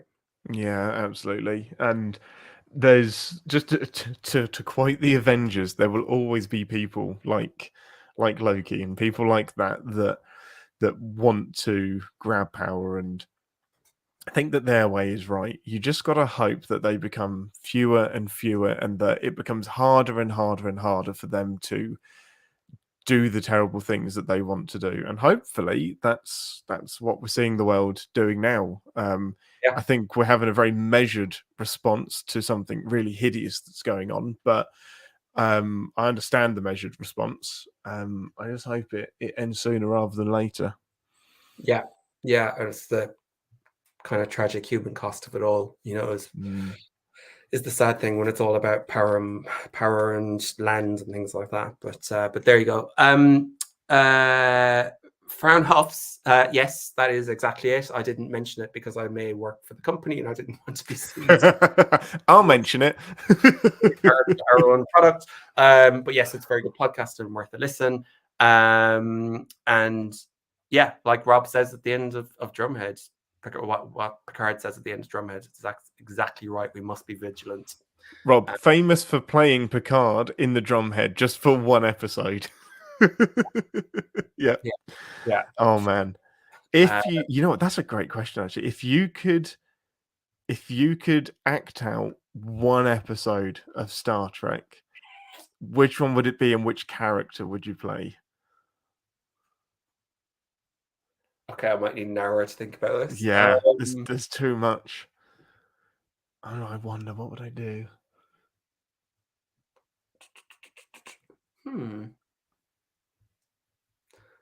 Take me out to the holosuite.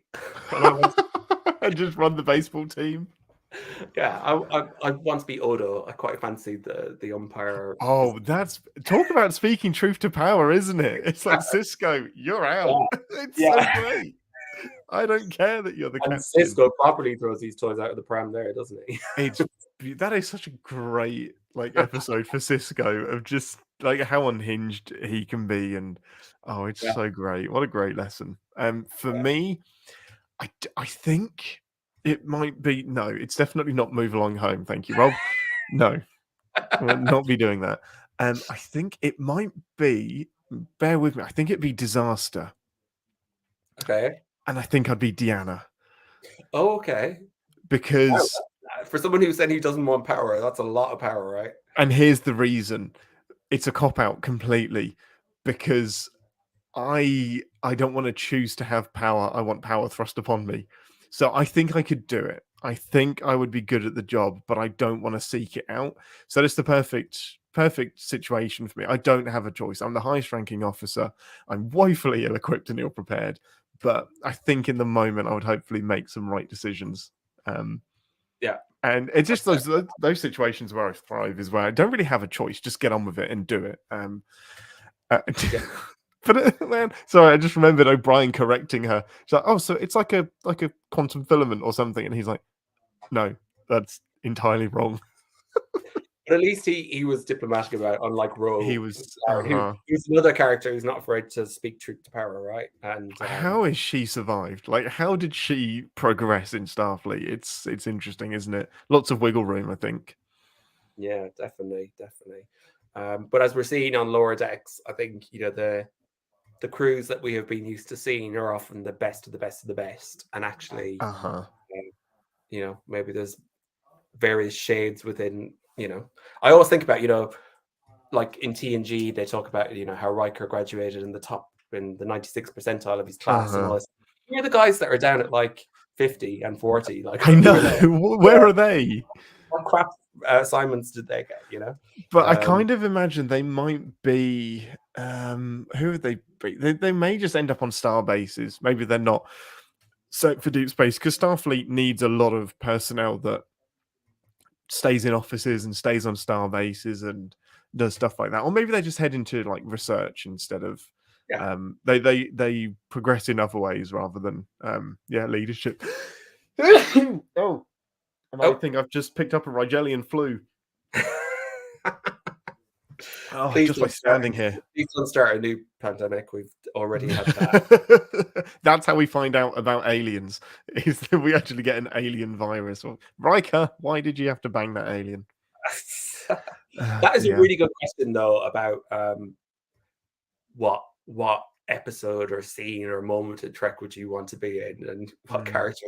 I think you could do a whole podcast series just on that idea. Oh, absolutely. And how would you do things differently as well? How would you react in situations? There was one last kind of oh no, I'm going to end on a depressing note. One last kind of speaking truth to power moment that jumped into my head, and it was a sketchy episode for various reasons, but Riker speaking out. No, episode's completely gone from my head. You're not good on the episode names today. The Pegasus, Jesus. Yes. One of my favorite TNG episodes, and just Riker speaking out.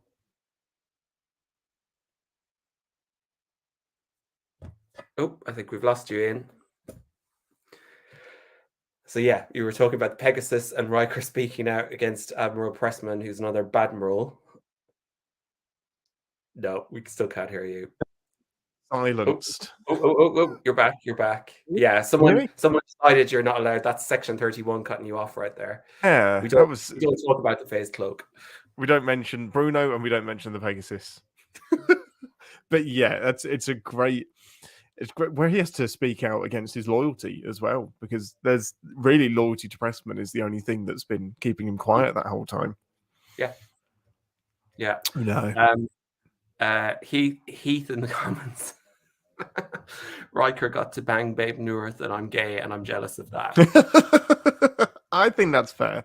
That's a very fair comment. The gay icon that is Babe Newirth, I absolutely love her as well. So yeah, it's funny. Oh, and Rob would be Janeway in Macrocosm, just being Rambo, being a badass. Yeah, he's gonna fire some phasers.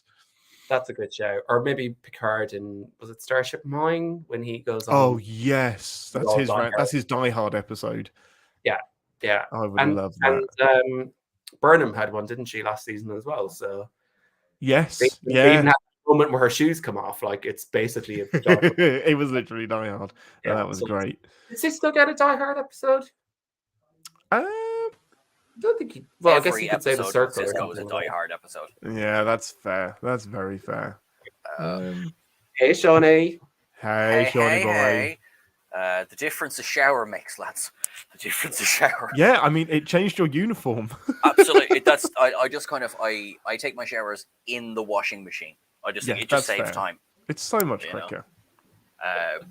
But we are having some slight technical issues with our next guest. So Cisco's Die Hard episode kind of for the uniform, and I do mean kind of. Okay. Thank you very much, Anna. Yes, I went for early DS9 as well. Yes. Yes. Or the entirety of Voyager. Oh no, because of the com badge. Oh, got it. I see where the brain went though. I see the my thinking. mouth. It's too early, Sean. You got me out of bed way too early on a Saturday. And you just I know this is going to sound so learned, but it isn't. But thank you very much for your time. It is no, seriously, thank you so much. What time is it? 10 a.m. It is now 10 a.m. Yeah, which is not early at all. It's fine, but well, it depends what time you went to bed. Yeah, late. Yeah. My bedtime is not in a sensible place right now. Yeah, I can certainly understand that. But you look lovely, and I was dipping in and out, and you did a wonderful hour as always. I heard all the Star Trek First Contact talk. Terrible film. Just terrible. Film. Yeah. I'm leaving. Yeah, I'm out. And I enjoyed being the Irishman for a change in the episode. So great improvement as well. Much more coherent. 100%. You'll have nobody arguing that. No one's going to argue that. Fantasy of taking Sean's place in the podcast. So thank you for that, Shawnee. Look, any time he's been trying it since episode 1. I've been the holdout. So, yes. Yeah. It's been a look, pleasure, guys. Thanks for having us. Thank you so much Thanks to for the having pair us. of you. Thank Thanks, you very, guys. very much. You're awesome. Thanks a million. Bye. Have lovely days. Thanks again. Thanks, Bye. Robert. Bye. Bye.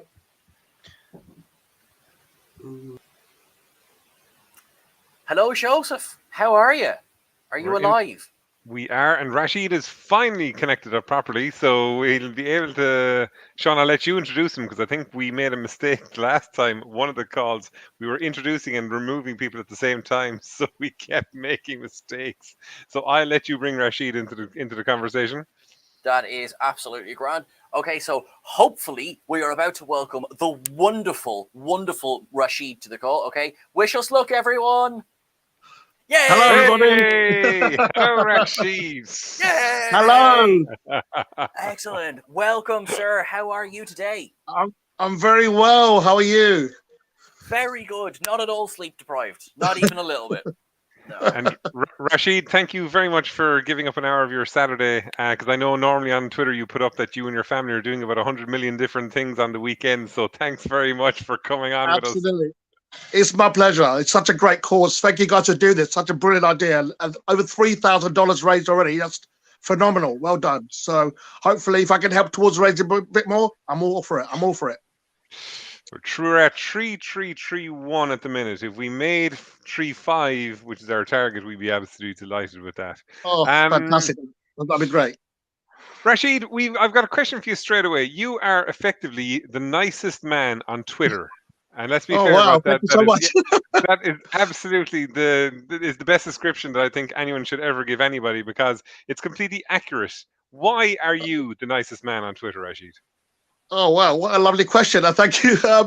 It's just the way I am. I've always got positive energy running through my veins. I just believe in kindness, compassion, being friendly. And, I teach my kids the same thing, and I'm just so positive. I've always been, as long as I can remember. And if I can pass on positivity on anybody else, help them with anything else, lift them up a bit, it makes me happy. It really genuinely makes me happy. So it's just the way I am. I mean, Sean has met me in person. I'm exactly the same in person, so... It's true. You're waiting for the other foot to drop, or the other shoe to drop. And you're just like, no. At some point, he's gonna stab me or something. And he's not. He's lovely. I don't think it's extreme to extreme. No, not at all. It was a pleasure to meet you, Sean, at Destination Saturday. It was great to meet you in person at last, my friend. So much.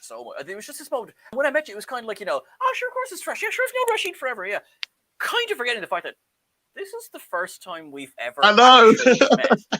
We feel like we know each other so well. We speak more or less every day to each other. It's like I know this person, but it's really meeting for the first time. It's like unreal. It's like, well, we've got such a great Twitter family. We all love each other to bits. It's like, wow, it's special. So special to be part of it. But I think as well, Rashid, with all the posts you put up and all that, it's very kind of. It's always positive, and even when you talk about your family, everything you do, even if it's a simple thing like I went swimming today, it's all positive, and it's all kind of like no negativity. Even the small things in life are to be celebrated. Like I love when you put up things like went for a swim today, went for a walk today, we're going to the movies today, things like that, and they're going, this is wonderful. This is the best content that's out there. Oh, fabulous. I mean, this is thank you so much. That's really nice of you to say. That means a lot to me. I mean, this is Star Trek. People approach me. I love your train videos. They share of your son. They're great. I was like, oh, thank you. They're like, little things like that. It's like, wow, that's very nice of you to say. It's like, it's just me being myself, and I like sharing things. And if it makes somebody smile, it's just worth it. It's like too much negative, too much sadness in the world. So if I can bring a bit of happiness, a bit of positivity, I'm all for it. And it's just me. I completely forgotten about the train sets. I absolutely loved them because I was a massive fan of Thomas the Tank Engine when I was a kid. So when I saw your son's ones, I was there going, "Oh my god, I had those toys when I was younger." It was brilliant. Loads of you know the names of the trainers. Well, my son's like, "Wow, they know the names as well." They do, yeah. And my son reads all your comments, and he's like so happy. He's just over the moon. He's like, "Oh wow." And it's just pride.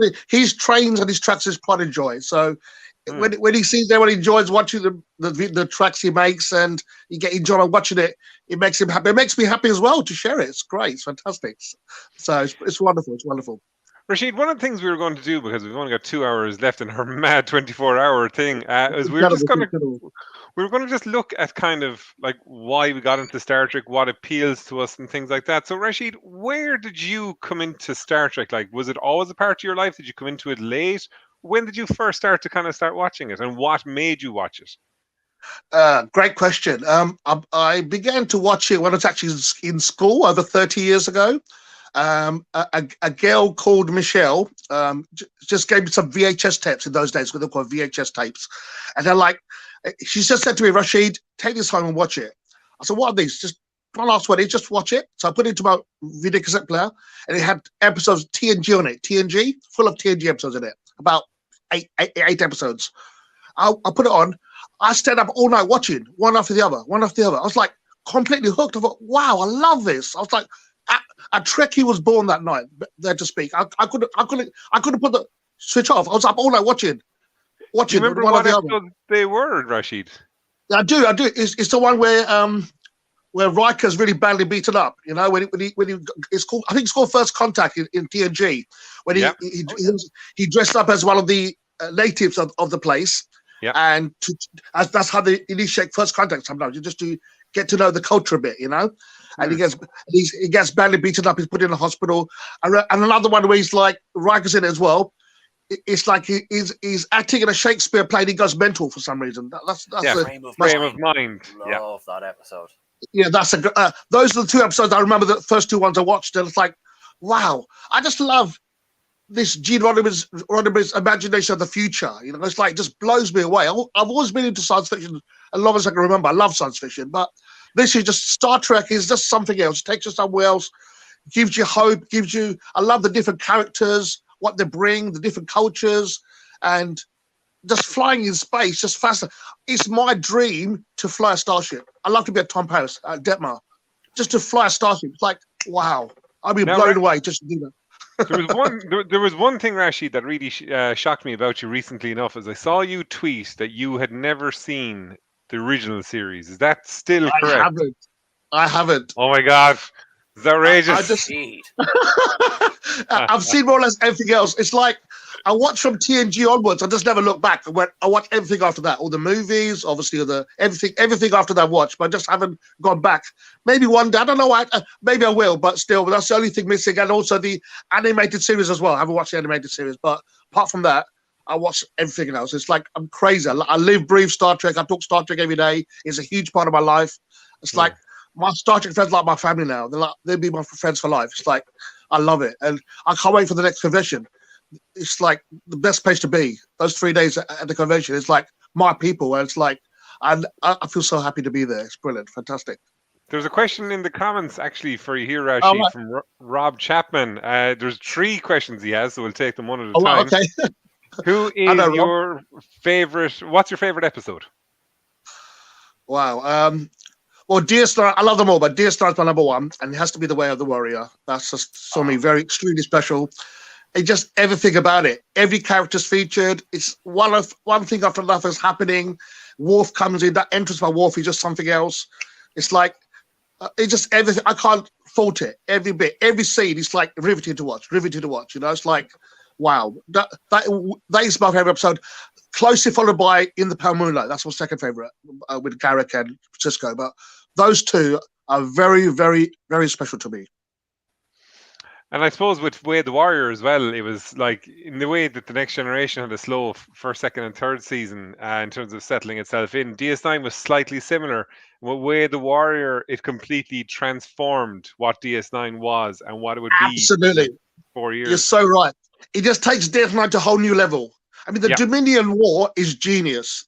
That storyline, it just blows me away. The founders, the changelings, the whole storyline is just mind-blowing to me. I just loved it. I was riveted. I just couldn't get enough of it. Season 4 is when Sisko has the bull head.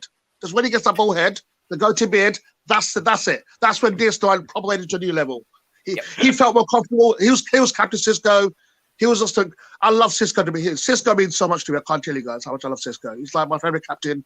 And DS9 just goes to a different level. It's like amazing, just amazing after that. I'm going to guess then that based on your favorite episodes, the next 2 questions might be really easy to answer.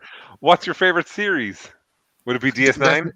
Definitely DS9. Closely followed by Voyager. I love Voyager too. Voyager's very, very special to me, but DS9 just number one. It's number one. Actually, wait a second. As a result of that, Rashid, I'm going to get you to do something you were not expecting when you came on the show. I want you right. to rank in reverse order all the series. Oh my God. No, you really put me on the spot now. Oh, wow. Okay. I'm going to quickly try and write up the series on a piece of Excel paper here so I can see what you're saying. Well, so we'll obviously disregard the original series and animated series because you haven't watched them. So we're basically taking it then. So we're going to go TNG, DS9, Voyager, Enterprise, TNT, Disco, Picard, Lower Decks, and Prodigy. Prodigy as well. Okay. I would say my least favorite is, I still love it though, is Enterprise. That's my least favorite. Then I'll go with Prodigy after that. Okay. Then it'll be Lower Decks. Then it'll be Discovery, TNG, Voyager, and DS9 or something. Where's Picard sitting the role then as well, Rashid? Oh my God. I forgot Picard altogether. Yeah, Picard. Picard will be, I would say, so DS9 1, Voyager second. I'll go with TNG third. Picard will be number 4 on the list. I love Picard as well.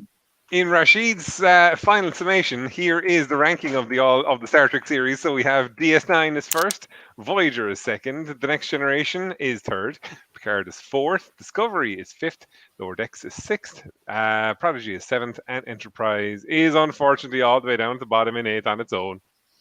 But not saying I like it. I like Sean. I didn't like it at first. I never understood it. Then I rewatched it again on Netflix, and I just loved it. I absolutely love it now. It's so good. I was like, because at the time we had 2 Treks. At the time we had the Voyager, DS9, then Enterprise came more or less.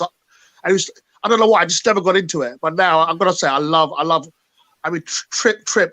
I love Trip, and I love T'Pol as well, and Archer. They're all brilliant characters, basically. But I love them all. I love all Trek. It just if I had to rank them, that's how I would rank them. But I love them all so much. Of course, so please don't think. No, we're here inciting mayhem. But like, so you love all Trek, right? Which is your favorite child? Oh, please. It's the Bill Mayhem on Twitter now. Rashid said, oh my God, Rashid said this.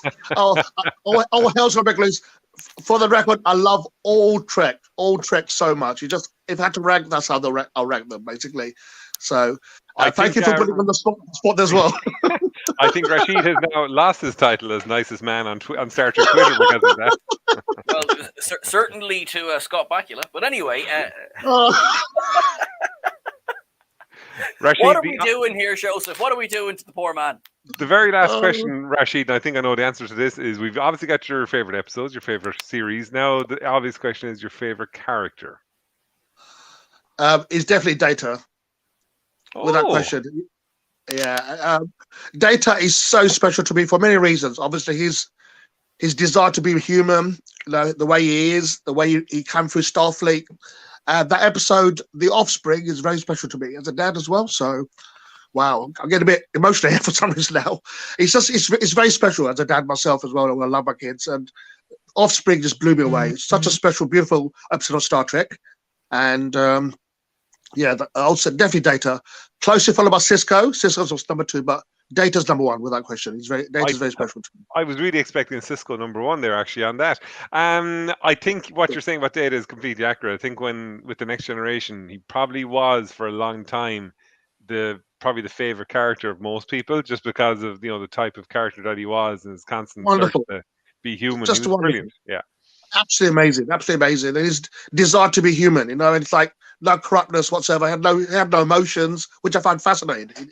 He's just to feel emotions. I know later on he got emotions, but the whole time during the TNG, he never had any emotions. So he went through so much, and just a fantastic character. But Cisco, number 2, close to number 2, because Cisco, as I grew up, he was a huge role model for me because I didn't have a dad growing up. So for him, the way he was a dad to Jake, the way he was as a person, as a role model, he just impressed the hell out of me. So I really looked up to him as I was growing up, and amazing. I love Cisco so much.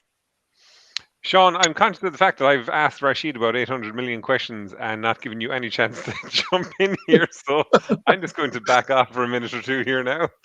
Grand, it's fine. It was noticed. No, that is absolutely fine. Funny enough, picking up on what you were saying about Data then as well, so many of his storylines are so affecting, and particularly today, because there's a lot that humans can learn from Data, both then and now. Absolutely. I wonder, how did you feel when Data was back for Picard? I was really emotional. I couldn't believe it. I was over the moon, absolutely over the moon. Data means so much to me. When he came back, it was like I was just really, really happy, and hopefully, and his closure. He gave the character closure as well. The way it was the way he obviously what happened to him in the movies. I was hard watching that, basically, but the way spoiler here, he's sacrificing himself for Picard in the movie, as you all know, basically, but the way he got the closure as well was beautifully written as well. I was really, really happy when he came back to Picard. Meant a lot. Yeah, no, I think that final scene between the two of them in Picard is it's beautiful, and it works because we care. Absolutely, and he really touches you there. It's like you feel it. It's just beautiful. Actually, really beautiful. Wait a second, I have a question for both of you, because I'm just conscious of the fact that, as Rashid said, you met each other at DST and things like that. What is your both best memory / experience you've had at a Star Trek convention? I've been to none, so I can't answer the question. So that's why I'm going to ask you both. But I'm going to ask Sean first, because I'm being unfair to Sean, constantly taking over this. So I'm going to ask Rashid second, but I'll ask Sean first. Sean, what's your best experience or say memory of being at a convention? And you can't say all of it. It has to be something specific. Well, that's great. Well, my only Star Trek convention is DST 2021, and it's getting to meet people like you, Rashid, like Sarah, like Albert, Ian, like Penny, getting to meet all these people who we've interacted for so long online. It's literally like, you're just like, grab a coffee. How's Rashid today? What's he up to today? Kind of. And it is just like checking with your friends. And it's just that switch from digital to physical. And it was just wonderful, Also, it was cool getting a picture with George Takei. I'm not going to lie. That was a bit special. But yeah, it was meeting people. That's what was special for it to me. Rashid? Well, it's hard to say because I loved every single minute.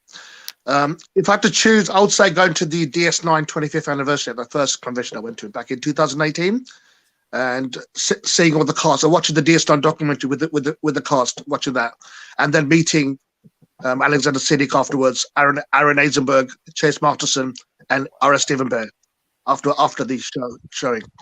It was just incredible. As a DS9 fan all my life, to be there with the cast, watching the DS9 documentary and meeting some of them afterwards as well, it's something I'll keep with me a long time, the rest of my life, really, because it meant a lot to me. So I would say that's my most amazing memory. But obviously, like Sean said, seeing all my Trek friends is like incredible. It's like it's amazing. Until you experience yourself, you can't explain. It's like you with your own people. You just feel you can just be yourself. You just fit in. You can talk, and when you talk Trek, it's like just rolls out of your mouth. Because the conversation just flows beautifully. It's such a special crowd to be in. So at the next Destination Star Trek, if either of you, if both of you, were to host a panel at it, what would you base the panel on? Now I'm gonna ask Sean first, because I landed Rashid with a few questions out of nowhere, and Rashid's there. You put me on the spot now, so I'm gonna give Rashid about 2 minutes. You put me a lot of punches at the beginning. Sean, what would you? We need to start preparing questions for him as well. He thinks he's going to get out of this. No way, it doesn't work like that. Yes, we will. Damn good questions. I applaud you. They're good questions, though. Okay, Sean, give me your topic. What would you do? What would you do your panel on at Destination Star Trek if you were doing it? Honestly, right now, if I was to do a panel, I would do how to engage with Star Trek Online. Now, not the game Star Trek Online. I would leave that as separate. But I mean how to engage. Because Star Trek itself has largely moved online because of the advent of streaming. So, and in a way, the pandemic has helped the Star Trek community move online as well, because quite frankly, we've had to, because, you know, it's much harder to nip down the pub or the coffee shop and meet up with your Trekkie mates and sit there and talk Trek. And it's forced us in the nicest possible way to open the community so much wider. So I would do a panel on, you know, something earlier on that was discussed is, how do I become a member of the Star Trek community? To which my response is always, you are one. I mean, if you're asking this question, you are a member of the Star Trek community. So sometimes it can be intimidating, you know, how do I best engage, or what do I say, what do I do? And, you know, my panel will probably very quickly become a big, massive group hug and a kumbaya. Like, I have no problem admitting that. So everyone, you have been warned, bring your hugging gloves. But it's adapting what can be sometimes a private love, which is, you know, when we were watching Star Trek on our own and, you know, kind of struggling with who do I talk to about this, whatever, and suddenly finding out that, no, you are part of this enormous worldwide family, whether you like it or not, you're in, and how to handle that, because it can be a little bit overwhelming at the start. Absolutely. So that's what I would do a panel on. Rashid? I would have personally how to have people of color more on Star Trek, like people like Asian people like myself. I don't see many Bangladeshis or Indians or Pakistani people on the bridge. So that'd be lovely to have more people like Asian basically, being on the bridge, and maybe encouraging that a bit more. We do have lots of variety already, but I'd love to talk about having maybe some Asian people as well on the bridge. That'd be great. Joseph, what would you host a panel about? Oh, totally cheers and jeers of characters. You'd have characters faced on a cue card and get everyone to vote on the character if they like the character or not. Mainly because it would all be pictures of Vic Fontaine, which I assume would all be jeers. We love a bit of Vic. Yeah, no, I don't. But that's just me being me. Sean, question for you actually. In terms of this is going to be the most ridiculous question because of your cosplay. Which is your favorite uniform? Not this one. I love this one. It's very, this is physically quite comfortable. My favorite uniform, no question, Monster Maroons, Wrath of Khan. Yeah, that's always been my favorite uniform. And like all of them, like most of them, but yes, it's all right. The nice thing about Star Trek is you don't have to love everything. That's the whole point. Absolutely. We spoke about your wardrobe at Destination Star Trek. How many have you got again? How many have you got in total? So, let's see. Well, I would have said nearly all of them, and then feckin' new seasons of Discovery and Picard come out. Like, never mind. Then I guess I need to those go get uniforms more. in Picard. Those uniforms in Picard. How good were they, Sean? Oh my god, stunning! Now I'm conscious that people haven't seen it yet, but I think from like promo pictures and everything, people have seen the fact that, like, I love them. They're wonderful. Shut up and take my money. But I really like them. Which is there any that I don't like? Where do you get the uniforms from? Actually, like, are they kind of tailor made or just online from? Yeah, a lot of it would just be eBay, but then even on eBay you can get the one pattern but measured to size, so you can send them your measurements, and so a lot of the ones I get are like that. And I have to say, like, some people ask, oh, do you have any one seller? Honestly, no. It's just type eBay Star Trek uniforms and just be a bit savvy about the reviews and the pictures you're looking at. But most of the time, I've predominantly had good experience. Like, this thing feels lovely on me right now, I have to say. It is warm as heck. But it's fine because it's a beautiful day here in Wexford in Ireland. Yay. Oh, lovely. It's cloudy here in London. London's cloudy, rainy today. In London today. I'll swap you. No problem. I'll swap. I think Rashid missed a small bit of a trick there. If he was wearing a red T-shirt underneath that top there, it would look like a DS9 kind of later season uniform because the grey is on top, then you've got the black. If it was a red T-shirt now, it'd be absolutely perfect. Good point. And the grey uniform of DS9 is my favourite. I love that so much. That's such a great uniform. Is it just me, or does that one always look very kind of? I've always found it looked and felt. I always looked like it was really big and cumbersome. That was my problem with it. That I kind of found. No, Rashid is there. No, you're totally wrong. That's absolutely incorrect. I respect your opinion. That's why he looks at you. But for me, I loved it. I loved it. But I agree with Rashid as well on that one. It depends. Some of them, some of Cisco's were actually designed a bit bigger because they were designed for the waistcoat to go underneath it as well, and they do. There is that kind of puffed out look of it. But then, particularly the ones that both Dax's and Bashir were given, where I don't think they were allowed to eat a grape on their lunch. It was so fitted, so tightly fitted. But that's like in Star Trek Generations, with the way, of course, that they ran out of money, that the uniforms that Riker and Geordi wears, they're the uniforms of Sisko and O'Brien in DS9. So when you actually, if you actually look closely, right, in the scene in Generations, after Geordi has been back from the Klingon bird of prey and he walks into engineering, if you actually look at the sleeves, they're actually too long. And in Generations as well, Riker has the sleeves rolled up. And that's because it was cut for Avery Brooks and not himself. So if you actually watch it, if you go back and watch the movie, you'll see both of them. Like, well, we all know when you see Riker in the DS9 uniform, he has the sleeves rolled up because you can see the grey underneath, all the way down to his hand. And then with Geordi, the sleeves are too long on him. Interesting. These are the most pointless bits of information that I absolutely have. That's great. I'm very impressed. Wow. These are the things that we notice as Trekkies, as fans. Like, actually, show them what is your favorite one? Is it the TNG one or original series? It's a kind of a strange one because, like, when you're watching TNG, the uniforms look great, and then when it swaps over to DS9, you're kind of there going, yeah, but I like the DS9 uniforms more.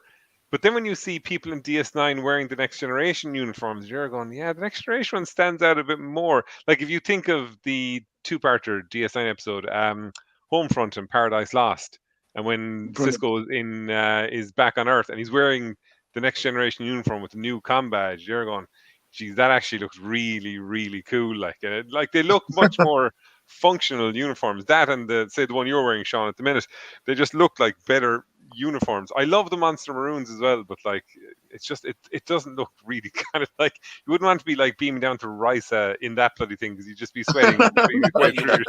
You would absolutely, you'd die of the heat on Risa. You're right.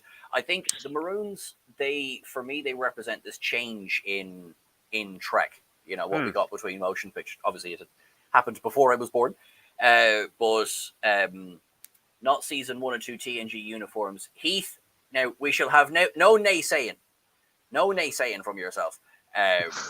But I really look for that change, and I do like the militaristic tone of Wrath of Khan. It is very militaristic, but it suited that much more so than, say, the motion picture ones did. The motion picture would be a bit hard now to take. Say, let's say, imagine Wrath of Khan, but the only thing was that they were all wearing the motion picture uniforms, and I think it would be a suddenly ridiculous film. Oh, jeepers. Yeah, that's right. Actually, getting away from uniforms for a second, Rashid, question. With the current state, like I sound like Jeremy Paxman interviewing a politician. With the current state of Star Trek, where we are with all the series, what do you think about the future? Do you think there's too much at the minute, or we're running into a possibility of it being, say, too much content, which could actually ruin it being special? Or do you think how much is there, like with basically 5 series running at the same time? Do you think that's a good idea? I think it's a fantastic idea. For me, you can't have enough Trek. The more Trek, the better. That's for me personally. For us to have 5 with Strange New Worlds coming in as well, it's like, for me, it's what a great time to be a Trekkie. What a great time to be a Trekkie. You're spoiled for choice. If you don't like one, there's another one for you to watch. There's so much to choose. For me, I love every single one, as you know. I'm so excited about Strange New Worlds. I love Pike. Pike in season 2 of Discovery blew me away. And us fans got us a series that we wanted. We so told the producers that give us Pike series, and listen to us, and they gave us a Pike series. That's going to be amazing as well. So for me, the more the better. Hopefully, there's a Section 31 series coming up. Apparently, they might. I welcome it. For me personally, the more Trek, the better. I kind of have enough Trek. Actually, on that point, what was it about Pike that for both of you? Like, because everyone loved them, and I'm always curious because it took me a while to work out what I loved them as well. Of course, it is. Everyone loved them, but why did we love them so much? Because there's so many characters in Star Trek. But what was it about him that set him apart for the two of you? Go ahead, Sean. Rashid, I'll let you go take this first. one. Oh no, Rashid, please. Okay, right. Well, the way he is as a leader, the way he speaks to his crew in such an amazing manner that you just feel comfortable with him as a captain. He's brave, he's charismatic. Obviously, he has the most incredible smile. I mean, you look at the captain, you think everything's gonna be all right. He's just so damn good looking as well. Everything, all his mannerisms. He's just a perfect captain. I want to serve under Pike. That's how much. I would say after I even rate him higher than Picard as a captain, personally for myself. That's how much I like Pike. But number one, Cisco, Janeway second, and Pike is my third favorite captain. That's how highly I rate him. I think he's a fantastic captain, personally. Sean, go ahead. I agree with nearly everything you're saying there. I think. Well, I know you rate Picard higher, I would imagine, basically, yeah. No, that's all right. That's fine. But season 1 of Discovery, what it was missing was a captain to rally behind. Now, for legit reasons, we weren't meant to, but I do like that, obviously, in Trek. And then we got this with Pike in season 2. And fabulous. It was great then to have this traditional, if you like, captain to sort of go, yes, great, Discovery's got a captain.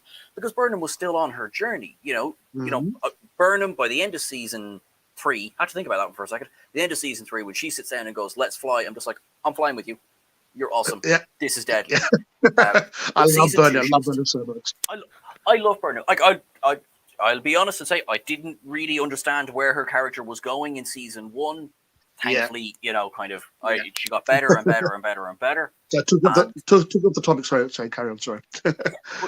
Absolutely. So it was kind of like, when Pike appeared, there was just that moment of just like, oh, cool. All right, great. All right, the captain is here. Brilliant. Oh, that's cool. And no shade against poor old Saru, who was minding the ship on the way to Vulcan. I think when you kind of look back on it, I think Pike was very much a throwback to the captains we'd seen, for the previous years and things like that in previous series. Because obviously, look, Discovery was a totally new thing, and it had to be a new thing, and like it had to bring Star Trek into a new kind of generation. And the first season was, it was very different to anything we'd seen before. Mm-hmm. And I like the fact with Lorca there was a kind of bit of mystery. Like I remember people kind of criticizing, going, "Oh, he seems a bit evil." Some twist. Yeah, it was. But the thing was, everyone wanted to know immediately. They were there going, "Oh, he's bad," and I was there going, "They're probably going to explain that at some point in the season if we just sit there and watch it." And when you had Captain Pike, then he was absolutely a throwback to like between say 1987 up to 2005 and that kind of character. And I think then for a lot of people who didn't connect with season 1 of Discovery, I think bringing in Captain Pike and making him that way, I think that gave people a way to kind of connect with the series in a way that maybe they hadn't with Discovery, say.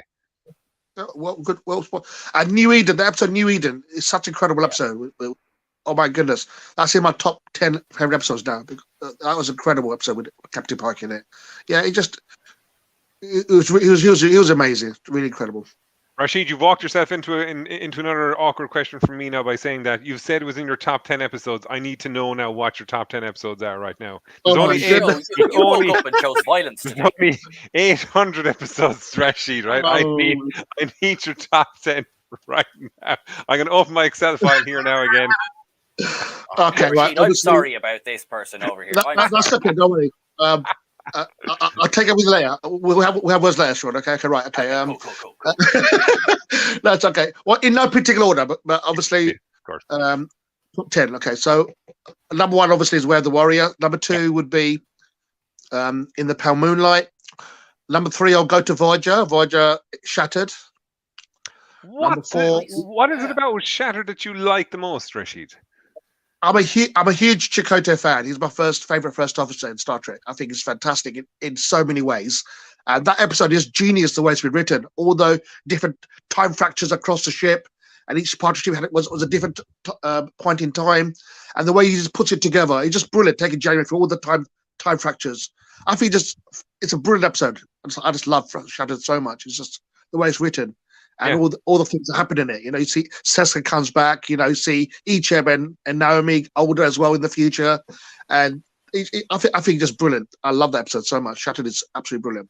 I think with Shattered. Voyager as well, Voyager had the ability to tell the most bizarre stories more than any other series did. Like in Bran and Braga, that's what he wanted to do.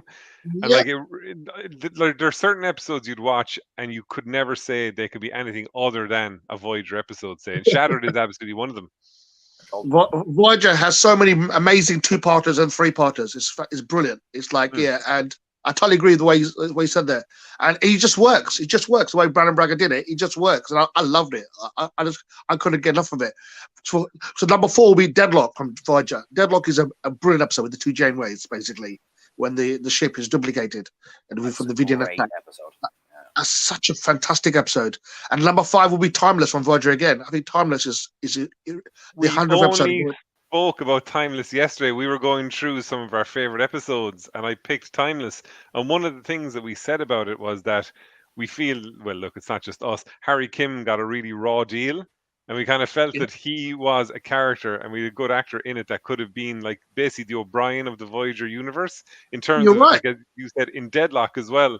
Like he becomes the hero. In one version, he dies. In the other version, and he saves, the Wildman child to bring her back to the new Voyager. And in Timeless, then the whole episode is about him being haunted by what he did in the past, and then just basically having a massive, drive and an obsession to kind of fix what had previously gone wrong. Absolutely, he's just glorious in every way. Absolutely brilliant. And obviously Garrett Wang as Harry Kim was incredible. He just blew me away with his performance. Basically, I know. How did he remain an ensign? I was so boring to talk about that, but how did he remain an ensign for 7 years? How did he remain an ensign for 7 years? Through determination and through rejecting every promotion that he just didn't see the promotions. Doesn't mean he wasn't offered them. He was a brilliant officer. He should be lieutenant commander by now. As he said himself, he should be lieutenant commander by now, minimum by the end of season 7, basically. But it is what it is. I guess there's only so many ranks that go around, but I don't know. I'll never get that. So we'll have to find out. As nicest man on Star Trek Twitter, I think you need to start finding out and asking the hard questions now with people like Brandon Braga and saying, listen, lads, I'm the nicest Star Trek fan here on Twitter. I need you to tell me the truth of why Harry Kim was not actually promoted at any point in the 7 years. Yeah, because if they won't tell you, they're not telling us. Maybe Janeway just didn't think didn't have that ability to go to that position. Be a person of authority. I don't know why, because it's up to Janeway and Chakotay to decide. Obviously, who gets. Even Chakotay didn't completely believe in him. Just make it comfortable, just keep him as ensign. Even though he was a competent officer, but I didn't think him as a great officer could achieve things. Because for him not to be promoted is like unbelievable in 7 years. And he's one of the main bridge officers. He's not as of a backup character. He's one of the bridge officers. Yeah. So I never understood that, why the writers didn't promote him for whatever reason. But it's got to be down to not having enough belief in the guy. Well, it comes down to, which is terribly unfair because he's a superb. Harry Kim's growth is amazing. For the Kim that came missing his parents, desperate to get home, to what he became at the end, was a superb officer. Great character, great member of the crew. And that's what we were discussing with Timeless, like in terms of literally what you just said there about his desire to get home and him missing the family. His was the kind of the most tragic of all the stories I found in Voyager. And as a result, Timeless could only be built around him. It couldn't be built around anybody else, because it made even him getting home, it kind of robbed him of any kind of enjoyment of that. And he became an obsessive person then as a result. And that message at the end to himself, how special was that? So touching, isn't it? It just really touches you, that message. The future Kim to the present Kim. Wow. That was amazing. Really touches it. It really gets me every time. So number 5 and number 6. If we went number 6 now. So 5. Yeah, number 6 now, yeah. 6, okay. 2-part can count as one. So I'll go for the Dice Cast and Improbable Cause from DS9. That is just one of the most best 2-parters in Star Trek, in my opinion. That's incredible. And then I'll go for just to come back to it for a second. Improbable Cause and Dice Cast. It was kind of the end for a bit of time of the Cardassian story, wasn't it? That had gone from season 1 to season 2 to season 3. Like it's a 2-parter that's really not spoken about a whole lot, not that I see, and it's absolutely brilliant. Like the scenes with Odo and Garak, when Garak is basically torturing him and all that, like it's unbelievable. The relation. Edge of the seat stuff. It's like so superbly written, so superbly acted by Garak, by Andrew Robinson, obviously, and Renee as well. It's a genius two-parter. Genius. Wow. And I love Just the connection between Garrick and Inabra Tain in this as well, Yeah. because like the one thing with Garrick was you could have run into the trap of ruining him the more you kind of showed about his past and his family and Mhm. things like that.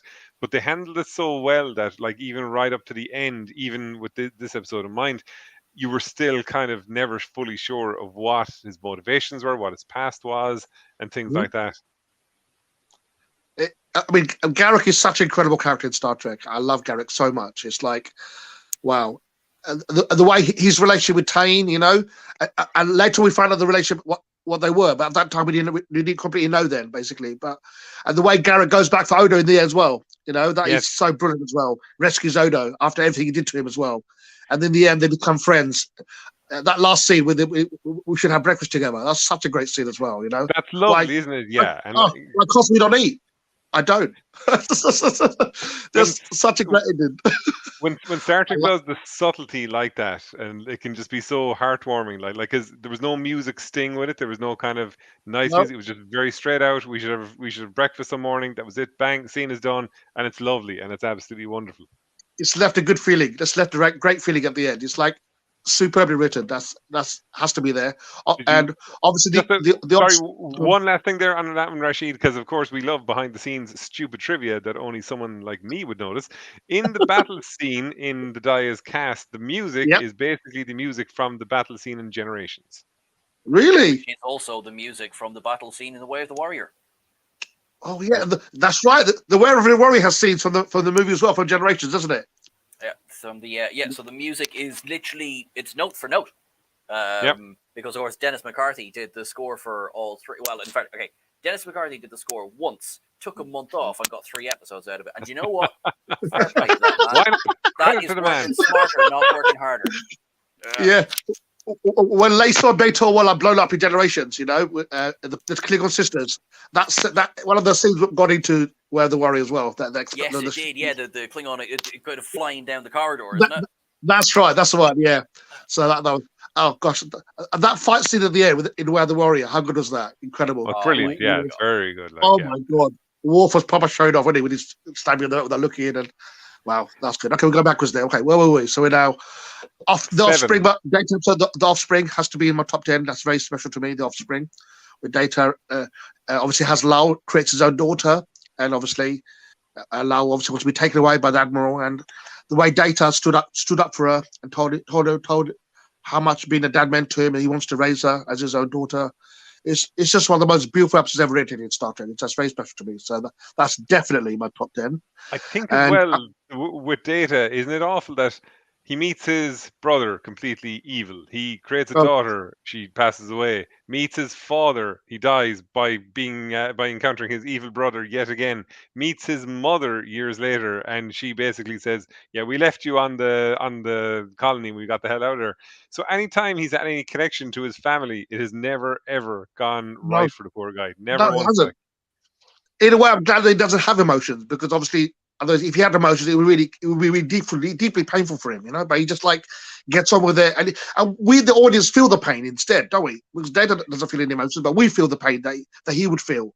Because if you think of it, because at the end of Brothers, after he's back on the Enterprise, and Noonien and Sung is probably going to pass away on the planet because of what Laura has done to him, and it shows the two little fellas on the Enterprise who've caused the initial problem, and they're friends with each other, and then Dr. Crusher says to Data, you know, they're brothers, forgive, and the camera kind of pulls in on Data. We all feel the emotion.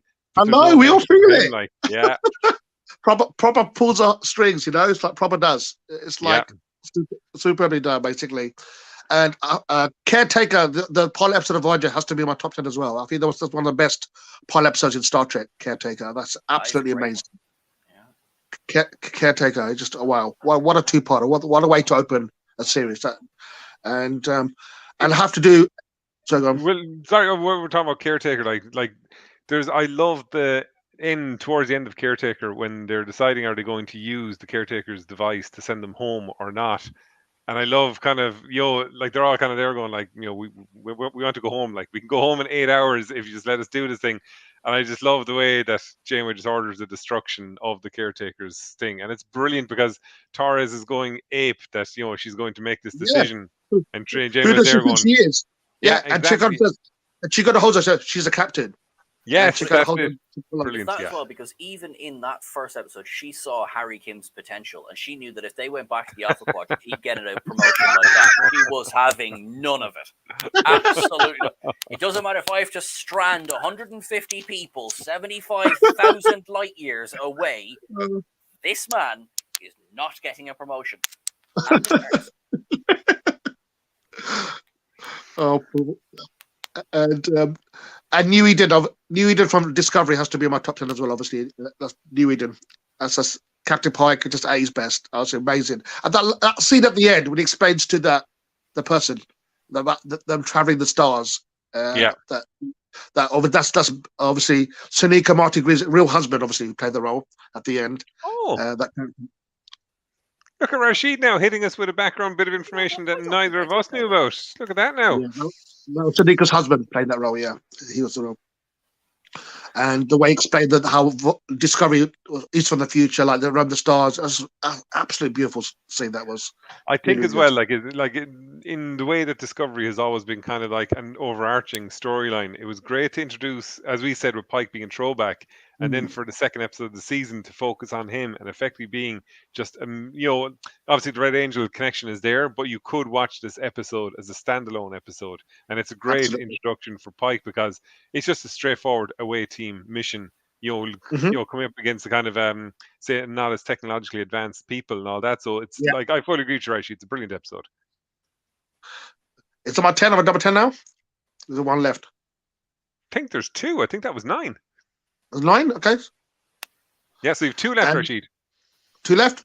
I have to go for Broken Bow Enterprise. I love that pilot episode as well. Broken Bow, the first episode of Enterprise. That one's not got a lot of love over the last day. Not that people don't like it, but that one's not got a lot of love. That's a great pilot episode. The way they take the Klingon back to the home world. Obviously, the Suliban trying to stop them. I think that's superbly done. I was like blown away how good that is. It's not as good as Caretaker, in my opinion, but still, I think that's a brilliant pilot episode of Star Trek. So I have to say, that have to be my top 10 as well. So if you were to pick then, Rashid, Sean as well, what's your favourite pilot episode? Sorry now, Rashid, I'm jumping in before you give us the last one on your list, but I'm just curious, what's your favourite pilot? Because obviously, Rashid, in terms of how you've rated this, Caretaker would be number 1 then, I'm guessing, yeah? Caretaker would be my favourite, definitely, Caretaker. Sean? That is a very good question. For a long time, it was Emissary. Interesting. Yeah, although I wonder how much nostalgia is making that choice for me, if you know what I mean. Because at the time, it was definitely beyond me. I really like Second Chances, or Second Contact, sorry. From Lower Decks. Yeah, I really like that one because it took me... I think everyone was a little bit nervous until, say, the trailer for Lower Decks dropped. In terms of what's this Rick and Morty version of Star Trek going to be like? And then when we get that clip, which is the opening scene right up to basically the cold open, and then we get Drunk Mariner with a bat left cutting a chunk off Boimler's leg after he's finished his captain's log, and they're pulling up to the starbase. I'm just like, I am sold for this show.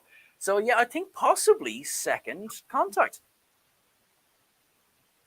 Show? That's a really good choice. Lower Decks is so brilliant. Oh my goodness, every episode was fantastic.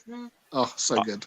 I'd have good to choice. Pick, I'd have to pick Emissary straight out because years ago I went back through watching. I tried to basically watch all the Star Trek series, but like watch them as in episode 1 each and kind of go through it. I got about a month into it and I gave up. I couldn't do it. So I kept forgetting where I was. So I was there, forget this. But when I watched Emissary, and I hadn't seen it in years, and I do remember, Sean, like what you said, I was kind of there going, oh, it's a bit of a slog, isn't it? But I watched it back, and I think we discussed this before. Emissary, I think, is one of those episodes that hugely benefits from, say, experience in your own life. and kind of having life experiences and things like that, because the central theme of the entire episode is like, you know, the start of the episode when Cisco and Picard meet, and like we all love Picard. Picard's our captain, and here comes Cisco, kind of giving him, you know, a bit of argy-bargy, and you're there going, who's this guy? Like, he can't do this. And the episode is about his pain and what's going on and all that. And when he speaks to the prophets, it's brilliant, because they keep on saying, you know, he's trying to explain to them like how time works and all this kind of thing. And they keep saying to him, you know, yeah, you keep saying that, you know, time is linear, and if you've lost something in the past, you can't go back to it. But they keep saying you exist back here, which is the death of Jennifer on the Saratoga at the Battle of Wolf 359. And he keeps on saying to them, like, why do you keep bringing me back here? And the prophets are there going, like, we're not bringing you back here. You're bringing us back here. This is your life. This is your existence. So the whole thing is about him coming to terms with the fact that she is gone. She is dead. But he's constantly living in the past. And the only way for him to move forward and to prove to the prophets that they're not, you know, that humanity isn't dangerous and that, you know, things do work that way, is he has to move on from that. Like, it's like, again, it was when I finally realized that and I watched it, and I was kind of, it made sense to me. I was going, this is actually brilliant. It's really, really full. Like, and like, this is taking out even all the fun stuff on the station with the Cardassians attacking DS9 again and things like that. But from a point of view of the character development of Cisco and the pilot, it's brilliant. Absolutely brilliant. It's just, there's so much depth to it. Yeah. I love MSV too. Brilliant choice. And Rashid, going back to it now, what was your number 10 in your list of top 10 episodes? In Purgatory's Shadow by Infernus Light with DS9, the two-parter. Incredible. When they find out that Julian's held in a Dominion prison, obviously, the two-parter, where there's a duplicate Dominion, Julian on the station. And it's like, that's brilliant, the way Worf has to fight every Jem'Hadar warrior to stay alive, you know. We find that Martok is still alive with one eye. And I just love Martok. He's my favourite Klingon. He's brilliant. I think that's a genius story, absolute genius. The way Garrett goes to find Tane by getting a clue that he's still alive in the Gamma Quadrant. Just, superb. I love that episode so much. I love as well the fact that the way they show you that Bashir there's a difference between the two, is that he's wearing the old uniform. And that's probably one of the only times you've seen a kind of a reference like that to indicating the passage time with uniforms and things like that. So it's really kind of smart how it's done. I love the fact that, you know, things with Garak as well, that he is kind of claustrophobia and things like that, and he can't handle being in the confined space as well.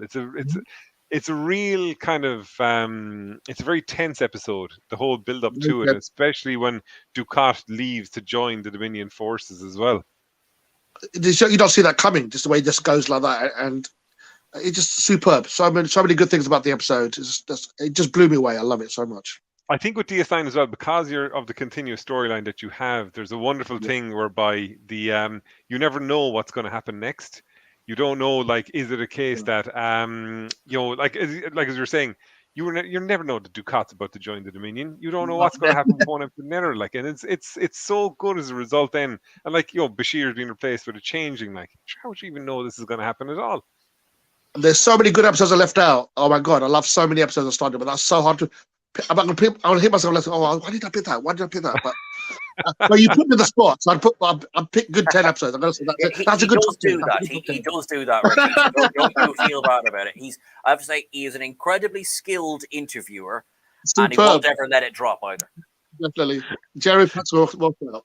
Don't worry, Rashid. When we do interview you for our podcast, the questions will be different, and we'll give them to you in advance, so you don't have to be lamped out of nowhere. Believe him for 1 second. Do not believe him. You will get a fully prepared list of questions, and then you will say, "Right, we're asking none of those." I look forward to it. Thanks again for inviting me. I look forward to that. That'd be good. That'd be a good laugh. Enjoy. Look forward to that. Very quickly, Sean, I think you have a very quick announcement to make. I have a very quick announcement. I want to say, with the most humblest and deepest thanks to everyone, we have exceeded our target. We have $3,554 that have been raised. Fantastic! Well done, everybody. I beg your pardon. $3,564. Oh, brilliant! Well done. Thank you so much, everyone. I just want to agree with you. Anna, thank you so much. She has been here for 23 of the Anna, 24 well done, Anna. of these Fantastic. hours. Fantastic. Amazing. Absolutely amazing. Everyone, you are just, it's just overwhelming. The response, the kindness. Just the kindness. We've got a Thank great you so family, much. great family, loving family, great family.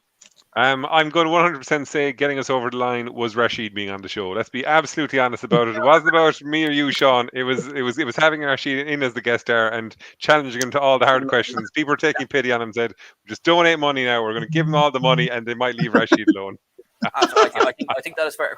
All right, great. Well, hang on. I'm going to get greedy. Right. Okay. Cool. Right, Rashid. How do you build a warp core? Come on, folks. Let's see what donations we can get.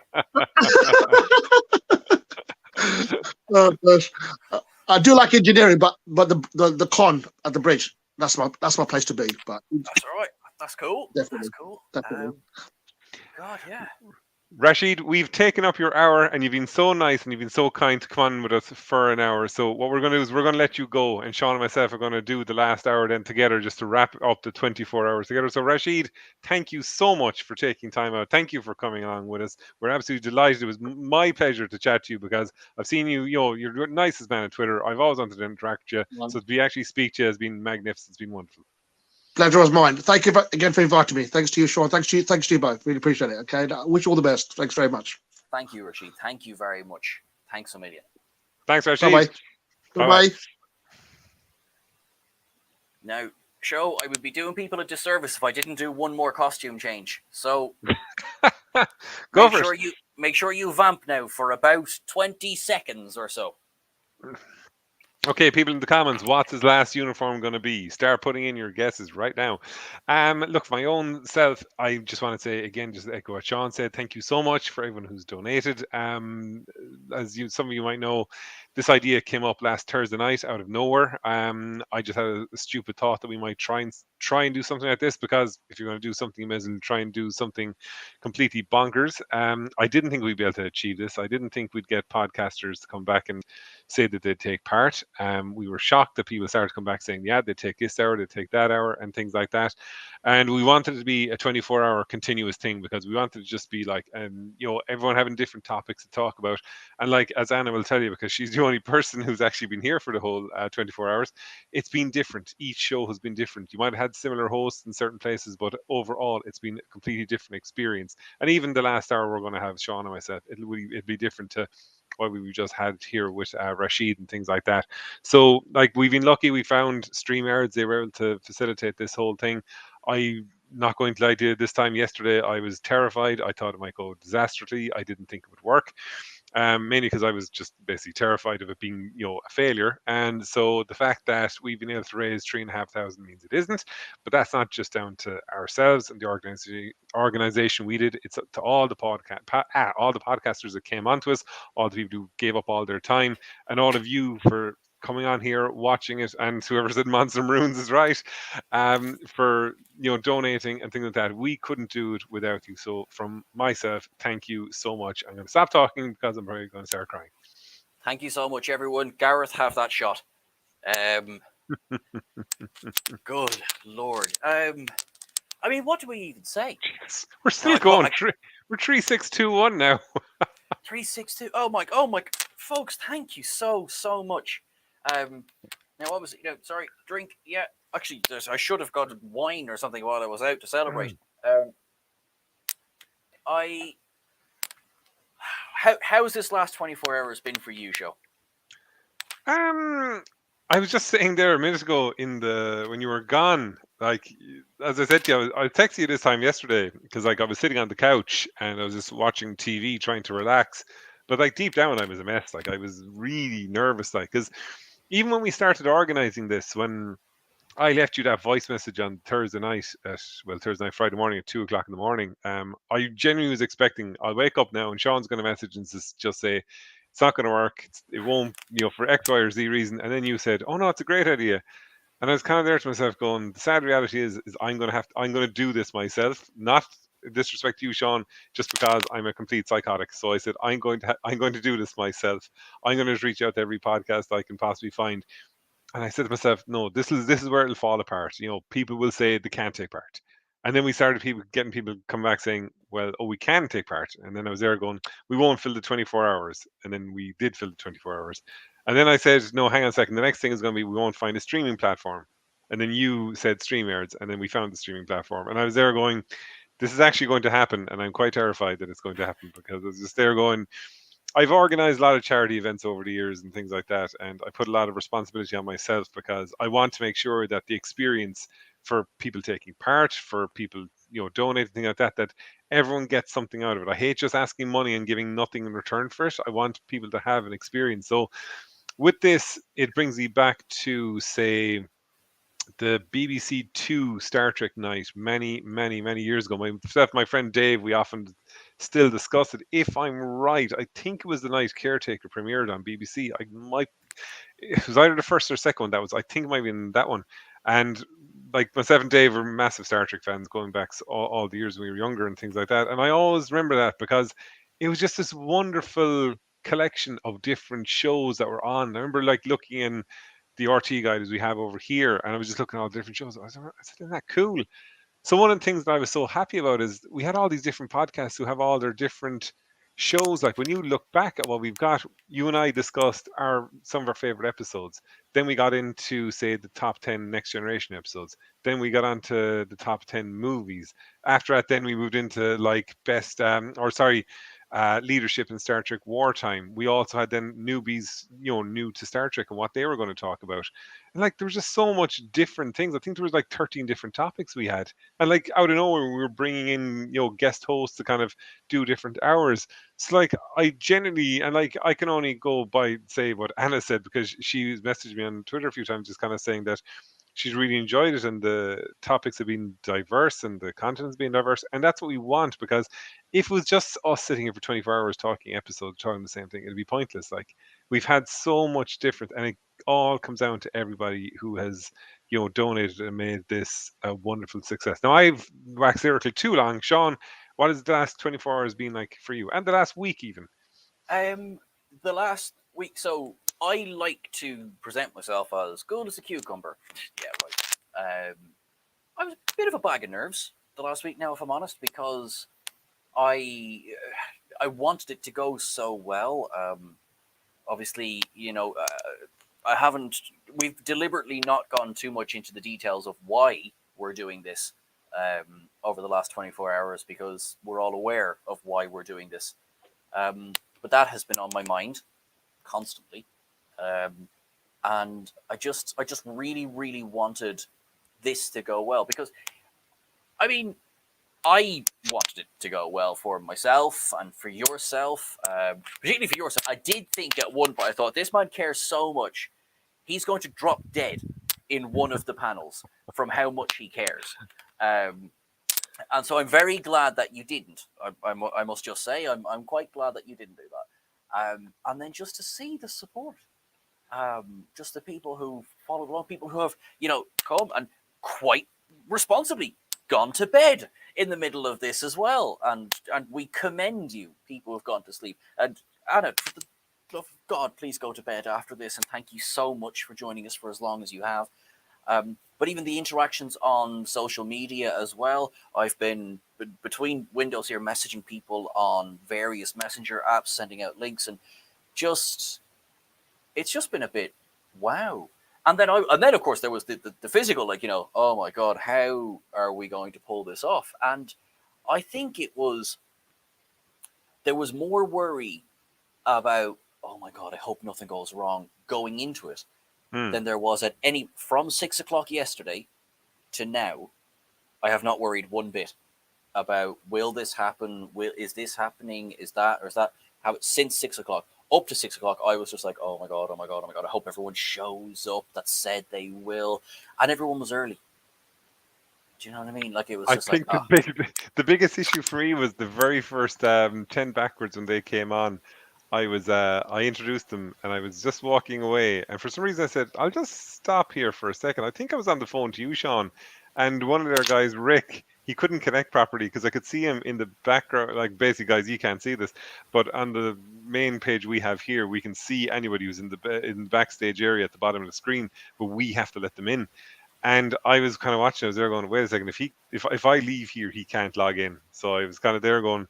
So I let him in. That was fine. I went downstairs to my partner. She was watching TV, and she just said, "Can you go to the shop and get me some snacks? Because I'm in my pajamas now, not going out."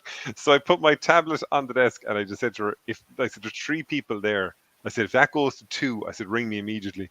So I walked down to the car and I barely sat into the car and a phone call. There's only 2 people on the screen. So I had to run back up, put him back in. I'd ring Sean and say, Sean, can you just keep an eye for 10 minutes, please? I need to go to the bloody shop. But you see, for us, when we're organizing an event, you want to make sure that the participants and say the spectators, they have to do the least amount possible.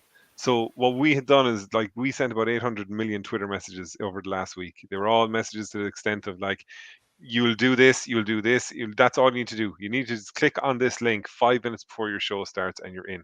And that's all you need to do. You don't need to do anything more than that.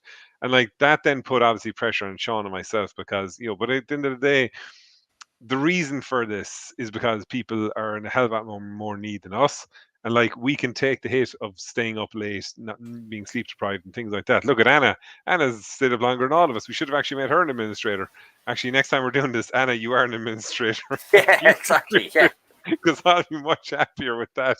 So again, guys, look, as we can see on top a million times. This has been absolutely magnificent. I don't think I've ever seen this done before. Maybe it has, and if it has, that's great.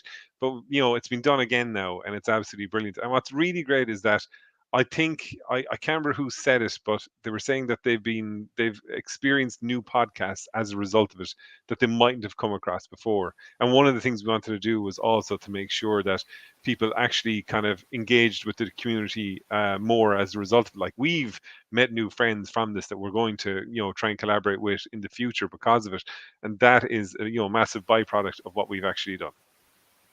That's it. That is an absolutely stunning way. Gary, what did you get at the shop? But you're so right. Like, and all of this, it came together because of now. Actually, Show and Anna, you'll back me up on this one. So earlier on, I did an hour where I had a chat with everyone, and I told them, and I know you're about to cringe. I told them how much effort and passion that you personally have put into the last week. That like this is happening because of you. Now everyone came together. I'm not putting down anyone else's role in today and how the amazing reaction has come together. But you made this happen, and I hope you give yourself a massive slap on the back, because when I see you, I'm going to break my hand on your back. It's one of those things that I said to you that like leading up to it, I was I was kind of there going, I never want to do this again. And then I said, but when it ends, I'll be there going, when can we do something again? Because that's basically how I operate. I know full well that I probably do it the completely wrong way, which is I stress the hell out of myself and I make it almost impossible for me to relax as a result of it or to enjoy it. But I think with this one, I'm kind of glad that I was actually able to be involved, and that kind of settled the nerves pretty kind of fast. Like it's just, I kind of was conscious about being on camera, which I'm normally not. So I was kind of there going, I don't really want to kind of do all that. But no, thanks, Sean, for that. I'm just, look, again, I wouldn't have done it. I don't think he's watching at the moment, but I wouldn't have done it without, say, yourself and Ed and our man in Japan, Gary, as well in the comments. Because if one person said to me it won't work, I would have immediately just pulled the idea. So the fact that he kind of said to me, yeah, it will work, made the biggest difference for us, really. Well, it takes a village. You're the foundation of that. I will absolutely say that. And then look what grew from it. Now, I mean, and how quickly that's one thing that is just, it's a wonderful thing that how quickly the slots filled up. We were there worried that initially, all right, I'll take the first 7 hours, you take the next 7 hours, and then we'll just alternate the next. Not at all. And it was incredible. And people from all over the globe. As you say, we've got a man in Japan sitting there in the comments, but we've the American contingent who obviously helped us through our nighttime, and we had Irish people from the UK as well, and it was just wonderful.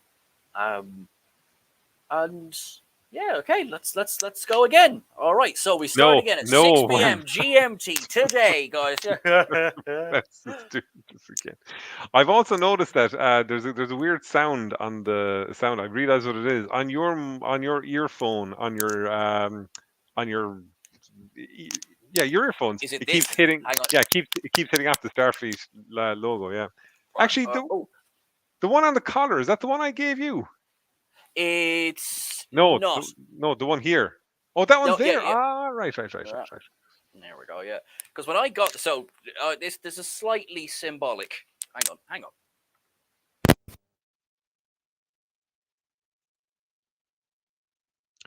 We've lost Sean. Isn't that just absolute cheek? Let's see if I can unmute the man. Nope, he has no mic. Sean, you've no mic connected, so nobody can hear you. How about now? Oh God, yes. All right, cool. Right, so at the end of the day, when you're like, oh, you just take your belt off and you take your pants off, and that's the end of it. That's what this is. My poor ears. Right, there we go. So if you can hear me, you won't have that clinky thing anymore. Right, so there's a slightly symbolic reason to me wearing this cosplay last. One, obviously, it's my favorite. This is my first. This was my first piece of cosplay that I ever got. Is it? Yep. And so I love it, and I've built it over a couple of years. So obviously you can't see it. So the jacket, and the main insignia, and that one, we got them together, right? So this, obviously, you provided this. Thank you very much. Yep. And all of these bits here on the sleeve, that was another purchase. And then, hang on, I'll just turn around. That is my biggest sewing job that I've ever done. So it's I don't know what it's called, but that bit that goes there, because the thing that came with it was well, it's not there anymore, put it that way. So that's I wanted to go out on my very first piece of cosplay. So, Sean, we've waxed lyrical about what's going on. So what we're going to do is, for the last 45 minutes, we're just going to interview each other, because why the hell not? It's our show after all. So what I'm going to do is I'm going to ask you the most easiest question in the whole wide world. When did you get into Star Trek, and how did you get into Star Trek? Okay, well, a couple of the lads that have heard this already, but so I was a nipper. It was my father who got me into Star Trek. He plonked me in front of the television. I believe it was the original series, but it was probably a combination of original and TNG. My first clear memory is going to see Generations in the cinema, but I knew I was already a fan at that point. So it's funny that you can remember being a fan of something without necessarily watching it before. Sue, thank you very much. I see you there in the comments. You're brilliant. Sean, someone, Captain has notions. Yep. Sean, where's my Viridian patch? No, it's all right. They saved me. I'm cool. So it was literally as simple as that. I was fascinated by, the original unremastered original series, and the fact that the Doomsday Machine is basically Jaws 10 years before Jaws was released. Mm-hmm. And that music as well, which is not the same, but there's certainly there seems to be. Was John Williams a Trekkie? What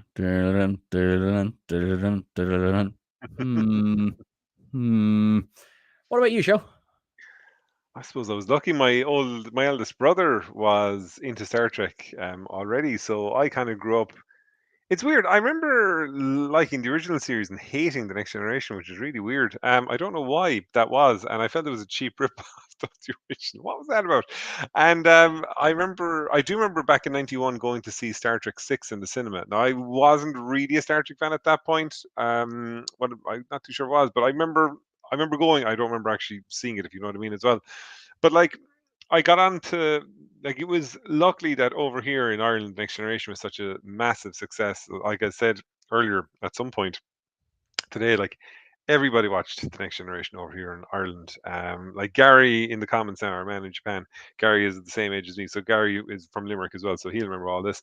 It was just everywhere. If you went into our local Easton's, which is the bookstore, there was an entire wall of Star Trek books. That's all that was there. The toy shops had all the action figures and things like that. And the very first, actually, wait a second. The very first action figure I ever got, and I still have to this day, is my little figure Oh, of amazing. Mr. Data. There he is now, all the years later, and I still actually have him. I've lost his stand and all that kind of thing, but I still have the character itself. It was just one of those, like, what I loved about it was, it was, and when I was watching All Good Things, as we're going to discuss probably next week now, what I loved about it was, if you were having a bad time, you could throw it on and watch it and you can enjoy it. Like, as somebody, and I'm not the only person here like this, who would have been bullied in school and things like that, and sometimes, might have been the easiest time, you'd sit down, you'd watch it, and you'd watch these wonderful characters, and these were the kind of people that, like, no matter what would happen, they'd be there for everyone. And you were there going, like, if you felt bad, you could say, let's go sit down and watch these people because, they're my friends, they're my heroes. They transcended the screen, and I think that's one of the things that non-Star Trek fans don't get about it. I'm not saying that we're an exclusive club, but we are an exclusive club.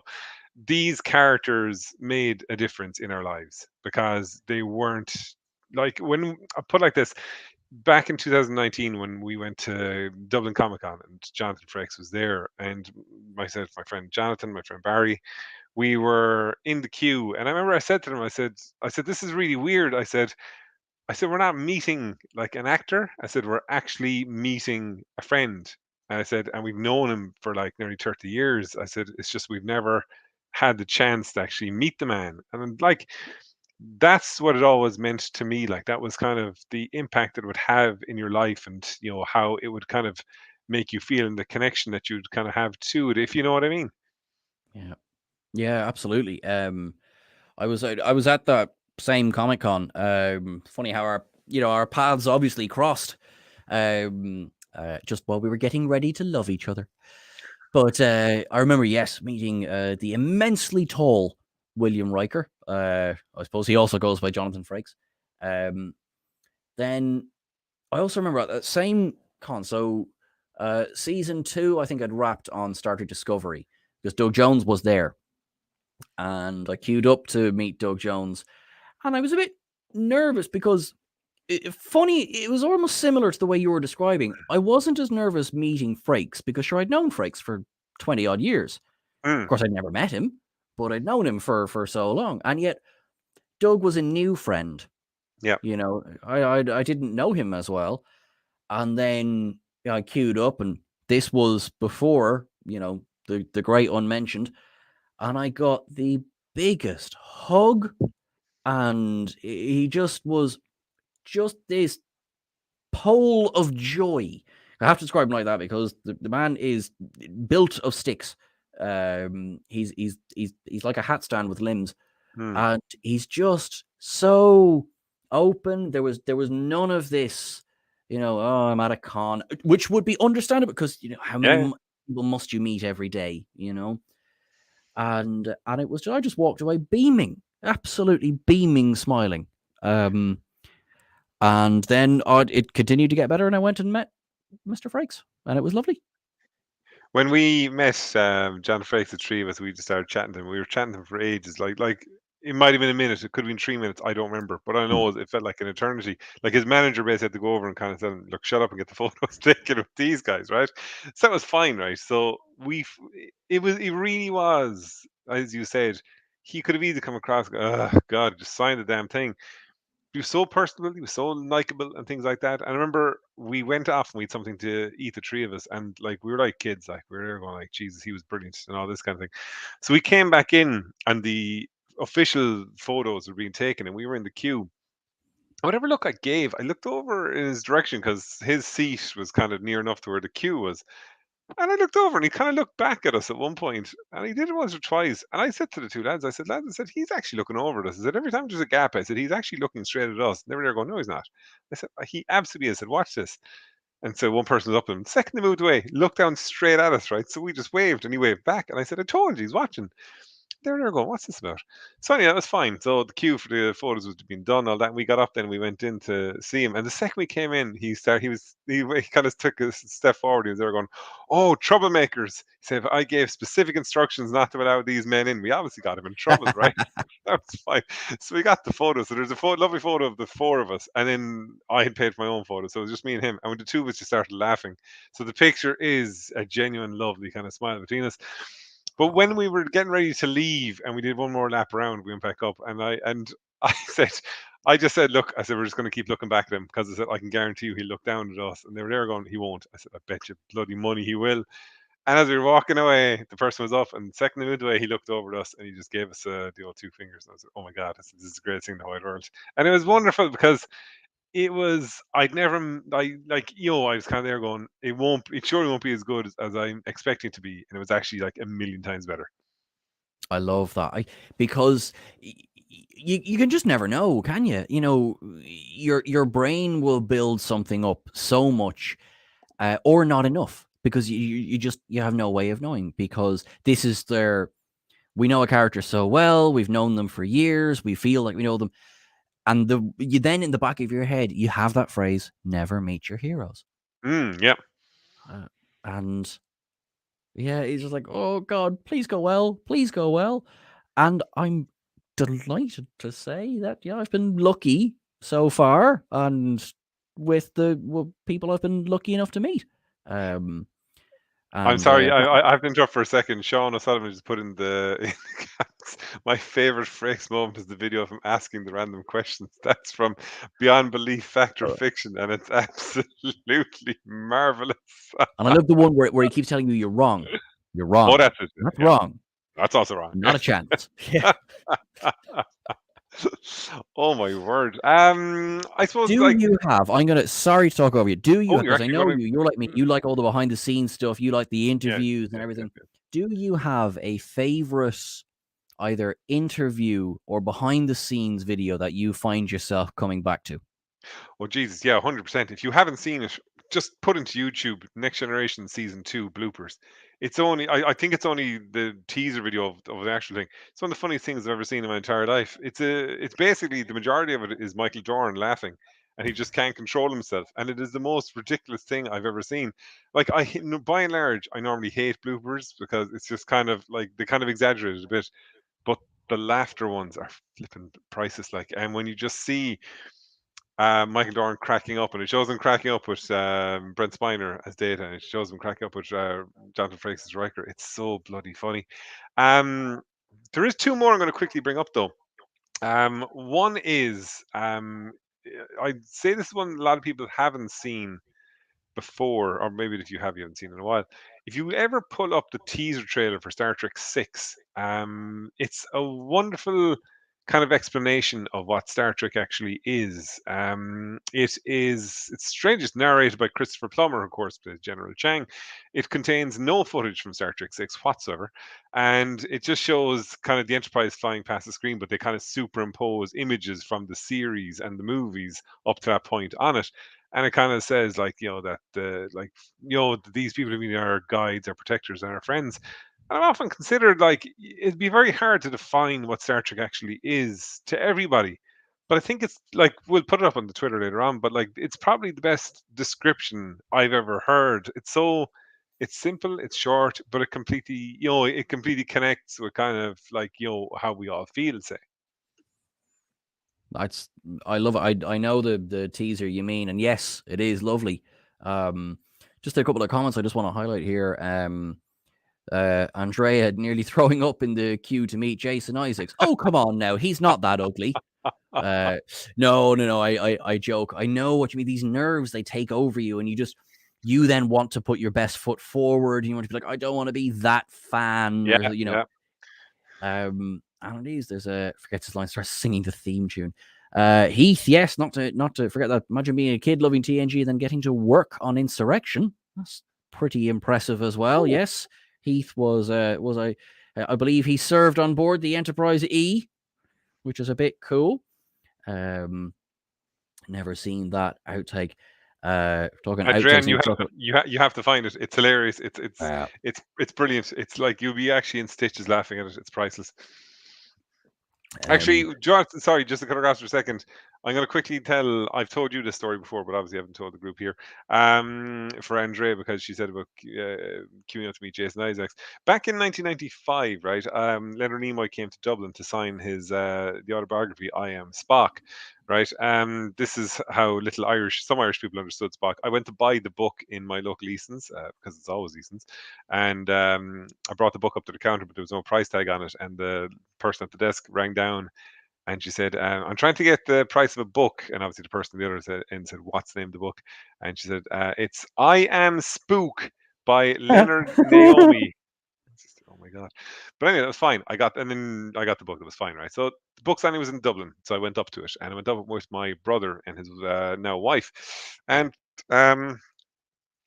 we were in the queue, so we were there early enough, and they said, "Look, we're just going to go off and do some shopping." It's about 2 hours beforehand, so I wanted to be there early, so it was fine. So I was standing in the queue and all this kind of thing, and time started ticking towards kickoff, and I was kind of there going, "No sign of the brother. What's going on?" And then I was there, "No, I'll be fine over here." More time ticked away. Leonard Nimoy suddenly appears on the stage, and they're going, "Still no sign." I was there, "What the hell?" The queue starts moving, and I'm sixth in the queue, and still no sign. I was there, "What's going on?" Now I was only like, I was 12 at the time, and I was there, "Oh dear God!" And it was my time then. I went up to get the book signed, and I remember just thinking, "It's fine. He's here. He's taking a photo." And Leonard Nimoy signed the book, and he signed the bookmark, and that was fine. And I went off then. I started looking around. I couldn't see him anywhere. There was no sign of my brother at all, right? And then I did what any 12-year-old would do in this situation. I just started bawling my eyes out in the middle of the bookshop, right? Completely heartbroken. I can't remember how much time passed, and suddenly my brother appears, and he's like, "Oh my God, I'm so sorry, I'm so sorry." And he said that the girlfriend had an asthma attack, and I was like, "Oh, all right, okay," but I was still a mess. And then in my completely traumatized state, he said, "Let's just put you back in for a second. We'll get a photo with you up there." And of course, I didn't have the wherewithal to work out what was going on. So I went back up, and then Nimoy looks at me and he's there going, "I've already signed this." And I just kind of looked at him, shrugged my shoulders, and walked away, right? No idea what to say at all. And it was fine. And so we went home that night, and I didn't really have good memories of it, if you know what I mean. I didn't really want to speak about it for a lot of time. And a couple of years ago, I was out in their house and just going through a photo album, and there was some of the pictures. And I was like, "All right." So, and then my sister-in-law was kind of laughing. She was there going, "Oh yeah, they're the photos from the day that we went shopping and totally forgot about you."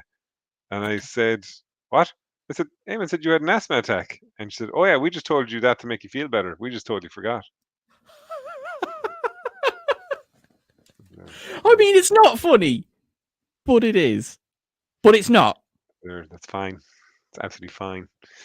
For anyone who wants to know, I still have the book. I have it. When I moved into this house, I got a lovely frame, so I took off the dust cover.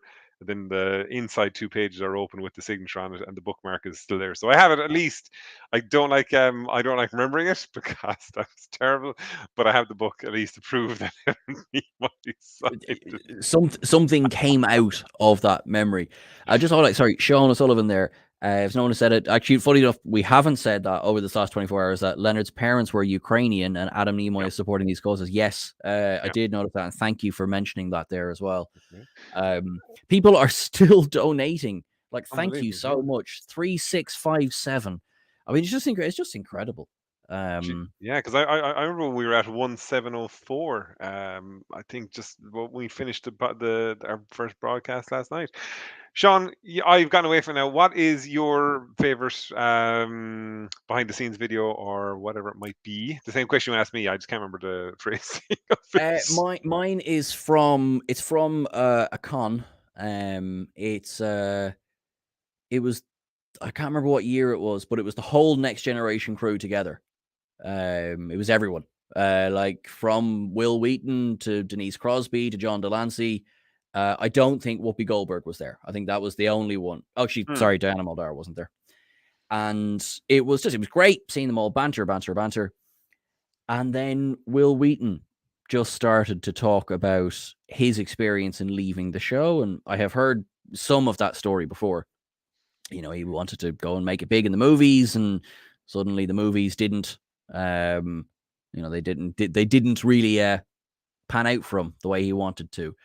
And he talked about this deep shame that he felt, that he had, in his opinion, kind of thrown away his big chance and had sort of given the middle finger to these people who had supported him, and he felt like he couldn't possibly approach them, to the point where he didn't invite them to his wedding because he thought, well, they're never going to arrive.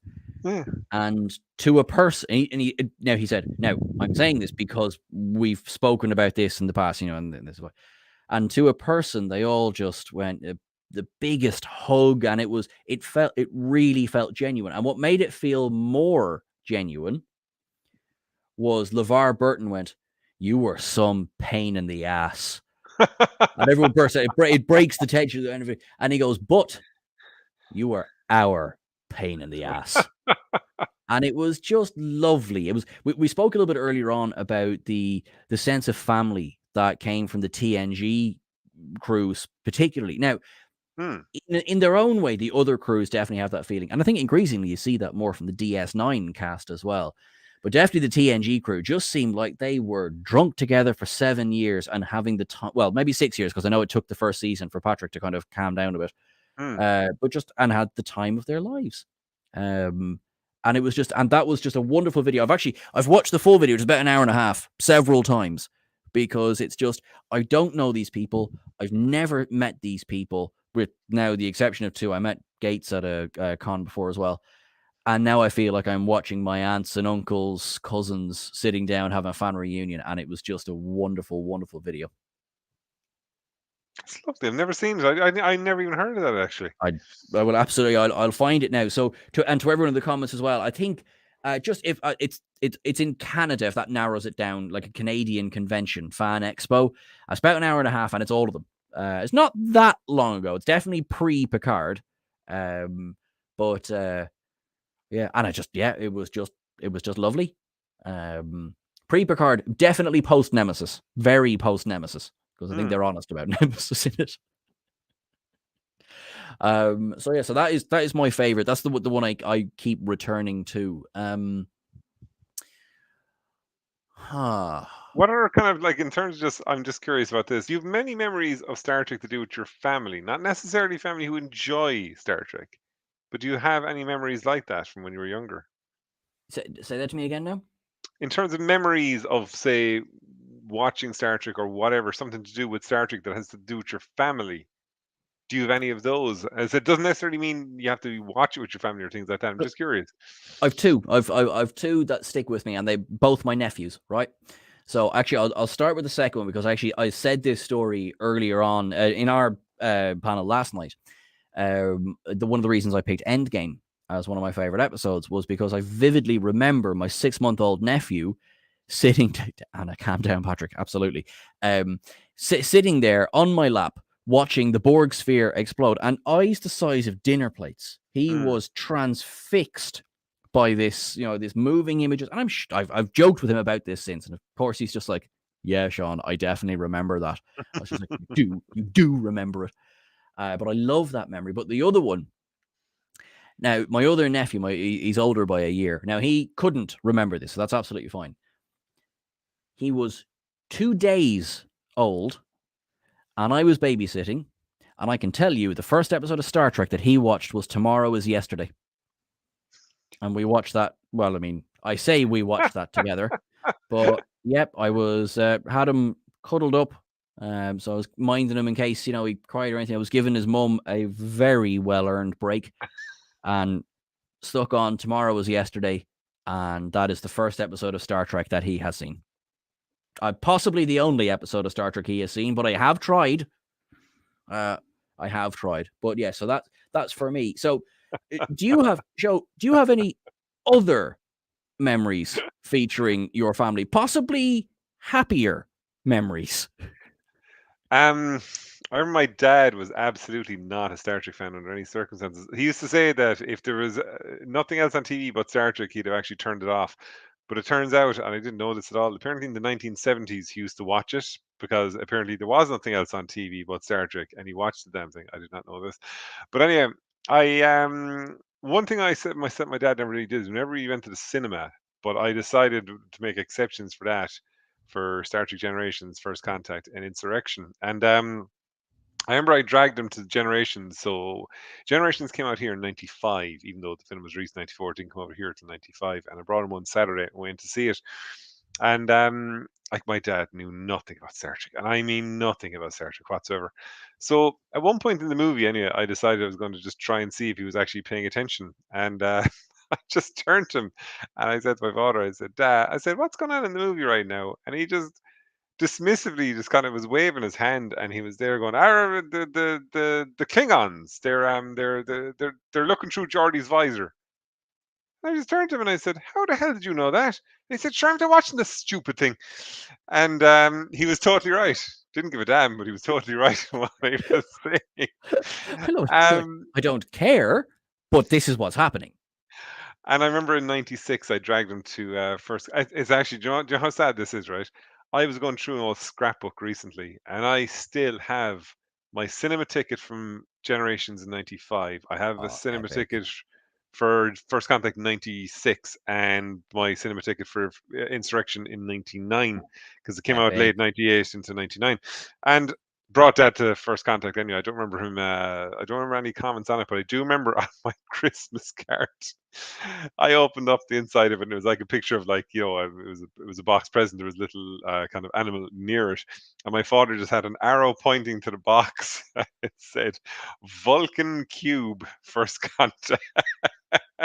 So they're going, look, he got words right. I think that's kind of the important thing. I love that. Do you know what that is? That is brilliant. He has a whole bunch of words, and he's got the tiles over. You know, when you're cooking pasta and you throw the pasta at the wall to see if it's cooked.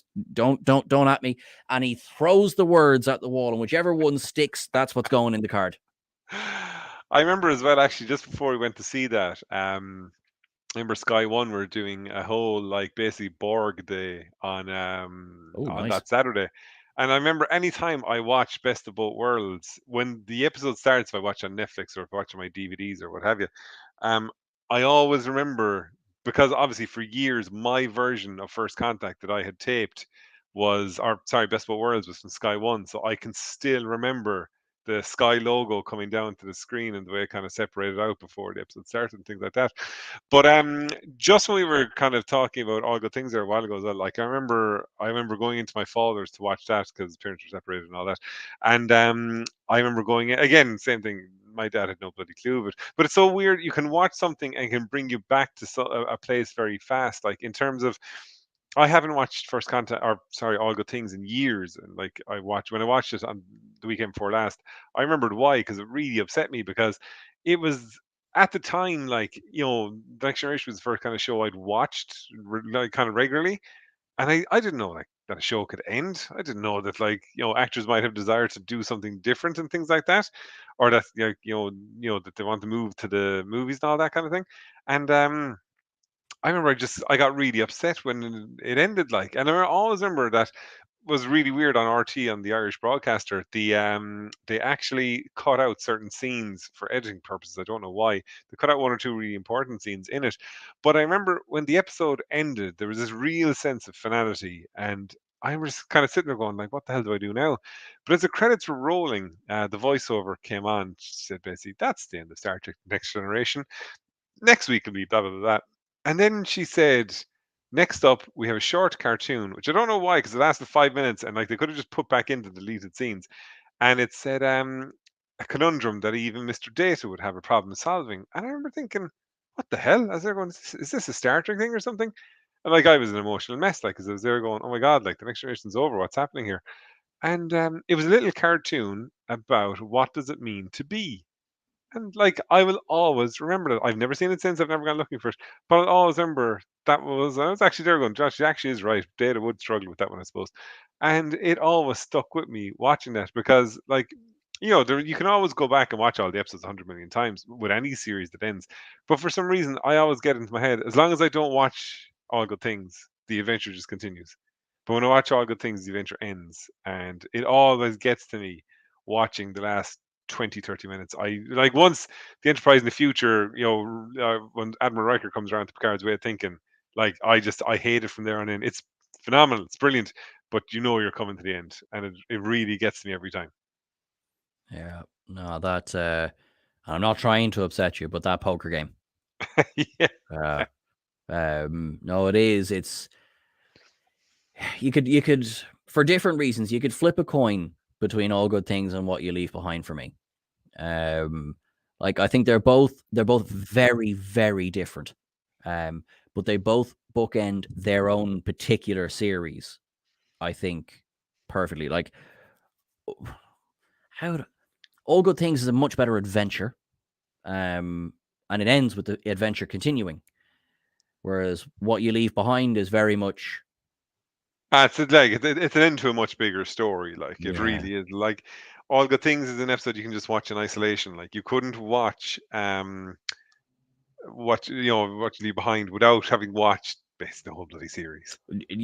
Yes, you're absolutely right. Like, funny enough, there's only, I mean, obviously, All Good Things benefits you having watched every single previous episode, but there is only a few essential episodes you would have to watch to understand All Good Things. But yeah, I think All Good Things now is one I would probably come back to. You were saying, obviously, it's been a few years. I have seen it now a fair few times over the years. I just think, I mean, because I don't think I had the same emotional reaction that you did to it, because TNG was pretty much wrapped up more or less by the time that I sort of my memories kick in, if you like. Because as I've said a few times, my big first memory of TNG is that although I knew I had watched the show, my first big memory is Generations. Just really weird, right? That action figure of Data I just showed you there, right? I got him and the Borg action figure at the same time. No idea where the Borg action figure is. And I can pinpoint exactly when it was because we were down in Killarney, where my mother's from. And I remember watching Time's Arrow Part 1 on RTE. And it was the very first time it was shown. And then I remember, can't wait till next week. And they were there going, that's the end of the season. I was like, what? And we went down to Cork the next day, and I'd never bought an action figure. And my mother's aunt's husband was talking to me about it, and basically I just wouldn't shut up talking Star Trek. And I said I'd never bought an action figure, and he was there. Oh, who do you like now exactly? And I said, oh, Mr. Data. He went over, he rang the toy shop inside in Cork City, and he said, do you have one of those Data action figures? There, yeah. And he said, come on, we're going to get it. I said, oh my god, I got my own action figure. This is the best thing in the wide world. But like, I suppose I'm a couple of years older than you, so like I was into it from about probably season potentially 4 onwards, kind of thing. Like, so I would have grown up with, say, Sky One showing Star Trek at 5 o'clock every evening, and I watched it every single evening. Like, even whenever I was younger, like I used to buy. I remember the local shop used to always make a joke about it. I used to go up every Sunday morning and I'd buy, milk, the paper, bread, and all that kind of thing, and I'd always ask for a 3-hour blank videotape. And by that night, the blank videotape was full because the original series used to be on at 12 o'clock on BBC Two, I think it was. I think Sky One showed 2 episodes then in the afternoon. And I think then that night there was a new episode of Voyager DS9 or something like that, and the entire video would be full then that day. Like, so, like I still have over 300 videotapes at home, all full of Star Trek. Like, I definitely did. My blast from the past. My dad used to work for Extravision, so oh my god, cool. Yeah. So that would have been Blockbuster Video, all right. And he was in the head office, so basically he had some of the mates in the warehouse. And although I never once remember seeing in Extravision, I never remember seeing Star Trek really out on the shelves. The tester copies always came in, and we got every single one of them. So I got tester copy. I say tester. It's the little time codes running across the top of them. Yeah. And I had definitely season 1 of The Next Generation, start to finish. And then I had seasons 6 and 7 of DS9 and seasons 4 to 7 of Voyager randomly. Because that's basically when they started getting them in. I'm not really sure why, because I know this was, now if you wait 10 minutes, there's another re-release of some version here or there. But there had been a re-release of TNG in the 90s, probably to coincide with maybe First Contact, or because I remember where I was living at the time, so it was pre-insurrection. Because I remember going like, great, yeah, isn't this like, 8 years old, like old stuff here. This. Oh my goodness.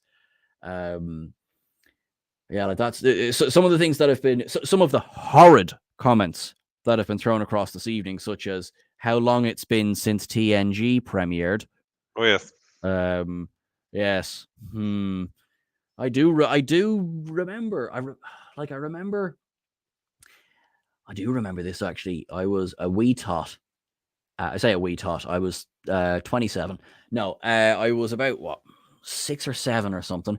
2 old shows. Mark Doyle had like 3 episodes per tape. That's the very ones I'm thinking of. 3 episodes per tape. Yeah, because the original ones had only 2, and then the re-release had 3. I know Forbidden Planet and Pay Through the Nose the next time we were in Dublin. I remember that one well because I remember the Star Trek Micro Machines. 1994 Christmas, Star Trek Micro Machines. One of the 2 best Christmas presents Santa ever brought, the other one being the TNG bridge. I still have all my Micro Machines at home. Actually, I just don't have the stands for them, but I have like dozens of them. Absolutely dozens of them. I never got. I know we had this conversation before. I got the first 2 big box sets. So I got the All Good Things ships, and I got the Enterprise A. But of course, I never got the 3rd one. So I did. At some point, I went and I got Voyager, but I never got the Enterprise E, and I consider that a fail in my life. Jeff is saying here, Starfleet leadership, Jeff, he was saying about the Star Trek magazines. Jeff, obviously they would have been different to the ones we had. Sean and myself discussed it. Star Trek Monthly came out here in the UK back around 1995, and like that was a huge deal over here to have that. And it's like I still have, like, I'm pretty sure edition 1 to 50 at home, like, and they were just, it was unreal to have this kind of, because long day before there's the internet, you couldn't find out what was going on unless you actually had that kind of thing, like. Yeah, you're absolutely, because I think I can't remember how long I collected for. I know it bankrupted my parents, but it was like when the Next Gen first came to DVD. The very first Next Gen DVD that I remember coming out was the Captain Picard collection, which I still have here.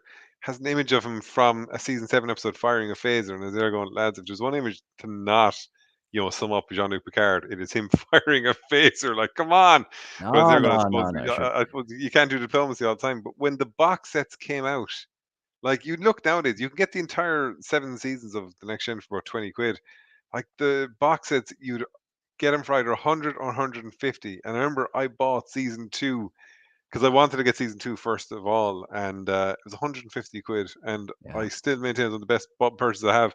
I still have them all downstairs, and like, granted, I'll never watch DVD quality again, but like, I'd never get rid of them ever under any circumstances. No, I know what you mean. Sorry, just seeing some of the comments. Anna, you weren't allowed boy toys as a kid. Well, I hope you're making up for that now. I hope you play with whatever the heck you like. And as well, Heath, 1 episode per tape. My God, what a waste of tape! I assume then there was barely any tape on the tape. But you know what I mean. But what Heath is saying there is, I don't know if you remember when The Simpsons first came out in Ireland as well. You could buy tapes of The Simpsons, but there was only 2 episodes. When you consider it's only 22 minutes per episode, like, basically, and you got shafted. They were very expensive, kind of things to actually buy as well.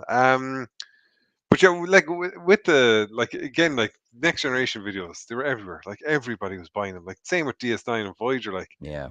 Good Lord, there was like, it's a shame that because of the way that, say that, what's the word I'm looking for, kind of material in terms of video, CD, DVD, Blu-ray, and all that continues to improve. All the stuff you have from before becomes defunct, and as a result, like, so, like, videotape will essentially disintegrate. Quality of a DVD is nothing in comparison to a Blu-ray and all that. So I have all these lovely kind of things at home that I just can't. I can look at them, but they're going, can't really use them. Like, I like watching the Next Generation back in Blu-ray is wonderful. Like, watching it back in standard definition, you're going, oh God, what am I watching here? A bit like it. I mean, TNG is probably the best. I think it's maybe the best remaster to original kind of shock, if you like, because the original series, you can have part of the fun of it is the old unremastered. It's clearly the Enterprise on a string being pulled in front of the camera, and that's part of the charm. Now, I don't know how much I'd watch it, But TNG, all of the first run, I watched as the DVDs released, because that's all obviously standard definition. And yeah, some of it is not. Sorry, I have to go to grass. Mark Doyle in the comments, the Star Trek fact files. I have all 304 issues. Mark, fair play to you. That is immense. I couldn't. That is... I tried my best, but I kept missing editions. And I can't keep up with this. There's just too many. I was in a secondhand bookstore in Galway about maybe 4 or 5 years ago, and they actually had the whole collection. I think, Mark, correct me if I'm wrong, was there 7 binders in total, I think it was, that you put it all into? I think it went up to at least 14. Was it? Okay. Yeah. Because who was I talking to? I think, and again, Mark, perhaps you'll correct us on this, but they stopped before Enterprise. But I think Insurrection was in it. But I don't think Nemesis was. Yeah. But I think as well, like the advent of kind of technology, like being able to use your phone to just jump straight to Memory Alpha and look something up, you miss the days when these kind of random things were coming out and you're going, oh my God, I'm going to buy that. Like I've said to you in recent times, and I actually posted it to you as well. Remember the Voyager unofficial one I sent on? Like those kind of unofficial guides were bloody brilliant, because you'd no other way to kind of like, say, I'm going to sit down here and look at all of the seasons of Star Trek. Like, yeah, there you go. Delta Quadrant, Unofficial Guide to Voyager. These books were great crack, because they broke it up. They were very humorous, like. And look what it opened on. Tuvix. Oh, dear God. No, we don't talk about Tuvix. We don't talk about No, sorry, I won't do it. I won't do it. Couldn't keep up with filing the fact files away in the binders. It was... Yeah, it was hell. Pain in the... the images of the internal areas of the ship, like, were brilliant. Like, I loved, like, you could see the bridge layout, or the sick bay and all that. I was like, oh, these are so bloody cool. Like, you just wanted all of them, because it was just excellent, and the way it would break things down and all that. Absolutely loved it. Encanto meets Tuvix. I remember actually the fact files. Then they introduced it's not a continuity error, but it shows that on the Enterprise D, the main sick bay is in the saucer section. So why did Beverly Crusher evacuate sick bay in Generations? She was moving her to a safer area on the ship. But we didn't know that. We didn't know it was about to crash. But I knew that. I made that up. I have no idea. Should have had consult by show. They're it's absolutely a case of like that, it was just for dramatic effect in the movie to kind of go, that's right, everyone's moving, let's all do this kind of thing, let's just jump to order and all that kind of stuff. Like, yeah, it's like it isn't the same. Like, I think, like we spoke to Rashid earlier, and we were talking about, like, how much is enough. Like, do you know what I mean? Like, there's a great line from Kirk in Trouble Tribbles. And he says to Uhura, he says, too much of anything, Lieutenant, even love isn't necessarily a good thing. And there is something about, I think I'm lucky, and like, people of my age, slightly older and things like that. I'm not going to name any names. Jeff isn't older than me anyway. Sean, you didn't get to meet Jeff. Jeff is actually the most beautiful voice in the galaxy. And it's one of those kind of things that, when you, like, you couldn't sit down and say, I'm going to watch the Pegasus unless you had a videotape or something like that. Gotcha, or you're going to say, I'm going to look up the behind the scenes stuff unless you had the book. So what happened was then is like the universe is basically just the original series, the movies, the animated series, Next Gen.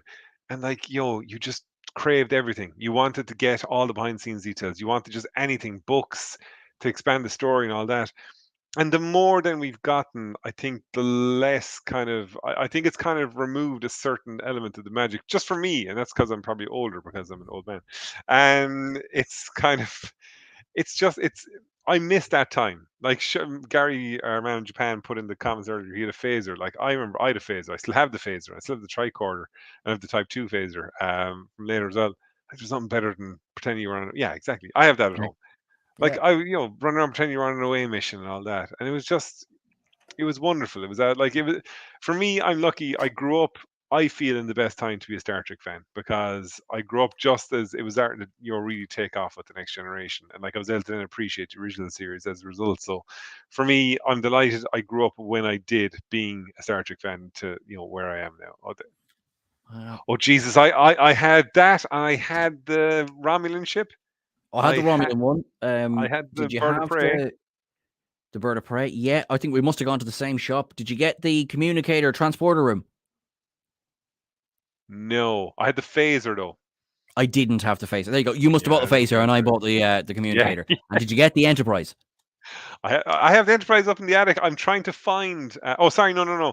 I have the Playmates Enterprise, the one where you can press the buttons on the. Oh, nice.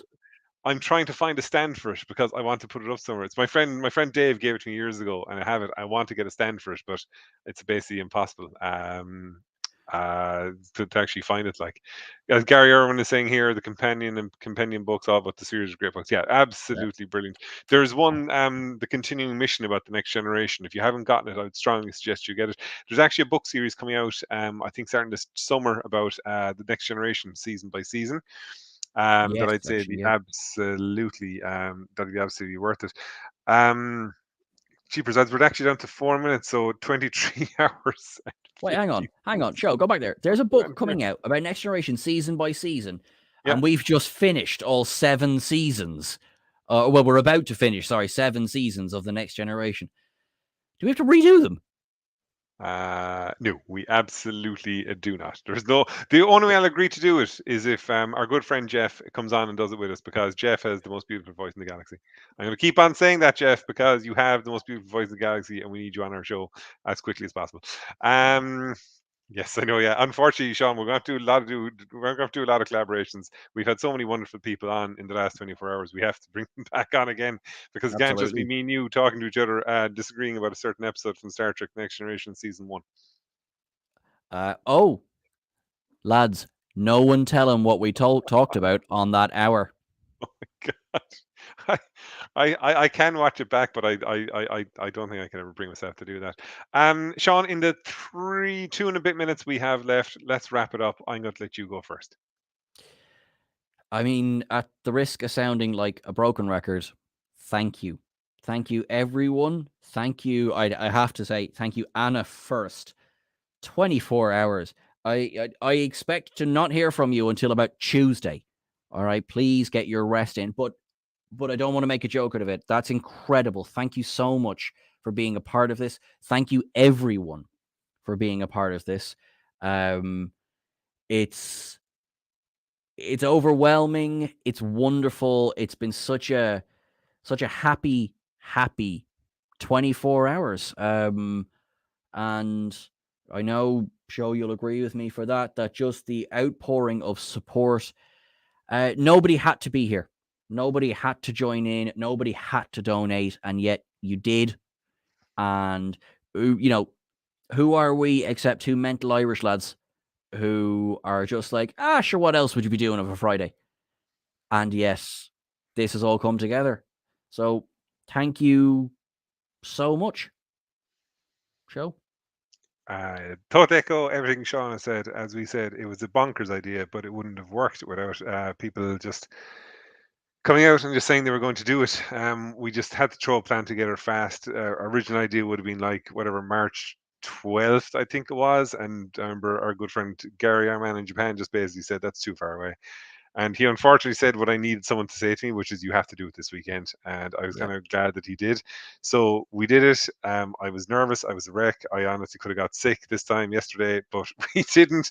We've done it. We kept upping the limit because we genuinely thought if we raise 1,000, it'll be fine. And we got past it. And I said, Jesus, we'll go to 2. We'll go to 3, and then today we said we're just going to cap it at 3.5, and we did it, and we've made it, and I can't actually believe it. And I'm going to get emotional, so I'm going to let Sean say the last few words so I can cry in peace in 2 minutes. Cheryl, thank you very, very much. As I say, you were the inspiration behind this. You've done it for the absolute best reasons. Everyone, thank you for doing something for the Ukraine. That's what this is all about. This has been a wonderful, peaceful, fun 24 hours. The money is going toward helping people who desperately need it at the moment. We can only hope and pray and just anything that this is not going to continue for much longer. So I guess to sign off, I really hope I remember this correctly. Jetidovo I prosvitati. Thanks, guys. Live long and prosper. Thank you.